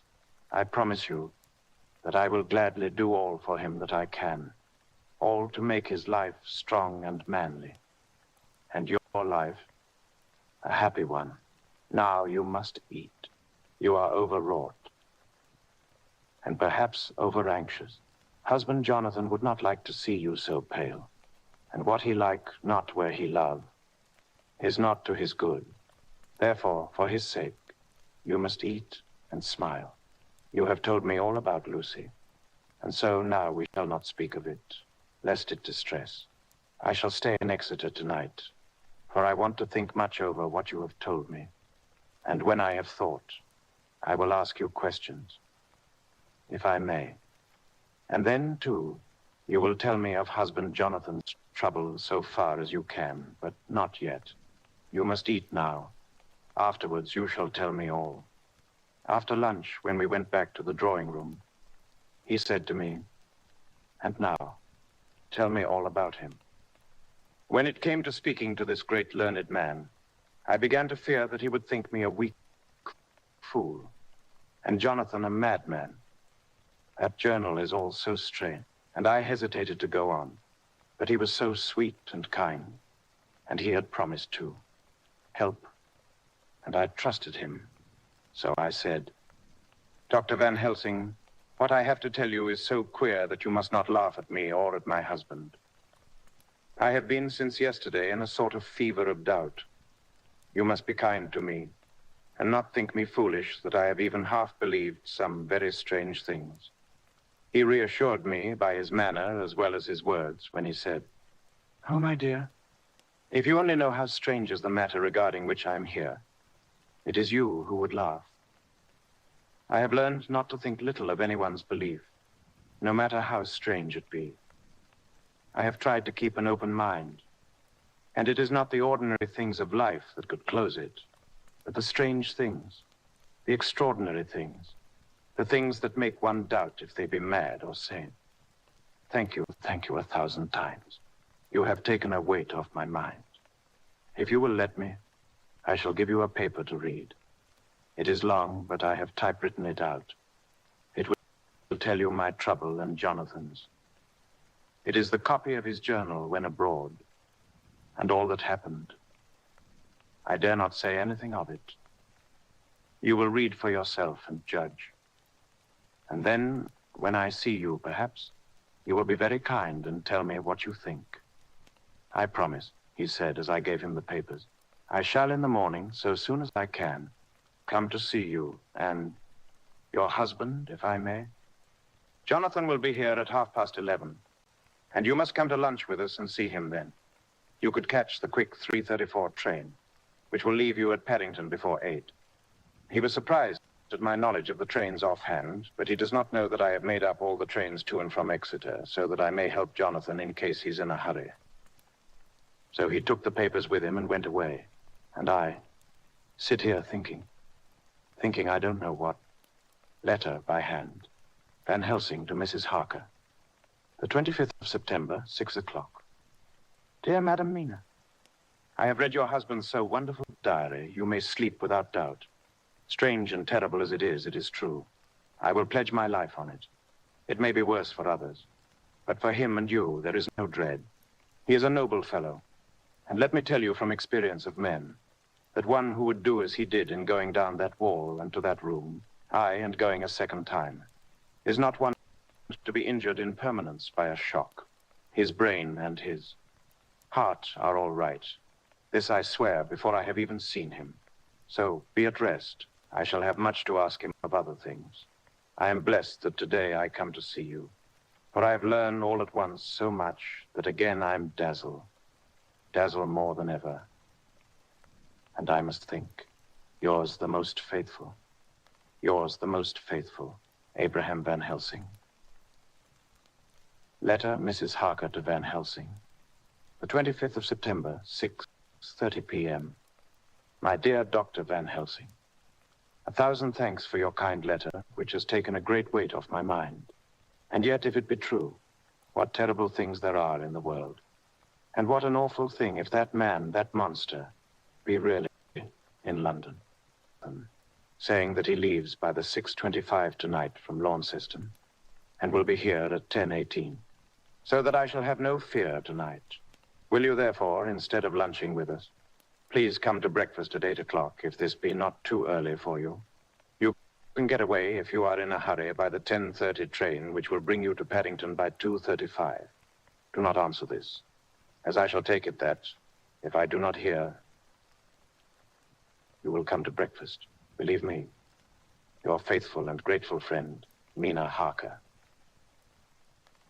Jonathan Harker's journal, 26 September. I thought never to write in this diary again, but the time has come.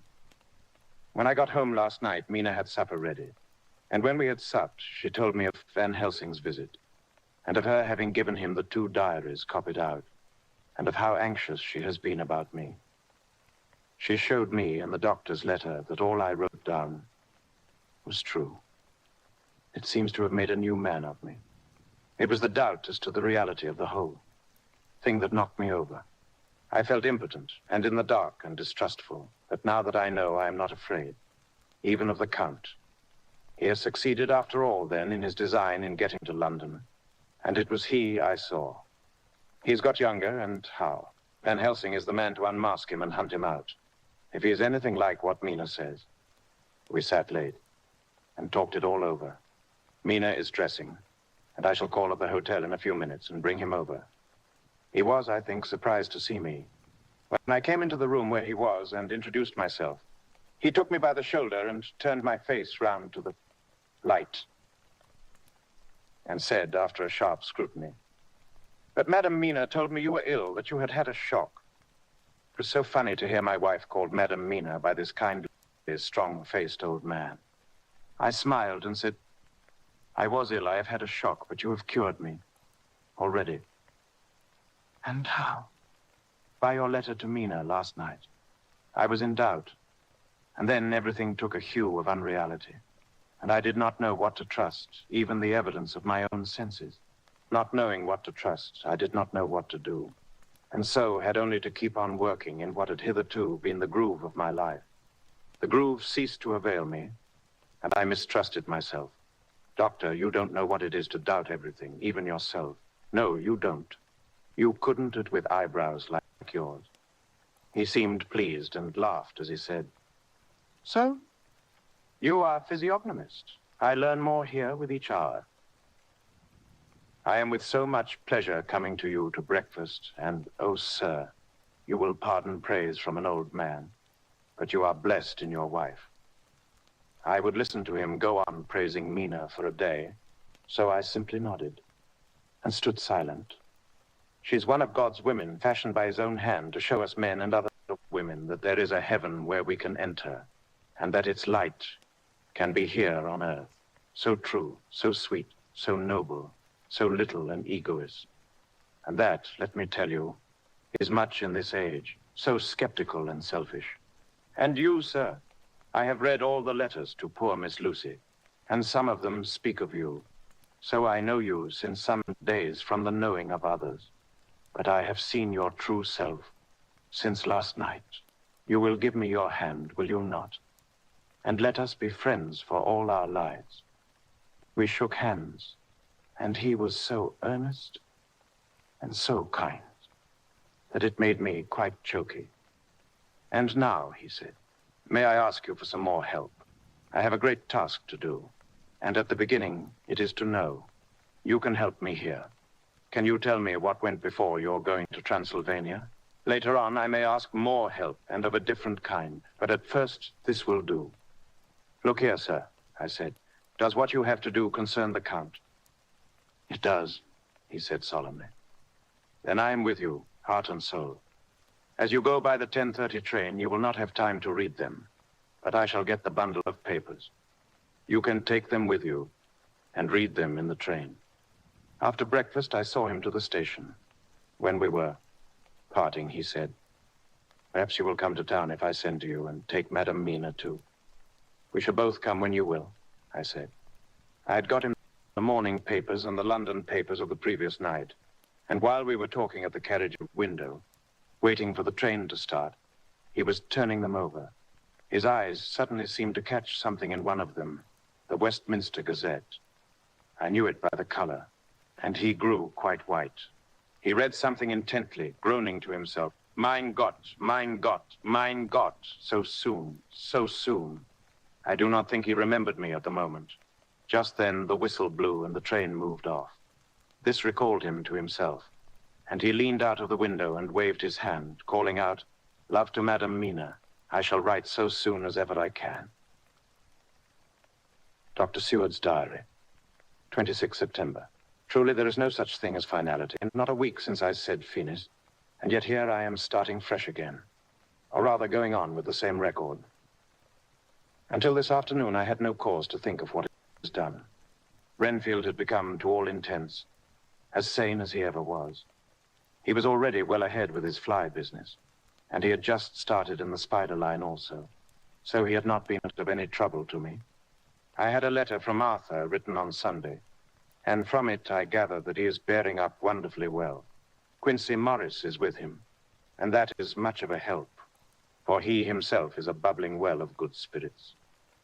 Quincy wrote me a line too, and from him I hear that Arthur is beginning to recover something of his old buoyancy. So as to them all, my mind is at rest.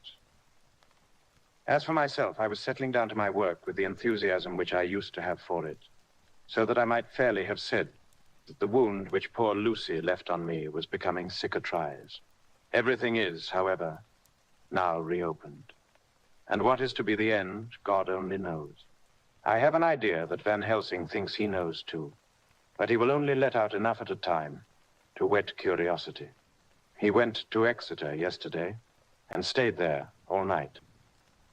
Today he came back and almost bounded into the room at about 5:30 and thrust last night's Westminster Gazette into my hand. "What do you think of that?" he asked as he stood back and folded his arms. I looked over the paper, for I really did not know what he meant, but he took it from me and pointed out a paragraph about children being decoyed away at Hampstead. It did not convey much to me until I reached a passage where it described small punctured wounds on their throats. An idea struck me, and I looked up. "Well," he raved, "it is like poor Lucy's. And what do you make of it?" "Simply that there is some cause in common. Whatever. It was that injured her has injured them." I did not quite understand his answer. "That is true indirectly, but not directly." "How do you mean, Professor?" I asked. I was a little inclined to take his seriousness lightly, for after all, 4 days of rest and freedom from burning, harrowing anxiety does help to restore one's spirits. But when I saw his face, it sobered me. Never, even in the midst of our despair about poor Lucy, had he looked more stern. "Tell me," I said. "I can hazard no opinion. I do not know what to think, and I have no data on which to found. A conjecture. Do you mean to tell me, friend John, that you have no suspicion as to what poor Lucy died of? Not after all the hints given, not only by events, but by me. Of nervous prostration following on great loss or waste. Of blood. And how the blood lost or waste?" I shook my head. He stepped over and sat down beside me and went on. "You are a clever man, friend John. You reason well and your wit is bold, but you are too prejudiced. You do not let your eyes see nor your ears hear, and that which is outside your daily life is not of account to you. Do you not think that there are things which you cannot understand, and yet which are? That some people see things that others cannot, but there are things old and new which must not be contemplated by men's eyes, because they know or think they know some things which other men have told them. It is the fault of our science that it wants to explain all. And if it explain not, then it says there is nothing to explain. But yet we see around us every day the growth of new beliefs, which think themselves new, and which are yet but the old, which pretend to be young like the fine ladies of the opera. I suppose now you do not believe in corporeal transference. No, nor in materialization. No, nor in astral bodies. No, nor in the reading of thought. No, nor in hypnotism. Yes, I said. Charcot has proved that pretty well. He smiled as he went on. Then you are satisfied as to it, yes, and of course then you understand how it acts, and can follow the mind of the great Charcot, alas, that he is no more, into the very soul of the patient that he influenced. No. Then, friend John, am I to take it that you simply accept fact, and are satisfied to let from premise to conclusion be a blank? No. Then tell me, for I am student of the brain, how you accept the hypnotism and reject the thought reading. Let me tell you, my friend, that there are things done today in electrical science which would have been deemed unholy by the very men who discovered electricity, who would themselves not so long before have been burned as wizards. There are always mysteries in life. Why was it that Methuselah lived 900 years, and old Pa 169? And yet that poor Lucy, with 4 men's blood in her poor veins, could not live even one day. For had she lived one more day, we could have saved her. Do you know all the mystery of life and death? Do you know the altogether of comparative anatomy, and can say wherefore the qualities of brutes are in some men, and not in others? Can you tell me why, when other spiders die small and soon, that one great spider lived for centuries in the tower of the old Spanish church, and grew, till on descending he could drink the oil of all the church lamps? Can you tell me why in the pampas, aye, and elsewhere, there are bats that come at night and open the veins of cattle and horses and suck dry their veins? How in some islands of the western seas there are bats which hang on the trees all day, and those who have seen describe as like giant nuts or pods, and that when the sailors sleep on the deck, because that it is hot, flit down on them, and then in the morning are found dead men, white as even Miss Lucy was? Good God, Professor, I said, starting up. Do you mean to tell me that Lucy was bitten by such a bat, and that such a thing is here in London in the 19th century? He waved his hand for silence and went on. Can you tell me why the tortoise lives more long than generations of men? Why the elephant goes on and on till he have seen dynasties? And why the parrot never die only of bite of cat or dog or other complaint? Can you tell me why men believe in all ages and places that there are some few who live on always if they be permit? That there are men and women who cannot die? We all know, because science has vouched for the fact, that there have been toads shut up in rocks for thousands of years, shut in one so small hole that only hold him since... Here I interrupted him.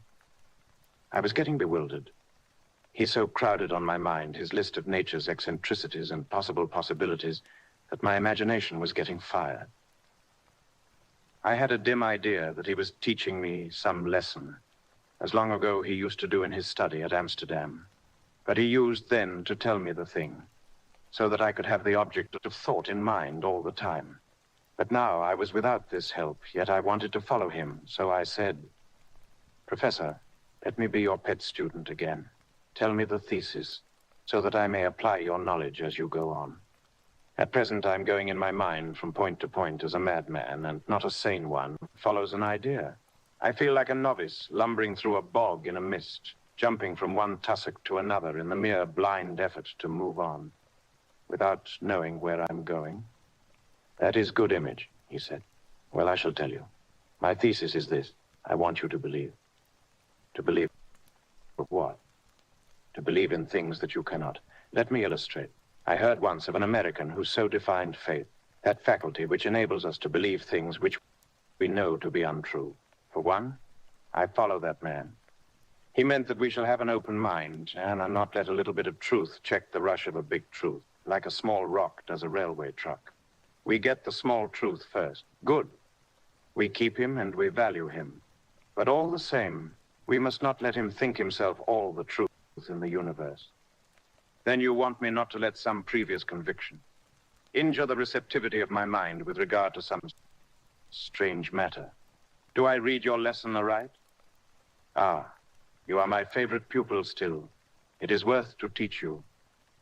Now that you are willing to understand, you have taken the first step to understand. You think, then, that those so small holes in the children's throats were made by the same that made the hole in Miss Lucy? I suppose so. He stood up and said solemnly, Then you are wrong. Oh, would it were so, but alas, no, it is worse. Far, far worse. In God's name, Professor Van Helsing, what do you mean? I cried. He threw himself with a despairing gesture into a chair and placed his elbows on the table, covering his face with his hands as he spoke. They were made by Miss Lucy. Chapter 15. Dr. Seward's diary continued. For a while, sheer anger mastered me.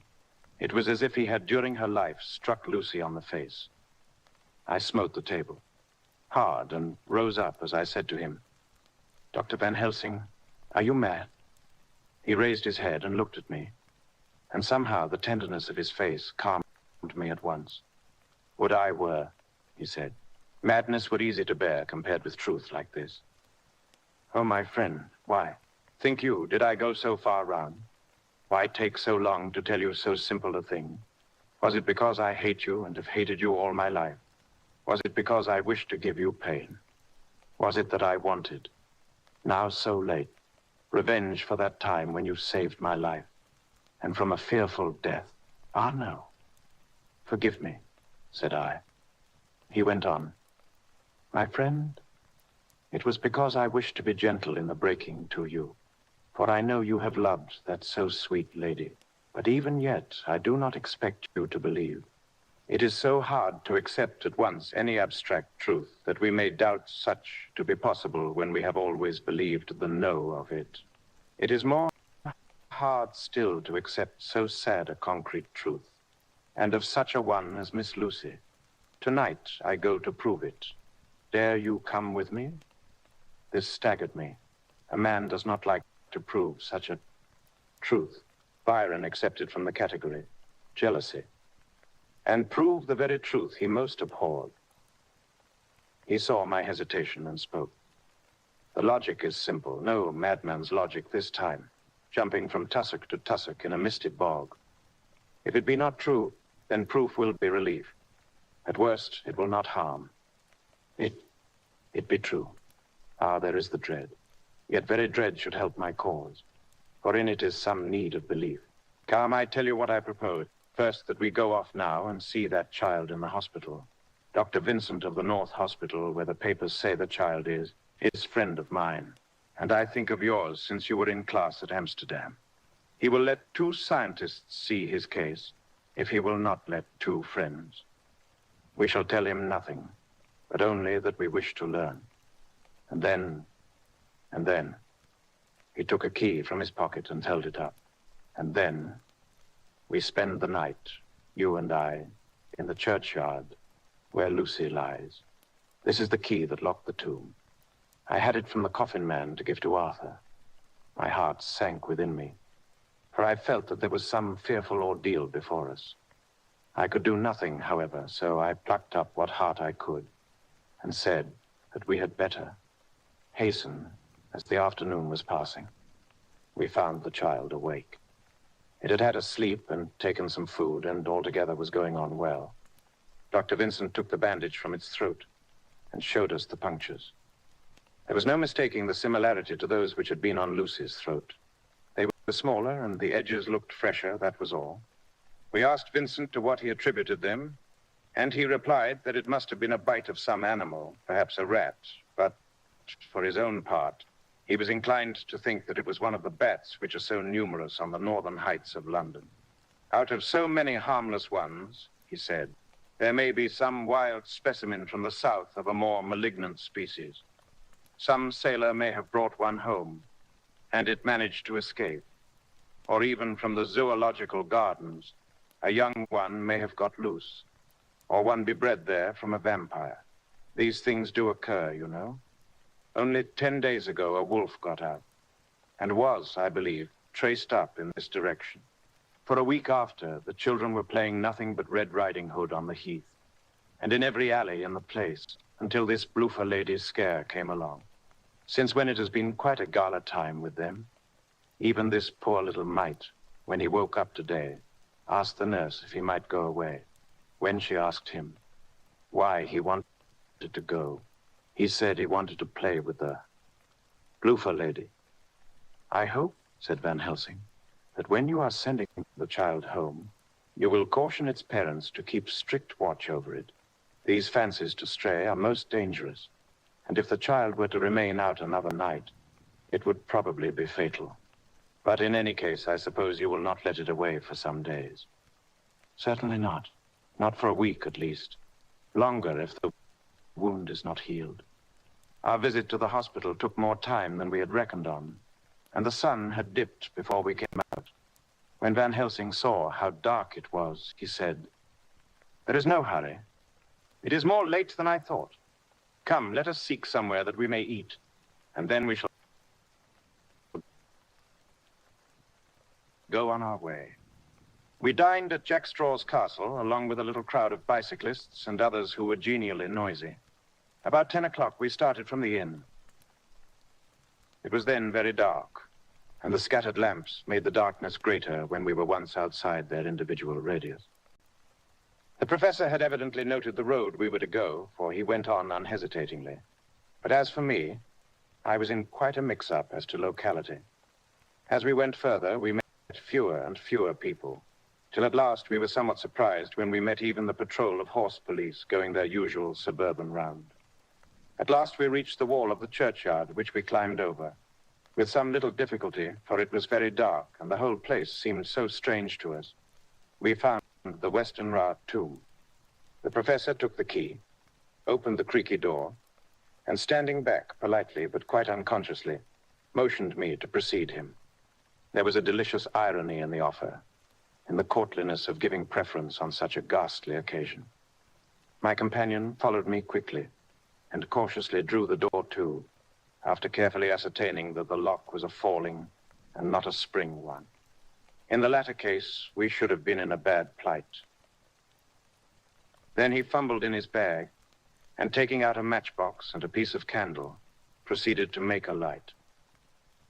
The tomb in the day, time, and when wreathed with fresh flowers, had looked grim and gruesome enough.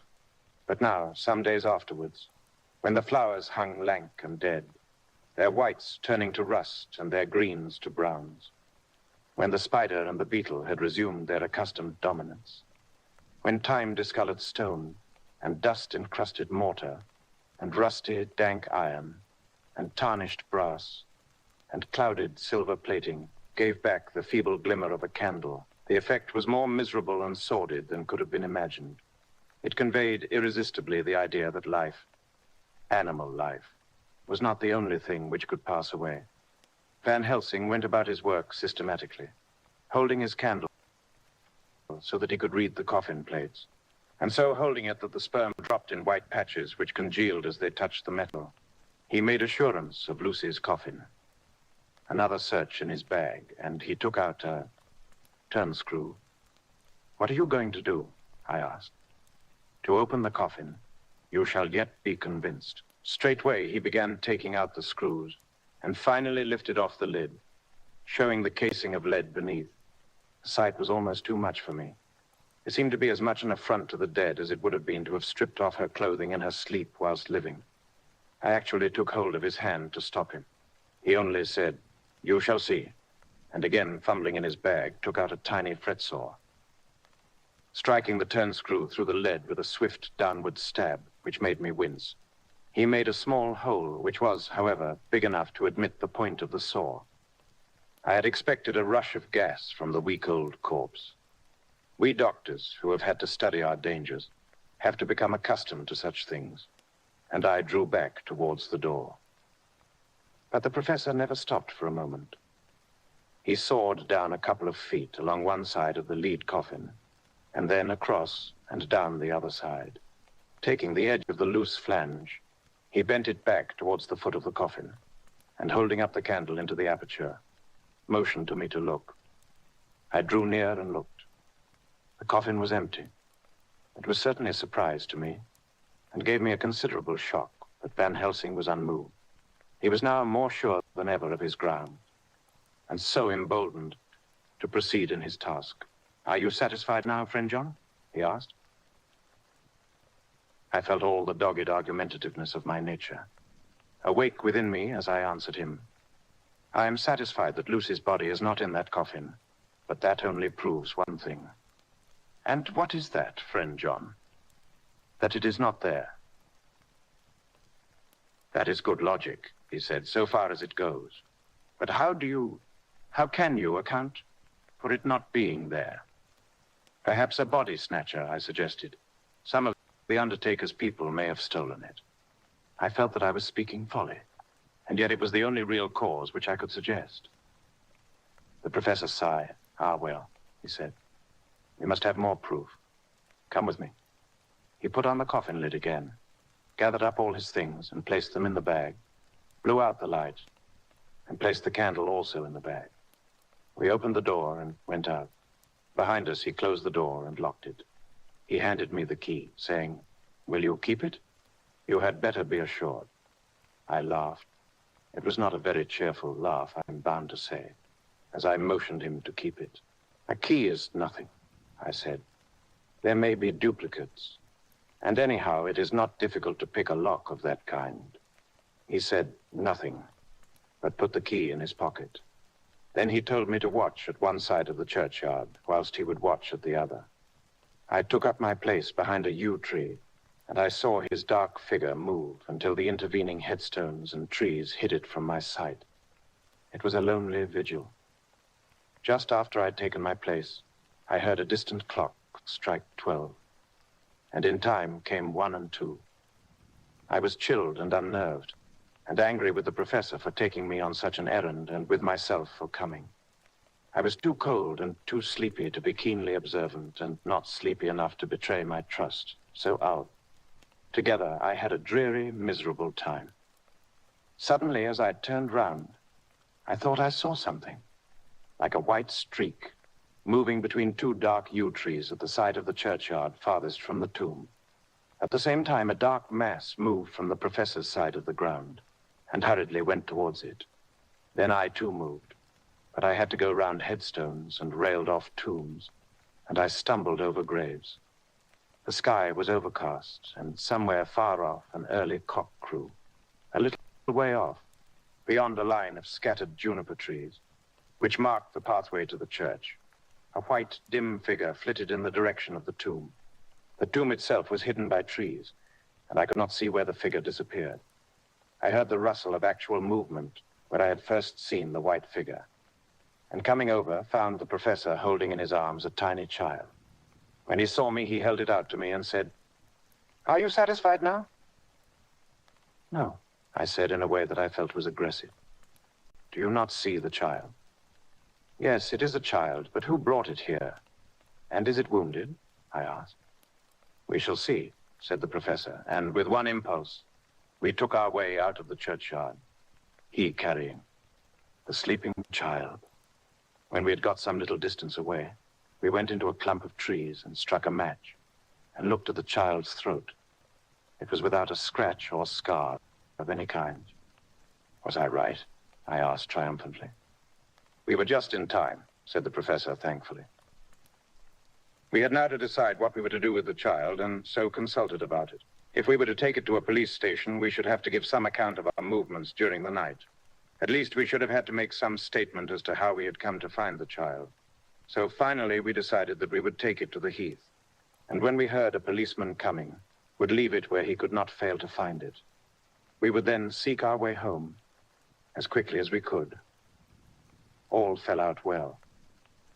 At the edge of Hampstead Heath, we heard a policeman's heavy tramp, and laying the child on the pathway, we waited and watched until he saw it as he flashed his lantern to and fro.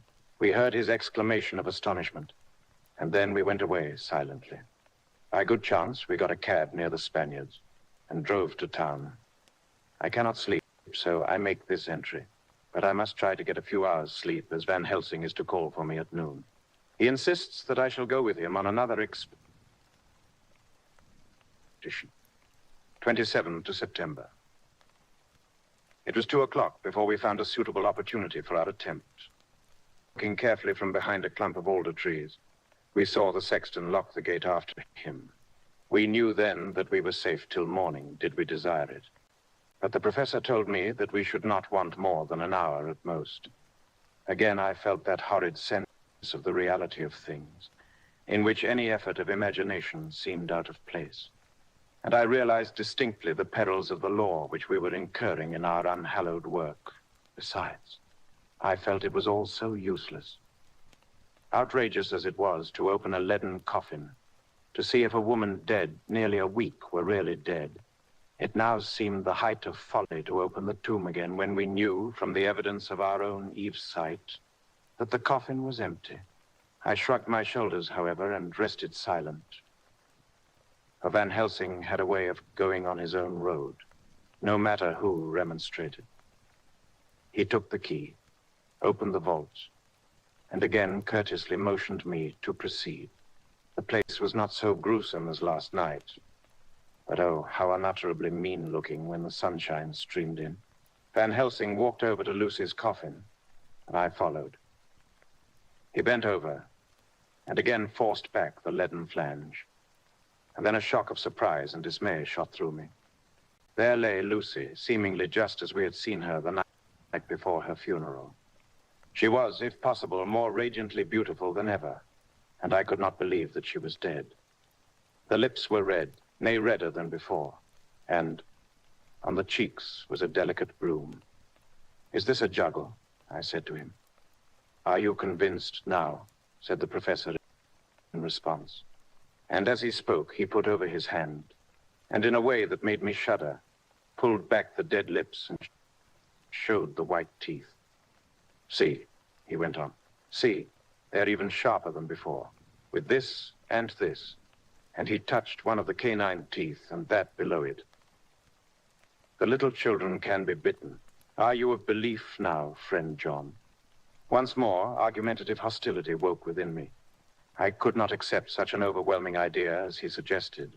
So, with an attempt to argue of which I was even at the moment ashamed, I said, "She may have been placed here since last night."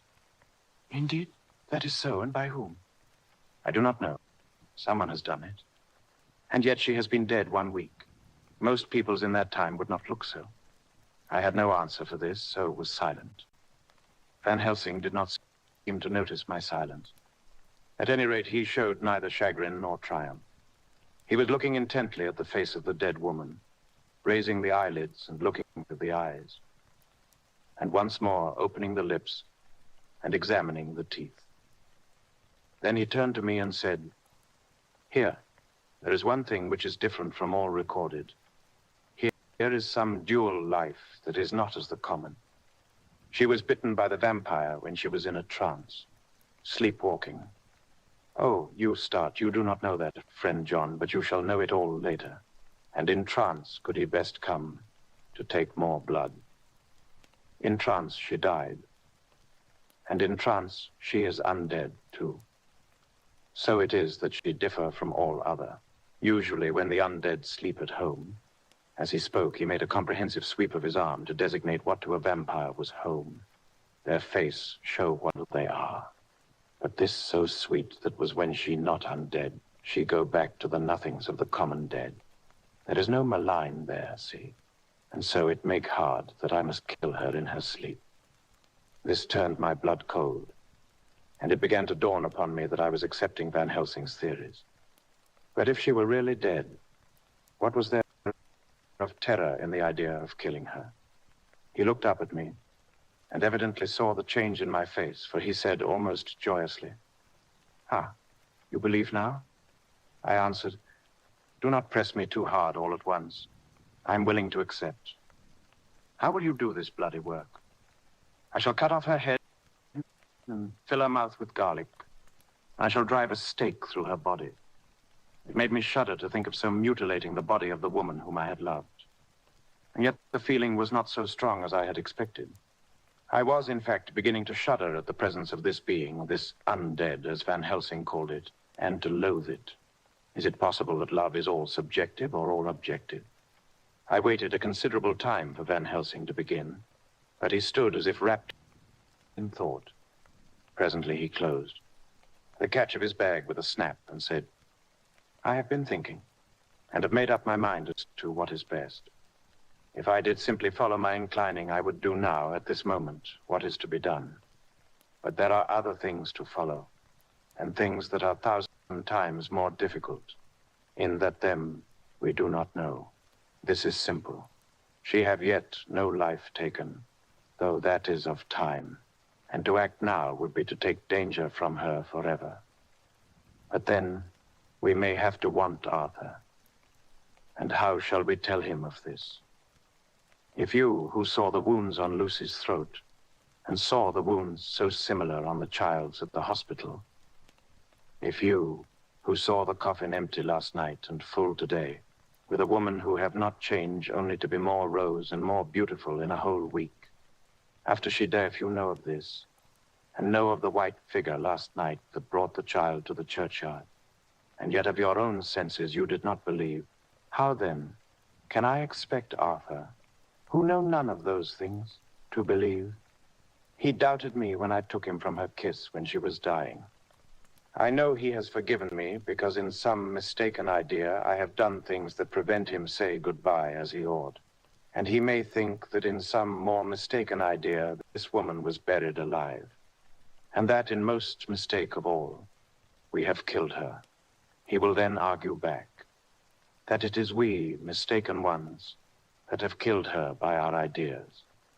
And so he will be much unhappy always. Yet he never can be sure, and that is the worst of all. And he will sometimes think that she he loved was buried alive, and that will paint his dreams with horrors of what she must have suffered. And again, he will think that we may be right, and that his so beloved was, after all, an undead. No, I told him once, and since then I learn much. Now, since I know it is all true, 100,000 times more do I know that he must pass through the bitter waters to reach the sweet. He, poor fellow, must have 1 hour that will make the very face of heaven grow black to him. Then we can act for good all round and send him peace. My mind is made up. Let us go. You return home for tonight to your asylum, and see that all be well. As for me, I shall spend the night here in this churchyard, in my own way. Tomorrow night you will come to me to the Berkeley Hotel at 10 of the clock. I shall send for Arthur to come too, and also that so fine young man of America that gave his blood. Later we shall have work to do. I come with you so far as Piccadilly and there dine, for I must be back here before the sunset. So we locked the tomb and came away, and got over the wall of the churchyard, which was not much of a task, and drove back to Piccadilly. Note left by Van Helsing in his portmanteau, Berkeley Hotel, directed to John Seward, M.D.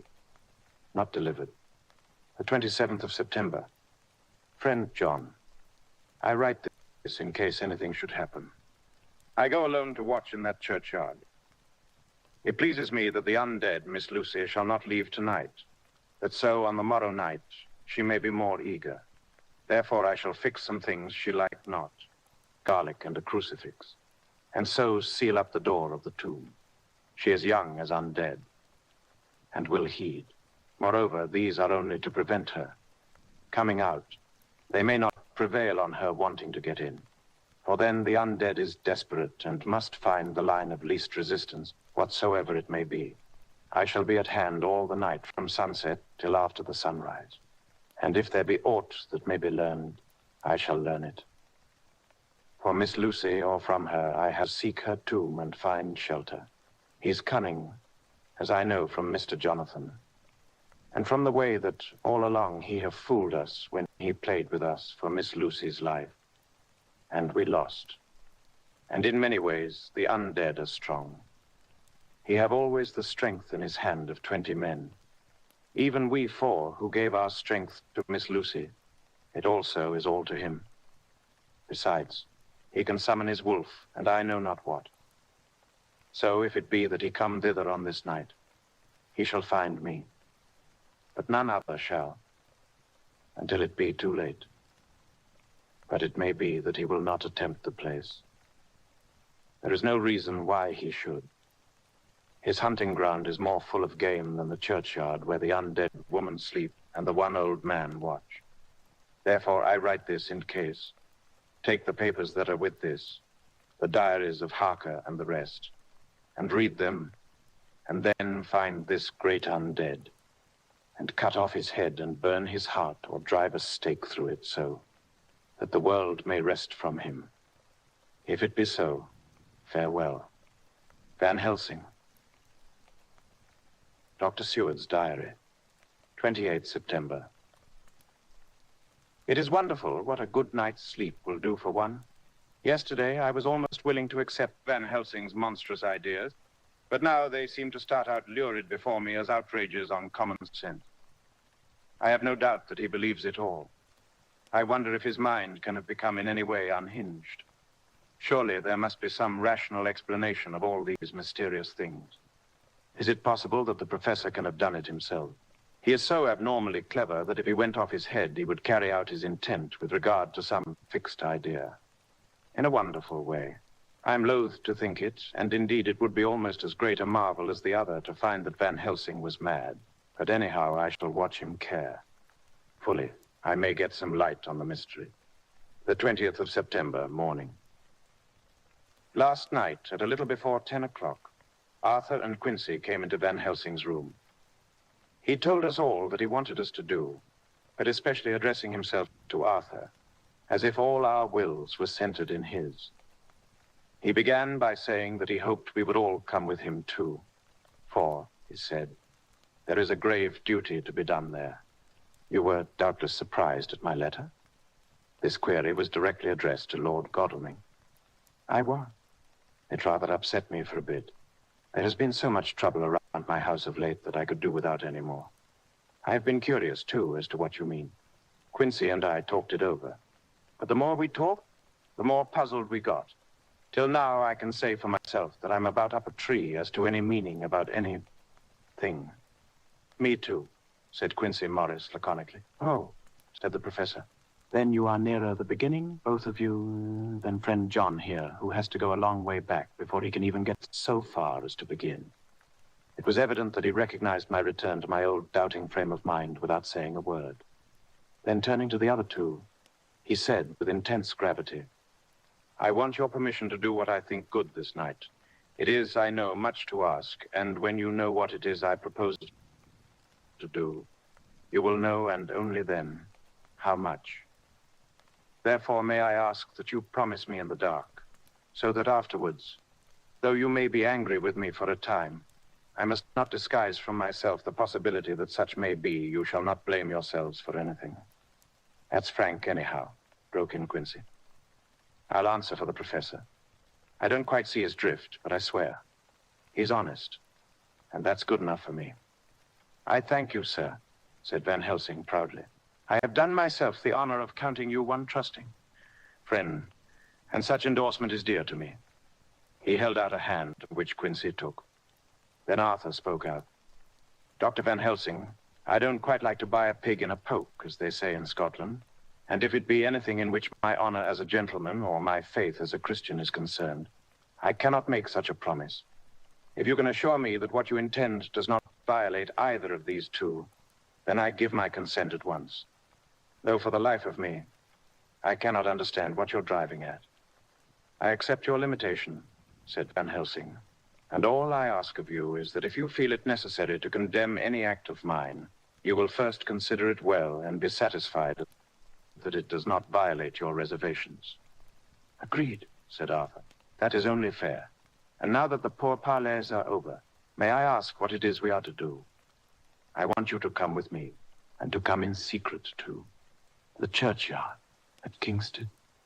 Arthur's face fell as he said in an amazed sort of way, where poor Lucy is buried. The professor bowed. Arthur went on, and when there? To enter the tomb. Arthur stood up. Professor, are you in earnest? Or is it some monstrous joke? Pardon me. I see that you are in earnest. He sat down again, but I could see that he sat firmly and proudly, as one who is on his dignity. There was silence until he asked again, and when in the tomb? To open the coffin. This is too much, he said, angrily rising again. I am willing to be patient in all things that are reasonable, but in this desecration of the grave, of one who... He fairly choked with indignation. The professor looked pityingly at him. If I could spare you one pang, my poor friend, he said, God knows I would. But this night our feet must tread in thorny paths. Or later and forever the feet you. Love must walk in paths of flame. Arthur looked up with set white face and said, Take care, sir. Take care.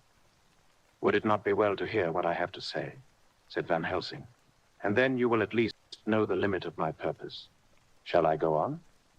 That's fair enough, broke in Morris. After a pause, Van Helsing went on, evidently with an effort. Miss Lucy is dead. Is it not so? Yes. Then there can be no wrong to her. But if she is not dead... Arthur jumped to his feet. Good God, he cried. What do you mean? Has there been any mistake? Has she been buried alive? He groaned in anguish that not even hope could soften. I did not say she was alive, my child. I did not think it. I go no further than to say that she might be undead. Undead? Not alive? What do you mean? Is this all a nightmare, or what is it? There are mysteries which men can only guess at, which age by age they may solve only in part. Believe me, we are now on the verge of one. But I have not done. May, I cut off the head of dead Miss Lucy. Heavens and earth, no, cried Arthur in a storm of passion. Not for the wide world will I consent to any mutilation of her dead body. Dr. Van Helsing, you try me too far. What have I done to you that you should torture me so? What did that poor, sweet girl do that you should want to cast such dishonor on her grave? Are you mad that speak such things? Or am I mad to listen to them? Don't dare to think more of such a desecration. I shall not give my consent to anything you do. I have a duty to do in protecting her grave from outrage, and by God, I shall do it. Van Helsing rose up from where he had all the time, been seated and said gravely and sternly, My Lord Godalming, I too have a duty to do. A duty to others. A duty to you. A duty to the dead. And by God, I shall do it.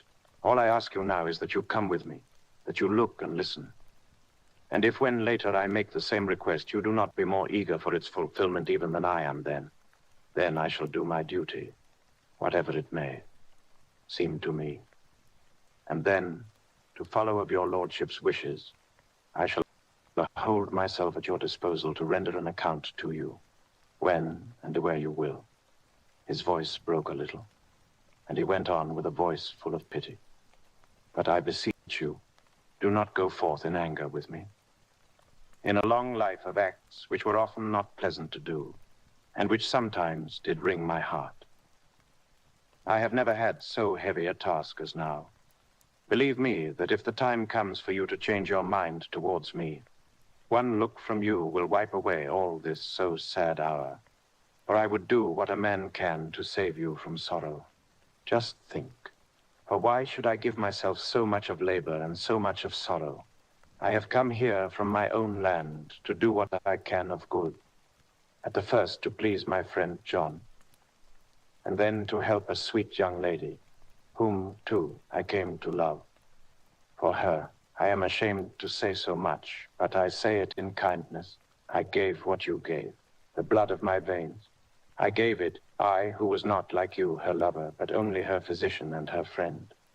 I gave to her my nights and days before death, after death. And if my death can do her good, even now, when she is the dead undead, she shall have it freely. He said this with a very grave, sweet pride, and Arthur was much affected by it. He took the old man's hand and said in a broken voice, Oh, it is hard to think of it, and I cannot understand. But at least I shall go with you and wait. Chapter 16. Dr. Seward's diary continued. It was just a quarter before 12 o'clock when we got into the churchyard over the low wall. The night was dark, with occasional gleams of moonlight between the rents of the heavy clouds that scudded across the sky. We all kept somehow close together, with Van Helsing slightly in front as he led the way. When we had come close to the tomb, I looked well at Arthur, for I feared that the proximity to a place laden with so sorrowful a memory would upset him. But he bore himself well. I took it that the very mystery of the proceeding was in some way a counteractant to his grief. The professor unlocked the door, and seeing a natural hesitation amongst us for various reasons, solved the difficulty by entering first himself. The rest of us followed, and he closed the door. He then lit a dark lantern, and pointed to the coffin. Arthur stepped forward hesitatingly. Van Helsing said to me, "You were with me yesterday. Was the body of Miss Lucy in that coffin?" It was. The professor turned to the rest, saying, "You hear. And yet there is no one who does not believe with me." He took his screwdriver and again took off the lid of the coffin. Arthur looked on, very pale but silent. When the lid was removed, he stepped forward. He evidently did not know that there was a leaden coffin, or at any rate, had not thought of it. When he saw the rent in the lid, the blood rushed to his face for an instant, but as quickly fell away again, so that he remained of a ghastly whiteness. He was still silent. Van Helsing forced back the leaden flange, and we all looked in and recoiled. The coffin was empty. For several minutes, no one spoke a word. The silence was broken by Quincy Morris. "Astris, Professor, I answered for you. Your word is all I want. I wouldn't ask such a thing ordinarily. I wouldn't so dishonor you as to imply a doubt. But this is a mystery that goes beyond any honor or dishonor. Is this your due? I swear to you by all that I hold sacred that I have not removed nor touched her. What happened was this. 2 nights ago, my friend Seward and I came here. With good purpose, believe me. I opened that coffin, which was then sealed up, and we found it, as now, empty. We then waited and saw something white come through the trees. The next day, we came here in daytime, and she lay there. Did she not, friend John? Yes. That night, we were just in time. One more so small child was missing, and we find it, thank God, unharmed amongst the graves. Yesterday, I came here before sundown, for at sundown, the undead can move. I waited here all the night till the sun rose, but I saw nothing. It was most probable that it was because I had laid over the clamps of those doors garlic, which the undead cannot bear, and other things which they shun. Last night, there was no exodus, so tonight, before the sundown, I took away my garlic and other things. So it is we find this coffin empty, but bear with me. So far, there is much that is strange. Wait you with me outside, unseen and unheard, and things much stranger are yet to be. So, here he shut the dark slide of his lantern, now to the outside. He opened the door, and we filed out, he coming last, and locking the door behind him. Oh, but it seemed fresh and pure in the night air after the terror of that vault. How sweet it was to see the clouds race by, and the passing gleams of the moonlight between the scudding clouds, crossing and passing like the gladness and sorrow of a man's life. How sweet it was to breathe the fresh air that had no taint of death and decay. How humanizing to see the red lighting of the sky beyond the hill, and to hear far away the muffled roar that marks the life of a great city. Each in his own way was solemn and overcome. Arthur was silent, and was, I could see, striving to grasp the purpose and the inner meaning of the mystery. I was myself tolerably patient, and half inclined again to throw aside doubt and to accept Van Helsing's conclusions. Quincy Morris was phlegmatic in the way of a man who accepts all things, and accepts them in the spirit of cool bravery, with hazard of all he has to stake. Not being able to smoke, he cut himself a good-sized plug of tobacco and began to chew. As to Van Helsing, he was employed in a definite way. First, he took from his bag a mass of what looked like thin, wafer-like biscuit, which was carefully rolled up in a white napkin. Next, he took out a double handful of some whitish stuff, like dough or putty. He crumbled the wafer up fine and worked it into the mass between his hands. This he then took and, rolling it into thin strips, began to lay them into the crevices between the door and its setting in the tomb. I was somewhat puzzled at this, and being close, asked him what it was that he was doing. Arthur and Quincy drew near also, as they too were curious.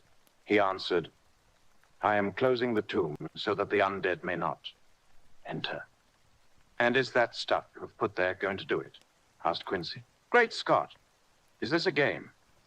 "It is. What is that which you're using? This time, the question was by Arthur. Van Helsing reverently lifted his hat. Paul, the most skeptical of us, and we felt individually that in the presence of such earnest purpose as the professor's, a purpose which could thus use the to him most sacred of things, it was impossible to distrust. In respectful silence, we took the places assigned to us close around the tomb, but hidden from the sight of anyone approaching. I pitied the others, especially Arthur. I had myself been apprenticed by my former visits to this watching horror, and yet I, who had up to an hour ago repudiated the proofs, felt my heart sink within me. Never did tombs look so ghastly white. Never did cypress or yew or juniper so seem the embodiment of funereal gloom. Never did tree or grass wave or rustle so ominously. Never did bough creak so mysteriously, and never did the far-away howling of dogs send such a woe, full presage through the night. There was a long spell of silence, a big aching void, and then from the professor, a keen he pointed, and far down the avenue of yews we saw a white figure advance, a dim white figure which held something dark at its breast. The figure stopped, and at the moment a ray of moonlight fell upon the masses of driving clouds, and showed in startling prominence a dark-haired woman dressed in the cerements of the grave. We could not see the face, for it was bent down over what we saw to be a fair-haired child. There was a pause and a sharp little cry, such as a child gives in sleep, or a dog as it lies before the fire and dreams. We were starting forward, but the professor's warning hand, seen by us as he stood behind a yew tree, kept us back. And then, as we looked, the white figure moved forwards again. It was now near enough for us to see clearly, and the moonlight still held. My own heart grew cold as ice. I could hear the gasp of Arthur as we recognized the features of Lucy Westenra. Lucy Westenra, but yet how changed. The sweetness was turned to adamantine, a heartless cruelty, and the purity to voluptuous wantonness. Van Helsing stepped out, and, obedient to his gesture, we all advanced too. The four of us ranged in a line before the door of the tomb. Van Helsing raised his lantern and drew the slide. By the concentrated light that fell on Lucy's face, we could see that the lips were crimson with fresh blood, and that the stream had trickled over her chin and stained the purity of her lawn death robe. We shuddered with horror. I could see by the tremulous light that even Van Helsing's iron nerve had failed. Arthur was next to me, and if I had not seized his arm and held him up, he would have fallen. When Lucy, I call the thing that was before us Lucy because it bore her shape, saw us, she drew back with an angry snarl, such as a cat gives when taken unawares. Then her eyes ranged over us. Lucy's eyes in form and color, but Lucy's eyes unclean and full of hellfire, instead of the pure, gentle orbs we knew. At that moment, the remnant of my love passed into hate and loathing. Had she then to be killed, I could have done it with savage delight. As she looked, her eyes blazed with unholy light, and the face became wreathed with a voluptuous. When she advanced to him with outstretched arms and a wanton smile, he fell back and hid his face in his hands. She still advanced, however, and with a languorous, voluptuous grace said, "Come to me, Arthur. Leave these others and come to me. My arms are hungry for you. Come. And we can rest together. Come, my husband, come." There was something diabolically sweet in her tones, something of the tingling of glass when struck, which rang through the brains even of us who heard the words addressed to another. As for Arthur, he seemed under a spell. Moving his hands from his face, he opened wide his arms. She was leaping for them when Van Helsing sprang forward and held between them his little golden crucifix. She recoiled from it, and with a suddenly distorted face, full of rage, dashed past him as if to enter the tomb. When within a foot or two of the door, however, she stopped, as if arrested by some irresistible force. Then she turned, and her face was shown in the clear burst of moonlight, and by the lamp, which had now no quiver from Van Helsing's iron nerves. Never did I see such baffled malice on a face, and never, I trust, shall such ever be seen again by mortal eyes. The beautiful color became livid. The eyes seemed to throw out sparks of hellfire. The brows were wrinkled as though the folds of the flesh were the coils of Medusa's snakes, and the lovely, blood-stained mouth grew to an open square, as in the passion masks of the Greeks and Japanese. If ever a face meant death, if looks could kill, we saw it at that moment. And so, for full half a minute, which seemed an eternity, she remained between the lifted crucifix and the sacred closing of her means of entry. Van Helsing broke the silence by asking Arthur, "Answer me, oh my friend. Am I to proceed in my work?" Arthur threw himself on his knees and hid his face in his hands as he answered, "Do as you will, friend. Do as you will. There can be no horror like this ever anymore." And he groaned in spirit. Quincy and I simultaneously moved towards him and took his arms. We could hear the click of the closing lantern as Van Helsing held it down. Coming close to the tomb, he began to remove from the chinks some of the sacred emblem which he had placed there. We all looked on in horrified amazement as we saw, when he stood back, the woman with a corporeal body as real at that moment as our own, pass in through the interstice where scarce a knife blade could have gone. We all felt a glad sense of relief when we saw the professor calmly restoring the strings of putty to the edges of the door. When this was done, he lifted the child and said, "Come now, my friends. We can do no more till tomorrow. There is a funeral at noon, so here we shall all come before long after that. The friends of the dead will all be gone by 2, and when the sexton lock the gate, we shall remain. Then there is more to do, but not like this of tonight. As for this little one, he is not much harm. And by tomorrow night, he shall be well.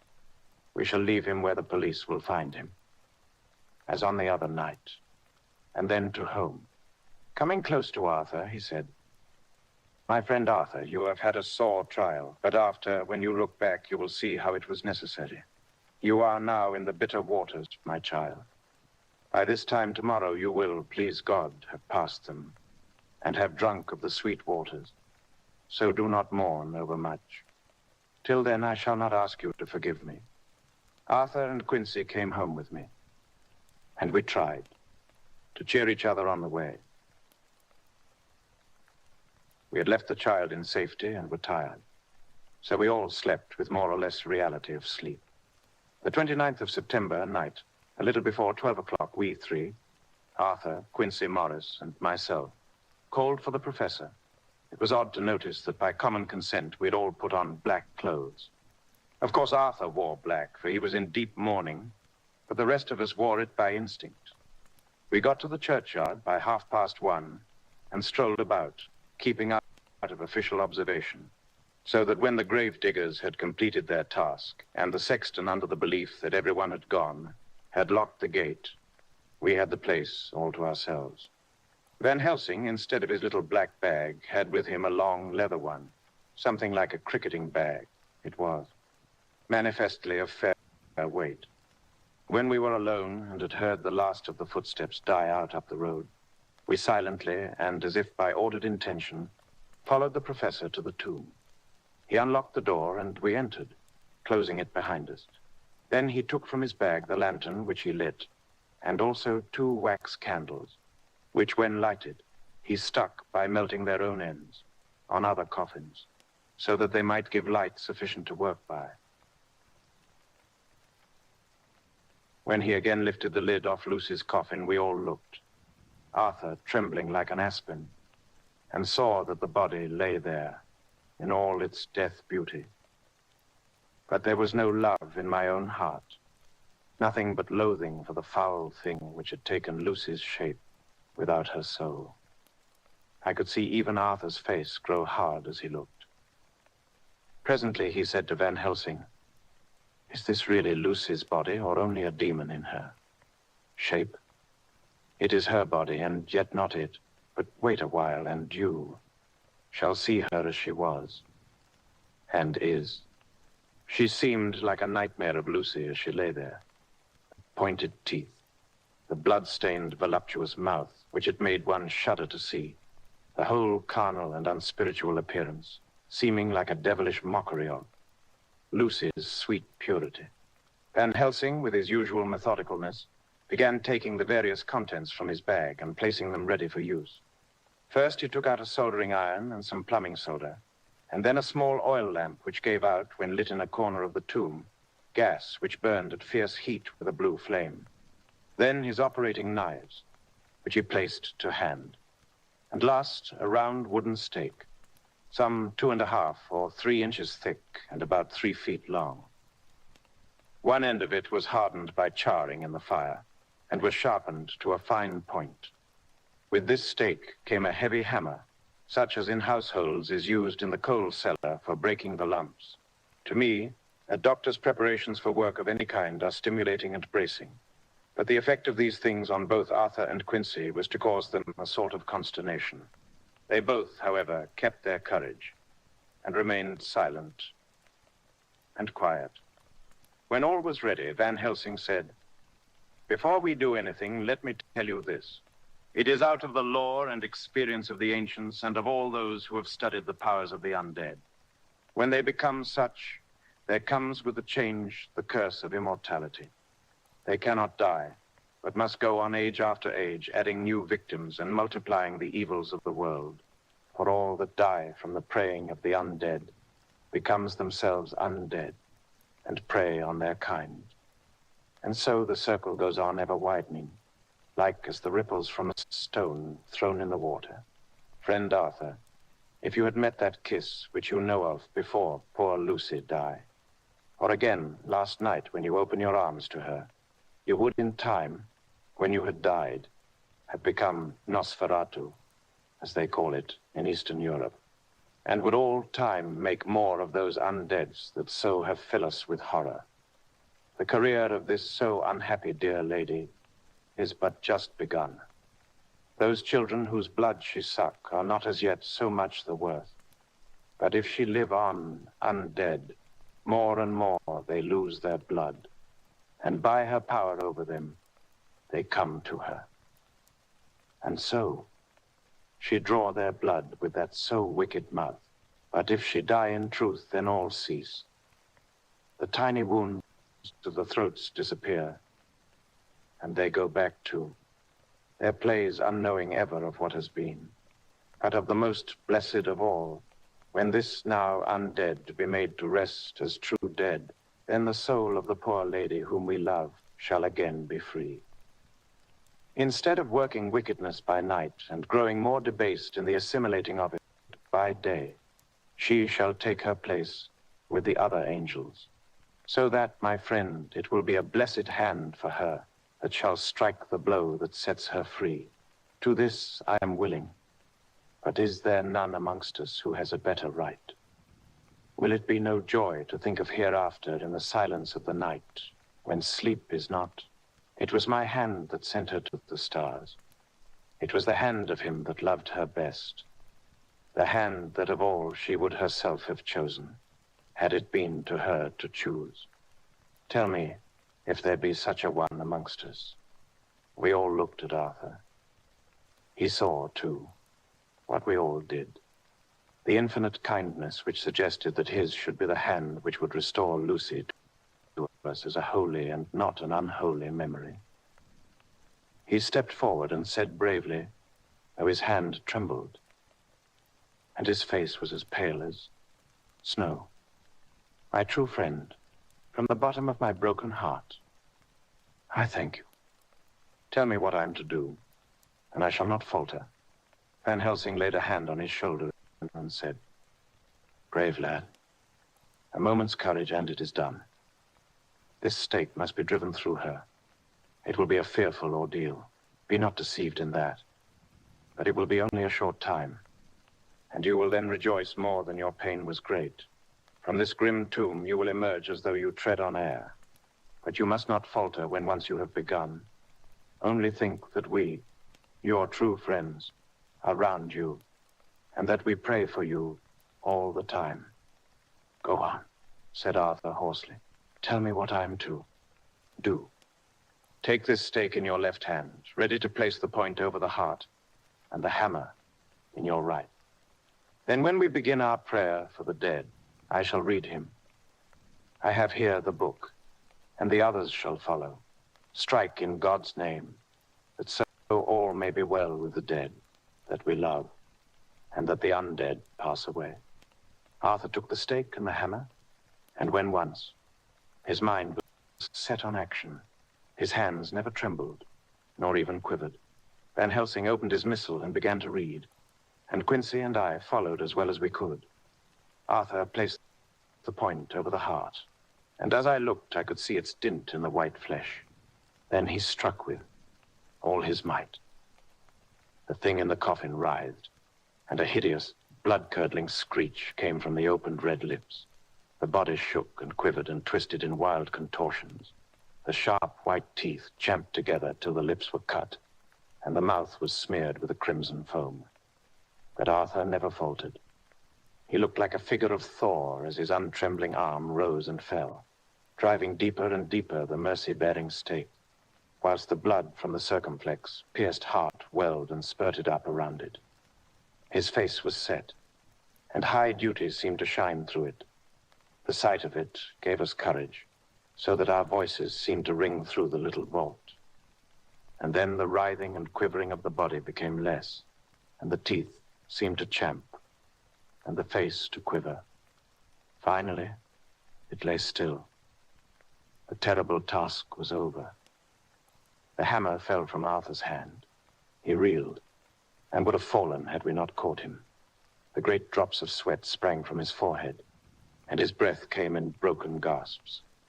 It had indeed been an awful strain on him, and had he not been forced to his task by more than human considerations, he could never have gone through with it. For a few minutes, we were so taken up with him that we did not look towards the coffin. When we did, however, a murmur of startled surprise ran from one to the other of us. We gazed so eagerly that Arthur rose, for he had been seated on the ground, and came and looked too.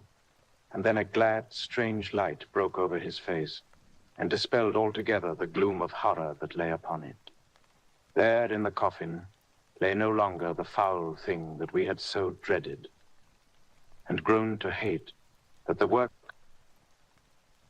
of her destruction was yielded as a privilege to the one best entitled to it. But Lucy, as we had seen her in her life, with her face of unequaled sweetness and purity, true that there were there, as we had seen them in life, the traces of care and pain and waste. But these were all dear to us, for they marked her truth to what we knew. One and all we felt that the holy calm that lay like sunshine over the wasted face and form was only an earthly token and symbol of the calm that was to reign forever. Van Helsing came and laid his hand on Arthur's shoulder and said to him, "And now, Arthur, my friend, dear lad, am I not forgiven?" The reaction of the terrible strain came as he took the old man's hand in his, and raising it to his lips, pressed it, and said, "Forgiven. God bless you that you have given my dear one her soul again, and me peace." He put his hands on the professor's shoulder, and laying his head on his breast, cried for a while, silently, whilst we stood unmoving. When he raised his head, Van Helsing said to him, "And now, my child, you may kiss her. Kiss her dead lips, if you will, as she would have you to, if for her to choose. For she is not a grinning devil now, not any more a foul thing for all eternity. No longer she is the devil's undead. She is God's true dead, whose soul is with him." Arthur bent and kissed her, and then we sent him and Quincy out of the tomb. The professor and I sawed the top off the stake, leaving the point of it in the body. Then we cut off the head and filled the mouth with garlic. We soldered up the leaden coffin, screwed on the coffin lid, and gathering up our belongings, came away. When the professor locked the door, he gave the key to Arthur. Outside, the air was sweet. The sun shone, and the birds sang. and it seemed as if all nature were tuned to a different pitch. There was gladness and mirth and peace everywhere, for we were at rest ourselves on one account, and we were glad, though it was with a tempered joy. Before we moved away, Van Helsing said, "Now, my friends, one step of our work to find out the author of all this, our sorrow, and to stamp him out. I have clues which we can follow, but it is a long task and a difficult, and there is danger in it and pain. Shall you not all help me? We have learned to believe, all of us. Is it not so? And since so, do we not see our duty? Yes. And do we not promise to go on to the bitter end? Each in turn, we took his hand, and the promise was made. Then said the professor as we moved off, 2 nights hence, you shall meet with me and dine together at 7 of the clock with friend John. I shall entreat 2 others, 2 that you know not as yet, and I shall be ready to all our work show and our plans unfold. Friend John, you come with me home, for I have much to consult about, and you can help me. Tonight I leave for Amsterdam, but shall return tomorrow night, and then begins our great quest. But first I shall have much to say, so that you may know what is to do and to dread. Then our promise shall be made to each other anew, for there is a terrible task before us, and once our feet are on the plowshare, we must not draw back. Chapter 16. Dr. Seward's diary continued. When we arrived at the Berkeley Hotel, Van Helsing found a telegram waiting for him. I'm coming up by train. Jonathan at Whitby. Important news. Mina Harker. The professor was delighted. "Ah, that wonderful Madame Mina," he said, "pearl among women. She arrived, but I cannot stay. She must go to your house, friend John. You must meet her at the station. Telegraph her en route, so that she may be prepared." When the wire was dispatched, he had a cup of tea. Over it, he told me of a diary kept by Jonathan Harker when abroad, and gave me a typewritten copy of it, as also of Mrs. Harker's diary at Whitby. "Take these," he said, "and study them well. When I have returned, you will be master of all the facts, and we can then better enter on our inquisition. Keep them safe, for there is in them much of treasure. You will need all your faith, even you who have had such an experience as that of today. What is here told," he laid his hand heavily and gravely on the packet of papers as he spoke, "may be the beginning of the end to you and me and many another, or it may sound the knell of the undead who walk the earth. Read all, I pray you, with the open mind, and if you can add in any way to the story here told, do so, for it is all important. You have kept diary of all these so strange things, is it not so? Yes. Then we shall go through all these together when we meet." He then made ready for his departure, and shortly after drove off to Liverpool Street. I took my way to Paddington, where I arrived about 15 minutes before the train came in.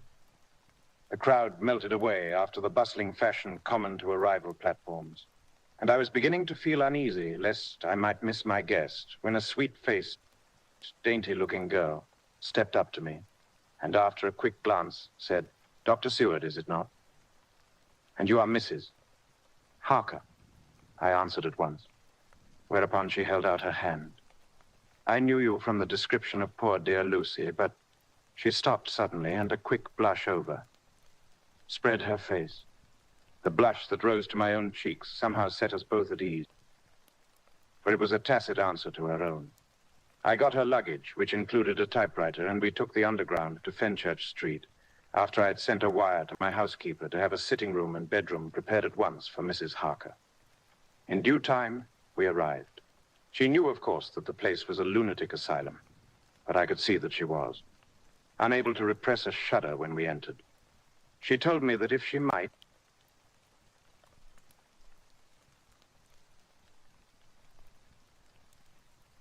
a phonograph diary was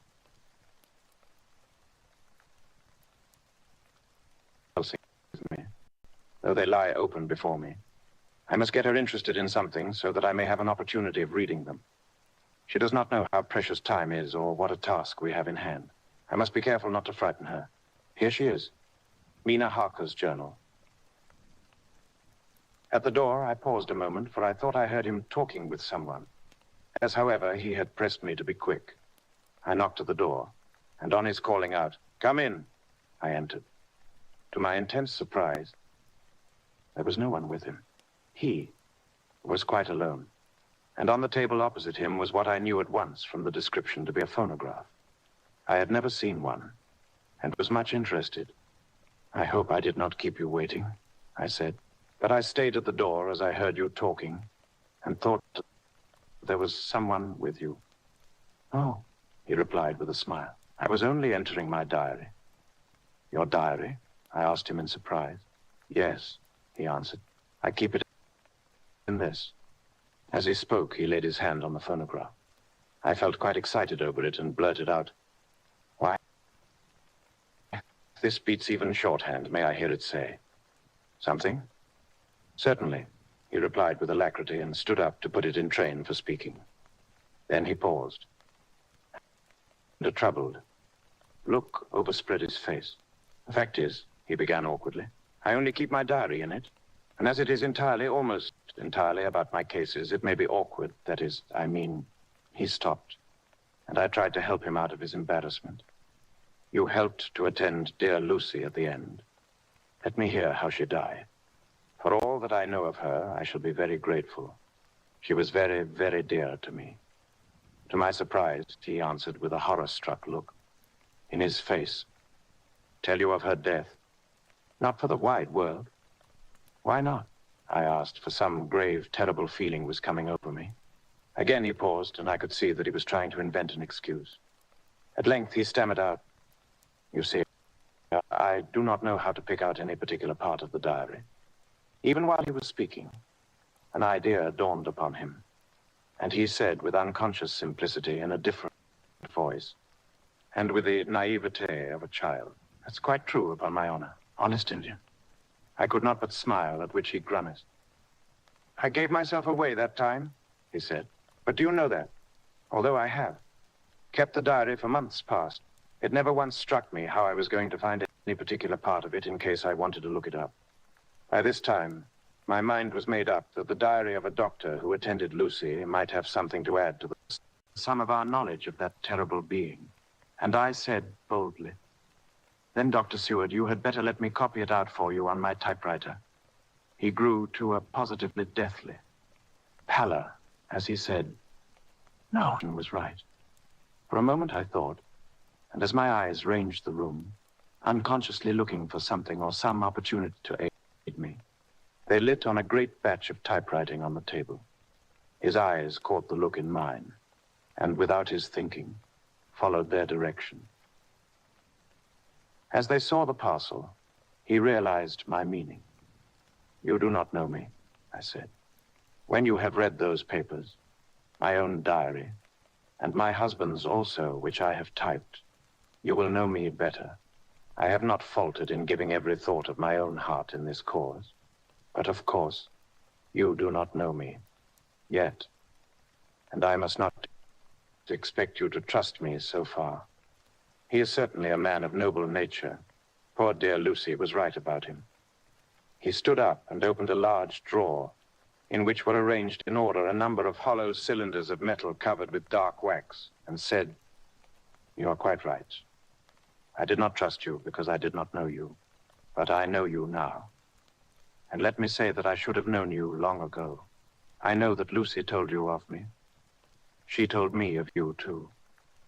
May I make the only atonement in my power. Take the cylinders and hear them. The first half-dozen of them are personal to me, and they will not horrify you. Then you will know me better. Dinner will by then be ready. In the meantime, I shall read over some of these documents, and shall be better able to understand certain things." He carried the phonograph himself up to my sitting room and adjusted it for me. "Now I shall learn something pleasant, I'm sure, for it will tell me the other side of a true love episode of which I know one side already." Dr. Seward's diary, 29th of September. I was so absorbed in that wonderful diary of Jonathan Harker and that other of his wife but I let time run on without thinking. Mrs. Harker was not down when the maid came running to announce dinner. So I said, "She's possibly tired. Let dinner wait an hour," and I went on with my work. I just finished Mrs. Harker's diary when she came in. She looked sweetly pretty, but very sad, and her eyes were flushed with crying. This somehow moved me much. Of late I have had cause for tears, God knows. But the relief of them was denied me, and now the sight of those sweet eyes, brightened with recent tears, went straight to my heart. So I said as gently as I could, "I greatly fear I have distressed you." "Oh, no, not distressed me," she replied. "But I have been more touched than I can say by your grief. It is a wonderful machine, but it is cruelly true.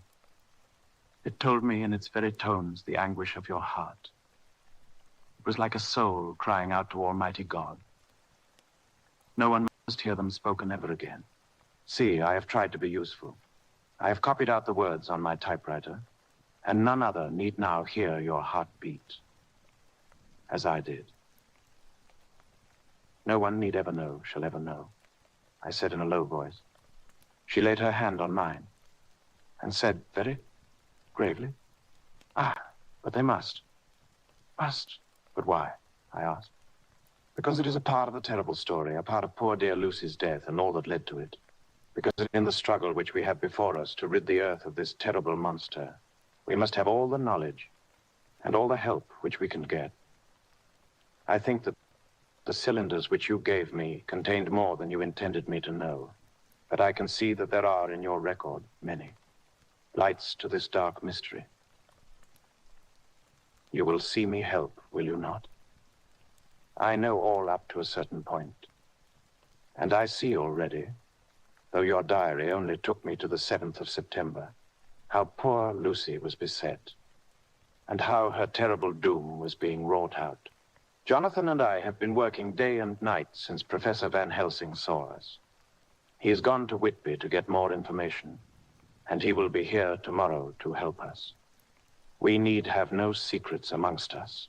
Working together, and with absolute trust, we can surely be stronger than if some of us were in the dark." She looked at me so appealingly, and at the same time manifested such courage and resolution in her bearing, that I gave in at once to her wishes. "You shall," I said, "do as you like in the matter. God forgive me if I do wrong. There are terrible things yet to learn of, but if you have so far traveled on the road to poor Lucy's death, you will not be content, I know, to remain in the dark. Nay, the end, the very end, may give you a gleam of peace. Come. There is dinner. We must keep one another strong for what is before us. We have a cruel and dreadful task. When you have eaten, you shall learn the rest, and I shall answer any questions you ask. If there be anything which you do not understand, though it was apparent to us who were present. Mina Harker's Journal, 29th of September. After dinner, I came with Dr. Seward to his study. He brought back the phonograph from my room, and I took my typewriter. He placed me in a comfortable chair and arranged the phonograph so that I could touch it without getting up, and showed me how to stop it in case I should want to pause. Then he very thoughtfully took a chair with his back to me, so that I might be as free as possible, and began to read. I put the forked metal to my ears and listened. When the terrible story of Lucy's death and all that followed was done, I lay back in my chair, powerless. Fortunately, I'm not of a fainting disposition. When Dr. Seward saw me, he jumped up with a horrified exclamation, and hurriedly taking a case bottle from a cupboard, gave me some brandy, which in a few minutes somewhat restored me. My brain was all in a whirl, and only that there came through all the multitude of horrors the holy ray of light that my dear Lucy was at last at peace. I do not think I could have borne it without making a scene. It is all so wild and mysterious and strange that if I had not known Jonathan's experience in Transylvania, I could not have believed. As it was, I didn't know what to believe, and so got out of my difficulty by attending to something else. I took the cover off my typewriter and said to Dr. Seward, "Let me write this all out now. We must be ready for Dr. Van Helsing when he comes. I have sent a telegram to Jonathan to come on here when he arrives in London from Whitby. In this matter, dates are everything. And I think that if we get all our material ready and have every item put in chronological order, we shall have done much. You tell me that Lord Godalming and Mr. Morris are coming too. Let us be able to tell him when they come." He accordingly set the phonograph at a slow pace, and I began to typewrite from the beginning of the 7th cylinder. I used manifold and so took 3 copies of the diary, just as I had done with all the rest. It was late when I got through, but Dr. Seward went about his work of going his round of the patients.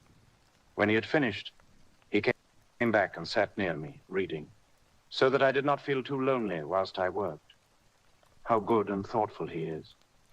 The world seems full of good men, even if there are monsters in it. Before I left him, I remembered what Jonathan put in his diary of the professor's perturbation at reading something in an evening paper at the station at Exeter. So, seeing that Dr. Seward keeps his newspapers, I borrowed the files of the Westminster Gazette and the Pall Mall Gazette and took them to my room. I remember how much the Daily Graph and the Whitby Gazette, of which I had made cuttings, helped us to understand the terrible events at Whitby when Count Dracula landed. So I shall look through the evening papers since then, and perhaps I shall get some new light. I am not sleepy, and the work will help to keep me quiet. Dr. Seward's diary. The 30th of September. Mr. Harker arrived at 9 o'clock. He'd got his wife's wire just before starting. He's uncommonly clever, if one can judge from his face, and full of energy. If this journal be true, and judging by one's own wonderful experiences, it must be. He is also a man of great nerve. That going down to the vault a second time was a remarkable piece of daring. After reading his account of it, I was prepared to meet a good specimen of manhood, but hardly the quiet, businesslike gentleman who came here today. Later, after lunch, Harker and his wife went back to their own room, and as I passed a while ago, I heard the click of the typewriter. They're hard at it. Mrs. Harker says that they are knitting together in chronological order every scrap of evidence they have. Harker has got the letters between the consignee of the boxes at Whitby and the carriers in London who took charge of them. He's now reading his wife's typescript of my diary. I wonder what they make out of it. Here it is. Strange that it never struck me that the very next house might be the Count's hiding place. Goodness knows that we had enough clues from the conduct of the patient Renfield. The bundle of letters relating to the purchase of the house were with the typescript.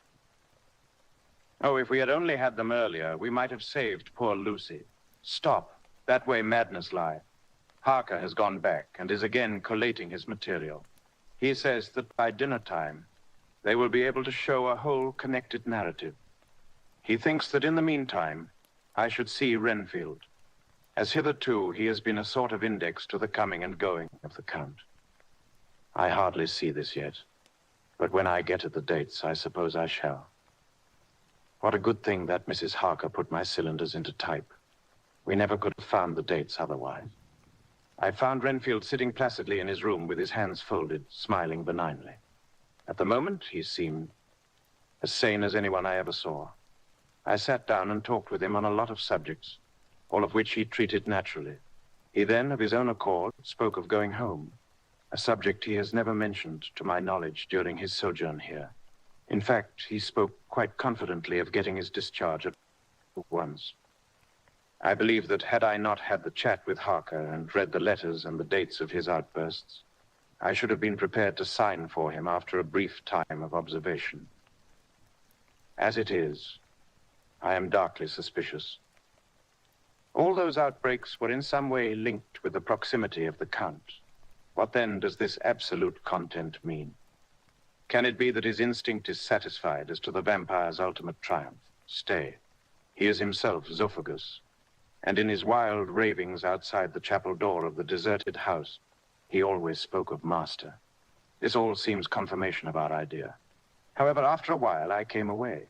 My friend is just a little too sane at present to make it safe to probe him too deep with questions. he might begin to think. And then, so I came away.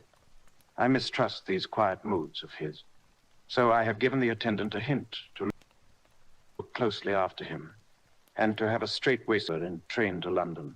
When I received Mr. Billington's courteous message that he would give me any information in his power, I thought it best to go down to Whitby and make, on the spot, such inquiries as I wanted. It was now my object to trace that horrid cargo of the Count's to its place in London. Later, we may be able to deal with it. Billington Jr., a nice lad, met me at the station and brought me to his father's house, where they had decided that I must stay the night. They are hospitable with true Yorkshire hospitality. Give a guest everything and leave him free to do as he likes. They all knew that I was busy and that my stay was short. And Mr. Billington had ready in his office all the papers concerning the consignment of boxes. It gave me almost a turn to see again one of the letters which I had seen on the Count's table before I knew of his diabolical plans. Everything had been carefully thought out and done systematically and with precision. He seemed to have been prepared for every obstacle which might be placed by accident in the way of his intentions being carried out. To use an Americanism, he had taken no chances, and the absolute accuracy with which his instructions were fulfilled was simply the logical result of his care. I saw the invoice and took note of it. 50 cases of common earth to be used for experimental purposes. Also the copy of letter to Carter Patterson and their reply. Of both of these, I got copies. This was all the information Mr. Billington could give me. So I went down to the port and saw the Coast Guards, the customs officers, and the harbor master. They had all something to say of the strange entry of the ship, which is already taking its place in local tradition. But no one could add to the simple description, 50 cases of common earth. I then saw the station master, who kindly put me in communication with the men who had actually received the boxes. Their tally was exact with the list, and they had nothing to add except that the boxes were main and mortal heavy, and that shifting them was dry work. One of them added that it was hard lines, that there wasn't any gentleman such like as yourself, Squire, to show some sort of appreciation of their efforts in a liquid form. Another put in a rider that the thirst then generated was such that even the time Wick had elapsed had not completely allayed it. Needless to add, I took care before leaving to lift forever and adequately this source of reproach. 50 September. The station master was good enough to give me a line to his old companion, the station master at King's Cross, so that when I arrived there in the morning, I was able to ask him about the arrival of the boxes. He, too, put me at once in communication with the proper officials, and I saw that their tally was correct with the original invoice. The opportunities of acquiring an abnormal thirst had been here limited. A noble use of them had, however, been made. And again I was compelled to deal with the result in an ex post facto manner. From thence I went on to Carter Patterson's central office, where I met with the utmost courtesy. They looked up the transaction in their daybook and letterbook, and at once telephoned to their King's Cross office for more details. By good fortune, the men who did the teaming were waiting for work, and the official at once sent them over, sending also by one of them the waybill and all the papers connected with the delivery of the boxes at Carfax. Here again I found the tally agreeing exactly. The carrier's men were able to supplement the paucity of the written words with a few details. These were, I shortly found, connected almost solely with the dusty nature of the job and of the consequent thirst engendered in the operators. On my affording an opportunity, through the medium of the currency of the realm, of the allaying at a later period this beneficial evil, one of the men remarked, "That here house, Governor, is the rummiest I ever was in. Blimey, but it ain't been touched since 100 years. There was dust that thick in the place that you might have slept on it without hurting of your bones. And the place was that neglected that you might have smelled old Jerusalem in it. But the old chapel, that took the keek, that did. Me and my mate, we thought we wouldn't never get out quick enough. Lord, I wouldn't take less nor a quid a moment to stay there out of dark." Having been in the house, I could well believe him. But if he knew what I know, he would, I think, have raised his terms. Of one thing I am now satisfied, that all the boxes which arrived at Whitby from Varna in the Demeter were safely deposited in the old chapel at Carfax. There should be 50 of them there, unless any have since been removed. As from Dr. Seward's diary, I fear. I shall try to see the carter who took away the boxes from Carfax when Renfield attacked them. By following. Up this clue, we may learn a good deal. Later, Mina and I have worked all day, and we have put all the papers into order. Mina Harker's journal. 30 September. I'm so glad that I hardly know how to contain myself. It is, I suppose, the reaction from the haunting fear which I have had, that this terrible affair and the reopening of his old wound might act detrimentally on Ionothan. I saw him leave for Whitby with as brave a face as I could, but I was sick with apprehension. The effort has, however, done him good. He was never so resolute, never so strong, never so full of volcanic energy, as at present. It is just as that dear, good Professor Van Helsing said. He is true grit, and he improves under strain that would kill a weaker nature. He came back full of life and hope and determination. We have got everything in order for tonight. I feel myself quite wild with excitement. I suppose one ought to pity anything so hunted as is the Count. That is just it. This thing is not human, not even beast. To read Dr. Seward's account of poor Lucy's death and what followed is enough to dry up the springs of pity in one's heart. Later, Lord Godalming and Mr. Morris arrived earlier than we expected. Dr. Seward was out on business and had taken Jonathan with him, so I had to see them. It was to me a painful meeting, but it brought back all poor dear Lucy's hopes of only a few months ago. Of course they had heard Lucy speak of me, and it seemed that Dr. Van Helsing too has been quite blowing my trumpet, as Mr. Morris expressed it. Poor fellows, neither of them is aware that I know all about the proposals they made to Lucy. They did not quite know what to say or do, as they were ignorant of the amount of my knowledge. So they had to keep on neutral subjects. However, I thought the matter over, and came to the conclusion that the best thing I could do would be to post them in affairs, right up to date. I knew from Dr. Seward's diary that they had been at Lucy's death, her real death, and that I need not fear to betray any secret before the time. So I told them, as well as I could, that I had read all the papers and diaries, and that my husband and I, having typewritten them, had just finished putting them in order. I gave them each a copy to read in the library. When Lord Godalming got his and turned it over, "It does make a pretty good pile," he said. "Did you write all this, Mrs. Harker?" I nodded, and he went on. "I don't quite see the drift of it, but you people are all so good and kind, and have been working so earnestly and so energetically, that all I can do is to accept your ideas blindfold and try to help you. I have had one lesson already in accepting facts that should make a man humble to the last hour of his life. Besides, I know you loved my poor Lucy." Here he turned away and covered his face with his hands. I could hear the tears in his voice.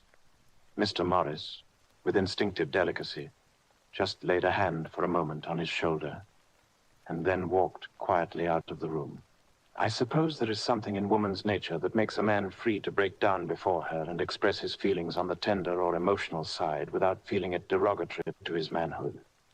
But when Lord Godalming found himself alone with me, he sat down on the sofa and gave way utterly and openly. I sat down beside him and took his hand. I hope he didn't think it forward of me, and that if he ever thinks of it afterwards, he never will have such a thought. There I wrong him. I know he never will. He's too true a gentleman. I said to him, for I could see that his heart was breaking, "I love dear Lucy, and I know what she was to you, and what you were to her. She and I were like sisters, and now she is gone. Will you not let me be like a sister to you in your trouble? I know what sorrows you have had, though I cannot measure the depth of them. If sympathy and pity can help in your affliction, won't you let me be of some little service for Lucy's sake?" In an instant, the poor dear fellow was overwhelmed with grief. It seemed to me that all he had of late been suffering in silence found a vent at once. He grew quite hysterical, and raising his open hands, beat his palms together in a perfect agony of grief. He stood up and then sat down again, and the tears rained down his cheeks. I felt an infinite pity for him, and opened my arms unthinkingly. With a sob, he laid his head on my shoulder and cried like a wearied child, whilst he shook with emotion. We women have something of the mother in us that makes us rise above smaller matters when the mother spirit is invoked.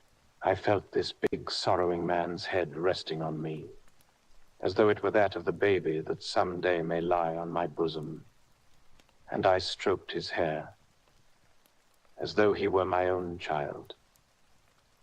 I never thought at the time how strange it all was. After a little bit, his sobs ceased, and he raised himself with an apology, though he made no disguise of his emotion. He told me that for days and nights past, weary days and sleepless nights, he had been unable to speak with anyone, as a man must speak in his time of sorrow. There was no woman whose sympathy could be given to him, or with whom, owing to the terrible circumstances with which his sorrow was surrounded, he could speak freely. I know now how I suffered, he said as he dried his eyes, but I do not know even yet, and none other can ever know, how much your sweet sympathy has been to me today. I shall know better in time, and believe me that though I am not ungrateful now, my gratitude will grow with my understanding. You will let me be like a brother, will you not, for all our lives, for dear Lucy's sake. For dear Lucy's sake, I said as we clasped hands. Aye, and for your own sake, he added, for if a man's esteem and gratitude are ever worth the winning, you have won mine today. If ever the future should bring to you a time when you need a man's help, believe me, you will not call in vain. God grant that no such time may ever come to you to break the sunshine of your life. But if it should ever come, promise me that you will let me know. He was so earnest, and his sorrow was so fresh, that I felt it would comfort him, so I said, I promise. As I came along the corridor, I saw Mr. Morris looking out of a window. He turned as he heard my footsteps. How is Art? He said. Then noticing my red eyes, he went on. Ah, I see you have been comforting him. Poor old fellow. He needs it. No one but a woman can help a man when he is in trouble of the heart, and he had no one to comfort him. He bore his own trouble so bravely that my heart bled for him. I saw the manuscript in his hand, and I knew that when he read it, he would realize how much I knew. So I said to him, I wish I could comfort all who suffer from the heart. Will you let me be your friend? And will you come to me for comfort if you need it? You will know later on why I speak. He saw that I was in earnest, and stooping, took my hand, and raising it to his lips, kissed it. It seemed but poor comfort to so brave and unselfish a soul, and impulsively I bent over and kissed him. The tears rose in his eyes, and there was a momentary choking in his throat. He said quite calmly, Little girl, you will never regret that true-hearted kindness, so long as ever you live. Then he went into the study to his friend. Little girl. The very words he had used to Lucy, and, oh, but he proved himself a friend. Chapter 62. Dr. Seward's diary. 30 September. I got home at 5 o'clock and found that Godalming and Morris had not only arrived, but had already studied the transcript of the various diaries and letters which Harker and his wonderful wife had made and arranged. Harker had not yet returned from his visit to the carrier's men, of whom Dr. Hennessy had written to me. Mrs. Harker gave us a cup of tea, and I can honestly say that for the first time since I have lived in it, this old house seemed like home. When we had finished, Mrs. Harker said, Dr. Seward, may I ask a favor? I want to see your patient, Mr. Renfield. Do let me see him. What you have said of him in your diary interests me so much. She looked so appealing and so pretty that I could not refuse her, and there was no possible reason why I should. So I took her with me. When I went into the room, I told the man that a lady would like to see him, to which he simply answered, Why? She's going through the house and wants to see everyone in it, I answered. Oh, very well, he said. Let her come in, by all means. But just wait a minute till I tidy up the place. His method of tidying was peculiar. He simply swallowed all the flies and spiders in the boxes before I could stop him. It was quite evident that he feared or was jealous of some interference. When he had got through his disgusting task, he said cheerfully, "Let the lady come in," and sat down on the edge of his bed with his head down, but with his eyelids raised so that he could see her as she entered. For a moment, I thought that he might have some homicidal intent. I remembered how quiet he had been just before he attacked me in my own study, and I took care to stand where I could seize him at once if he attempted to make a spring at her. She came into the room with an easy gracefulness which would at once command the respect of any lunatic, for easiness is one of the qualities mad people most respect. She walked over to him, smiling pleasantly, and held out her hand. "Good evening, Mr. Renfield," said she. "You see, I know you, for Dr. Seward has told me of you." He made no immediate reply, but eyed her all over intently with a set frown on his face. This look gave way to one of wonder, which merged in doubt. Then, to my intense astonishment, he said, "You're not the girl the doctor wanted to marry, are you? You can't be, you know, for she's dead, Mrs." Harker smiled sweetly as she replied, "Oh, no. I have a husband of my own, to whom I was married before I ever saw Dr. Seward, or he me. I am Mrs. Harker." "And what are you doing here?" "My husband and I are staying on a visit with Dr. Seward." "Then don't stay." "But why not?" I thought that this style of conversation might not be pleasant to Mrs. Harker any more than it was to me, so I joined in. "How did you know I wanted to marry anyone?" His reply was simply contemptuous, given in a pause in which he turned his eyes from Mrs. Harker to me, instantly turning them back again. What an asinine question. "I don't see that at all, Mr. Renfield," said Mrs. Harker, at once championing me. He replied to her with as much courtesy and respect as he had shown contempt to me. "You will, of course, understand, Mrs. Harker, that when a man is so loved and honored as our host is, everything regarding him is of interest in our little community. Dr. Seward is loved not only by his household and his friends, but even by his patients, who, being some of them hardly in mental equilibrium, are apt to distort causes and effects. Since I myself have been an inmate of a lunatic asylum, I cannot but notice that the sophistic tendencies of some of its inmates lean towards the errors of non causa and ignoratio elenchi. I positively opened my eyes at this new development. Here was my own pet lunatic, the most pronounced of his type that I had ever met with, talking elemental philosophy, and with the manner of a polished gentleman. I wondered if it was Mrs. Harker's presence which had touched some chord in his memory, if this new phase was spontaneous, or in any way due to her unconscious influence. She must have some rare gift or power. We continued to talk for some time, and seeing that he was seemingly quite reasonable, she ventured, looking at me questioningly as she began, to lead him to his favorite topic. I was again astonished, for he addressed himself to the question with the impartiality of the completest sanity. He even took himself as an example when he mentioned certain things. Why, I myself am an instance of a man who had a strange belief.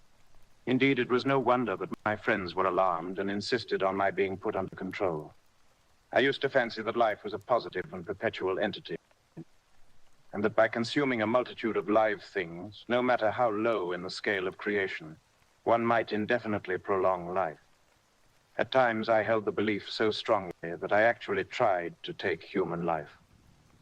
The doctor here will bear me out that on one occasion I tried to kill him for the purpose of strengthening my vital powers by the assimilation with my own body of life through the medium of his blood, relying, of course, upon the scriptural phrase, "For the blood is the life," though indeed the vendor of a certain nostrum has vulgarized the truism to the very point of contempt.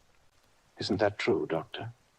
I nodded assent, for I was so amazed that I hardly knew what to either think or say.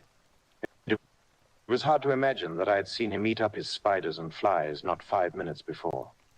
Looking at my watch, I saw that I should go to the station to meet Van Helsing, so I told Mrs. Harker that it was time to leave. She came at once, after saying pleasantly to Mr. Renfield, "Goodbye, and I hope I may see you often, under auspices pleasanter to yourself." To which, to my astonishment, he replied, "Goodbye, my dear. I pray God I may never see your sweet face again. May he bless and keep you." When I went to the station to meet Van Helsing, I left the boys behind me. Poor Art seemed more cheerful than he has been since Lucy first took ill, and Quincy is more like his own bright self than he has been for many a long day. Van Helsing stepped from the carriage with the eager nimbleness of a boy. He saw me at once and rushed up to me, saying, "Ah, friend John, how goes all? Well, so. I have been busy, for I come here to stay if need be. All affairs are settled with me, and I have much to tell. Madam Mina is with you? Yes. And her so fine husband? And Arthur and my friend Quincy, they are with you too. Good." As I drove to the house, I told him of what had passed, and of how my own diary had come to be of some use through Mrs. Harker's suggestion, at which the professor interrupted me. "Ah, that wonderful Madame Mina. She has man's brain. A brain that a man should have, were he much gifted, and a woman's heart. The good God fashioned her for a purpose, believe me, when he made that so good combination. Friend John, up to now, fortune has made that woman of help to us. After tonight, she must not have to do with this so terrible affair. It is not good that she run a risk so great. We men are determined, nay, are we not pledged, to destroy this monster. But it is no part for a woman. Even if she be not harmed, her heart may fail her in so much and so many horrors. And hereafter she may suffer, both in waking, from her nerves, and in sleep, from her dreams. And besides, she is young woman, and not so long married. There may be other things to think of sometime. If not now, you tell me she has wrote all, then she must consult with us. But tomorrow she say goodbye to this work. And we go alone." I agreed heartily with him, and then I told him what we had found in his absence, that the house which Dracula had bought was the very next one to my own. He was amazed, and a great concern seemed to come on him.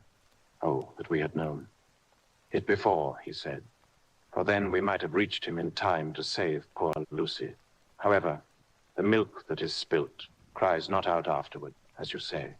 We shall not think of that, but go on our way to the end. Then he fell into a silence that lasted till we entered my own gateway. Before we went to prepare for dinner, he said to Mrs. Harker, "I am told, Madam Mina, by my friend John, that you and your husband have put up in exact order all things that have been up to this moment." "Not up to this moment, Professor," she said impulsively, "but up to this morning." "But why not up to now? We have seen hitherto how good light all the little things have made. We have told our secrets, and yet no one who has told is the worse for it." Mrs. Harker began to blush, and taking a paper from her pockets, she said, "Dr. Van Helsing, will you read this, and tell me if it must go in? It is my record of today. I, too, have seen the need of putting down at present everything, however trivial. But there is little in this, except what is personal. Must it go in?" The professor read it over gravely and handed it back, saying, "It need not go in if you do not wish it, but I pray that it may. It can but make your husband love you the more, and all us, your friends, more honor you, as well as more esteem and love." She took it back with another blush and a bright smile. And so now, up to this very hour, all the records we have are complete and in order. The professor took away one copy to study after dinner and before our meeting, which is fixed for 9 o'clock. The rest of us have already read everything. So when we meet in the study, we shall all be informed as to facts and can arrange our plan of battle with this terrible and mysterious enemy. Mina Harker's journal. 30 September. When we met in Dr. Seward's study 2 hours after dinner, which had been at 6 o'clock, we unconsciously formed a sort of board or committee. Professor Van Helsing took the head of the table, to which Dr. Seward motioned him as he came into the room. He made me sit next to him on his right, and asked me to act as secretary. Jonathan sat next to me. Opposite us were Lord Godalming, Dr. Seward, and Mr. Morris. Lord Godalming being next the professor and Dr. Seward in the center. The professor said, "I may, I suppose, take it that we are all acquainted with the facts that are in these papers. We all expressed as sent." And he went on. "Then it were, I think, good that I tell you something of the kind of enemy with which we have to deal. I shall then make known to you something of the history of this man which has been ascertained for me. So we then can discuss how we shall act and can take our measure at accord. There are such beings as vampires. Some of us have evidence that they exist. Even had we not the proof of our own unhappy experience, the teachings and the records of the past give proof enough for sane peoples. I admit that at the first I was skeptic. Were it not that through long years I have trained myself to keep an open mind, I could not have believed until such time as that fact thundered on my ear. See, I prove, alas. Had I know at the first what now I know, nay, had I ever guessed at him, one so precious life had been spared to many of us who did love her. But that is gone, and we must so work that other poor souls perish not, whilst we can save. The Nosferatu do not die like the bee when he stings ones. He is only stronger, and being stronger have yet more power to work evil. This vampire which is amongst us is of himself so strong in person as 20 men. He is of cunning more than mortal, for his cunning be the growth of ages. He have still the aids of necromancy, which is, as his etymology imply, the divination by the dead, and all the dead that he can come nigh to are for him at command. He is brute, and more than brute. He is devil in callous, and the heart of him is not. He can, within limitations, appear at will when and where, and in any of the forms that are to him. He can, within his range, direct the elements, the storm, the fog, the thunder. He can command all the meaner things, the rat and the owl and the bat, the moth and the fox and the wolf. He can grow and become small, and he can at times vanish and come unknown. How then are we to begin our strike to destroy him? How shall we find his where? And having found it, how can we destroy? My friends, this is much. It is a terrible task that we undertake, and there may be consequence to make the brave shudder. For if we fail in this our fight, he must surely win. And then where end we? Life is nothing's. I heed him not. But to fail here is not mere life or death. It is that we become as him, that we henceforward become foul things of the night like him, without heart or conscience, preying on the bodies and the souls of those we love best. To us forever are the gates of heaven shut, for who shall open them to us again? We go on for all time, abhorred by all, a blot on the face of God's sunshine, an arrow in the side of him who died for man. But we are face to face with duty, and in such case must we shrink. For me, I say, no, but then I am old, and life with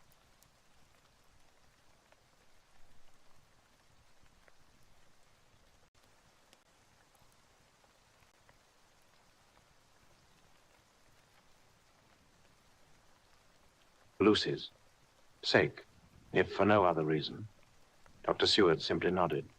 The professor stood up and, after laying his golden crucifix on the table, held out his hand on either side.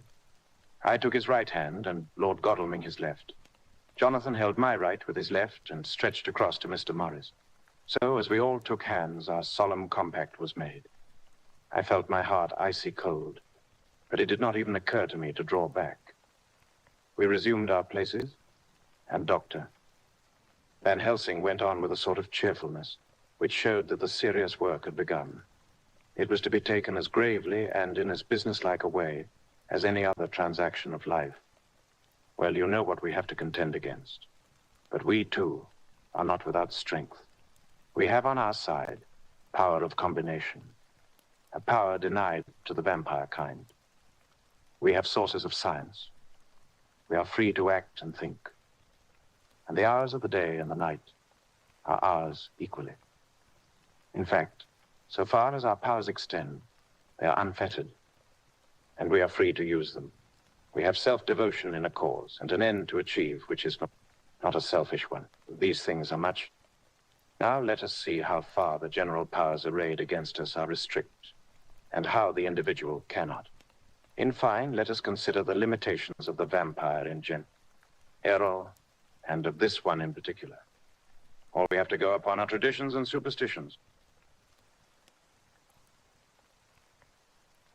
These do not at the first appear much when the matter is one of life and death, nay, of more than either life or death. Yet must we be satisfied. In the first place, because we have to be, no other means is at our control. And secondly, because, after all, these things, tradition and superstition, are everything. Does not the belief in vampires rest for others, though not, alas, for us on them? A year ago, which of us would have received such a possibility in the midst of our scientific, skeptical, matter-of-fact 19th century? We even scouted a belief that we saw justified under our very eyes. Take it then that the vampire and the belief in his limitations and his cure rest for the moment on the same base. For let me tell you, he is known everywhere that men have been. In old Greece, in old Rome. He flourished in Germany all over, in France, in India, even in the Cherno Seas, and in China, so far from us in all ways, there even he is, and the peoples fear him at this day. He have followed the wake of the berserker Icelander, the devil-begotten Hun, the Slav, the Saxon, the Magyar. So far, then, we have all we may act upon, and let me tell you that very much of the beliefs are justified by what we have seen in our own so unhappy experience. The vampire live on and cannot die by mere passing of the time. He can flourish when that he can fatten on the blood of the living. Even more, we have seen amongst us that he can even grow younger, that his vital faculties grow strenuous, and seem as though they refresh themselves when his special pabulum is plenty. But he cannot flourish without this diet. He eat not as others. Even friend Ionathan, who lived with him for weeks, did never see him to eat. Never. He throws no shadow. He make in the mirror no reflect. As again Ionathan observed, he has the strength of many of his hand witness again Jonathan when he shut the door against the wolves, and when he help him from the diligence too. He can transform himself to wolf as we gather from the ship arrival in Whitby when he tear open the dog. He can be as bat, as Madam Mina saw him on the window at Whitby, and as friend John saw him fly from this so near house, and as my friend Quincy saw him at the window of Miss Lucy. He can come in mist which he create. That noble ship's captain proved him of this, but from what we know, the distance he can make this mist is limited, and it can only be round himself. He come on moonlight rays, as elemental deisters again, Ionathan saw those sisters in the Castle of Dracula. He becomes so small. We ourselves saw Miss Lucy, ere she was at peace, slip through a hair-breadth space at the tomb door. He can, when once he find his way, come out from anything, or into anything, no matter how close it be bound, or even fused up with fire. Soda, you call it. He can see in the dark. No small power this, in a world which is one half shut from the light. Ah, but hear me through. He can do all these things, yet he is not free. Nay, he is even more prisoner than the slave of the galley, than the madman in his cell. He cannot go where he lists. He who is not of nature has yet to obey some of nature's laws, why we know not. He may not enter anywhere at the first, unless there be someone of the household who bid him to come. Though afterwards he can come as he please. His power ceases, as does that of all evil things, at the coming of the day. Only at certain times can he have limited freedom. If he be not at the place whither he is bound, he can only change himself at noon, or at exact sunrise or sunset. These things are, we told, and in this record of ours, we have proof by inference. Thus, whereas he can do as he will within his limit, when he have his earth home, his coffin home, his hell home, the place unhallowed, as we saw when he went to the grave of the suicide at Whitby, still at other time, he can only change when the time comes. It is said, too, that he can only pass running water at the slack or the flood of the tide. Then there are things which so afflict him that he has no power, as the garlic that we know of. And as for things sacred, as this symbol, my crucifix, that was amongst us even now when we resolve, to them he is nothing, but in their presence he take his place far off and silent with respect. There are others too, which I shall tell you of, lest in our seeking we may need them. The branch of wild rose on his coffin keep him that he move not from it. A sacred bullet fired into the coffin kill him so that he be true dead. And as for the stake through him, we know already of its peace, or the cut-off head that giveth rest. We have seen it with our eyes. Thus, when we find the habitation of this man that was, we can confine him to his coffin and destroy him, if we obey what we know. But he is clever. I have asked my friend Arminius of Budapest University to make his record, and from all the means that are, he tell me of what he has been. He must indeed have been that voivode Dracula, who won his name against the Turk over the great river on the very frontier of Turkey land. If it be so, then was he no common man. For in that time, and for centuries after, he was spoken of as the cleverest and the most cunning, as well as the bravest of the sons of the land beyond the forest.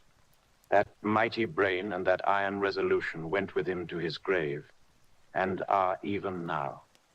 Arrayed against us, the Draculas were, says Arminius, a great and noble race, though now and again were scions who were held by their coevals to have had dealings with the evil one. They learned his secrets in the Scholomance, amongst the mountains over Lake Hermannstadt, where the devil claims the 10th scholar as his due. In the records are such words as Stregoica, witch or dog, and Poco, Satan and hell. And in one manuscript, this very Dracula is spoken of as Wampir, which we all understand too well. There have been from the loins of this very one great men and good women, and their graves make sacred the earth where alone this foulness can dwell. For it is not the least of its terrors that this evil thing is rooted deep in all good. In soil barren of holy memories it cannot rest. Whilst they were talking, Mr. Morris was looking steadily at the window, and he now got up quietly and went out of the room. There was a little pause. Then the professor went on. And now we must settle what we do. We have here much data, and we must proceed to lay out our campaign. We know from the inquiry of Jonathan that from the castle to Whitby came 50 boxes of earth, all of which were delivered at Carfax. We also know that at least some of these boxes have been removed. It seems to me that our first step should be to ascertain whether all the rest remain in the house beyond that wall where we look today, or whether any more have been removed. If the latter, we must trace. Here we were interrupted in a very startling way. Outside the house came the sound of a pistol shot. The glass of the window was shattered with a bullet, which, ricocheting from the top of the embrasure, struck the far wall of the room. I'm afraid I am at heart a coward, for I shrieked out. The men all jumped to their feet. Lord Godalming flew over to the window and threw up the sash. As he did so, we heard Mr. Morris's voice without, "Sorry, I fear I've alarmed you. I shall come in and tell you about it." A minute later, he came in and said, "It was an idiotic thing of me to do, and I ask your pardon, Mrs. Harker, most sincerely. I fear I must have frightened you terribly. But the fact is that whilst the professor was talking, there came a big bat and sat on the windowsill. I have got such a horror of the damned brutes from recent events that I cannot stand them. And I went out to have a shot, as I have been doing of late of evenings, whenever I have seen one. You used to laugh at me for it then." "Did you hit it?" asked Dr. Van Helsing. "I don't know. I fancy not, for it flew away into the wood." Without saying any more, he took his seat, and the professor began to resume his statement. I must trace each of these boxes, and when we are ready, but we must either capture or kill this monster in his lair, or we must, so to speak, sterilize the earth, so that no more he can seek safety in it. Thus, in the end, we may find him in his form of man between the hours of noon and sunset, and so engage with him when he is at his most weak.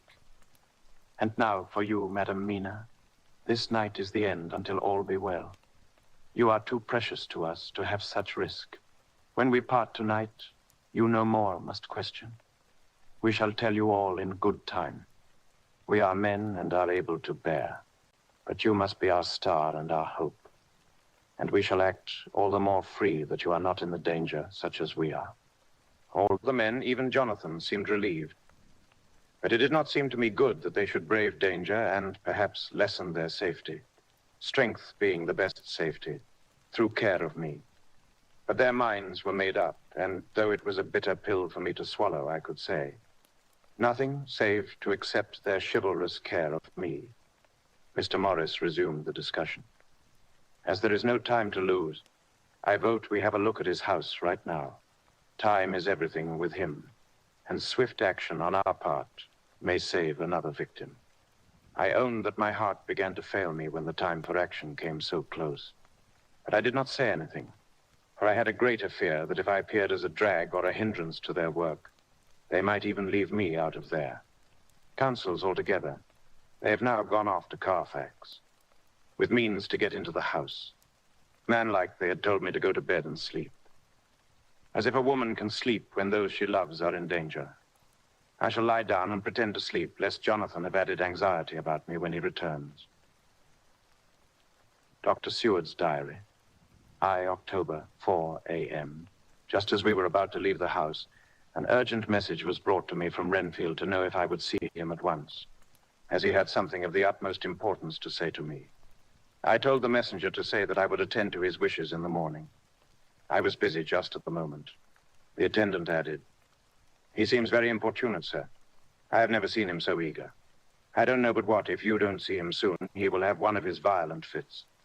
I knew the man would not have said this without some cause, so I said, "All right, I'll go now." And I asked the others to wait a few minutes for me, as I had to go and see my patient. "Take me with you, friend John," said the professor. "His case in your diary interests me much, and it had bearing, too, now and again on our case. I should much like to see him, and especially when his mind is disturbed." "May I come also?" asked Lord Godalming. "Me too?" said Quincy Morris. "May I come?" said Harker. I nodded, and we all went down the passage, together. We found him in a state of considerable excitement, but far more rational in his speech and manner than I had ever seen him.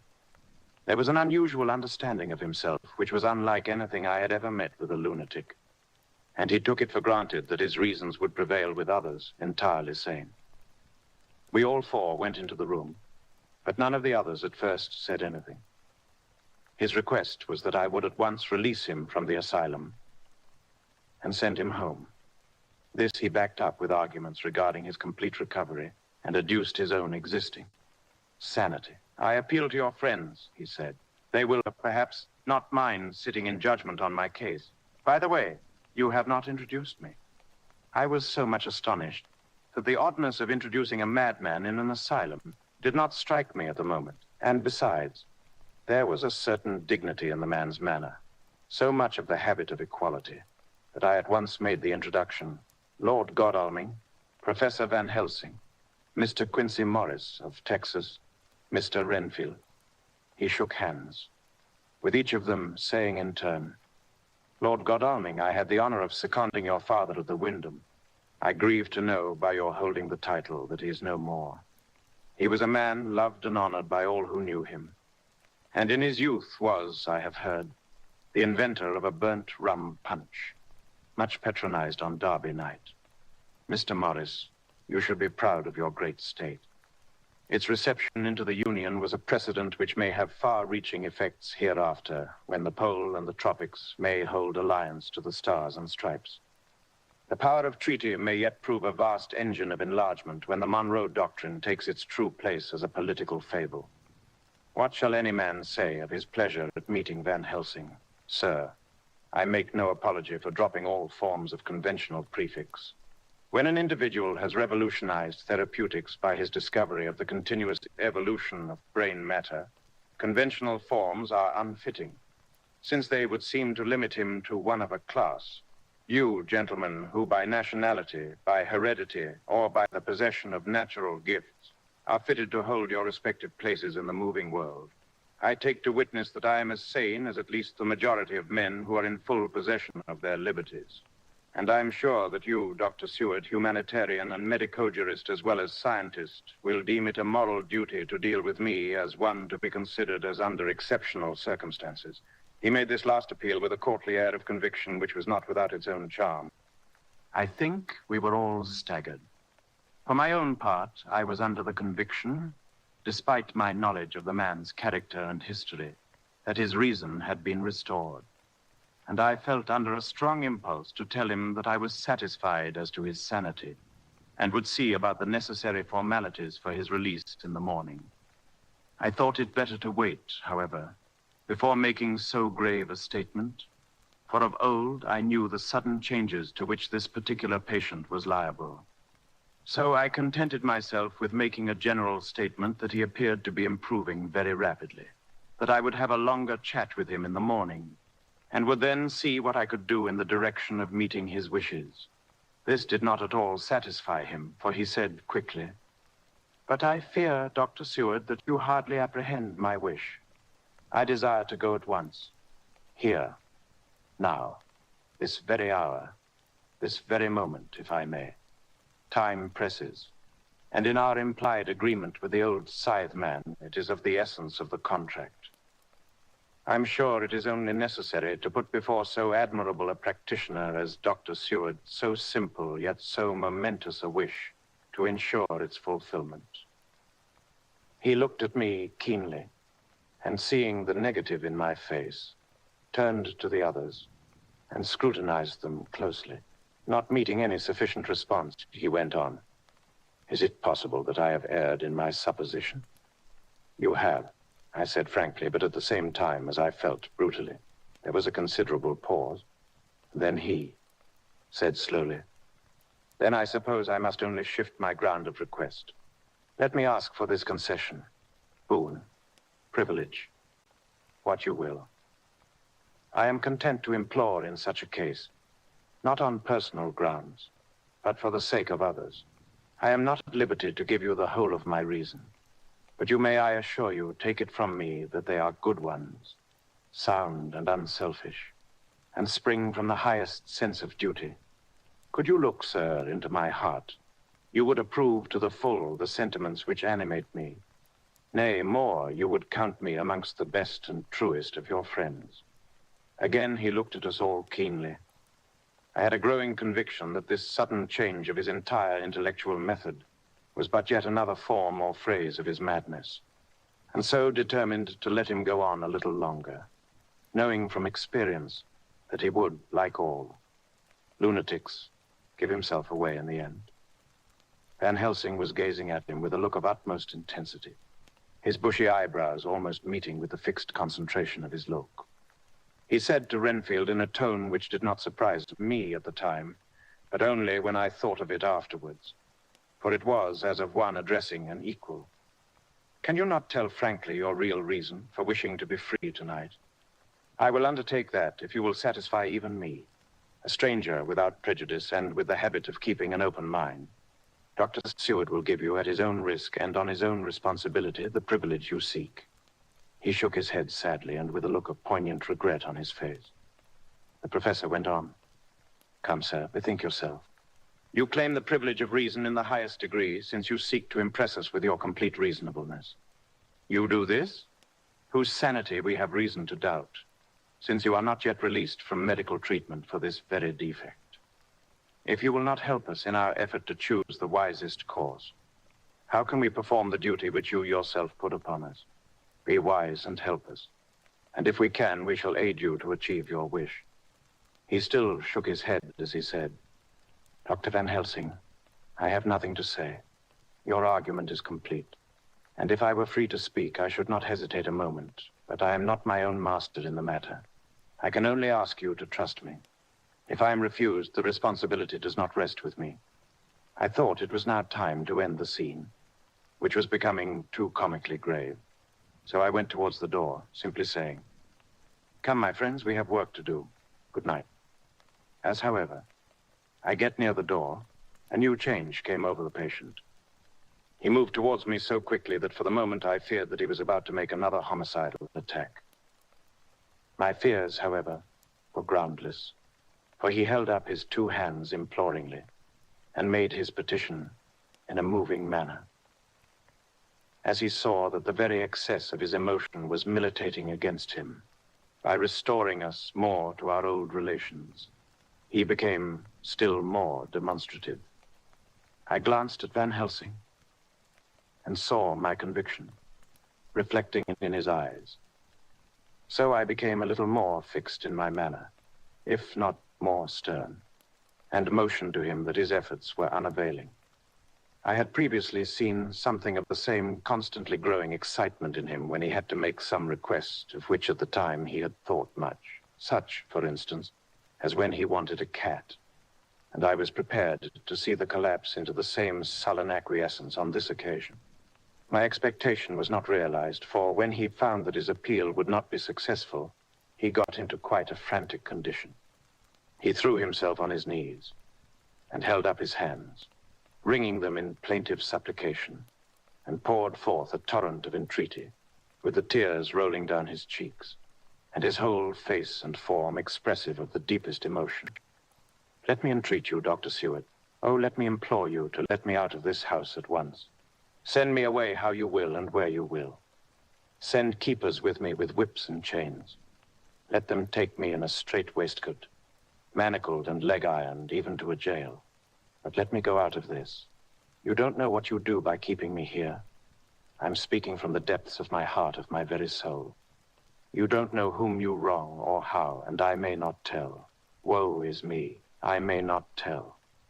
By all you hold sacred, by all you hold dear, by your love that is lost, by your hope that lives, for the sake of the Almighty, take me out of this and save my soul from guilt. Can't you hear me, man? Can't you understand? Will you never learn? Don't you know that I am sane and earnest now? That I am no lunatic in a mad fit, but a sane man fighting for his soul? Oh, hear me, let me go, let me go, let me go." I thought that the longer this went on, the wilder he would get, and so would bring on a fit. So I took him by the hand and raised him up. "Come," I said sternly. "No more of this. We have had quite enough already. Get to your bed and try to behave more discreetly." He suddenly stopped and looked at me intently for several moments. Then, without a word, he rose and, moving over, sat down on the side of the bed. The collapse had come, as on former occasion, just as I had expected. When I was leaving the room, last of our party, he said, to me in a quiet, well-bred voice, "You will, I trust, Dr. Seward, do me the justice to bear in mind later on that I did what I could to convince you tonight." Chapter 13. Jonathan Harker's Journal. High October, 5 a.m. I went with the party to the search with an easy mind, for I think I never saw Mina so absolutely strong and well. I'm so glad that she consented to hold back and let us men do the work. Somehow it was a dread to me that she was in this fearful business at all. But now that her work is done, and that it is due to her energy and brains and foresight, that the whole story is put together in such a way that every point tells, she may well feel that her part is finished, and that she can henceforth leave the rest to us. We were, I think, all a little upset by the scene with Mr. Renfield. When we came away from his room, we were silent till we got back to the study. Then Mr. Morris said to Dr. Seward, "Say, Jack, if that man wasn't attempting a bluff, he's about the sanest lunatic I ever saw. I'm not sure, but I believe that he had some serious purpose. And if he had, it was pretty rough on him not to get a chance." Lord Godalming and I were silent, but Dr. Van Helsing added, "Friend John, you know more of lunatics than I do, and I'm glad of it, for I fear that if it had been to me to decide, I would, before that last hysterical outburst, have given him free. But we live and learn, and in our present task, we must take no chance, as my friend Quincy would say." All is best as they are. Dr. Seward seemed to answer them both in a dreamy kind of way. I don't know but that I agree with you. If that man had been an ordinary lunatic, I would have taken my chance of trusting him. But he seems so mixed up with the Count in an indexy kind of way that I'm afraid of doing anything wrong by helping his fads. I can't forget how he prayed with almost equal fervor for a cat, and then tried to tear my throat out with his teeth. Besides, he called the Count Lord and Master, and he may want to get out to help him in some diabolical way. That horrid thing has the wolves and the rats and his own kind to help him, so I suppose he isn't above trying to use a respectable lunatic. He certainly did seem earnest, though. I only hope we have done what is best. These things, in conjunction with the wild work we have in hand, help to unnerve a man. The professor stepped over and, laying his hand on his shoulder, said in his grave, kindly way, "Friend John, have no fear. We are trying to do our duty in a very sad and terrible case. We can only do as we deem best. What else have we to hope for except the pity of the good God?" Lord Godalming had slipped away for a few minutes, but now he returned. He held up a little. Silver whistle, as he remarked. "That old place may be full of rats, and if so, I've got an antidote on call." Having passed the wall, we took our way to the house, taking care to keep in the shadows of the trees on the lawn, when the moonlight shone out. When we got to the porch, the professor opened his bag and took out a lot of things, which he laid on the step, sorting them into 4 little groups, evidently one for each. Then he spoke.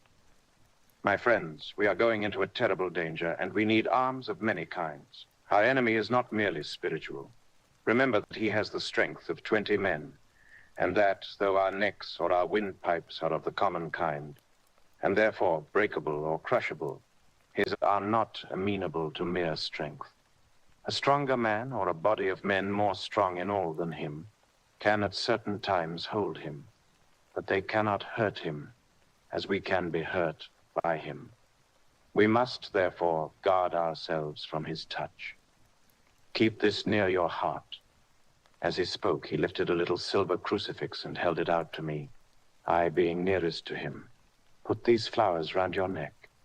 Here he handed to me a wreath of withered garlic blossoms, for other enemies more mundane, this revolver and this knife, and for aid in all, these so small electric lamps, which you can fasten to your breast, and for all, and above all at the last, this, which we must not desecrate needless. This was a portion of sacred wafer, which he put in an envelope and handed to me. Each of the others was similarly equipped.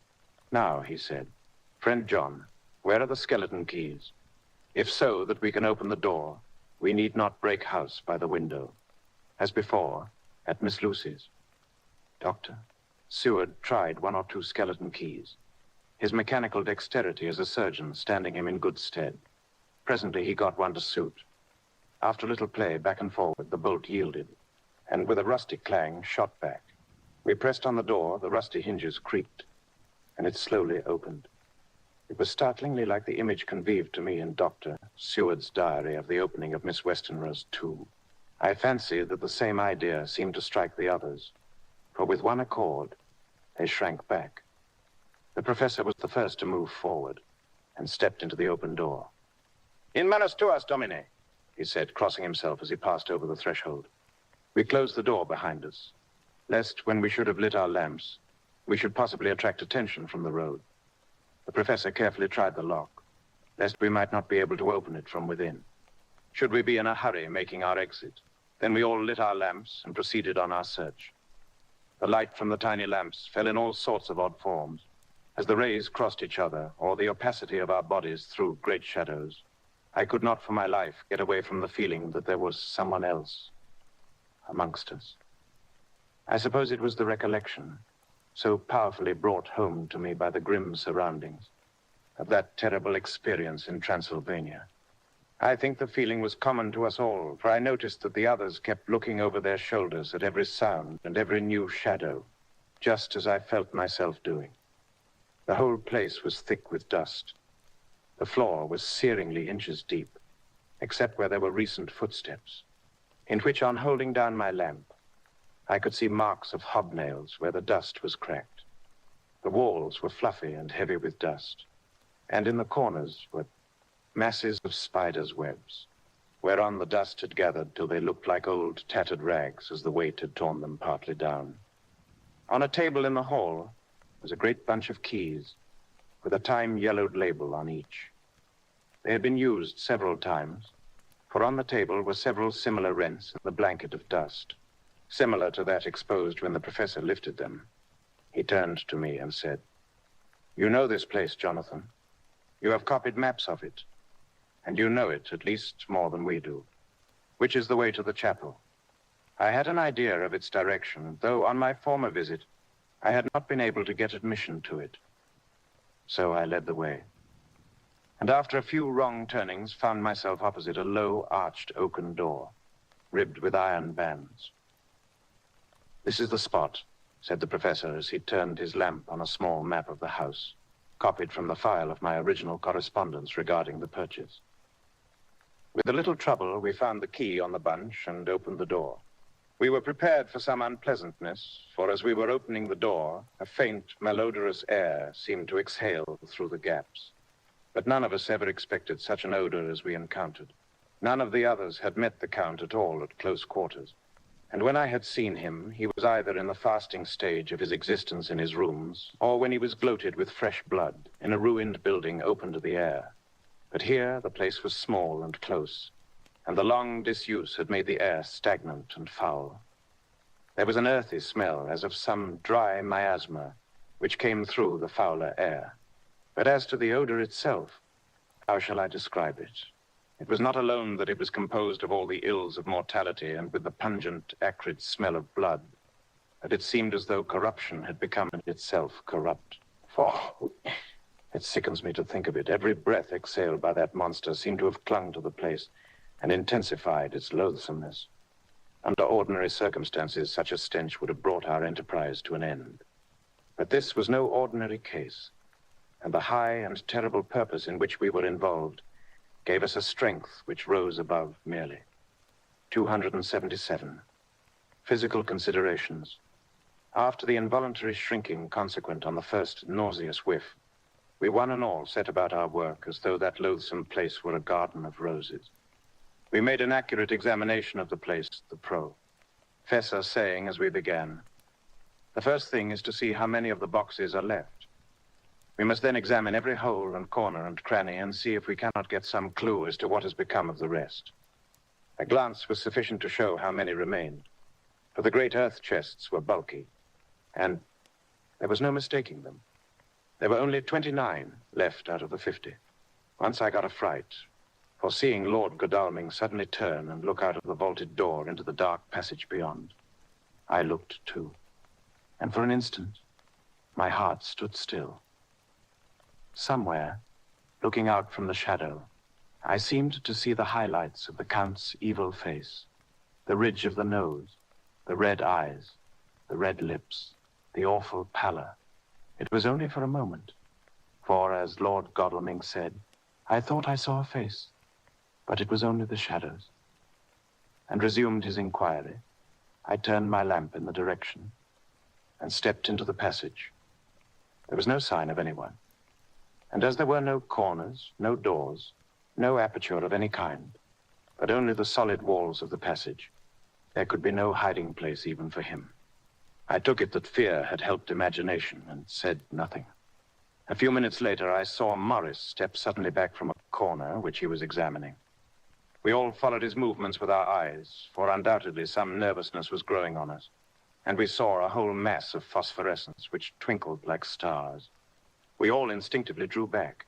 The whole place was becoming alive, with rats. For a moment or two, we stood appalled, all save Lord Godalming, who was seemingly prepared for such an emergency.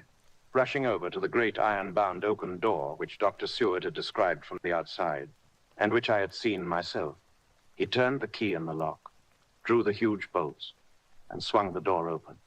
Then, taking his little silver whistle from his pocket, he blew a low, shrill call.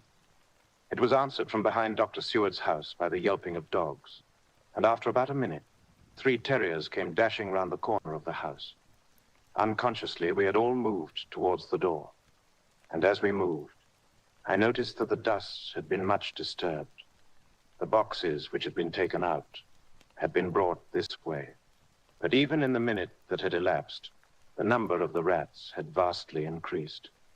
They seemed to swarm over the place all at once, till the lamplight, shining on their moving dark bodies and glittering baleful eyes, made the place look like a bank of earth set with fireflies. The dogs dashed on, but at the threshold suddenly stopped and snarled, and then, simultaneously lifting their noses, began to howl in most lugubrious fashion. The rats were multiplying in thousands, and we moved out.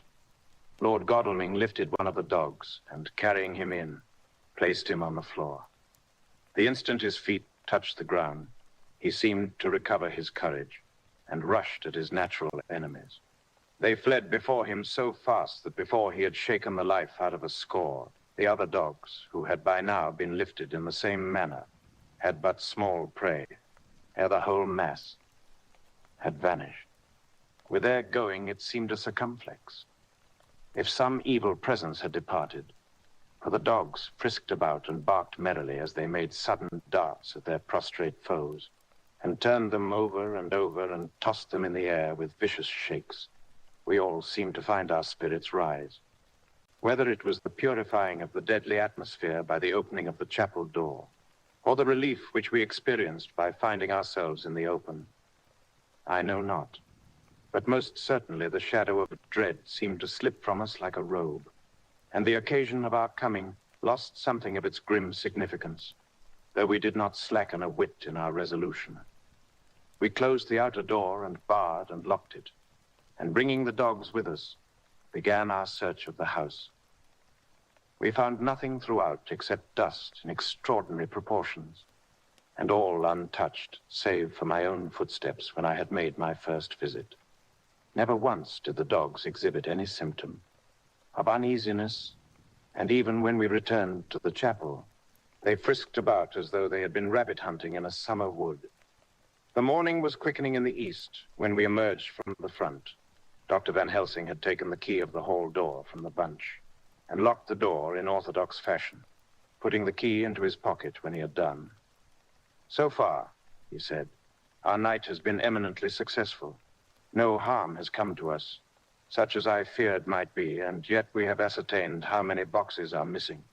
More than all do I rejoice that this, our first, and perhaps our most difficult and dangerous step, has been accomplished without the bringing therein to our most sweet Madam Mina, or troubling her waking or sleeping thoughts with sights and sounds and smells of horror, which she might never forget.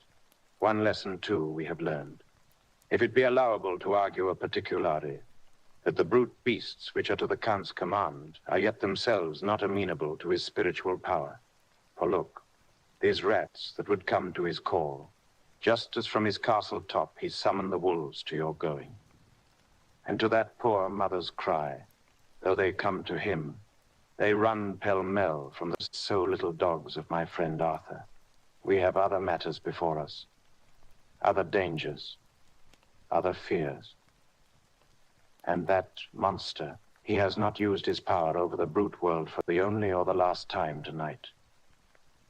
So be it that he has gone elsewhere. Good. It has given us opportunity to cry check in some ways in this chess game, which we play for the stake of human souls. And now, let us go home. The dawn is close at hand, and we have reason to be content with our first night's work. It may be ordained that we have many nights and days to follow, if full of peril, but we must go on, and from no danger shall we shrink. The house was silent when we got back, save for some poor creature who was screaming away in one of the distant wards, and a low moaning sound from Renfield's room.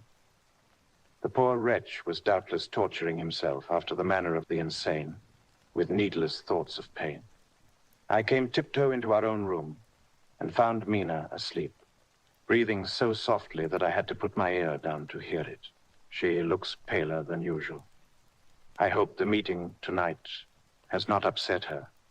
I am truly thankful that she is to be left out of our future work, and even of our deliberations. It is too great a strain for a woman to bear. I did not think so at first, but I know better now. Therefore, I am glad that it is settled. There may be things which would frighten her to hear. And yet, to conceal them from her might be worse than to tell her, if once she suspected that there was any concealment. Henceforth, our work is to be a sealed book to her, till at least such time as we can tell her that all is finished, and the earth free from a monster of the netherworld. I dare say it will be difficult to begin to keep silence after such confidence as ours, but I must be resolute. And tomorrow, I shall keep dark over tonight's doings, and shall refuse to speak of anything that has happened. I rest on the sofa, so as not to disturb her. I October later.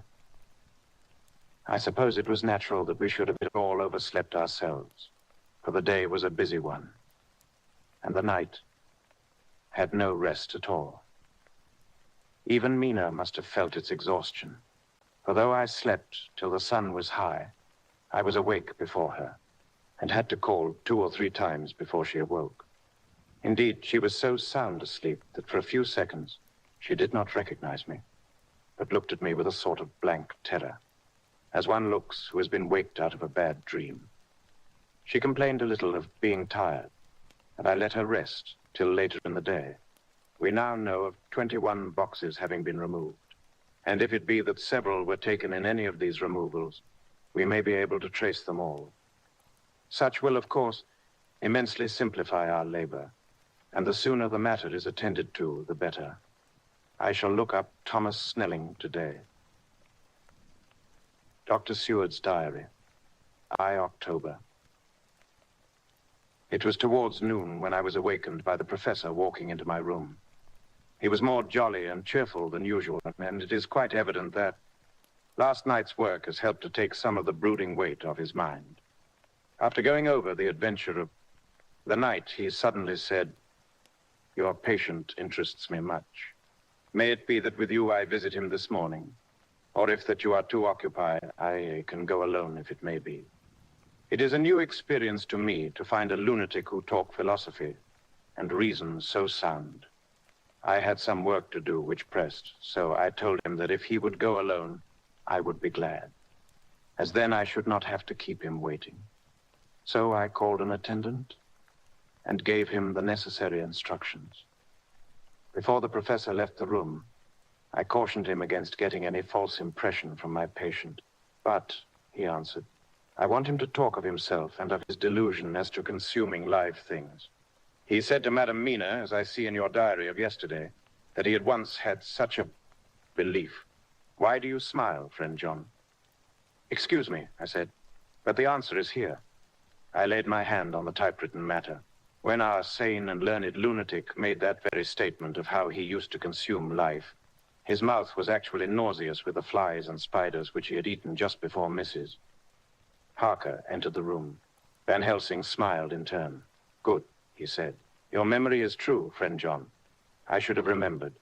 And yet, it is this very obliquity of thought and memory which makes mental disease such a fascinating study.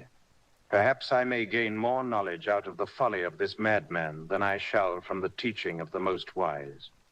Who knows? I went on with my work, and before long was through that in hand. It seemed that the time had been very short indeed. But there.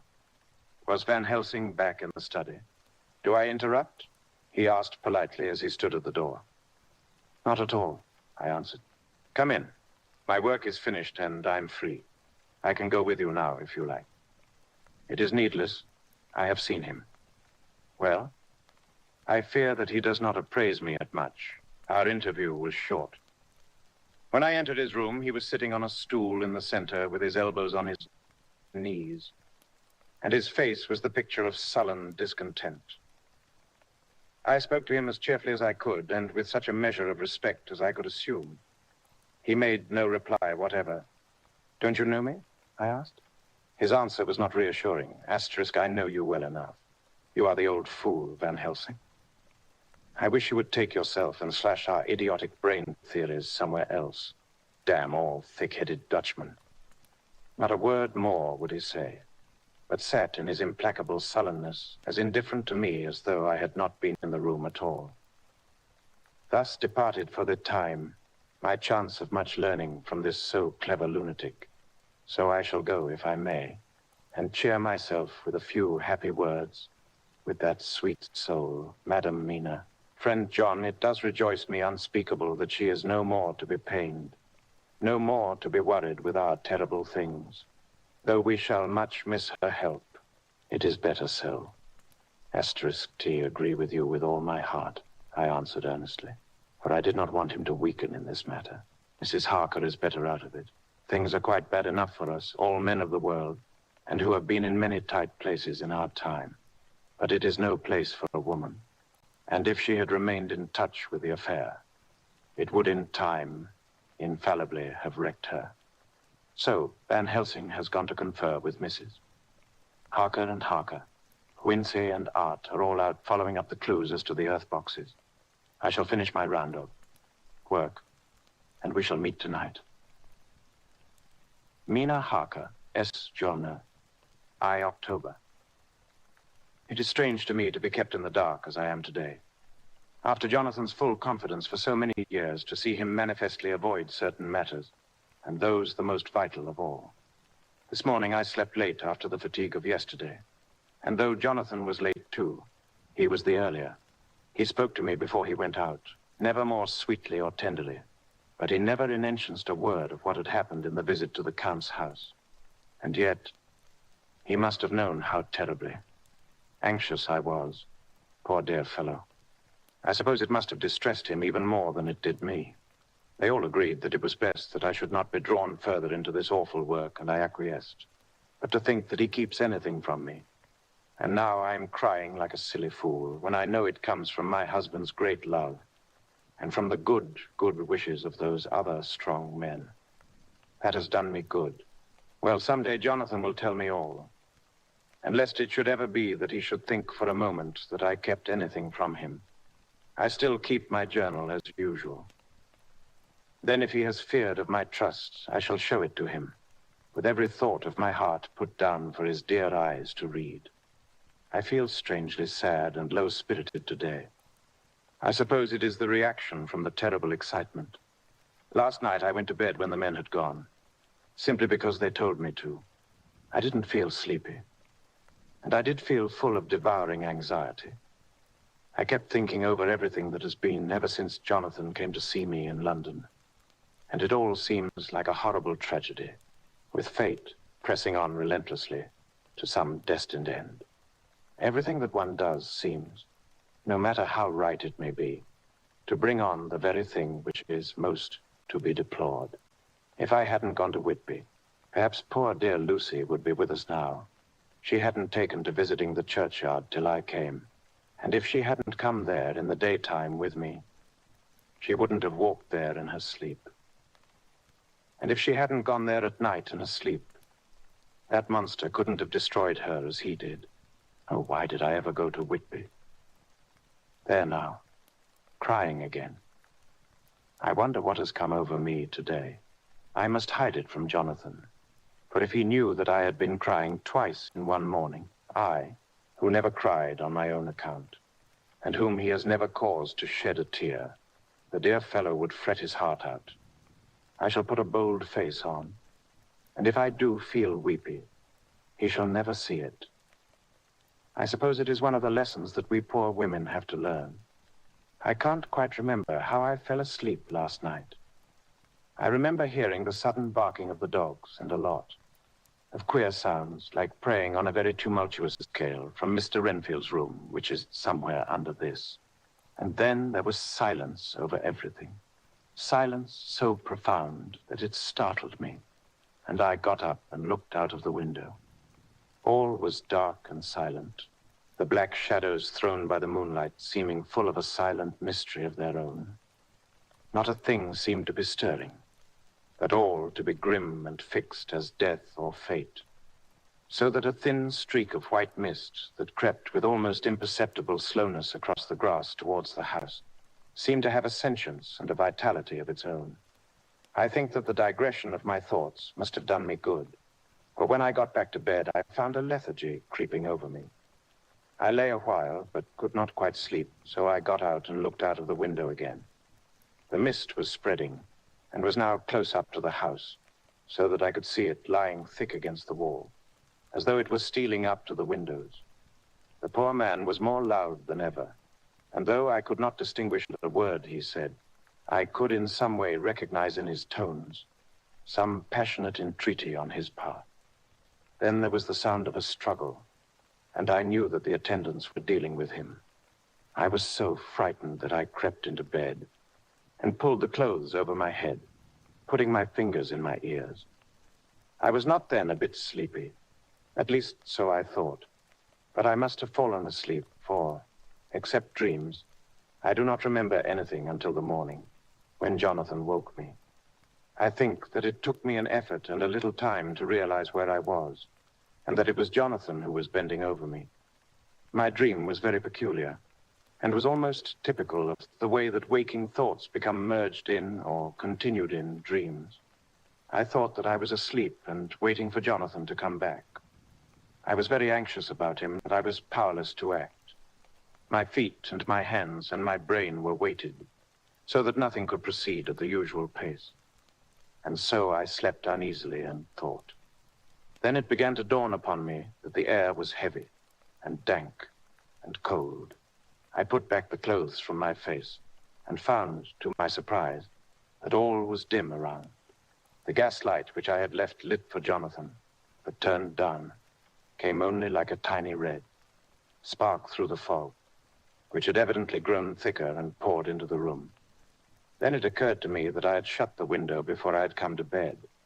I would have got out to make certain on the point, but some leaden lethargy seemed to chain my limbs and even my will. I lay still and endured. That was all. I closed my eyes, but could still see through my eyelids. It is wonderful what tricks our dreams play us, and how conveniently we can imagine. The mist grew thicker and thicker, and I could see now how it came in, for I could see it like smoke, or with the white energy of boiling water, pouring in, not through the window, but through the joinings of the door. It got thicker and thicker till it seemed as if it became concentrated into a sort of pillar of cloud in the room, through the top of which I could see the light of the gas shining like a red eye. Things began to whirl through my brain just as the cloudy column was now whirling in the room. And through it all came the scriptural words, a pillar of a cloud by day and of fire by night. Was it indeed some such spiritual guidance that was coming to me in my sleep?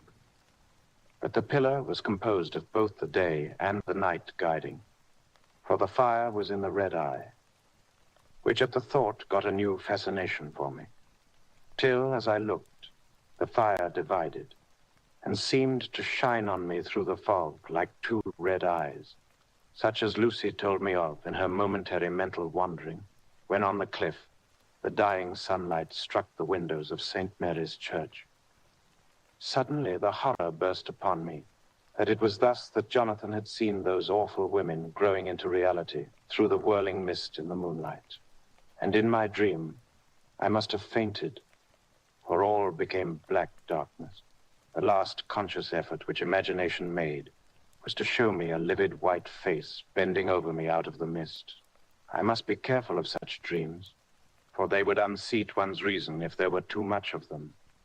I would get Dr. Van Helsing or Dr. Seward to prescribe something for me which would make me sleep, only that I fear to alarm them. Such a dream at the present time would become woven into their fears for me. Tonight I shall strive hard to sleep naturally. If I do not, I shall tomorrow night get them to give me a dose of chloral. That cannot hurt me for once, and it will give me a good night's sleep. Last night tired me more than if I had not slept at all. The 2nd of October, 10 p.m. ... Last night I slept, but did not dream. I must have slept soundly, for I was not waked by Jonathan coming to bed. But the sleep has not refreshed me. For today I feel terribly weak and spiritless. I spent all yesterday trying to read, or lying down dozing. In the afternoon, Mr. Renfield asked if he might see me. Poor man, he was very gentle. And when I came away, he kissed my hand and bade God bless me.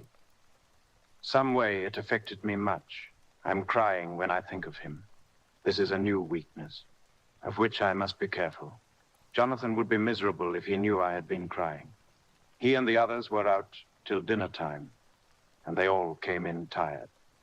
I did what I could to brighten them up, and I suppose that the effort did me good, for I forgot how tired I was.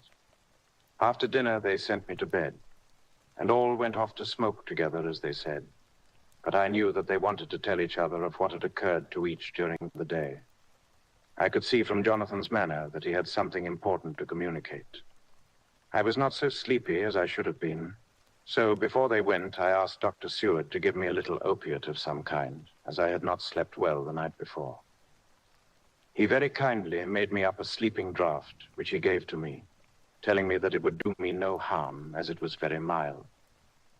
I have taken it, and am waiting for sleep, which still keeps aloof. I hope I have not done wrong, for as sleep begins to flirt with me, a new fear comes, that I may have been foolish in thus depriving myself of the power of waking. I might want it. Here comes sleep. Good night. Chapter 20. Jonathan Harker's Journal. October evening. I found Thomas Snelling in his house at Bethnal Green. But unhappily, he was not in a condition to remember anything. The very prospect of beer which my expected coming had opened to him had proved too much, and he had begun too early on his expected debauch. I learned, however, from his wife, who seemed a decent, poor soul, that he was only the assistant to Smollett, who of the two mates was the responsible person. So off I drove to Walworth, and found Mr. Joseph Smollett at home and in his shirt sleeves, taking a late tea out of a saucer. He's a decent, intelligent fellow, distinctly a good, reliable type of workman, and with a headpiece of his own. He remembered all about the incident of the boxes, and from a wonderful dog's-eared notebook, which he produced from some mysterious receptacle about the seat of his trousers, and which had hieroglyphical entries in thick, half-obliterated pencil, he gave me the destinations of the boxes. There were, he said, 6 in the cartload, which he took from Carfax, and left at 197, Chicksend Street, Mile End, Newtown, and another 6, which he deposited at Jamaica Lane, Bermondsey. If then the Count meant to scatter these ghastly refugees of his over London, these places were chosen as the first of delivery, so that later he might distribute more fully. The systematic manner in which this was done made me think that he could not mean to confine himself to 2 sides of London. He was now fixed on the far east of the northern shore, on the east of the southern shore, and on the south. The north and west were surely never meant to be left out of his diabolical scheme, let alone the city itself and the very heart of fashionable London in the southwest and west. I went back to Smollett and asked him if he could tell us if any other boxes had been taken from Carfax. He replied, "Well, Governor, you've treated me very unsum." I had given him half a sovereign, and I'll tell you all I know. I heard a man by the name of Bloxham say 4 nights ago in the R and Arms in Pincher's Alley, as how he and his mate had had a rare dusty job in an old house at Perfect. There ain't a many such jobs as this here, and I'm thinking that maybe Sam Bloxham could tell you something. I asked if he could tell me where to find him. I told him that if he could get me the address, it would be worth another half sovereign to him. So he gulped down the rest of his tea and stood up, saying that he was going to begin the search then and there. At the door, he stopped and said, "Look here, Governor, there ain't no sense in me keeping you here. I may find Sam soon, or I mayn't. But anyhow, he ain't like to be in a way to tell you much tonight. Sam is a rare one when he starts on the booze. If you can give me an envelope with a stamp on it and put your address on it, I'll find out where Sam is to be found and post it to you tonight. But you'd better be up after him soon in the morning, or maybe you won't catch him, for Sam gets off main early. Never mind the booze the night afore." This was all practical, so one of the children went off with a penny to buy an envelope and a sheet of paper and to keep the change. When she came back, I addressed the envelope and stamped it. And when Smollett had again faithfully promised to post the address when found, I took my way to home. We're on the track anyhow. I'm tired tonight and want sleep. Mina is fast asleep and looks a little too pale. Her eyes look as though she had been crying. Poor dear, I've no doubt it frets her to be kept in the dark, and it may make her doubly anxious about me and the others. But it is best as it is. It is better to be disappointed and worried in such a way now than to have her nerve broken. The doctors were quite right to insist on her being kept out of this dreadful business. I must be firm, for on me this particular burden of silence must rest. I shall not ever enter on the subject with her under any circumstances. Indeed, it may not be a hard task after all, for she herself has become reticent on the subject and has not spoken of the Count or his doings ever since we told her of our decision. The 2nd of October evening. A long and trying and exciting day. By the first post, I got my directed envelope with a dirty scrap of paper enclosed, on which was written with a carpenter's pencil in a sprawling hand. Sam Bloxham, Corcoran's 4, Porter's Court, Bartell Street. Walworth. Ask for the deputy. I got the letter in bed and rose without waking Nina. She looked heavy and sleepy and pale and far from well. I determined not to wake her, but that when I should return from this new search, I would arrange for her going back to Exeter. I think she would be happier in our own home, with her daily tasks to interest her, than in being here amongst us, and in ignorance. I only saw Dr. Seward for a moment and told him where I was off to, promising to come back and tell the rest so soon as I should have found out anything. I drove to Walworth and found, with some difficulty, Potter's Court. Mr. Smollett's spelling misled me, as I asked for Potter's Court instead of Potter's Court. However, when I had found the court, I had no difficulty in discovering Corcoran's lodging house. When I asked the man who came to the door for the depite, he shook his head and said, "I don't know him. There ain't no such a person here. I never heard of him in all my bloomin' days. Don't believe there ain't nobody of that kind living here or anywheres." I took out Smollett's letter, and as I read it, it seemed to me that the lesson of the spelling of the name of the court might guide me. "What are you?" I asked. "I'm the deputy," he answered. I saw at once that I was on the right track. Phonetic spelling had again misled me. A half-crown tip put the deputy's knowledge at my disposal, and I learned that Mr. Bloxham, who had slept off the remains of his beer on the previous night at Corcoran's, had left for his work at Poplar at 5 o'clock that morning. He could not tell me where the place of work was situated, but he had a vague idea that it was some kind of a new-fangled warehouse. And with this slender clue, I had to start for Poplar. It was 12 o'clock before I got any satisfactory hint of such a building, and this I got at a coffee shop where some workmen were having their dinner. One of these suggested that there was being erected at Cross Angel Street a new cold storage building, and as this suited the condition of a new-fangled warehouse, I at once drove to it. An interview with a surly gatekeeper and a surlier foreman, both of whom were appeared with the coin of the realm, put me on the track of Bloxham. He was sent for on my suggesting that I was willing to pay his day's wages to his foreman for the privilege of asking him a few questions on a private matter. He was a smart enough fellow, though rough of speech and bearing. When I had promised to pay for his information and given him an earnest, he told me that he had made 2 journeys between Carfax and a house in Piccadilly, and had taken from this house to the latter 9 great boxes, main heavy ones, with a horse and a cart, hired by him for this purpose. I asked him if he could tell me the number of the house in Piccadilly, to which he replied, "Well, Governor, I forgets the number, but it was only a few doors from a big white church or something of the kind, not long built. It was a dusty old house, too, though nothing to the dustiness of the house we took the blooming. Boxes from... How did you get into the houses if they were both empty?" "There was the old party what engaged me a-waiting in the house at Purfleet. He helped me to lift the boxes and put them in the dray. Curse me, but he was the strongest chap I ever struck, and him a old fellow with a white moustache, one that thin you would think he couldn't throw a shadow." How this phrase thrilled through me. Why, he took up his end of the boxes like they was pounds of tea, and me a puffing and a blowing afore I could upend mine anyhow. And I'm no chicken neither. "How did you get into the house in Piccadilly?" I asked. He was there, too. He must have started off and got there afore me, for when I rung of the bell, he came and opened the door himself. "And helped me to carry the boxes into the hall." "The whole 9?" I asked. "Yes, There was 5 in the first load and 4 in the second. It was main dry work, and I don't so well remember how I got home. I interrupted him.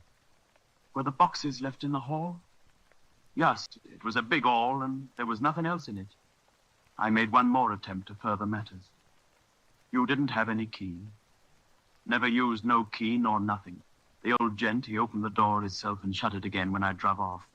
I don't remember the last time, but that was the beer. And you can't remember the number of the house? No, sir, but you needn't have no difficulty about that. It's an iron with a stone front with a bow on it. And I steps up to the door. I know them steps, having had to carry the boxes up with 3 loafers what come round to earn a copper. The old gent give them shillings, and they seein' they got so much, they wanted more. But he took one of them by the shoulder and was like to throw him down the steps till the lot of them went away cussing. I thought that with this description I could find the house. So, having paid my friend for his information, I started off for Piccadilly. I had gained a new, painful experience. The Count could, it was evident, handle the earth boxes himself. If so, time was precious. For now that he had achieved a certain amount of distribution, he could, by choosing his own time, complete the task unobserved. At Piccadilly Circus, I discharged my cab and walked westward. Beyond the Junior Constitutional, I came across the house described and was satisfied that this was the next of the lairs arranged by Dracula. The house looked as though it had been long untenanted. The windows were encrusted with dust and the shutters were up. All the framework was black with time, and from the iron the paint had mostly scaled away. It was evident that up to lately there had been a large notice board in front of the balcony. It had, however, been roughly torn away, the uprights which had supported it still remaining. Behind the rails of the balcony, I saw there were some loose boards whose raw edges looked white. I would have given a good deal to have been able to see the notice board intact, as it would perhaps have given some clue to the ownership of the house. I remembered my experience of the investigation and purchase of Carfax, and I could not but feel that if I could find the former owner, there might be some means discovered of gaining access to the house. There was at present nothing to be learned from the Piccadilly side, and nothing could be done. So I went round to the back to see if anything could be gathered from this quarter. The mews were active, the Piccadilly houses being mostly in occupation. I asked 1 or 2 of the grooms and helpers whom I saw around if they could tell me anything about the empty house. One of them said that he heard it had lately been taken, but he couldn't say from whom. He told me, however, that up to very lately there had been a notice board of for sale up, and that perhaps Mitchell, Sons, and Candy, the house agents, could tell me something, as he thought he remembered seeing the name of that firm on the board. I did not wish to seem too eager or to let my informant know or guess too much, so thanking him in the usual manner, I strolled away. It was now growing dusk, and the autumn night was closing in, so I did not lose any time. Having learned the address of Mitchell, Sons, and Candy from a directory at the Berkeley, I was soon at their office in Sackville Street. The gentleman who saw me was particularly suave in manner, but uncommunicative in equal proportion. Having once told me that the Piccadilly house, which throughout our interview he called a mansion, was sold, he considered my business as concluded. When I asked who had purchased it, he opened his eyes a thought wider and paused a few seconds before replying, "It is sold, sir." "Pardon me," I said with equal politeness, "but I have a special reason for wishing to know who purchased it." Again he paused longer and raised his eyebrows still more. "It is sold, sir," was again his laconic reply. "Surely," I said, "you do not mind letting me know so." "But I do mind," he answered. "The affairs of their clients are absolutely safe in the hands of Mitchell, Sons, and Candy. This was manifestly a prig of the first water, and there was no use arguing with him. I thought I had best meet him on his own ground, so I said, 'Your clients, sir, are happy in having so resolute a guardian of their confidence. I am myself a professional man.' Here I handed him my card. In this instance, I am not prompted by curiosity. I act on the part of Lord Godalming, who wishes to know something of the property which was, he understood, lately for sale." These words. put a different complexion on affairs. He said, "I would like to oblige you if I could, Mr. Harker, and especially would I like to oblige his lordship. We once carried out a small matter of renting some chambers for him when he was the Honorable Arthur Holmwood. If you will let me have his lordship's address, I will consult the house on the subject, and will, in any case, communicate with his lordship by tonight's post.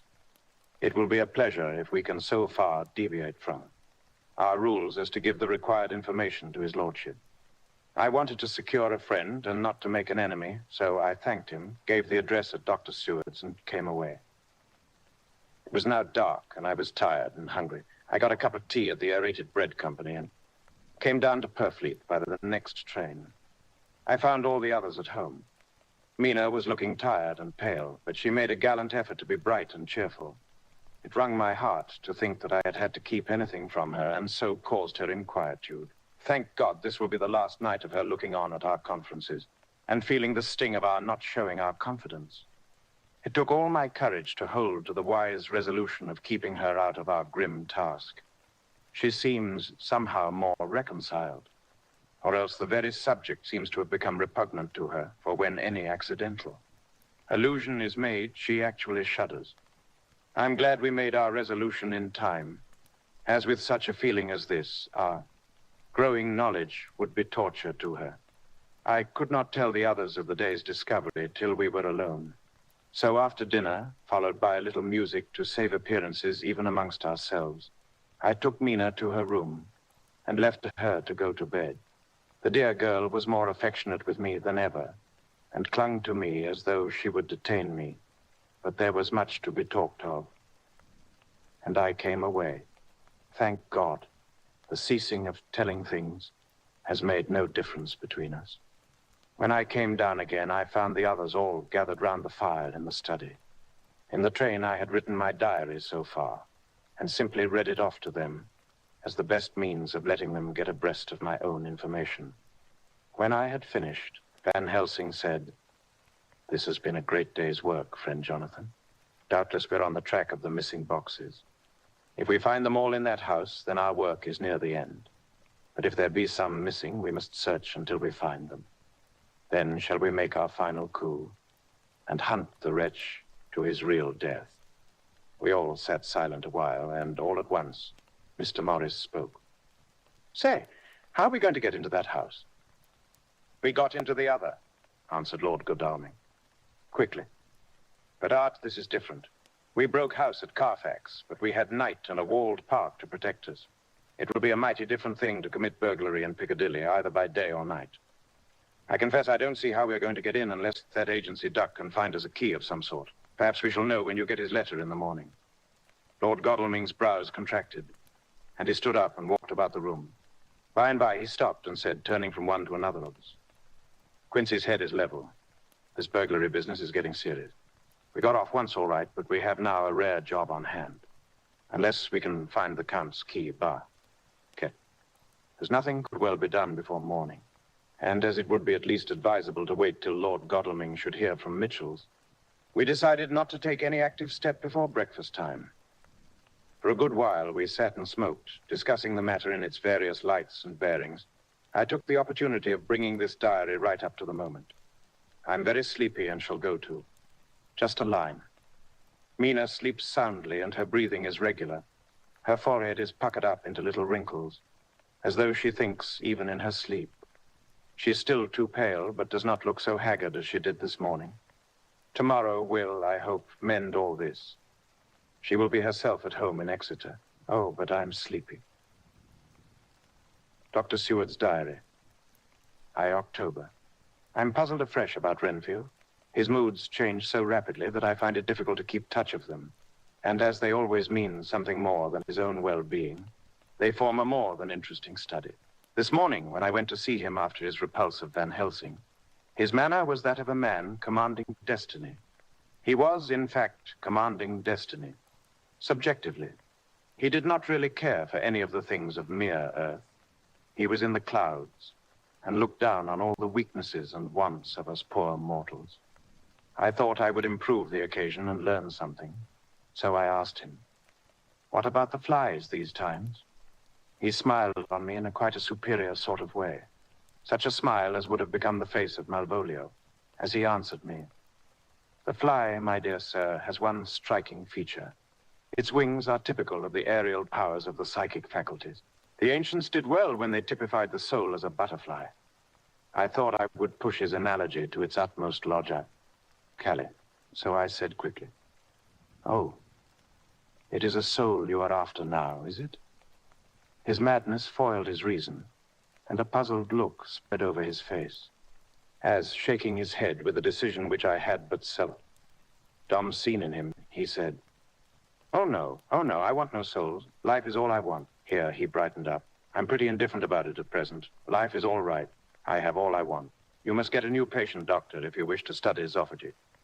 This puzzled me a little, so I drew him on. "Then you command life. You are a god, I suppose?" He smiled with an ineffably benign superiority. "Oh, no. Far be it from me to arrogate to myself the attributes of the deity. I'm not even concerned in his especially spiritual doing. If I may state my intellectual position, I am, so far as concerns things purely terrestrial, somewhat in the position which Enoch occupied spiritually.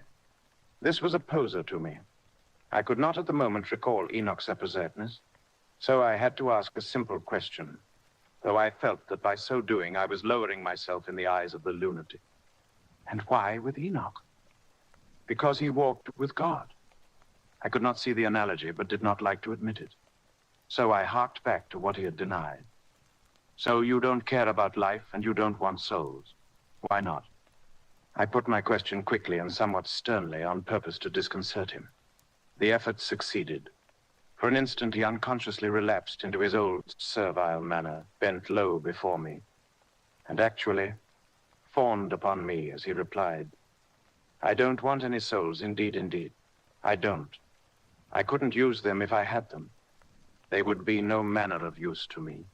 I couldn't eat them or..." He suddenly stopped, and the old cunning look spread over his face, like a windsweep on the surface of the water. "And doctor, as to life, what is it after all?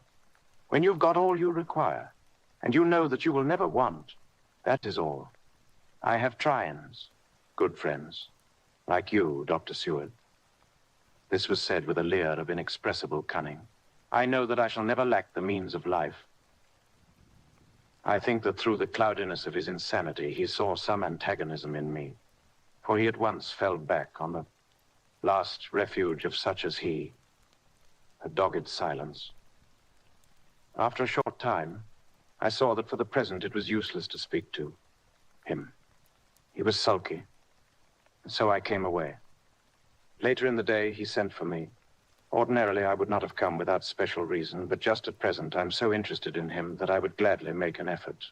Besides, I'm glad to have anything to help to pass the time.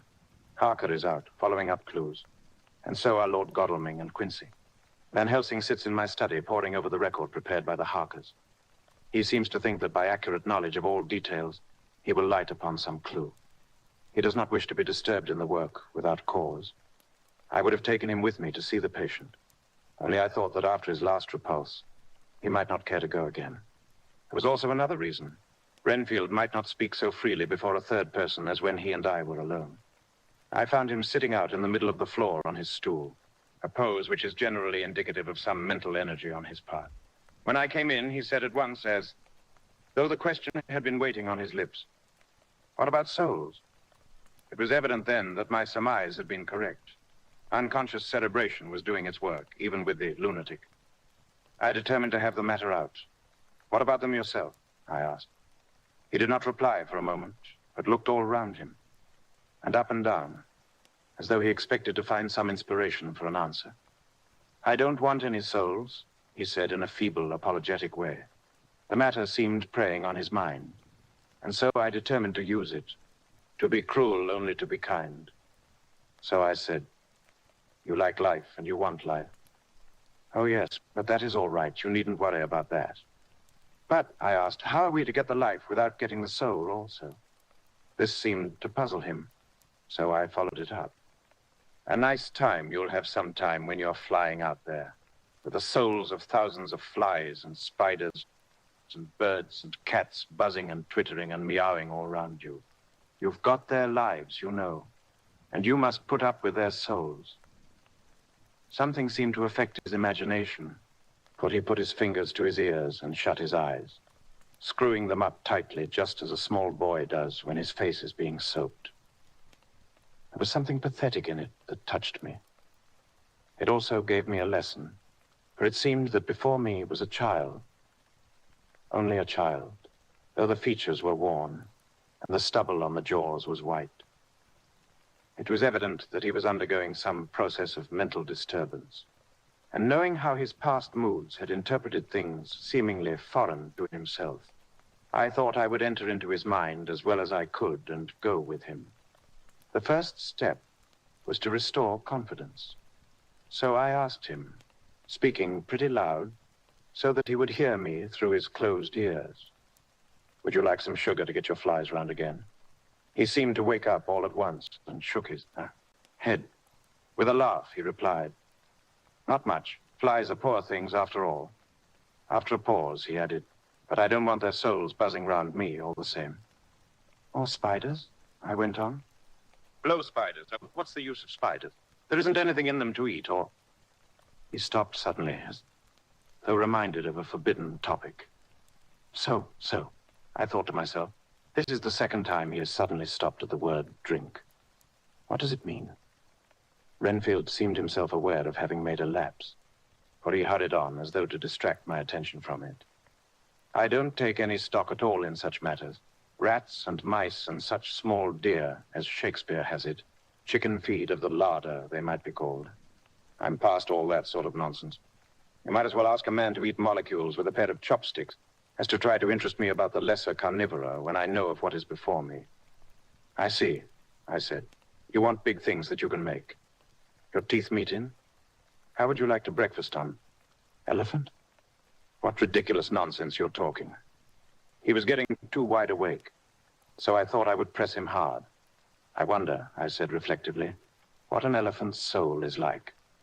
The effect I desired was obtained, for he at once fell from his high horse and became a child again.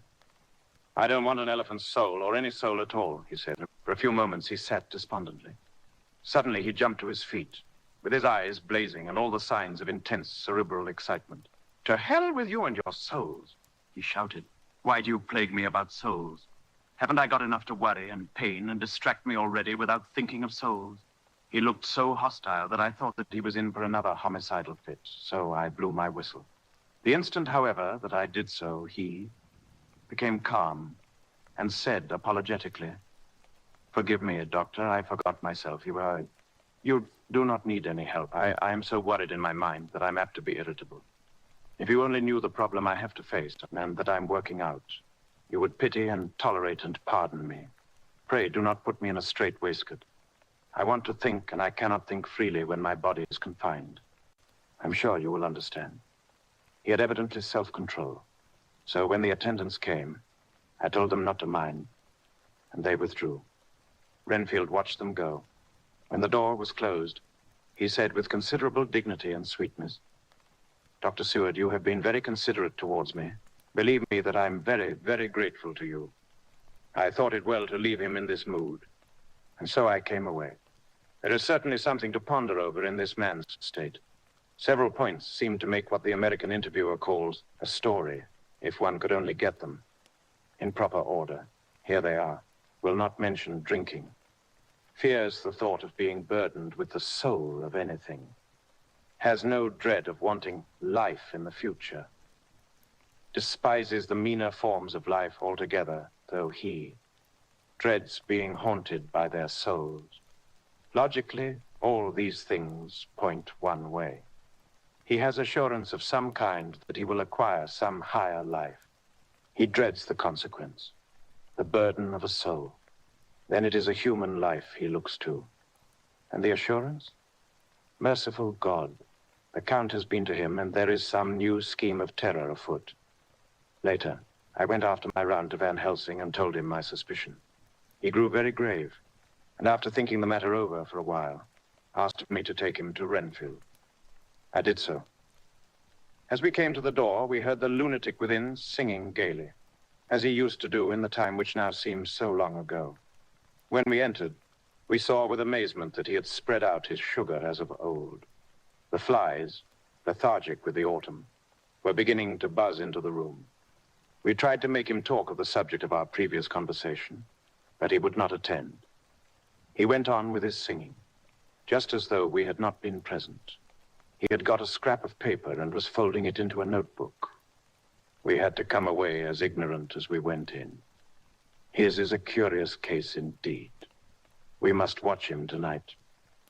Letter Mitchell, Sons and Candy to Lord Godalming. I, October.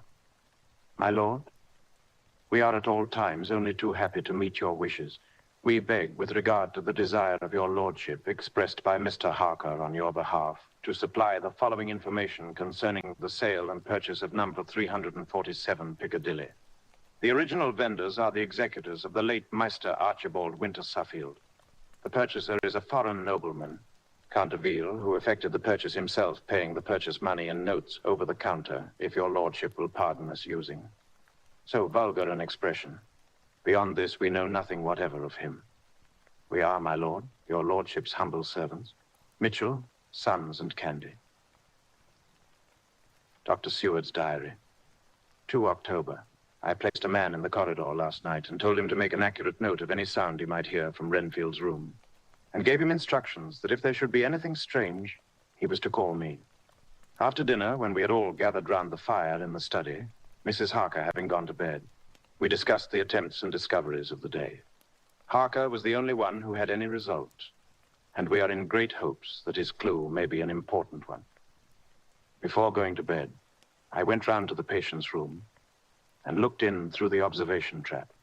He was sleeping soundly, and his heart rose and fell with regular ration. This morning, the man on duty reported to me that a little after midnight he was restless and kept saying his prayers somewhat loudly. I asked him if that was all. He replied that it was all he heard. There was something about his manner so suspicious that I asked him point blank if he had been asleep. He denied sleep, but admitted to having dozed for a while. It is too bad that men can not be trusted unless they are watched. Today, Harker is out following up his clue, and Art and Quincy are looking after horses. Godalming thinks that it will be well to have horses always in readiness, for when we get the information which we seek, there will be no time to lose. We must sterilize all the imported earth between sunrise and sunset. We shall thus catch the Count at his weakest, and without a refuge to fly to. Van Helsing is off to the British Museum looking up some authorities on ancient medicine. The old physicians took account of things which their followers do not accept, and the professor is searching for witch and demon cures which may be useful to us later. I sometimes think we must be all mad and that we shall wake to sanity in strait waistcoats. Later, we have met again. We seem at last to be on the track, and our work of tomorrow may be the beginning of the end. I wonder if Renfield's quiet has anything to do with this. His moods have so followed the doings of the Count that the coming destruction of the monster may be carried to him in some subtle way. If we could only get some hint as to what passed in his mind between the time of my argument with him today and his resumption of fly catching, it might afford us a valuable clue. He's now seeming quiet for a spell. Is he? That wild yell seemed to come from his room. The attendant came bursting into my room and told me that Renfield had somehow met with some accident. He had heard him yell, and when he went to him, found him lying on his face on the floor, all covered with blood. I must go at once. Chapter 21. Dr. Seward's diary. 3 October. Let me put down with exactness all that happened, as well as I can remember it, since last I made an entry. Not a detail that I can recall must be forgotten. In all calmness, I must proceed. When I came to Renfield's room, I found him lying on the floor on his left side, in a glittering pool of blood. When I went to move him, it became at once apparent that he had received some terrible injuries. There seemed none of that unity of purpose between the parts of the body which marks even lethargic sanity. As the face was exposed, I could see that it was horribly bruised, as though it had been beaten against the floor. Indeed, it was from the face wounds that the pool of blood originated. The attendant who was kneeling beside the body said to me as we turned him over, "I think, sir, his back is broken. See, both his right arm and leg and the whole side of his face are paralyzed." How such a thing could have happened puzzled the attendant beyond measure. He seemed quite bewildered. And his brows were gathered in as he said, "I can't understand the two things. If his back was broke, he couldn't beat his head. And if his face was like that before the fall out of bed, there would be marks of it." I said to him, "Go to Dr. Van Helsing and ask him to kindly come. Near at once. I want him without an instant's delay." The man ran off, and within a few minutes, the professor, in his dressing gown and slippers, appeared. When he saw Renfield on the ground, he looked keenly at him a moment and then turned to me. I think he recognized my thought in my eyes, for he said very quietly, manifestly for the ears of the attendant, "Ah, sad accident. He will need very careful watching and much attention. I shall stay with you myself, but I shall first dress myself. If you will remain, I shall in a few minutes join you." The patient was now breathing stertorously, and it was easy to see that he had suffered some terrible injury. Van Helsing returned with extraordinary celerity, bearing with him a surgical case. He had evidently been thinking and had his mind made up, for almost before he looked at the patient, he whispered to me, "Send the attendant away. We must be alone with him when he becomes conscious, after the operation." So I said, "I think that will do now, Simmons. We have done all that we can at present. You had better go your round, and Dr. Van Helsing will operate. Let me know instantly if there be anything unusual anywhere." The man withdrew, and we went into a strict examination of the patient. The wounds of the face were superficial. The real injury was a depressed fracture of the skull, extending right up through the motor area. The professor thought a moment and said, "We must reduce the pressure and get back to normal conditions as far as can be. The rapidity of the suffusion shows the terrible nature of his injury. The whole motor area seems affected. The suffusion of the brain will increase quickly, so we must trephine at once, or it may be too late." As he was speaking, there was a soft tapping at the door. I went over and opened it and found in the corridor without Arthur and Quincy in pajamas and slippers. The former spoke. "I heard your man call up Dr. Van Helsing and tell him of an accident, so I woke Quincy, or rather called for him, as he was not asleep. Things are moving too quickly and too strangely for sound sleep for any of us these times. I've been thinking that tomorrow night we'll not see things as they have been. We'll have to look back and forward a little more than we have done. May we come in?" I nodded and held the door open till they had entered. Then I closed it again. When Quincy saw the attitude and state of the patient and noted the horrible pool on the floor, he said softly, "My God, what has happened to him? Poor, poor devil." I told him briefly and added that we expected he would recover consciousness after the operation. For a short time, at all events, he went at once and sat down on the edge of the bed with Godalming beside him. We all watched in patience. "We shall wait," said Van Helsing, "just long enough to fix the best spot for trephining so that we may most quickly and perfectly remove the blood clot. For it is evident that the hemorrhage is increasing." The minutes during which we waited passed with fearful slowness. I had a horrible sinking in my heart, and from Van Helsing's face, I gathered that he felt some fear or apprehension as to what was to come. I dreaded the words that Renfield might speak. I was positively afraid to think, but the conviction of what was coming was on me, as I have read of men who have heard the death watch. The poor man's breathing came in uncertain gasps.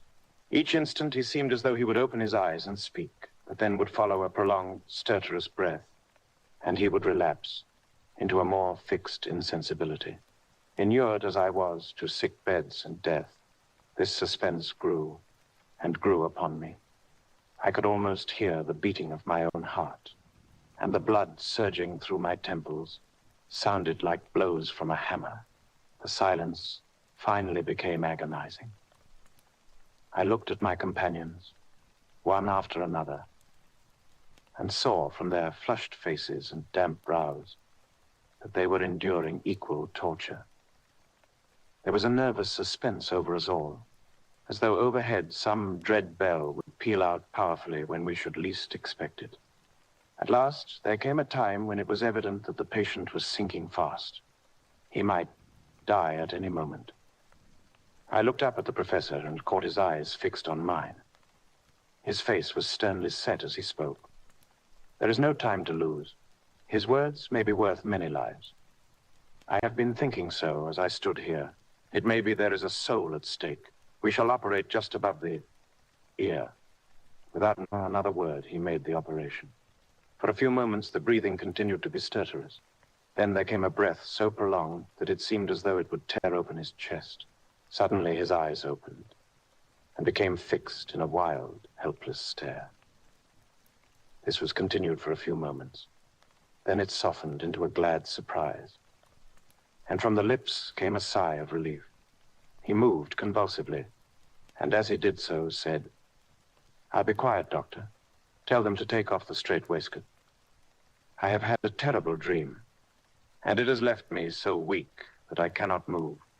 What's wrong with my face? It feels all swollen, and it smarts dreadfully."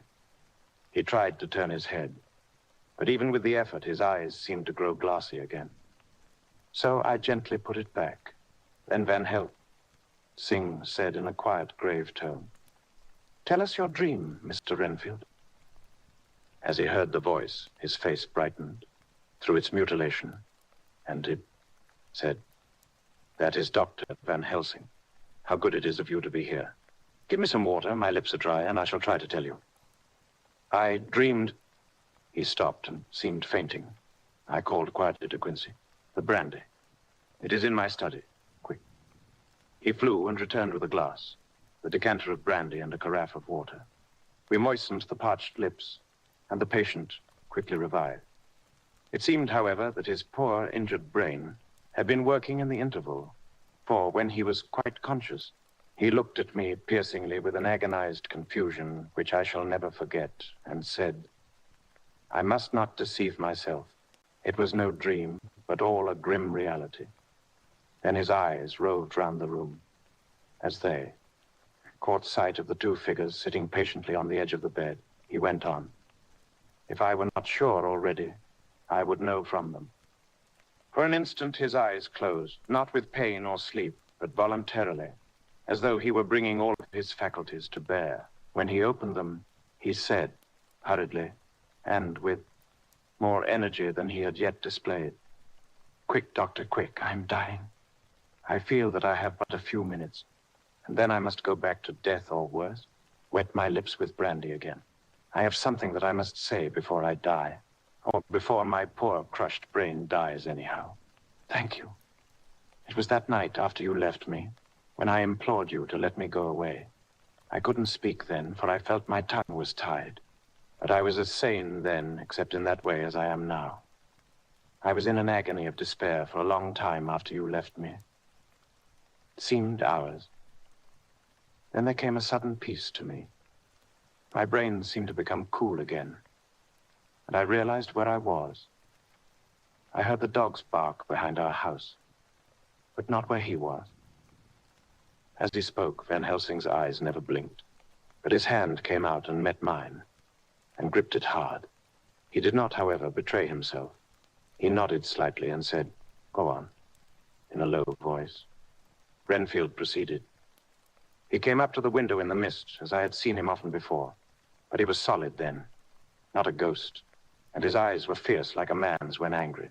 He was laughing with his red mouth. The sharp white teeth glinted in the moonlight when he turned to look back over the belt of trees to where the dogs were barking.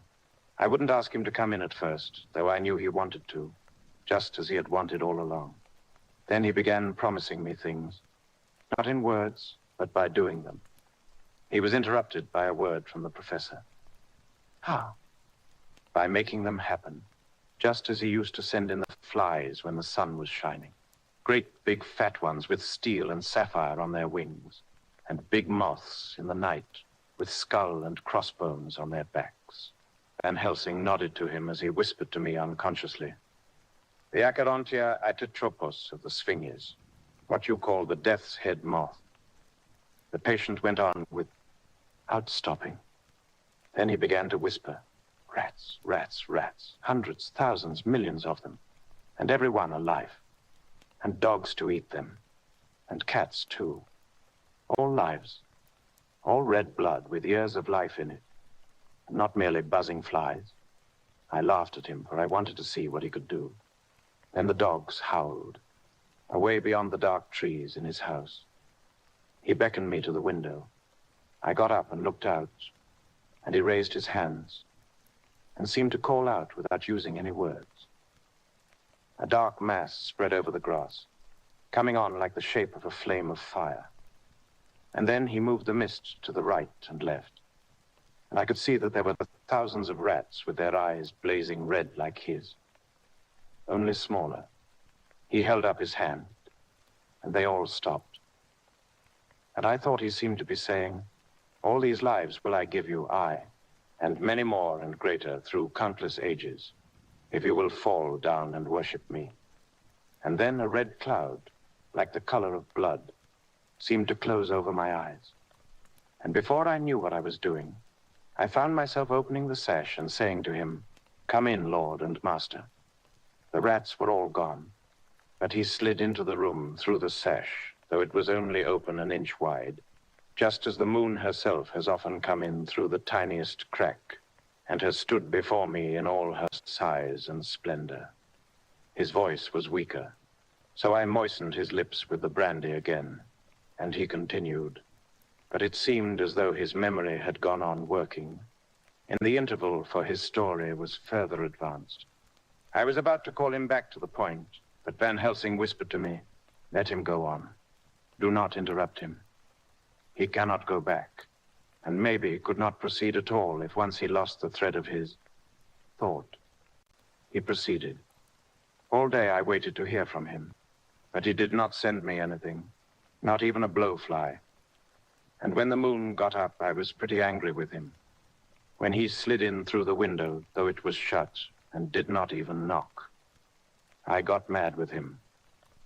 He sneered at me, and his white face looked out of the mist with his red eyes gleaming, and he went on as though he owned the whole place, and I was no one. He didn't even smell the same as he went by me. I couldn't hold him. I thought that somehow Mrs. Harker had come into the room. The two men sitting on the bed stood up and came over, standing behind him so that he could not see them, but where they could hear better. They were both silent, but the professor started and quivered. His face, however, grew grimmer and sterner still. Renfield went on without noticing. When Mrs. Harker came in to see me this afternoon, she wasn't the same. It was like tea after the teapot had been watered. Here we all moved, but no one said a word. He went on. "I didn't know that she was here till she spoke, and she didn't look the same. I don't care for the pale people. I like them with lots of blood in them, and hers had all seemed to have run out. I didn't think of it at the time, but when she went away, I began to think, and it made me mad to know that he had been taking the life out of her. I could feel that the rest quivered, as I did, but we remained otherwise still. So when he came tonight, I was ready for him. I saw the mist stealing in, and I grabbed it tight. I had heard that madmen have unnatural strength, and as I knew I was a madman at times, anyhow, I resolved to use my power. And he felt it too, for he had to come out of the mist to struggle with me. I held tight, and I thought I was going to win, for I didn't mean him to take any more of her life, till I saw his eyes. They burned into me, and my strength became like water. He slipped through it, and when I tried to cling to him, he raised me up and flung me down. There was a red cloud before me, and a noise like thunder, and the mist seemed to steal away under the door. His voice was becoming fainter and his breath more stertorous. Van Helsing stood up instinctively. "We know the worst now," he said. "He's here, and we know his purpose. It may not be too late. Let us be armed, the same as we were the other night, but lose no time. There is not an instant to spare. There was no need to put. Our fear nay, our conviction into words. We shared them in common. We all hurried and took from our rooms the same things that we had when we entered the Count's house. The professor had his ready, and as we met in the corridor, he pointed to them significantly as he said, "They never leave me, and they shall not till this unhappy business is over. Be wise also, my friends. It is no common enemy that we deal with. Alas, alas, that dear Madam Mina should suffer." He stopped. His voice was breaking, and I do not know if rage or terror predominated in my own heart. Outside the Harker's door, we paused, Art and Quincy, held back, and the latter said, "Should we disturb her?" "We must," said Van Helsing grimly. "If the door be locked, I shall break it in. May it not frighten her terribly? It is unusual to break." "Into a lady's room," Van Helsing said solemnly. "You are always right, but this is life and death. All chambers are alike to the doctor, and even were they not, they are all as one to me tonight. Friend John, when I turn the handle, if the door does not open, do you put your shoulder down and shove? And you too, my friend. Now." He turned the handle as he spoke, but the door did not yield. We threw ourselves against it. With a crash, it burst open, and we almost fell headlong into the room. The professor did actually fall, and I saw across him as he gathered himself up from hands and knees. What I saw appalled me. I felt my hair rise like bristles on the back of my neck, and my heart seemed to stand still. The moonlight was so bright that through the thick yellow blind, the room was light enough to see. On the bed beside the window lay Jonathan Harker, his face flushed and breathing heavily as though in a stupor. Kneeling on the near edge of the bed, facing outwards, was the white-clad figure of his wife. By her side stood a tall, thin man clad in black. His face was turned from us, but the instant we saw, all recognized the Count. In every way, even to the scar on his forehead. With his left hand, he held both Mrs. Harker's hands, keeping them away with her arms, at full tension. His right hand gripped her by the back of the neck, forcing her face down on his bosom. Her white nightdress was smeared with blood, and a thin stream trickled down the man's bare breast, which was shown by his torn open dress. The attitude of the two had a terrible resemblance to a child forcing a kitten's nose into a saucer of milk to compel it to drink. As we burst into the room, the Count turned his face, and the hellish look that I had heard described seemed to leap into it. His eyes flamed red with devilish passion. The great nostrils of the white aquiline nose opened wide and quivered at the edge, and the white sharp teeth behind the full lips of the blood-dripping mouth champed together like those of a wild beast. With a wrench which threw his victim back upon the bed as though hurled from a height, he turned and sprang at us. But by this time, the professor had gained his feet and was holding towards him the envelope which contained the sacred wafer. The Count suddenly stopped, just as poor Lucy had done outside of the tomb, and cowered back. Further and further back he cowered, as we, lifting our crucifixes, advanced. The moonlight suddenly failed, as a great black cloud sailed across the sky, and when the gaslight sprang up under Quincy's match, we saw nothing but a faint vapor. This, as we looked, trailed under the door, which with the recoil from its bursting open, had swung back to its old position.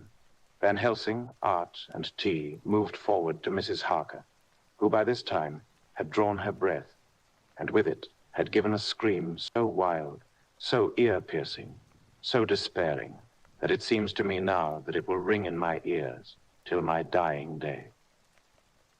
For a few seconds, she lay in her helpless attitude and disarray. Her face was ghastly, with a pallor which was accentuated by the blood which smeared her lips and cheeks and chin. From her throat trickled a thin stream of blood. Her eyes were mad with terror. Then she put before her face her poor crushed hands, which bore on their whiteness the red mark of the Count's terrible grip. And from behind them came a low, desolate wail, which made the terrible scream seem only the quick expression of an endless grief.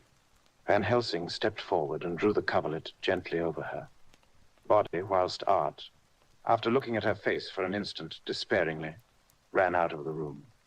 Van Helsing whispered to me, "Ionathan is in a stupor such as we know the vampire can produce.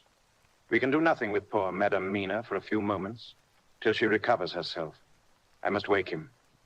He dipped the end of a towel in cold water, and with it began to flick him on the face. His wife all the while holding her face between her hands and sobbing in a way that was heartbreaking to hear. I raised the blind and looked out of the window. There was much moonshine, and as I looked, I could see Quincy Morris run across the lawn and hide himself in the shadow of a great yew tree. It puzzled me to think why he was doing this, but at the instant I heard Harker's quick exclamation as he woke to partial consciousness and turned to the bed. On his face, as there might well be, was a look of wild amazement. He seemed dazed for a few seconds, and then full consciousness seemed to burst upon him all at once, and he started up.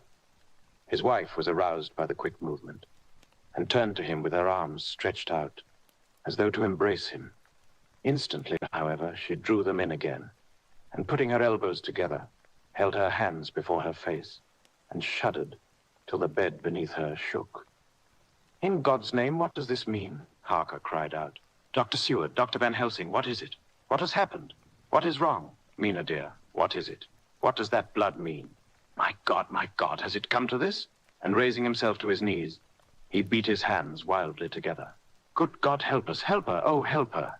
With a quick movement, he jumped from bed and began to pull on his clothes, all the man in him awake at the need for instant exertion.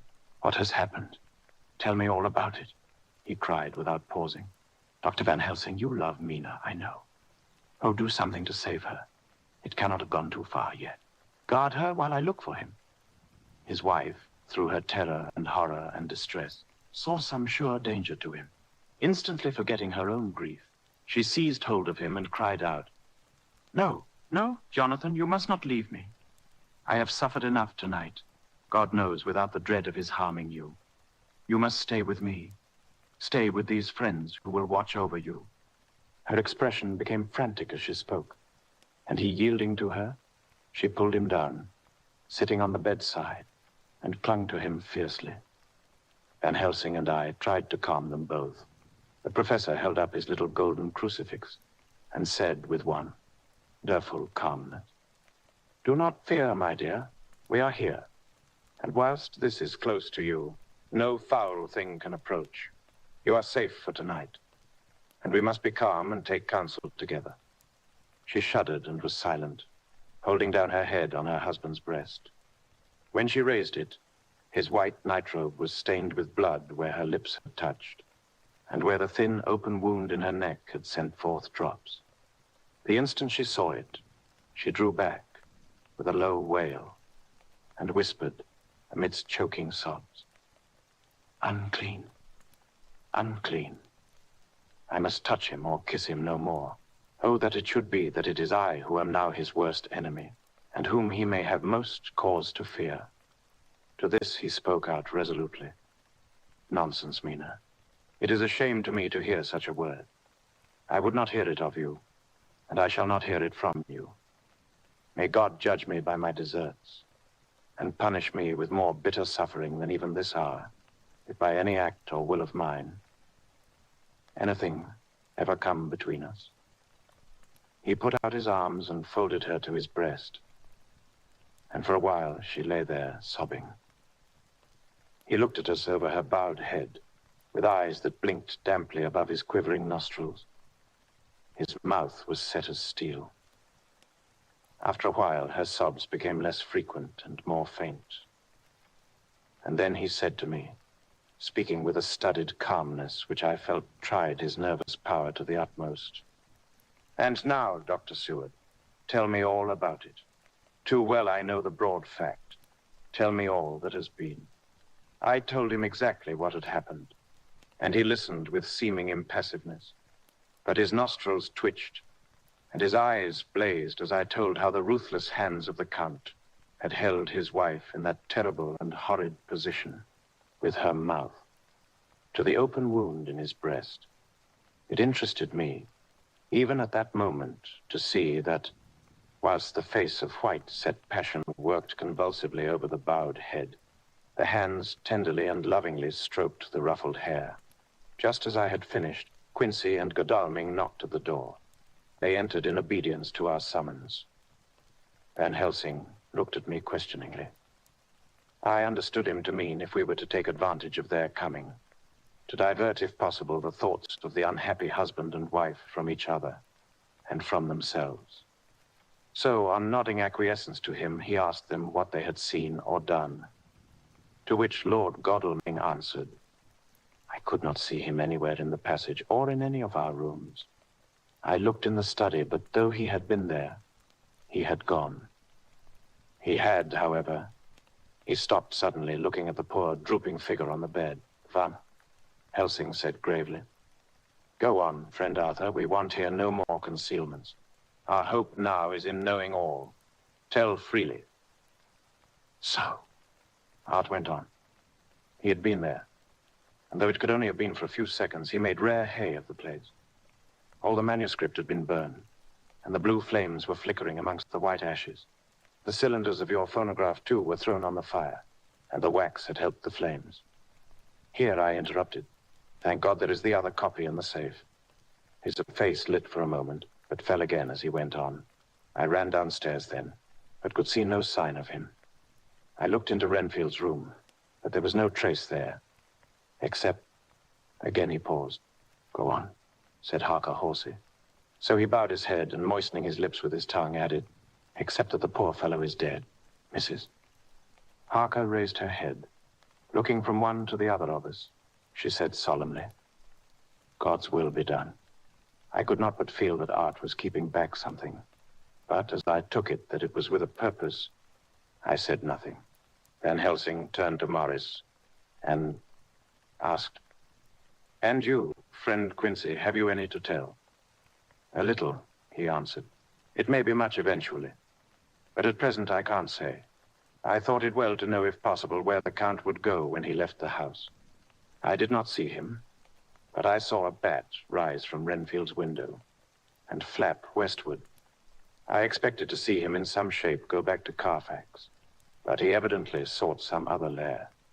He will not be back tonight, for the sky is reddening in the east, and the dawn is close. We must work tomorrow." He said the latter words through his shut teeth. For a space of perhaps a couple of minutes, there was silence, and I could fancy that I could hear the sound of our hearts beating. Then Van Helsing said, placing his hand very tenderly on Mrs. Harker's head, "And now, Madam Mina, poor dear Madam Mina, tell us exactly what happened. God knows that I do not want that you be pained, but it is need that we know all. For now, more than ever, has all work to be done quick and sharp and in deadly earnest. The day is close to us that must end all, if it may be so. And now is the chance, that we may live and learn." The poor dear lady shivered, and I could see the tension of her nerves as she clasped her husband closer to her and bent her head lower and lower still on his breast. Then she raised her head proudly and held out one hand to Van Helsing, who took it in his, and after stooping and kissing it reverently, held it fast. The other hand was locked in that of her husband, who held his other arm thrown round her protectingly. After a pause in which she was evidently ordering her thoughts, she began, "I took the sleeping draught which you had so kindly given me, but for a long time it did not act. I seemed to become more wakeful, and myriads of horrible fancies began to crowd in upon my mind, all of them connected with death and vampires, with blood and pain and trouble." Her husband involuntarily groaned as she turned to him and said lovingly, "Do not fret, dear. You must be brave and strong, and help me through the horrible task. If you only knew what an effort it is to me to tell of this fearful thing at all, you would understand how much I need your help. Well, I saw I must try to help the Sine to its work with my will, if it was to do me any good. So I resolutely set myself to sleep. Sure enough, sleep must soon have come to me, or I remember no more. Jonathan coming in had not waked me. for he lay by my side when next I remember. There was in the room the same thin white mist that I had before noticed. But I forget now if you know of this. You will find it in my diary, which I shall show you later. I felt the same vague terror which had come to me before, and the same sense of some presence. I turned to wake Jonathan, but found that he slept so soundly that it seemed as if it was he who had taken the sleeping draught, and not I. I tried, but I could not wake him. This caused me a great fear, and I looked around, terrified. Then indeed, my heart sank within me, beside the bed, as if he had stepped out of the mist, or rather as if the mist had turned into his figure, for it had entirely disappeared. Stood a tall, thin man, all in black. I knew him at once from the description of the others. The waxen face, the high aquiline nose, on which the light fell in a thin white line, the parted red lips, with the sharp white teeth showing between, and the red eaves that I had seemed to see in the sunset on the windows of St. Mary's Church at Whitby. I knew, too, the red scar on his forehead where Jonathan had struck him. For an instant, my heart stood still, and I would have screamed out, only that I was paralyzed. In the pause, he spoke in a sort of keen, cutting whisper, pointing as he spoke to Jonathan. Silence. If you make a sound, I shall take him and dash his brains out before your very eyes. I was appalled, and was too bewildered to do or say anything. With a mocking smile, he placed one hand upon my shoulder, and holding me tight, bared my throat with the other, saying as he did so, first a little refreshment to reward my exertions. You may as well be quiet.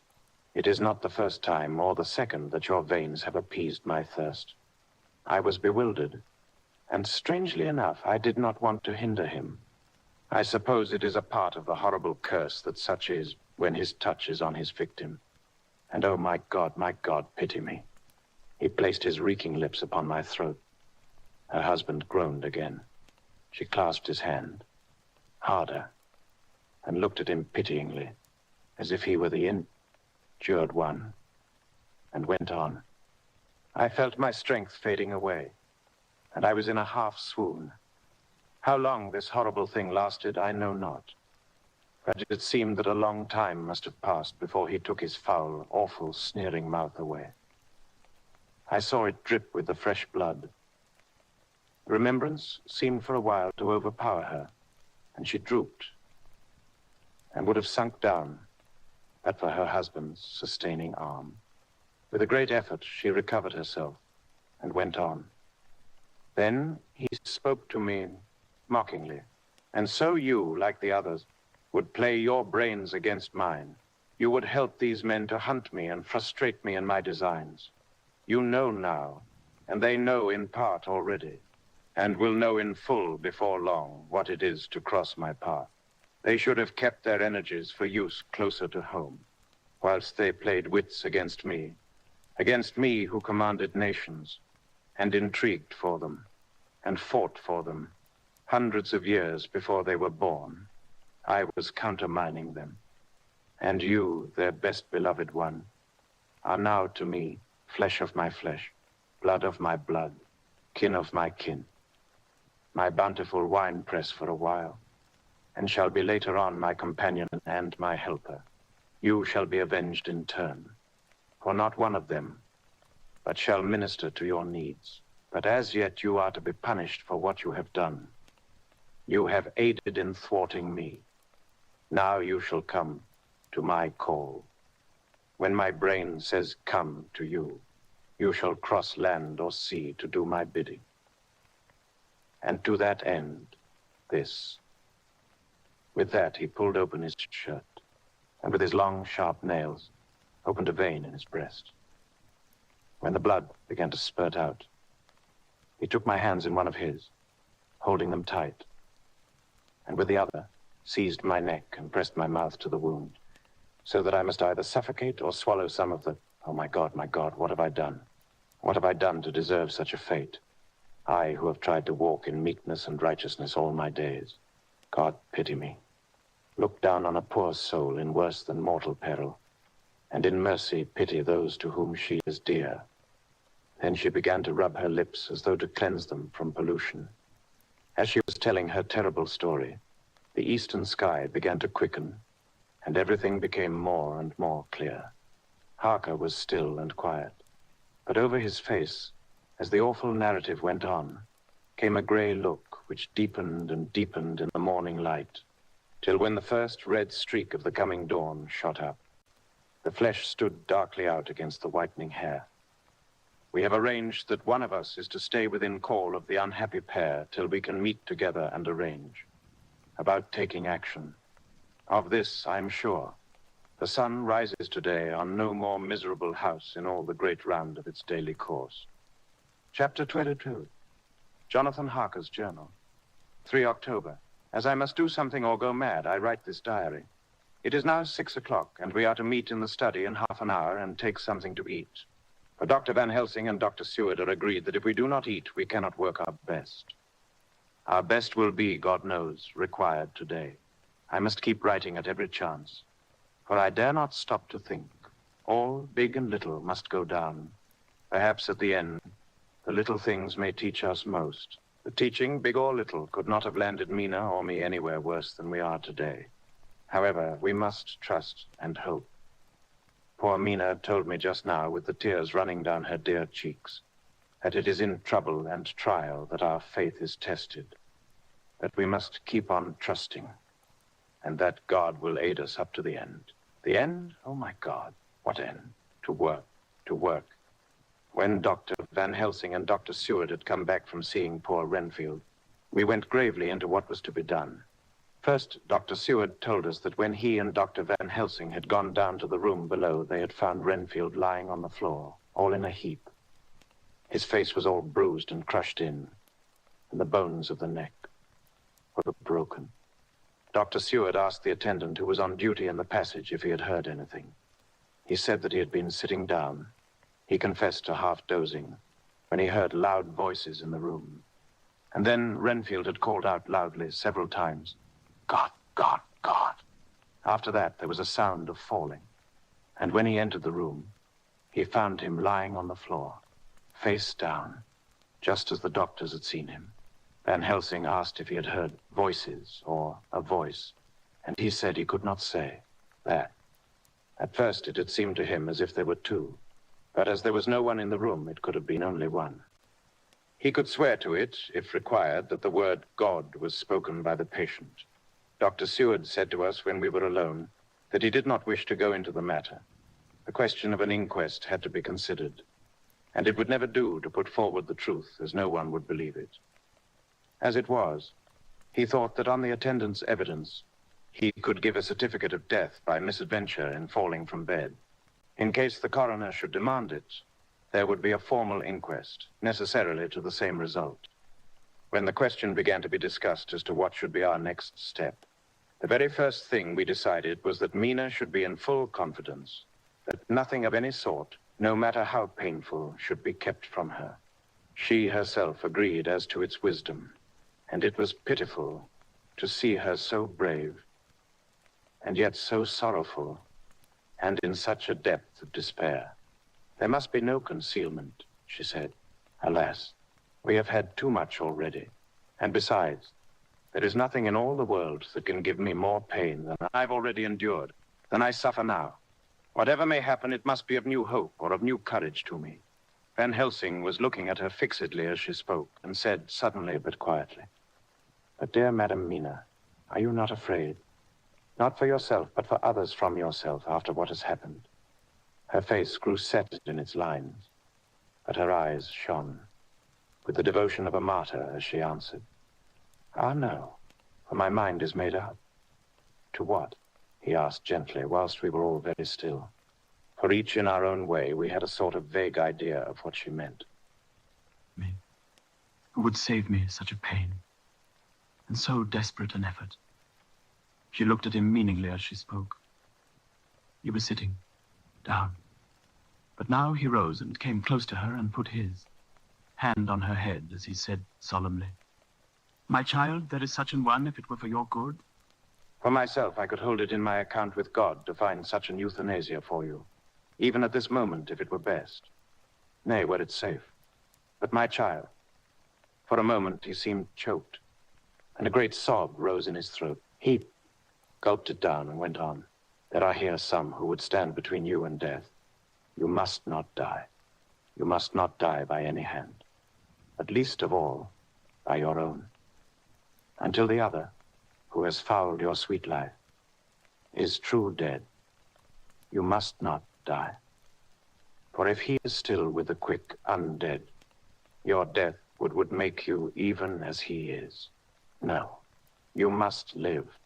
You must struggle and strive to live, though death would seem a boon unspeakable. You must fight death himself, though he come to you in pain or in joy, by the day or the night, in safety or in peril.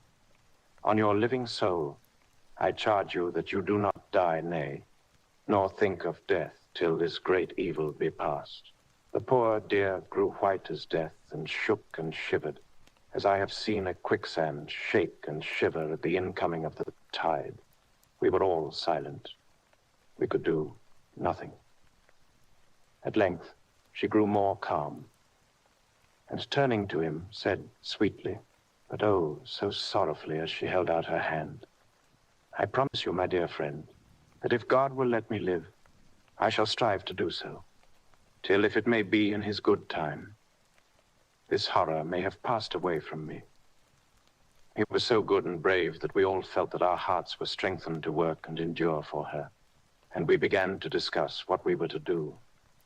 I told her that she was to have all the papers in the safe, and all the papers or diaries and phonographs we might hereafter use, and was to keep the record as she had done before. She was pleased with the prospect of anything to do, if pleased could be used in connection with so grim an interest. As usual, Van Helsing had thought ahead of everyone else, and was prepared with an exact ordering of our work. It is perhaps well, he said, that at our meeting after our visit to Carfax, we decided not to do anything with the earth boxes that lay there. Had we done so, the Count must have guessed our purpose, and would doubtless have taken measures in advance to frustrate such an effort with regard to the others. But now he does not know our intentions. Nay, more, in all probability, he does not know that such a power exists to us as can sterilize his lairs, so that he cannot use them as of old. We are now so much further advanced in our knowledge as to their disposition that when we have examined the house in Piccadilly, we may track the very last of them. Today, then, is ours, and in it rests our hope. The sun that rose on our sorrow this morning guards us in its course. Until it sets tonight, that monster must retain whatever form he now has. He is confined within the limitations of his earthly envelope. He cannot melt into thin air, nor disappear through cracks or chinks or crannies. If he go through a doorway, he must open the door like a mortal. And so we have this day to hunt out all his lairs and sterilize them. So we shall, if we have not yet catch him and destroy him, drive him to bay in some place where the catching and the destroying shall be in time. Sure. Here I started up, for I could not contain myself at the thought that the minutes and seconds so preciously laden with Mina's life and happiness were flying from us, since whilst we talked, action was impossible. But Van Helsing held up his hand warningly. Nay, friend Jonathan, he said, in this, the quickest way home is the longest way. So your proverbs say, we shall all act and act with desperate quick when the time has come. But think, in all probable, the key of the situation is in that house in Piccadilly. The Count may have many houses which he has bought. Of them, he will have deeds of purchase, keys, and other things. He will have paper that he write on. He will have his book of checks. There are many belongings that he must have somewhere. Why not in this place so central, so quiet, where he come and go by the front or the back at all hour, when in the very vast of the traffic there is none to notice? We shall go there and search that house And when we learn what it holds, then we do what our friend Arthur called, in his phrases of hunt, stop the earths. And so we run down our old fox. So, is it not? Then let us come at once, I cried. We are wasting the precious, precious time. The professor did not move, but simply said, and how are we to get into that house in Piccadilly? Anyway, I cried, we shall break in if need be. And your police, where will they be and what will they say? I was staggered, but I knew that if he wished to delay, he had a good reason for it. So I said as quietly as I could, don't wait more than need be. You know, I'm sure, what torture I am in. Ah, my child, that I do. And indeed, there is no wish of me to add to your anguish. But just think, what can we do until all the world be at movement? Then will come our time. I have thought and thought, and it seems to me that the simplest way is the best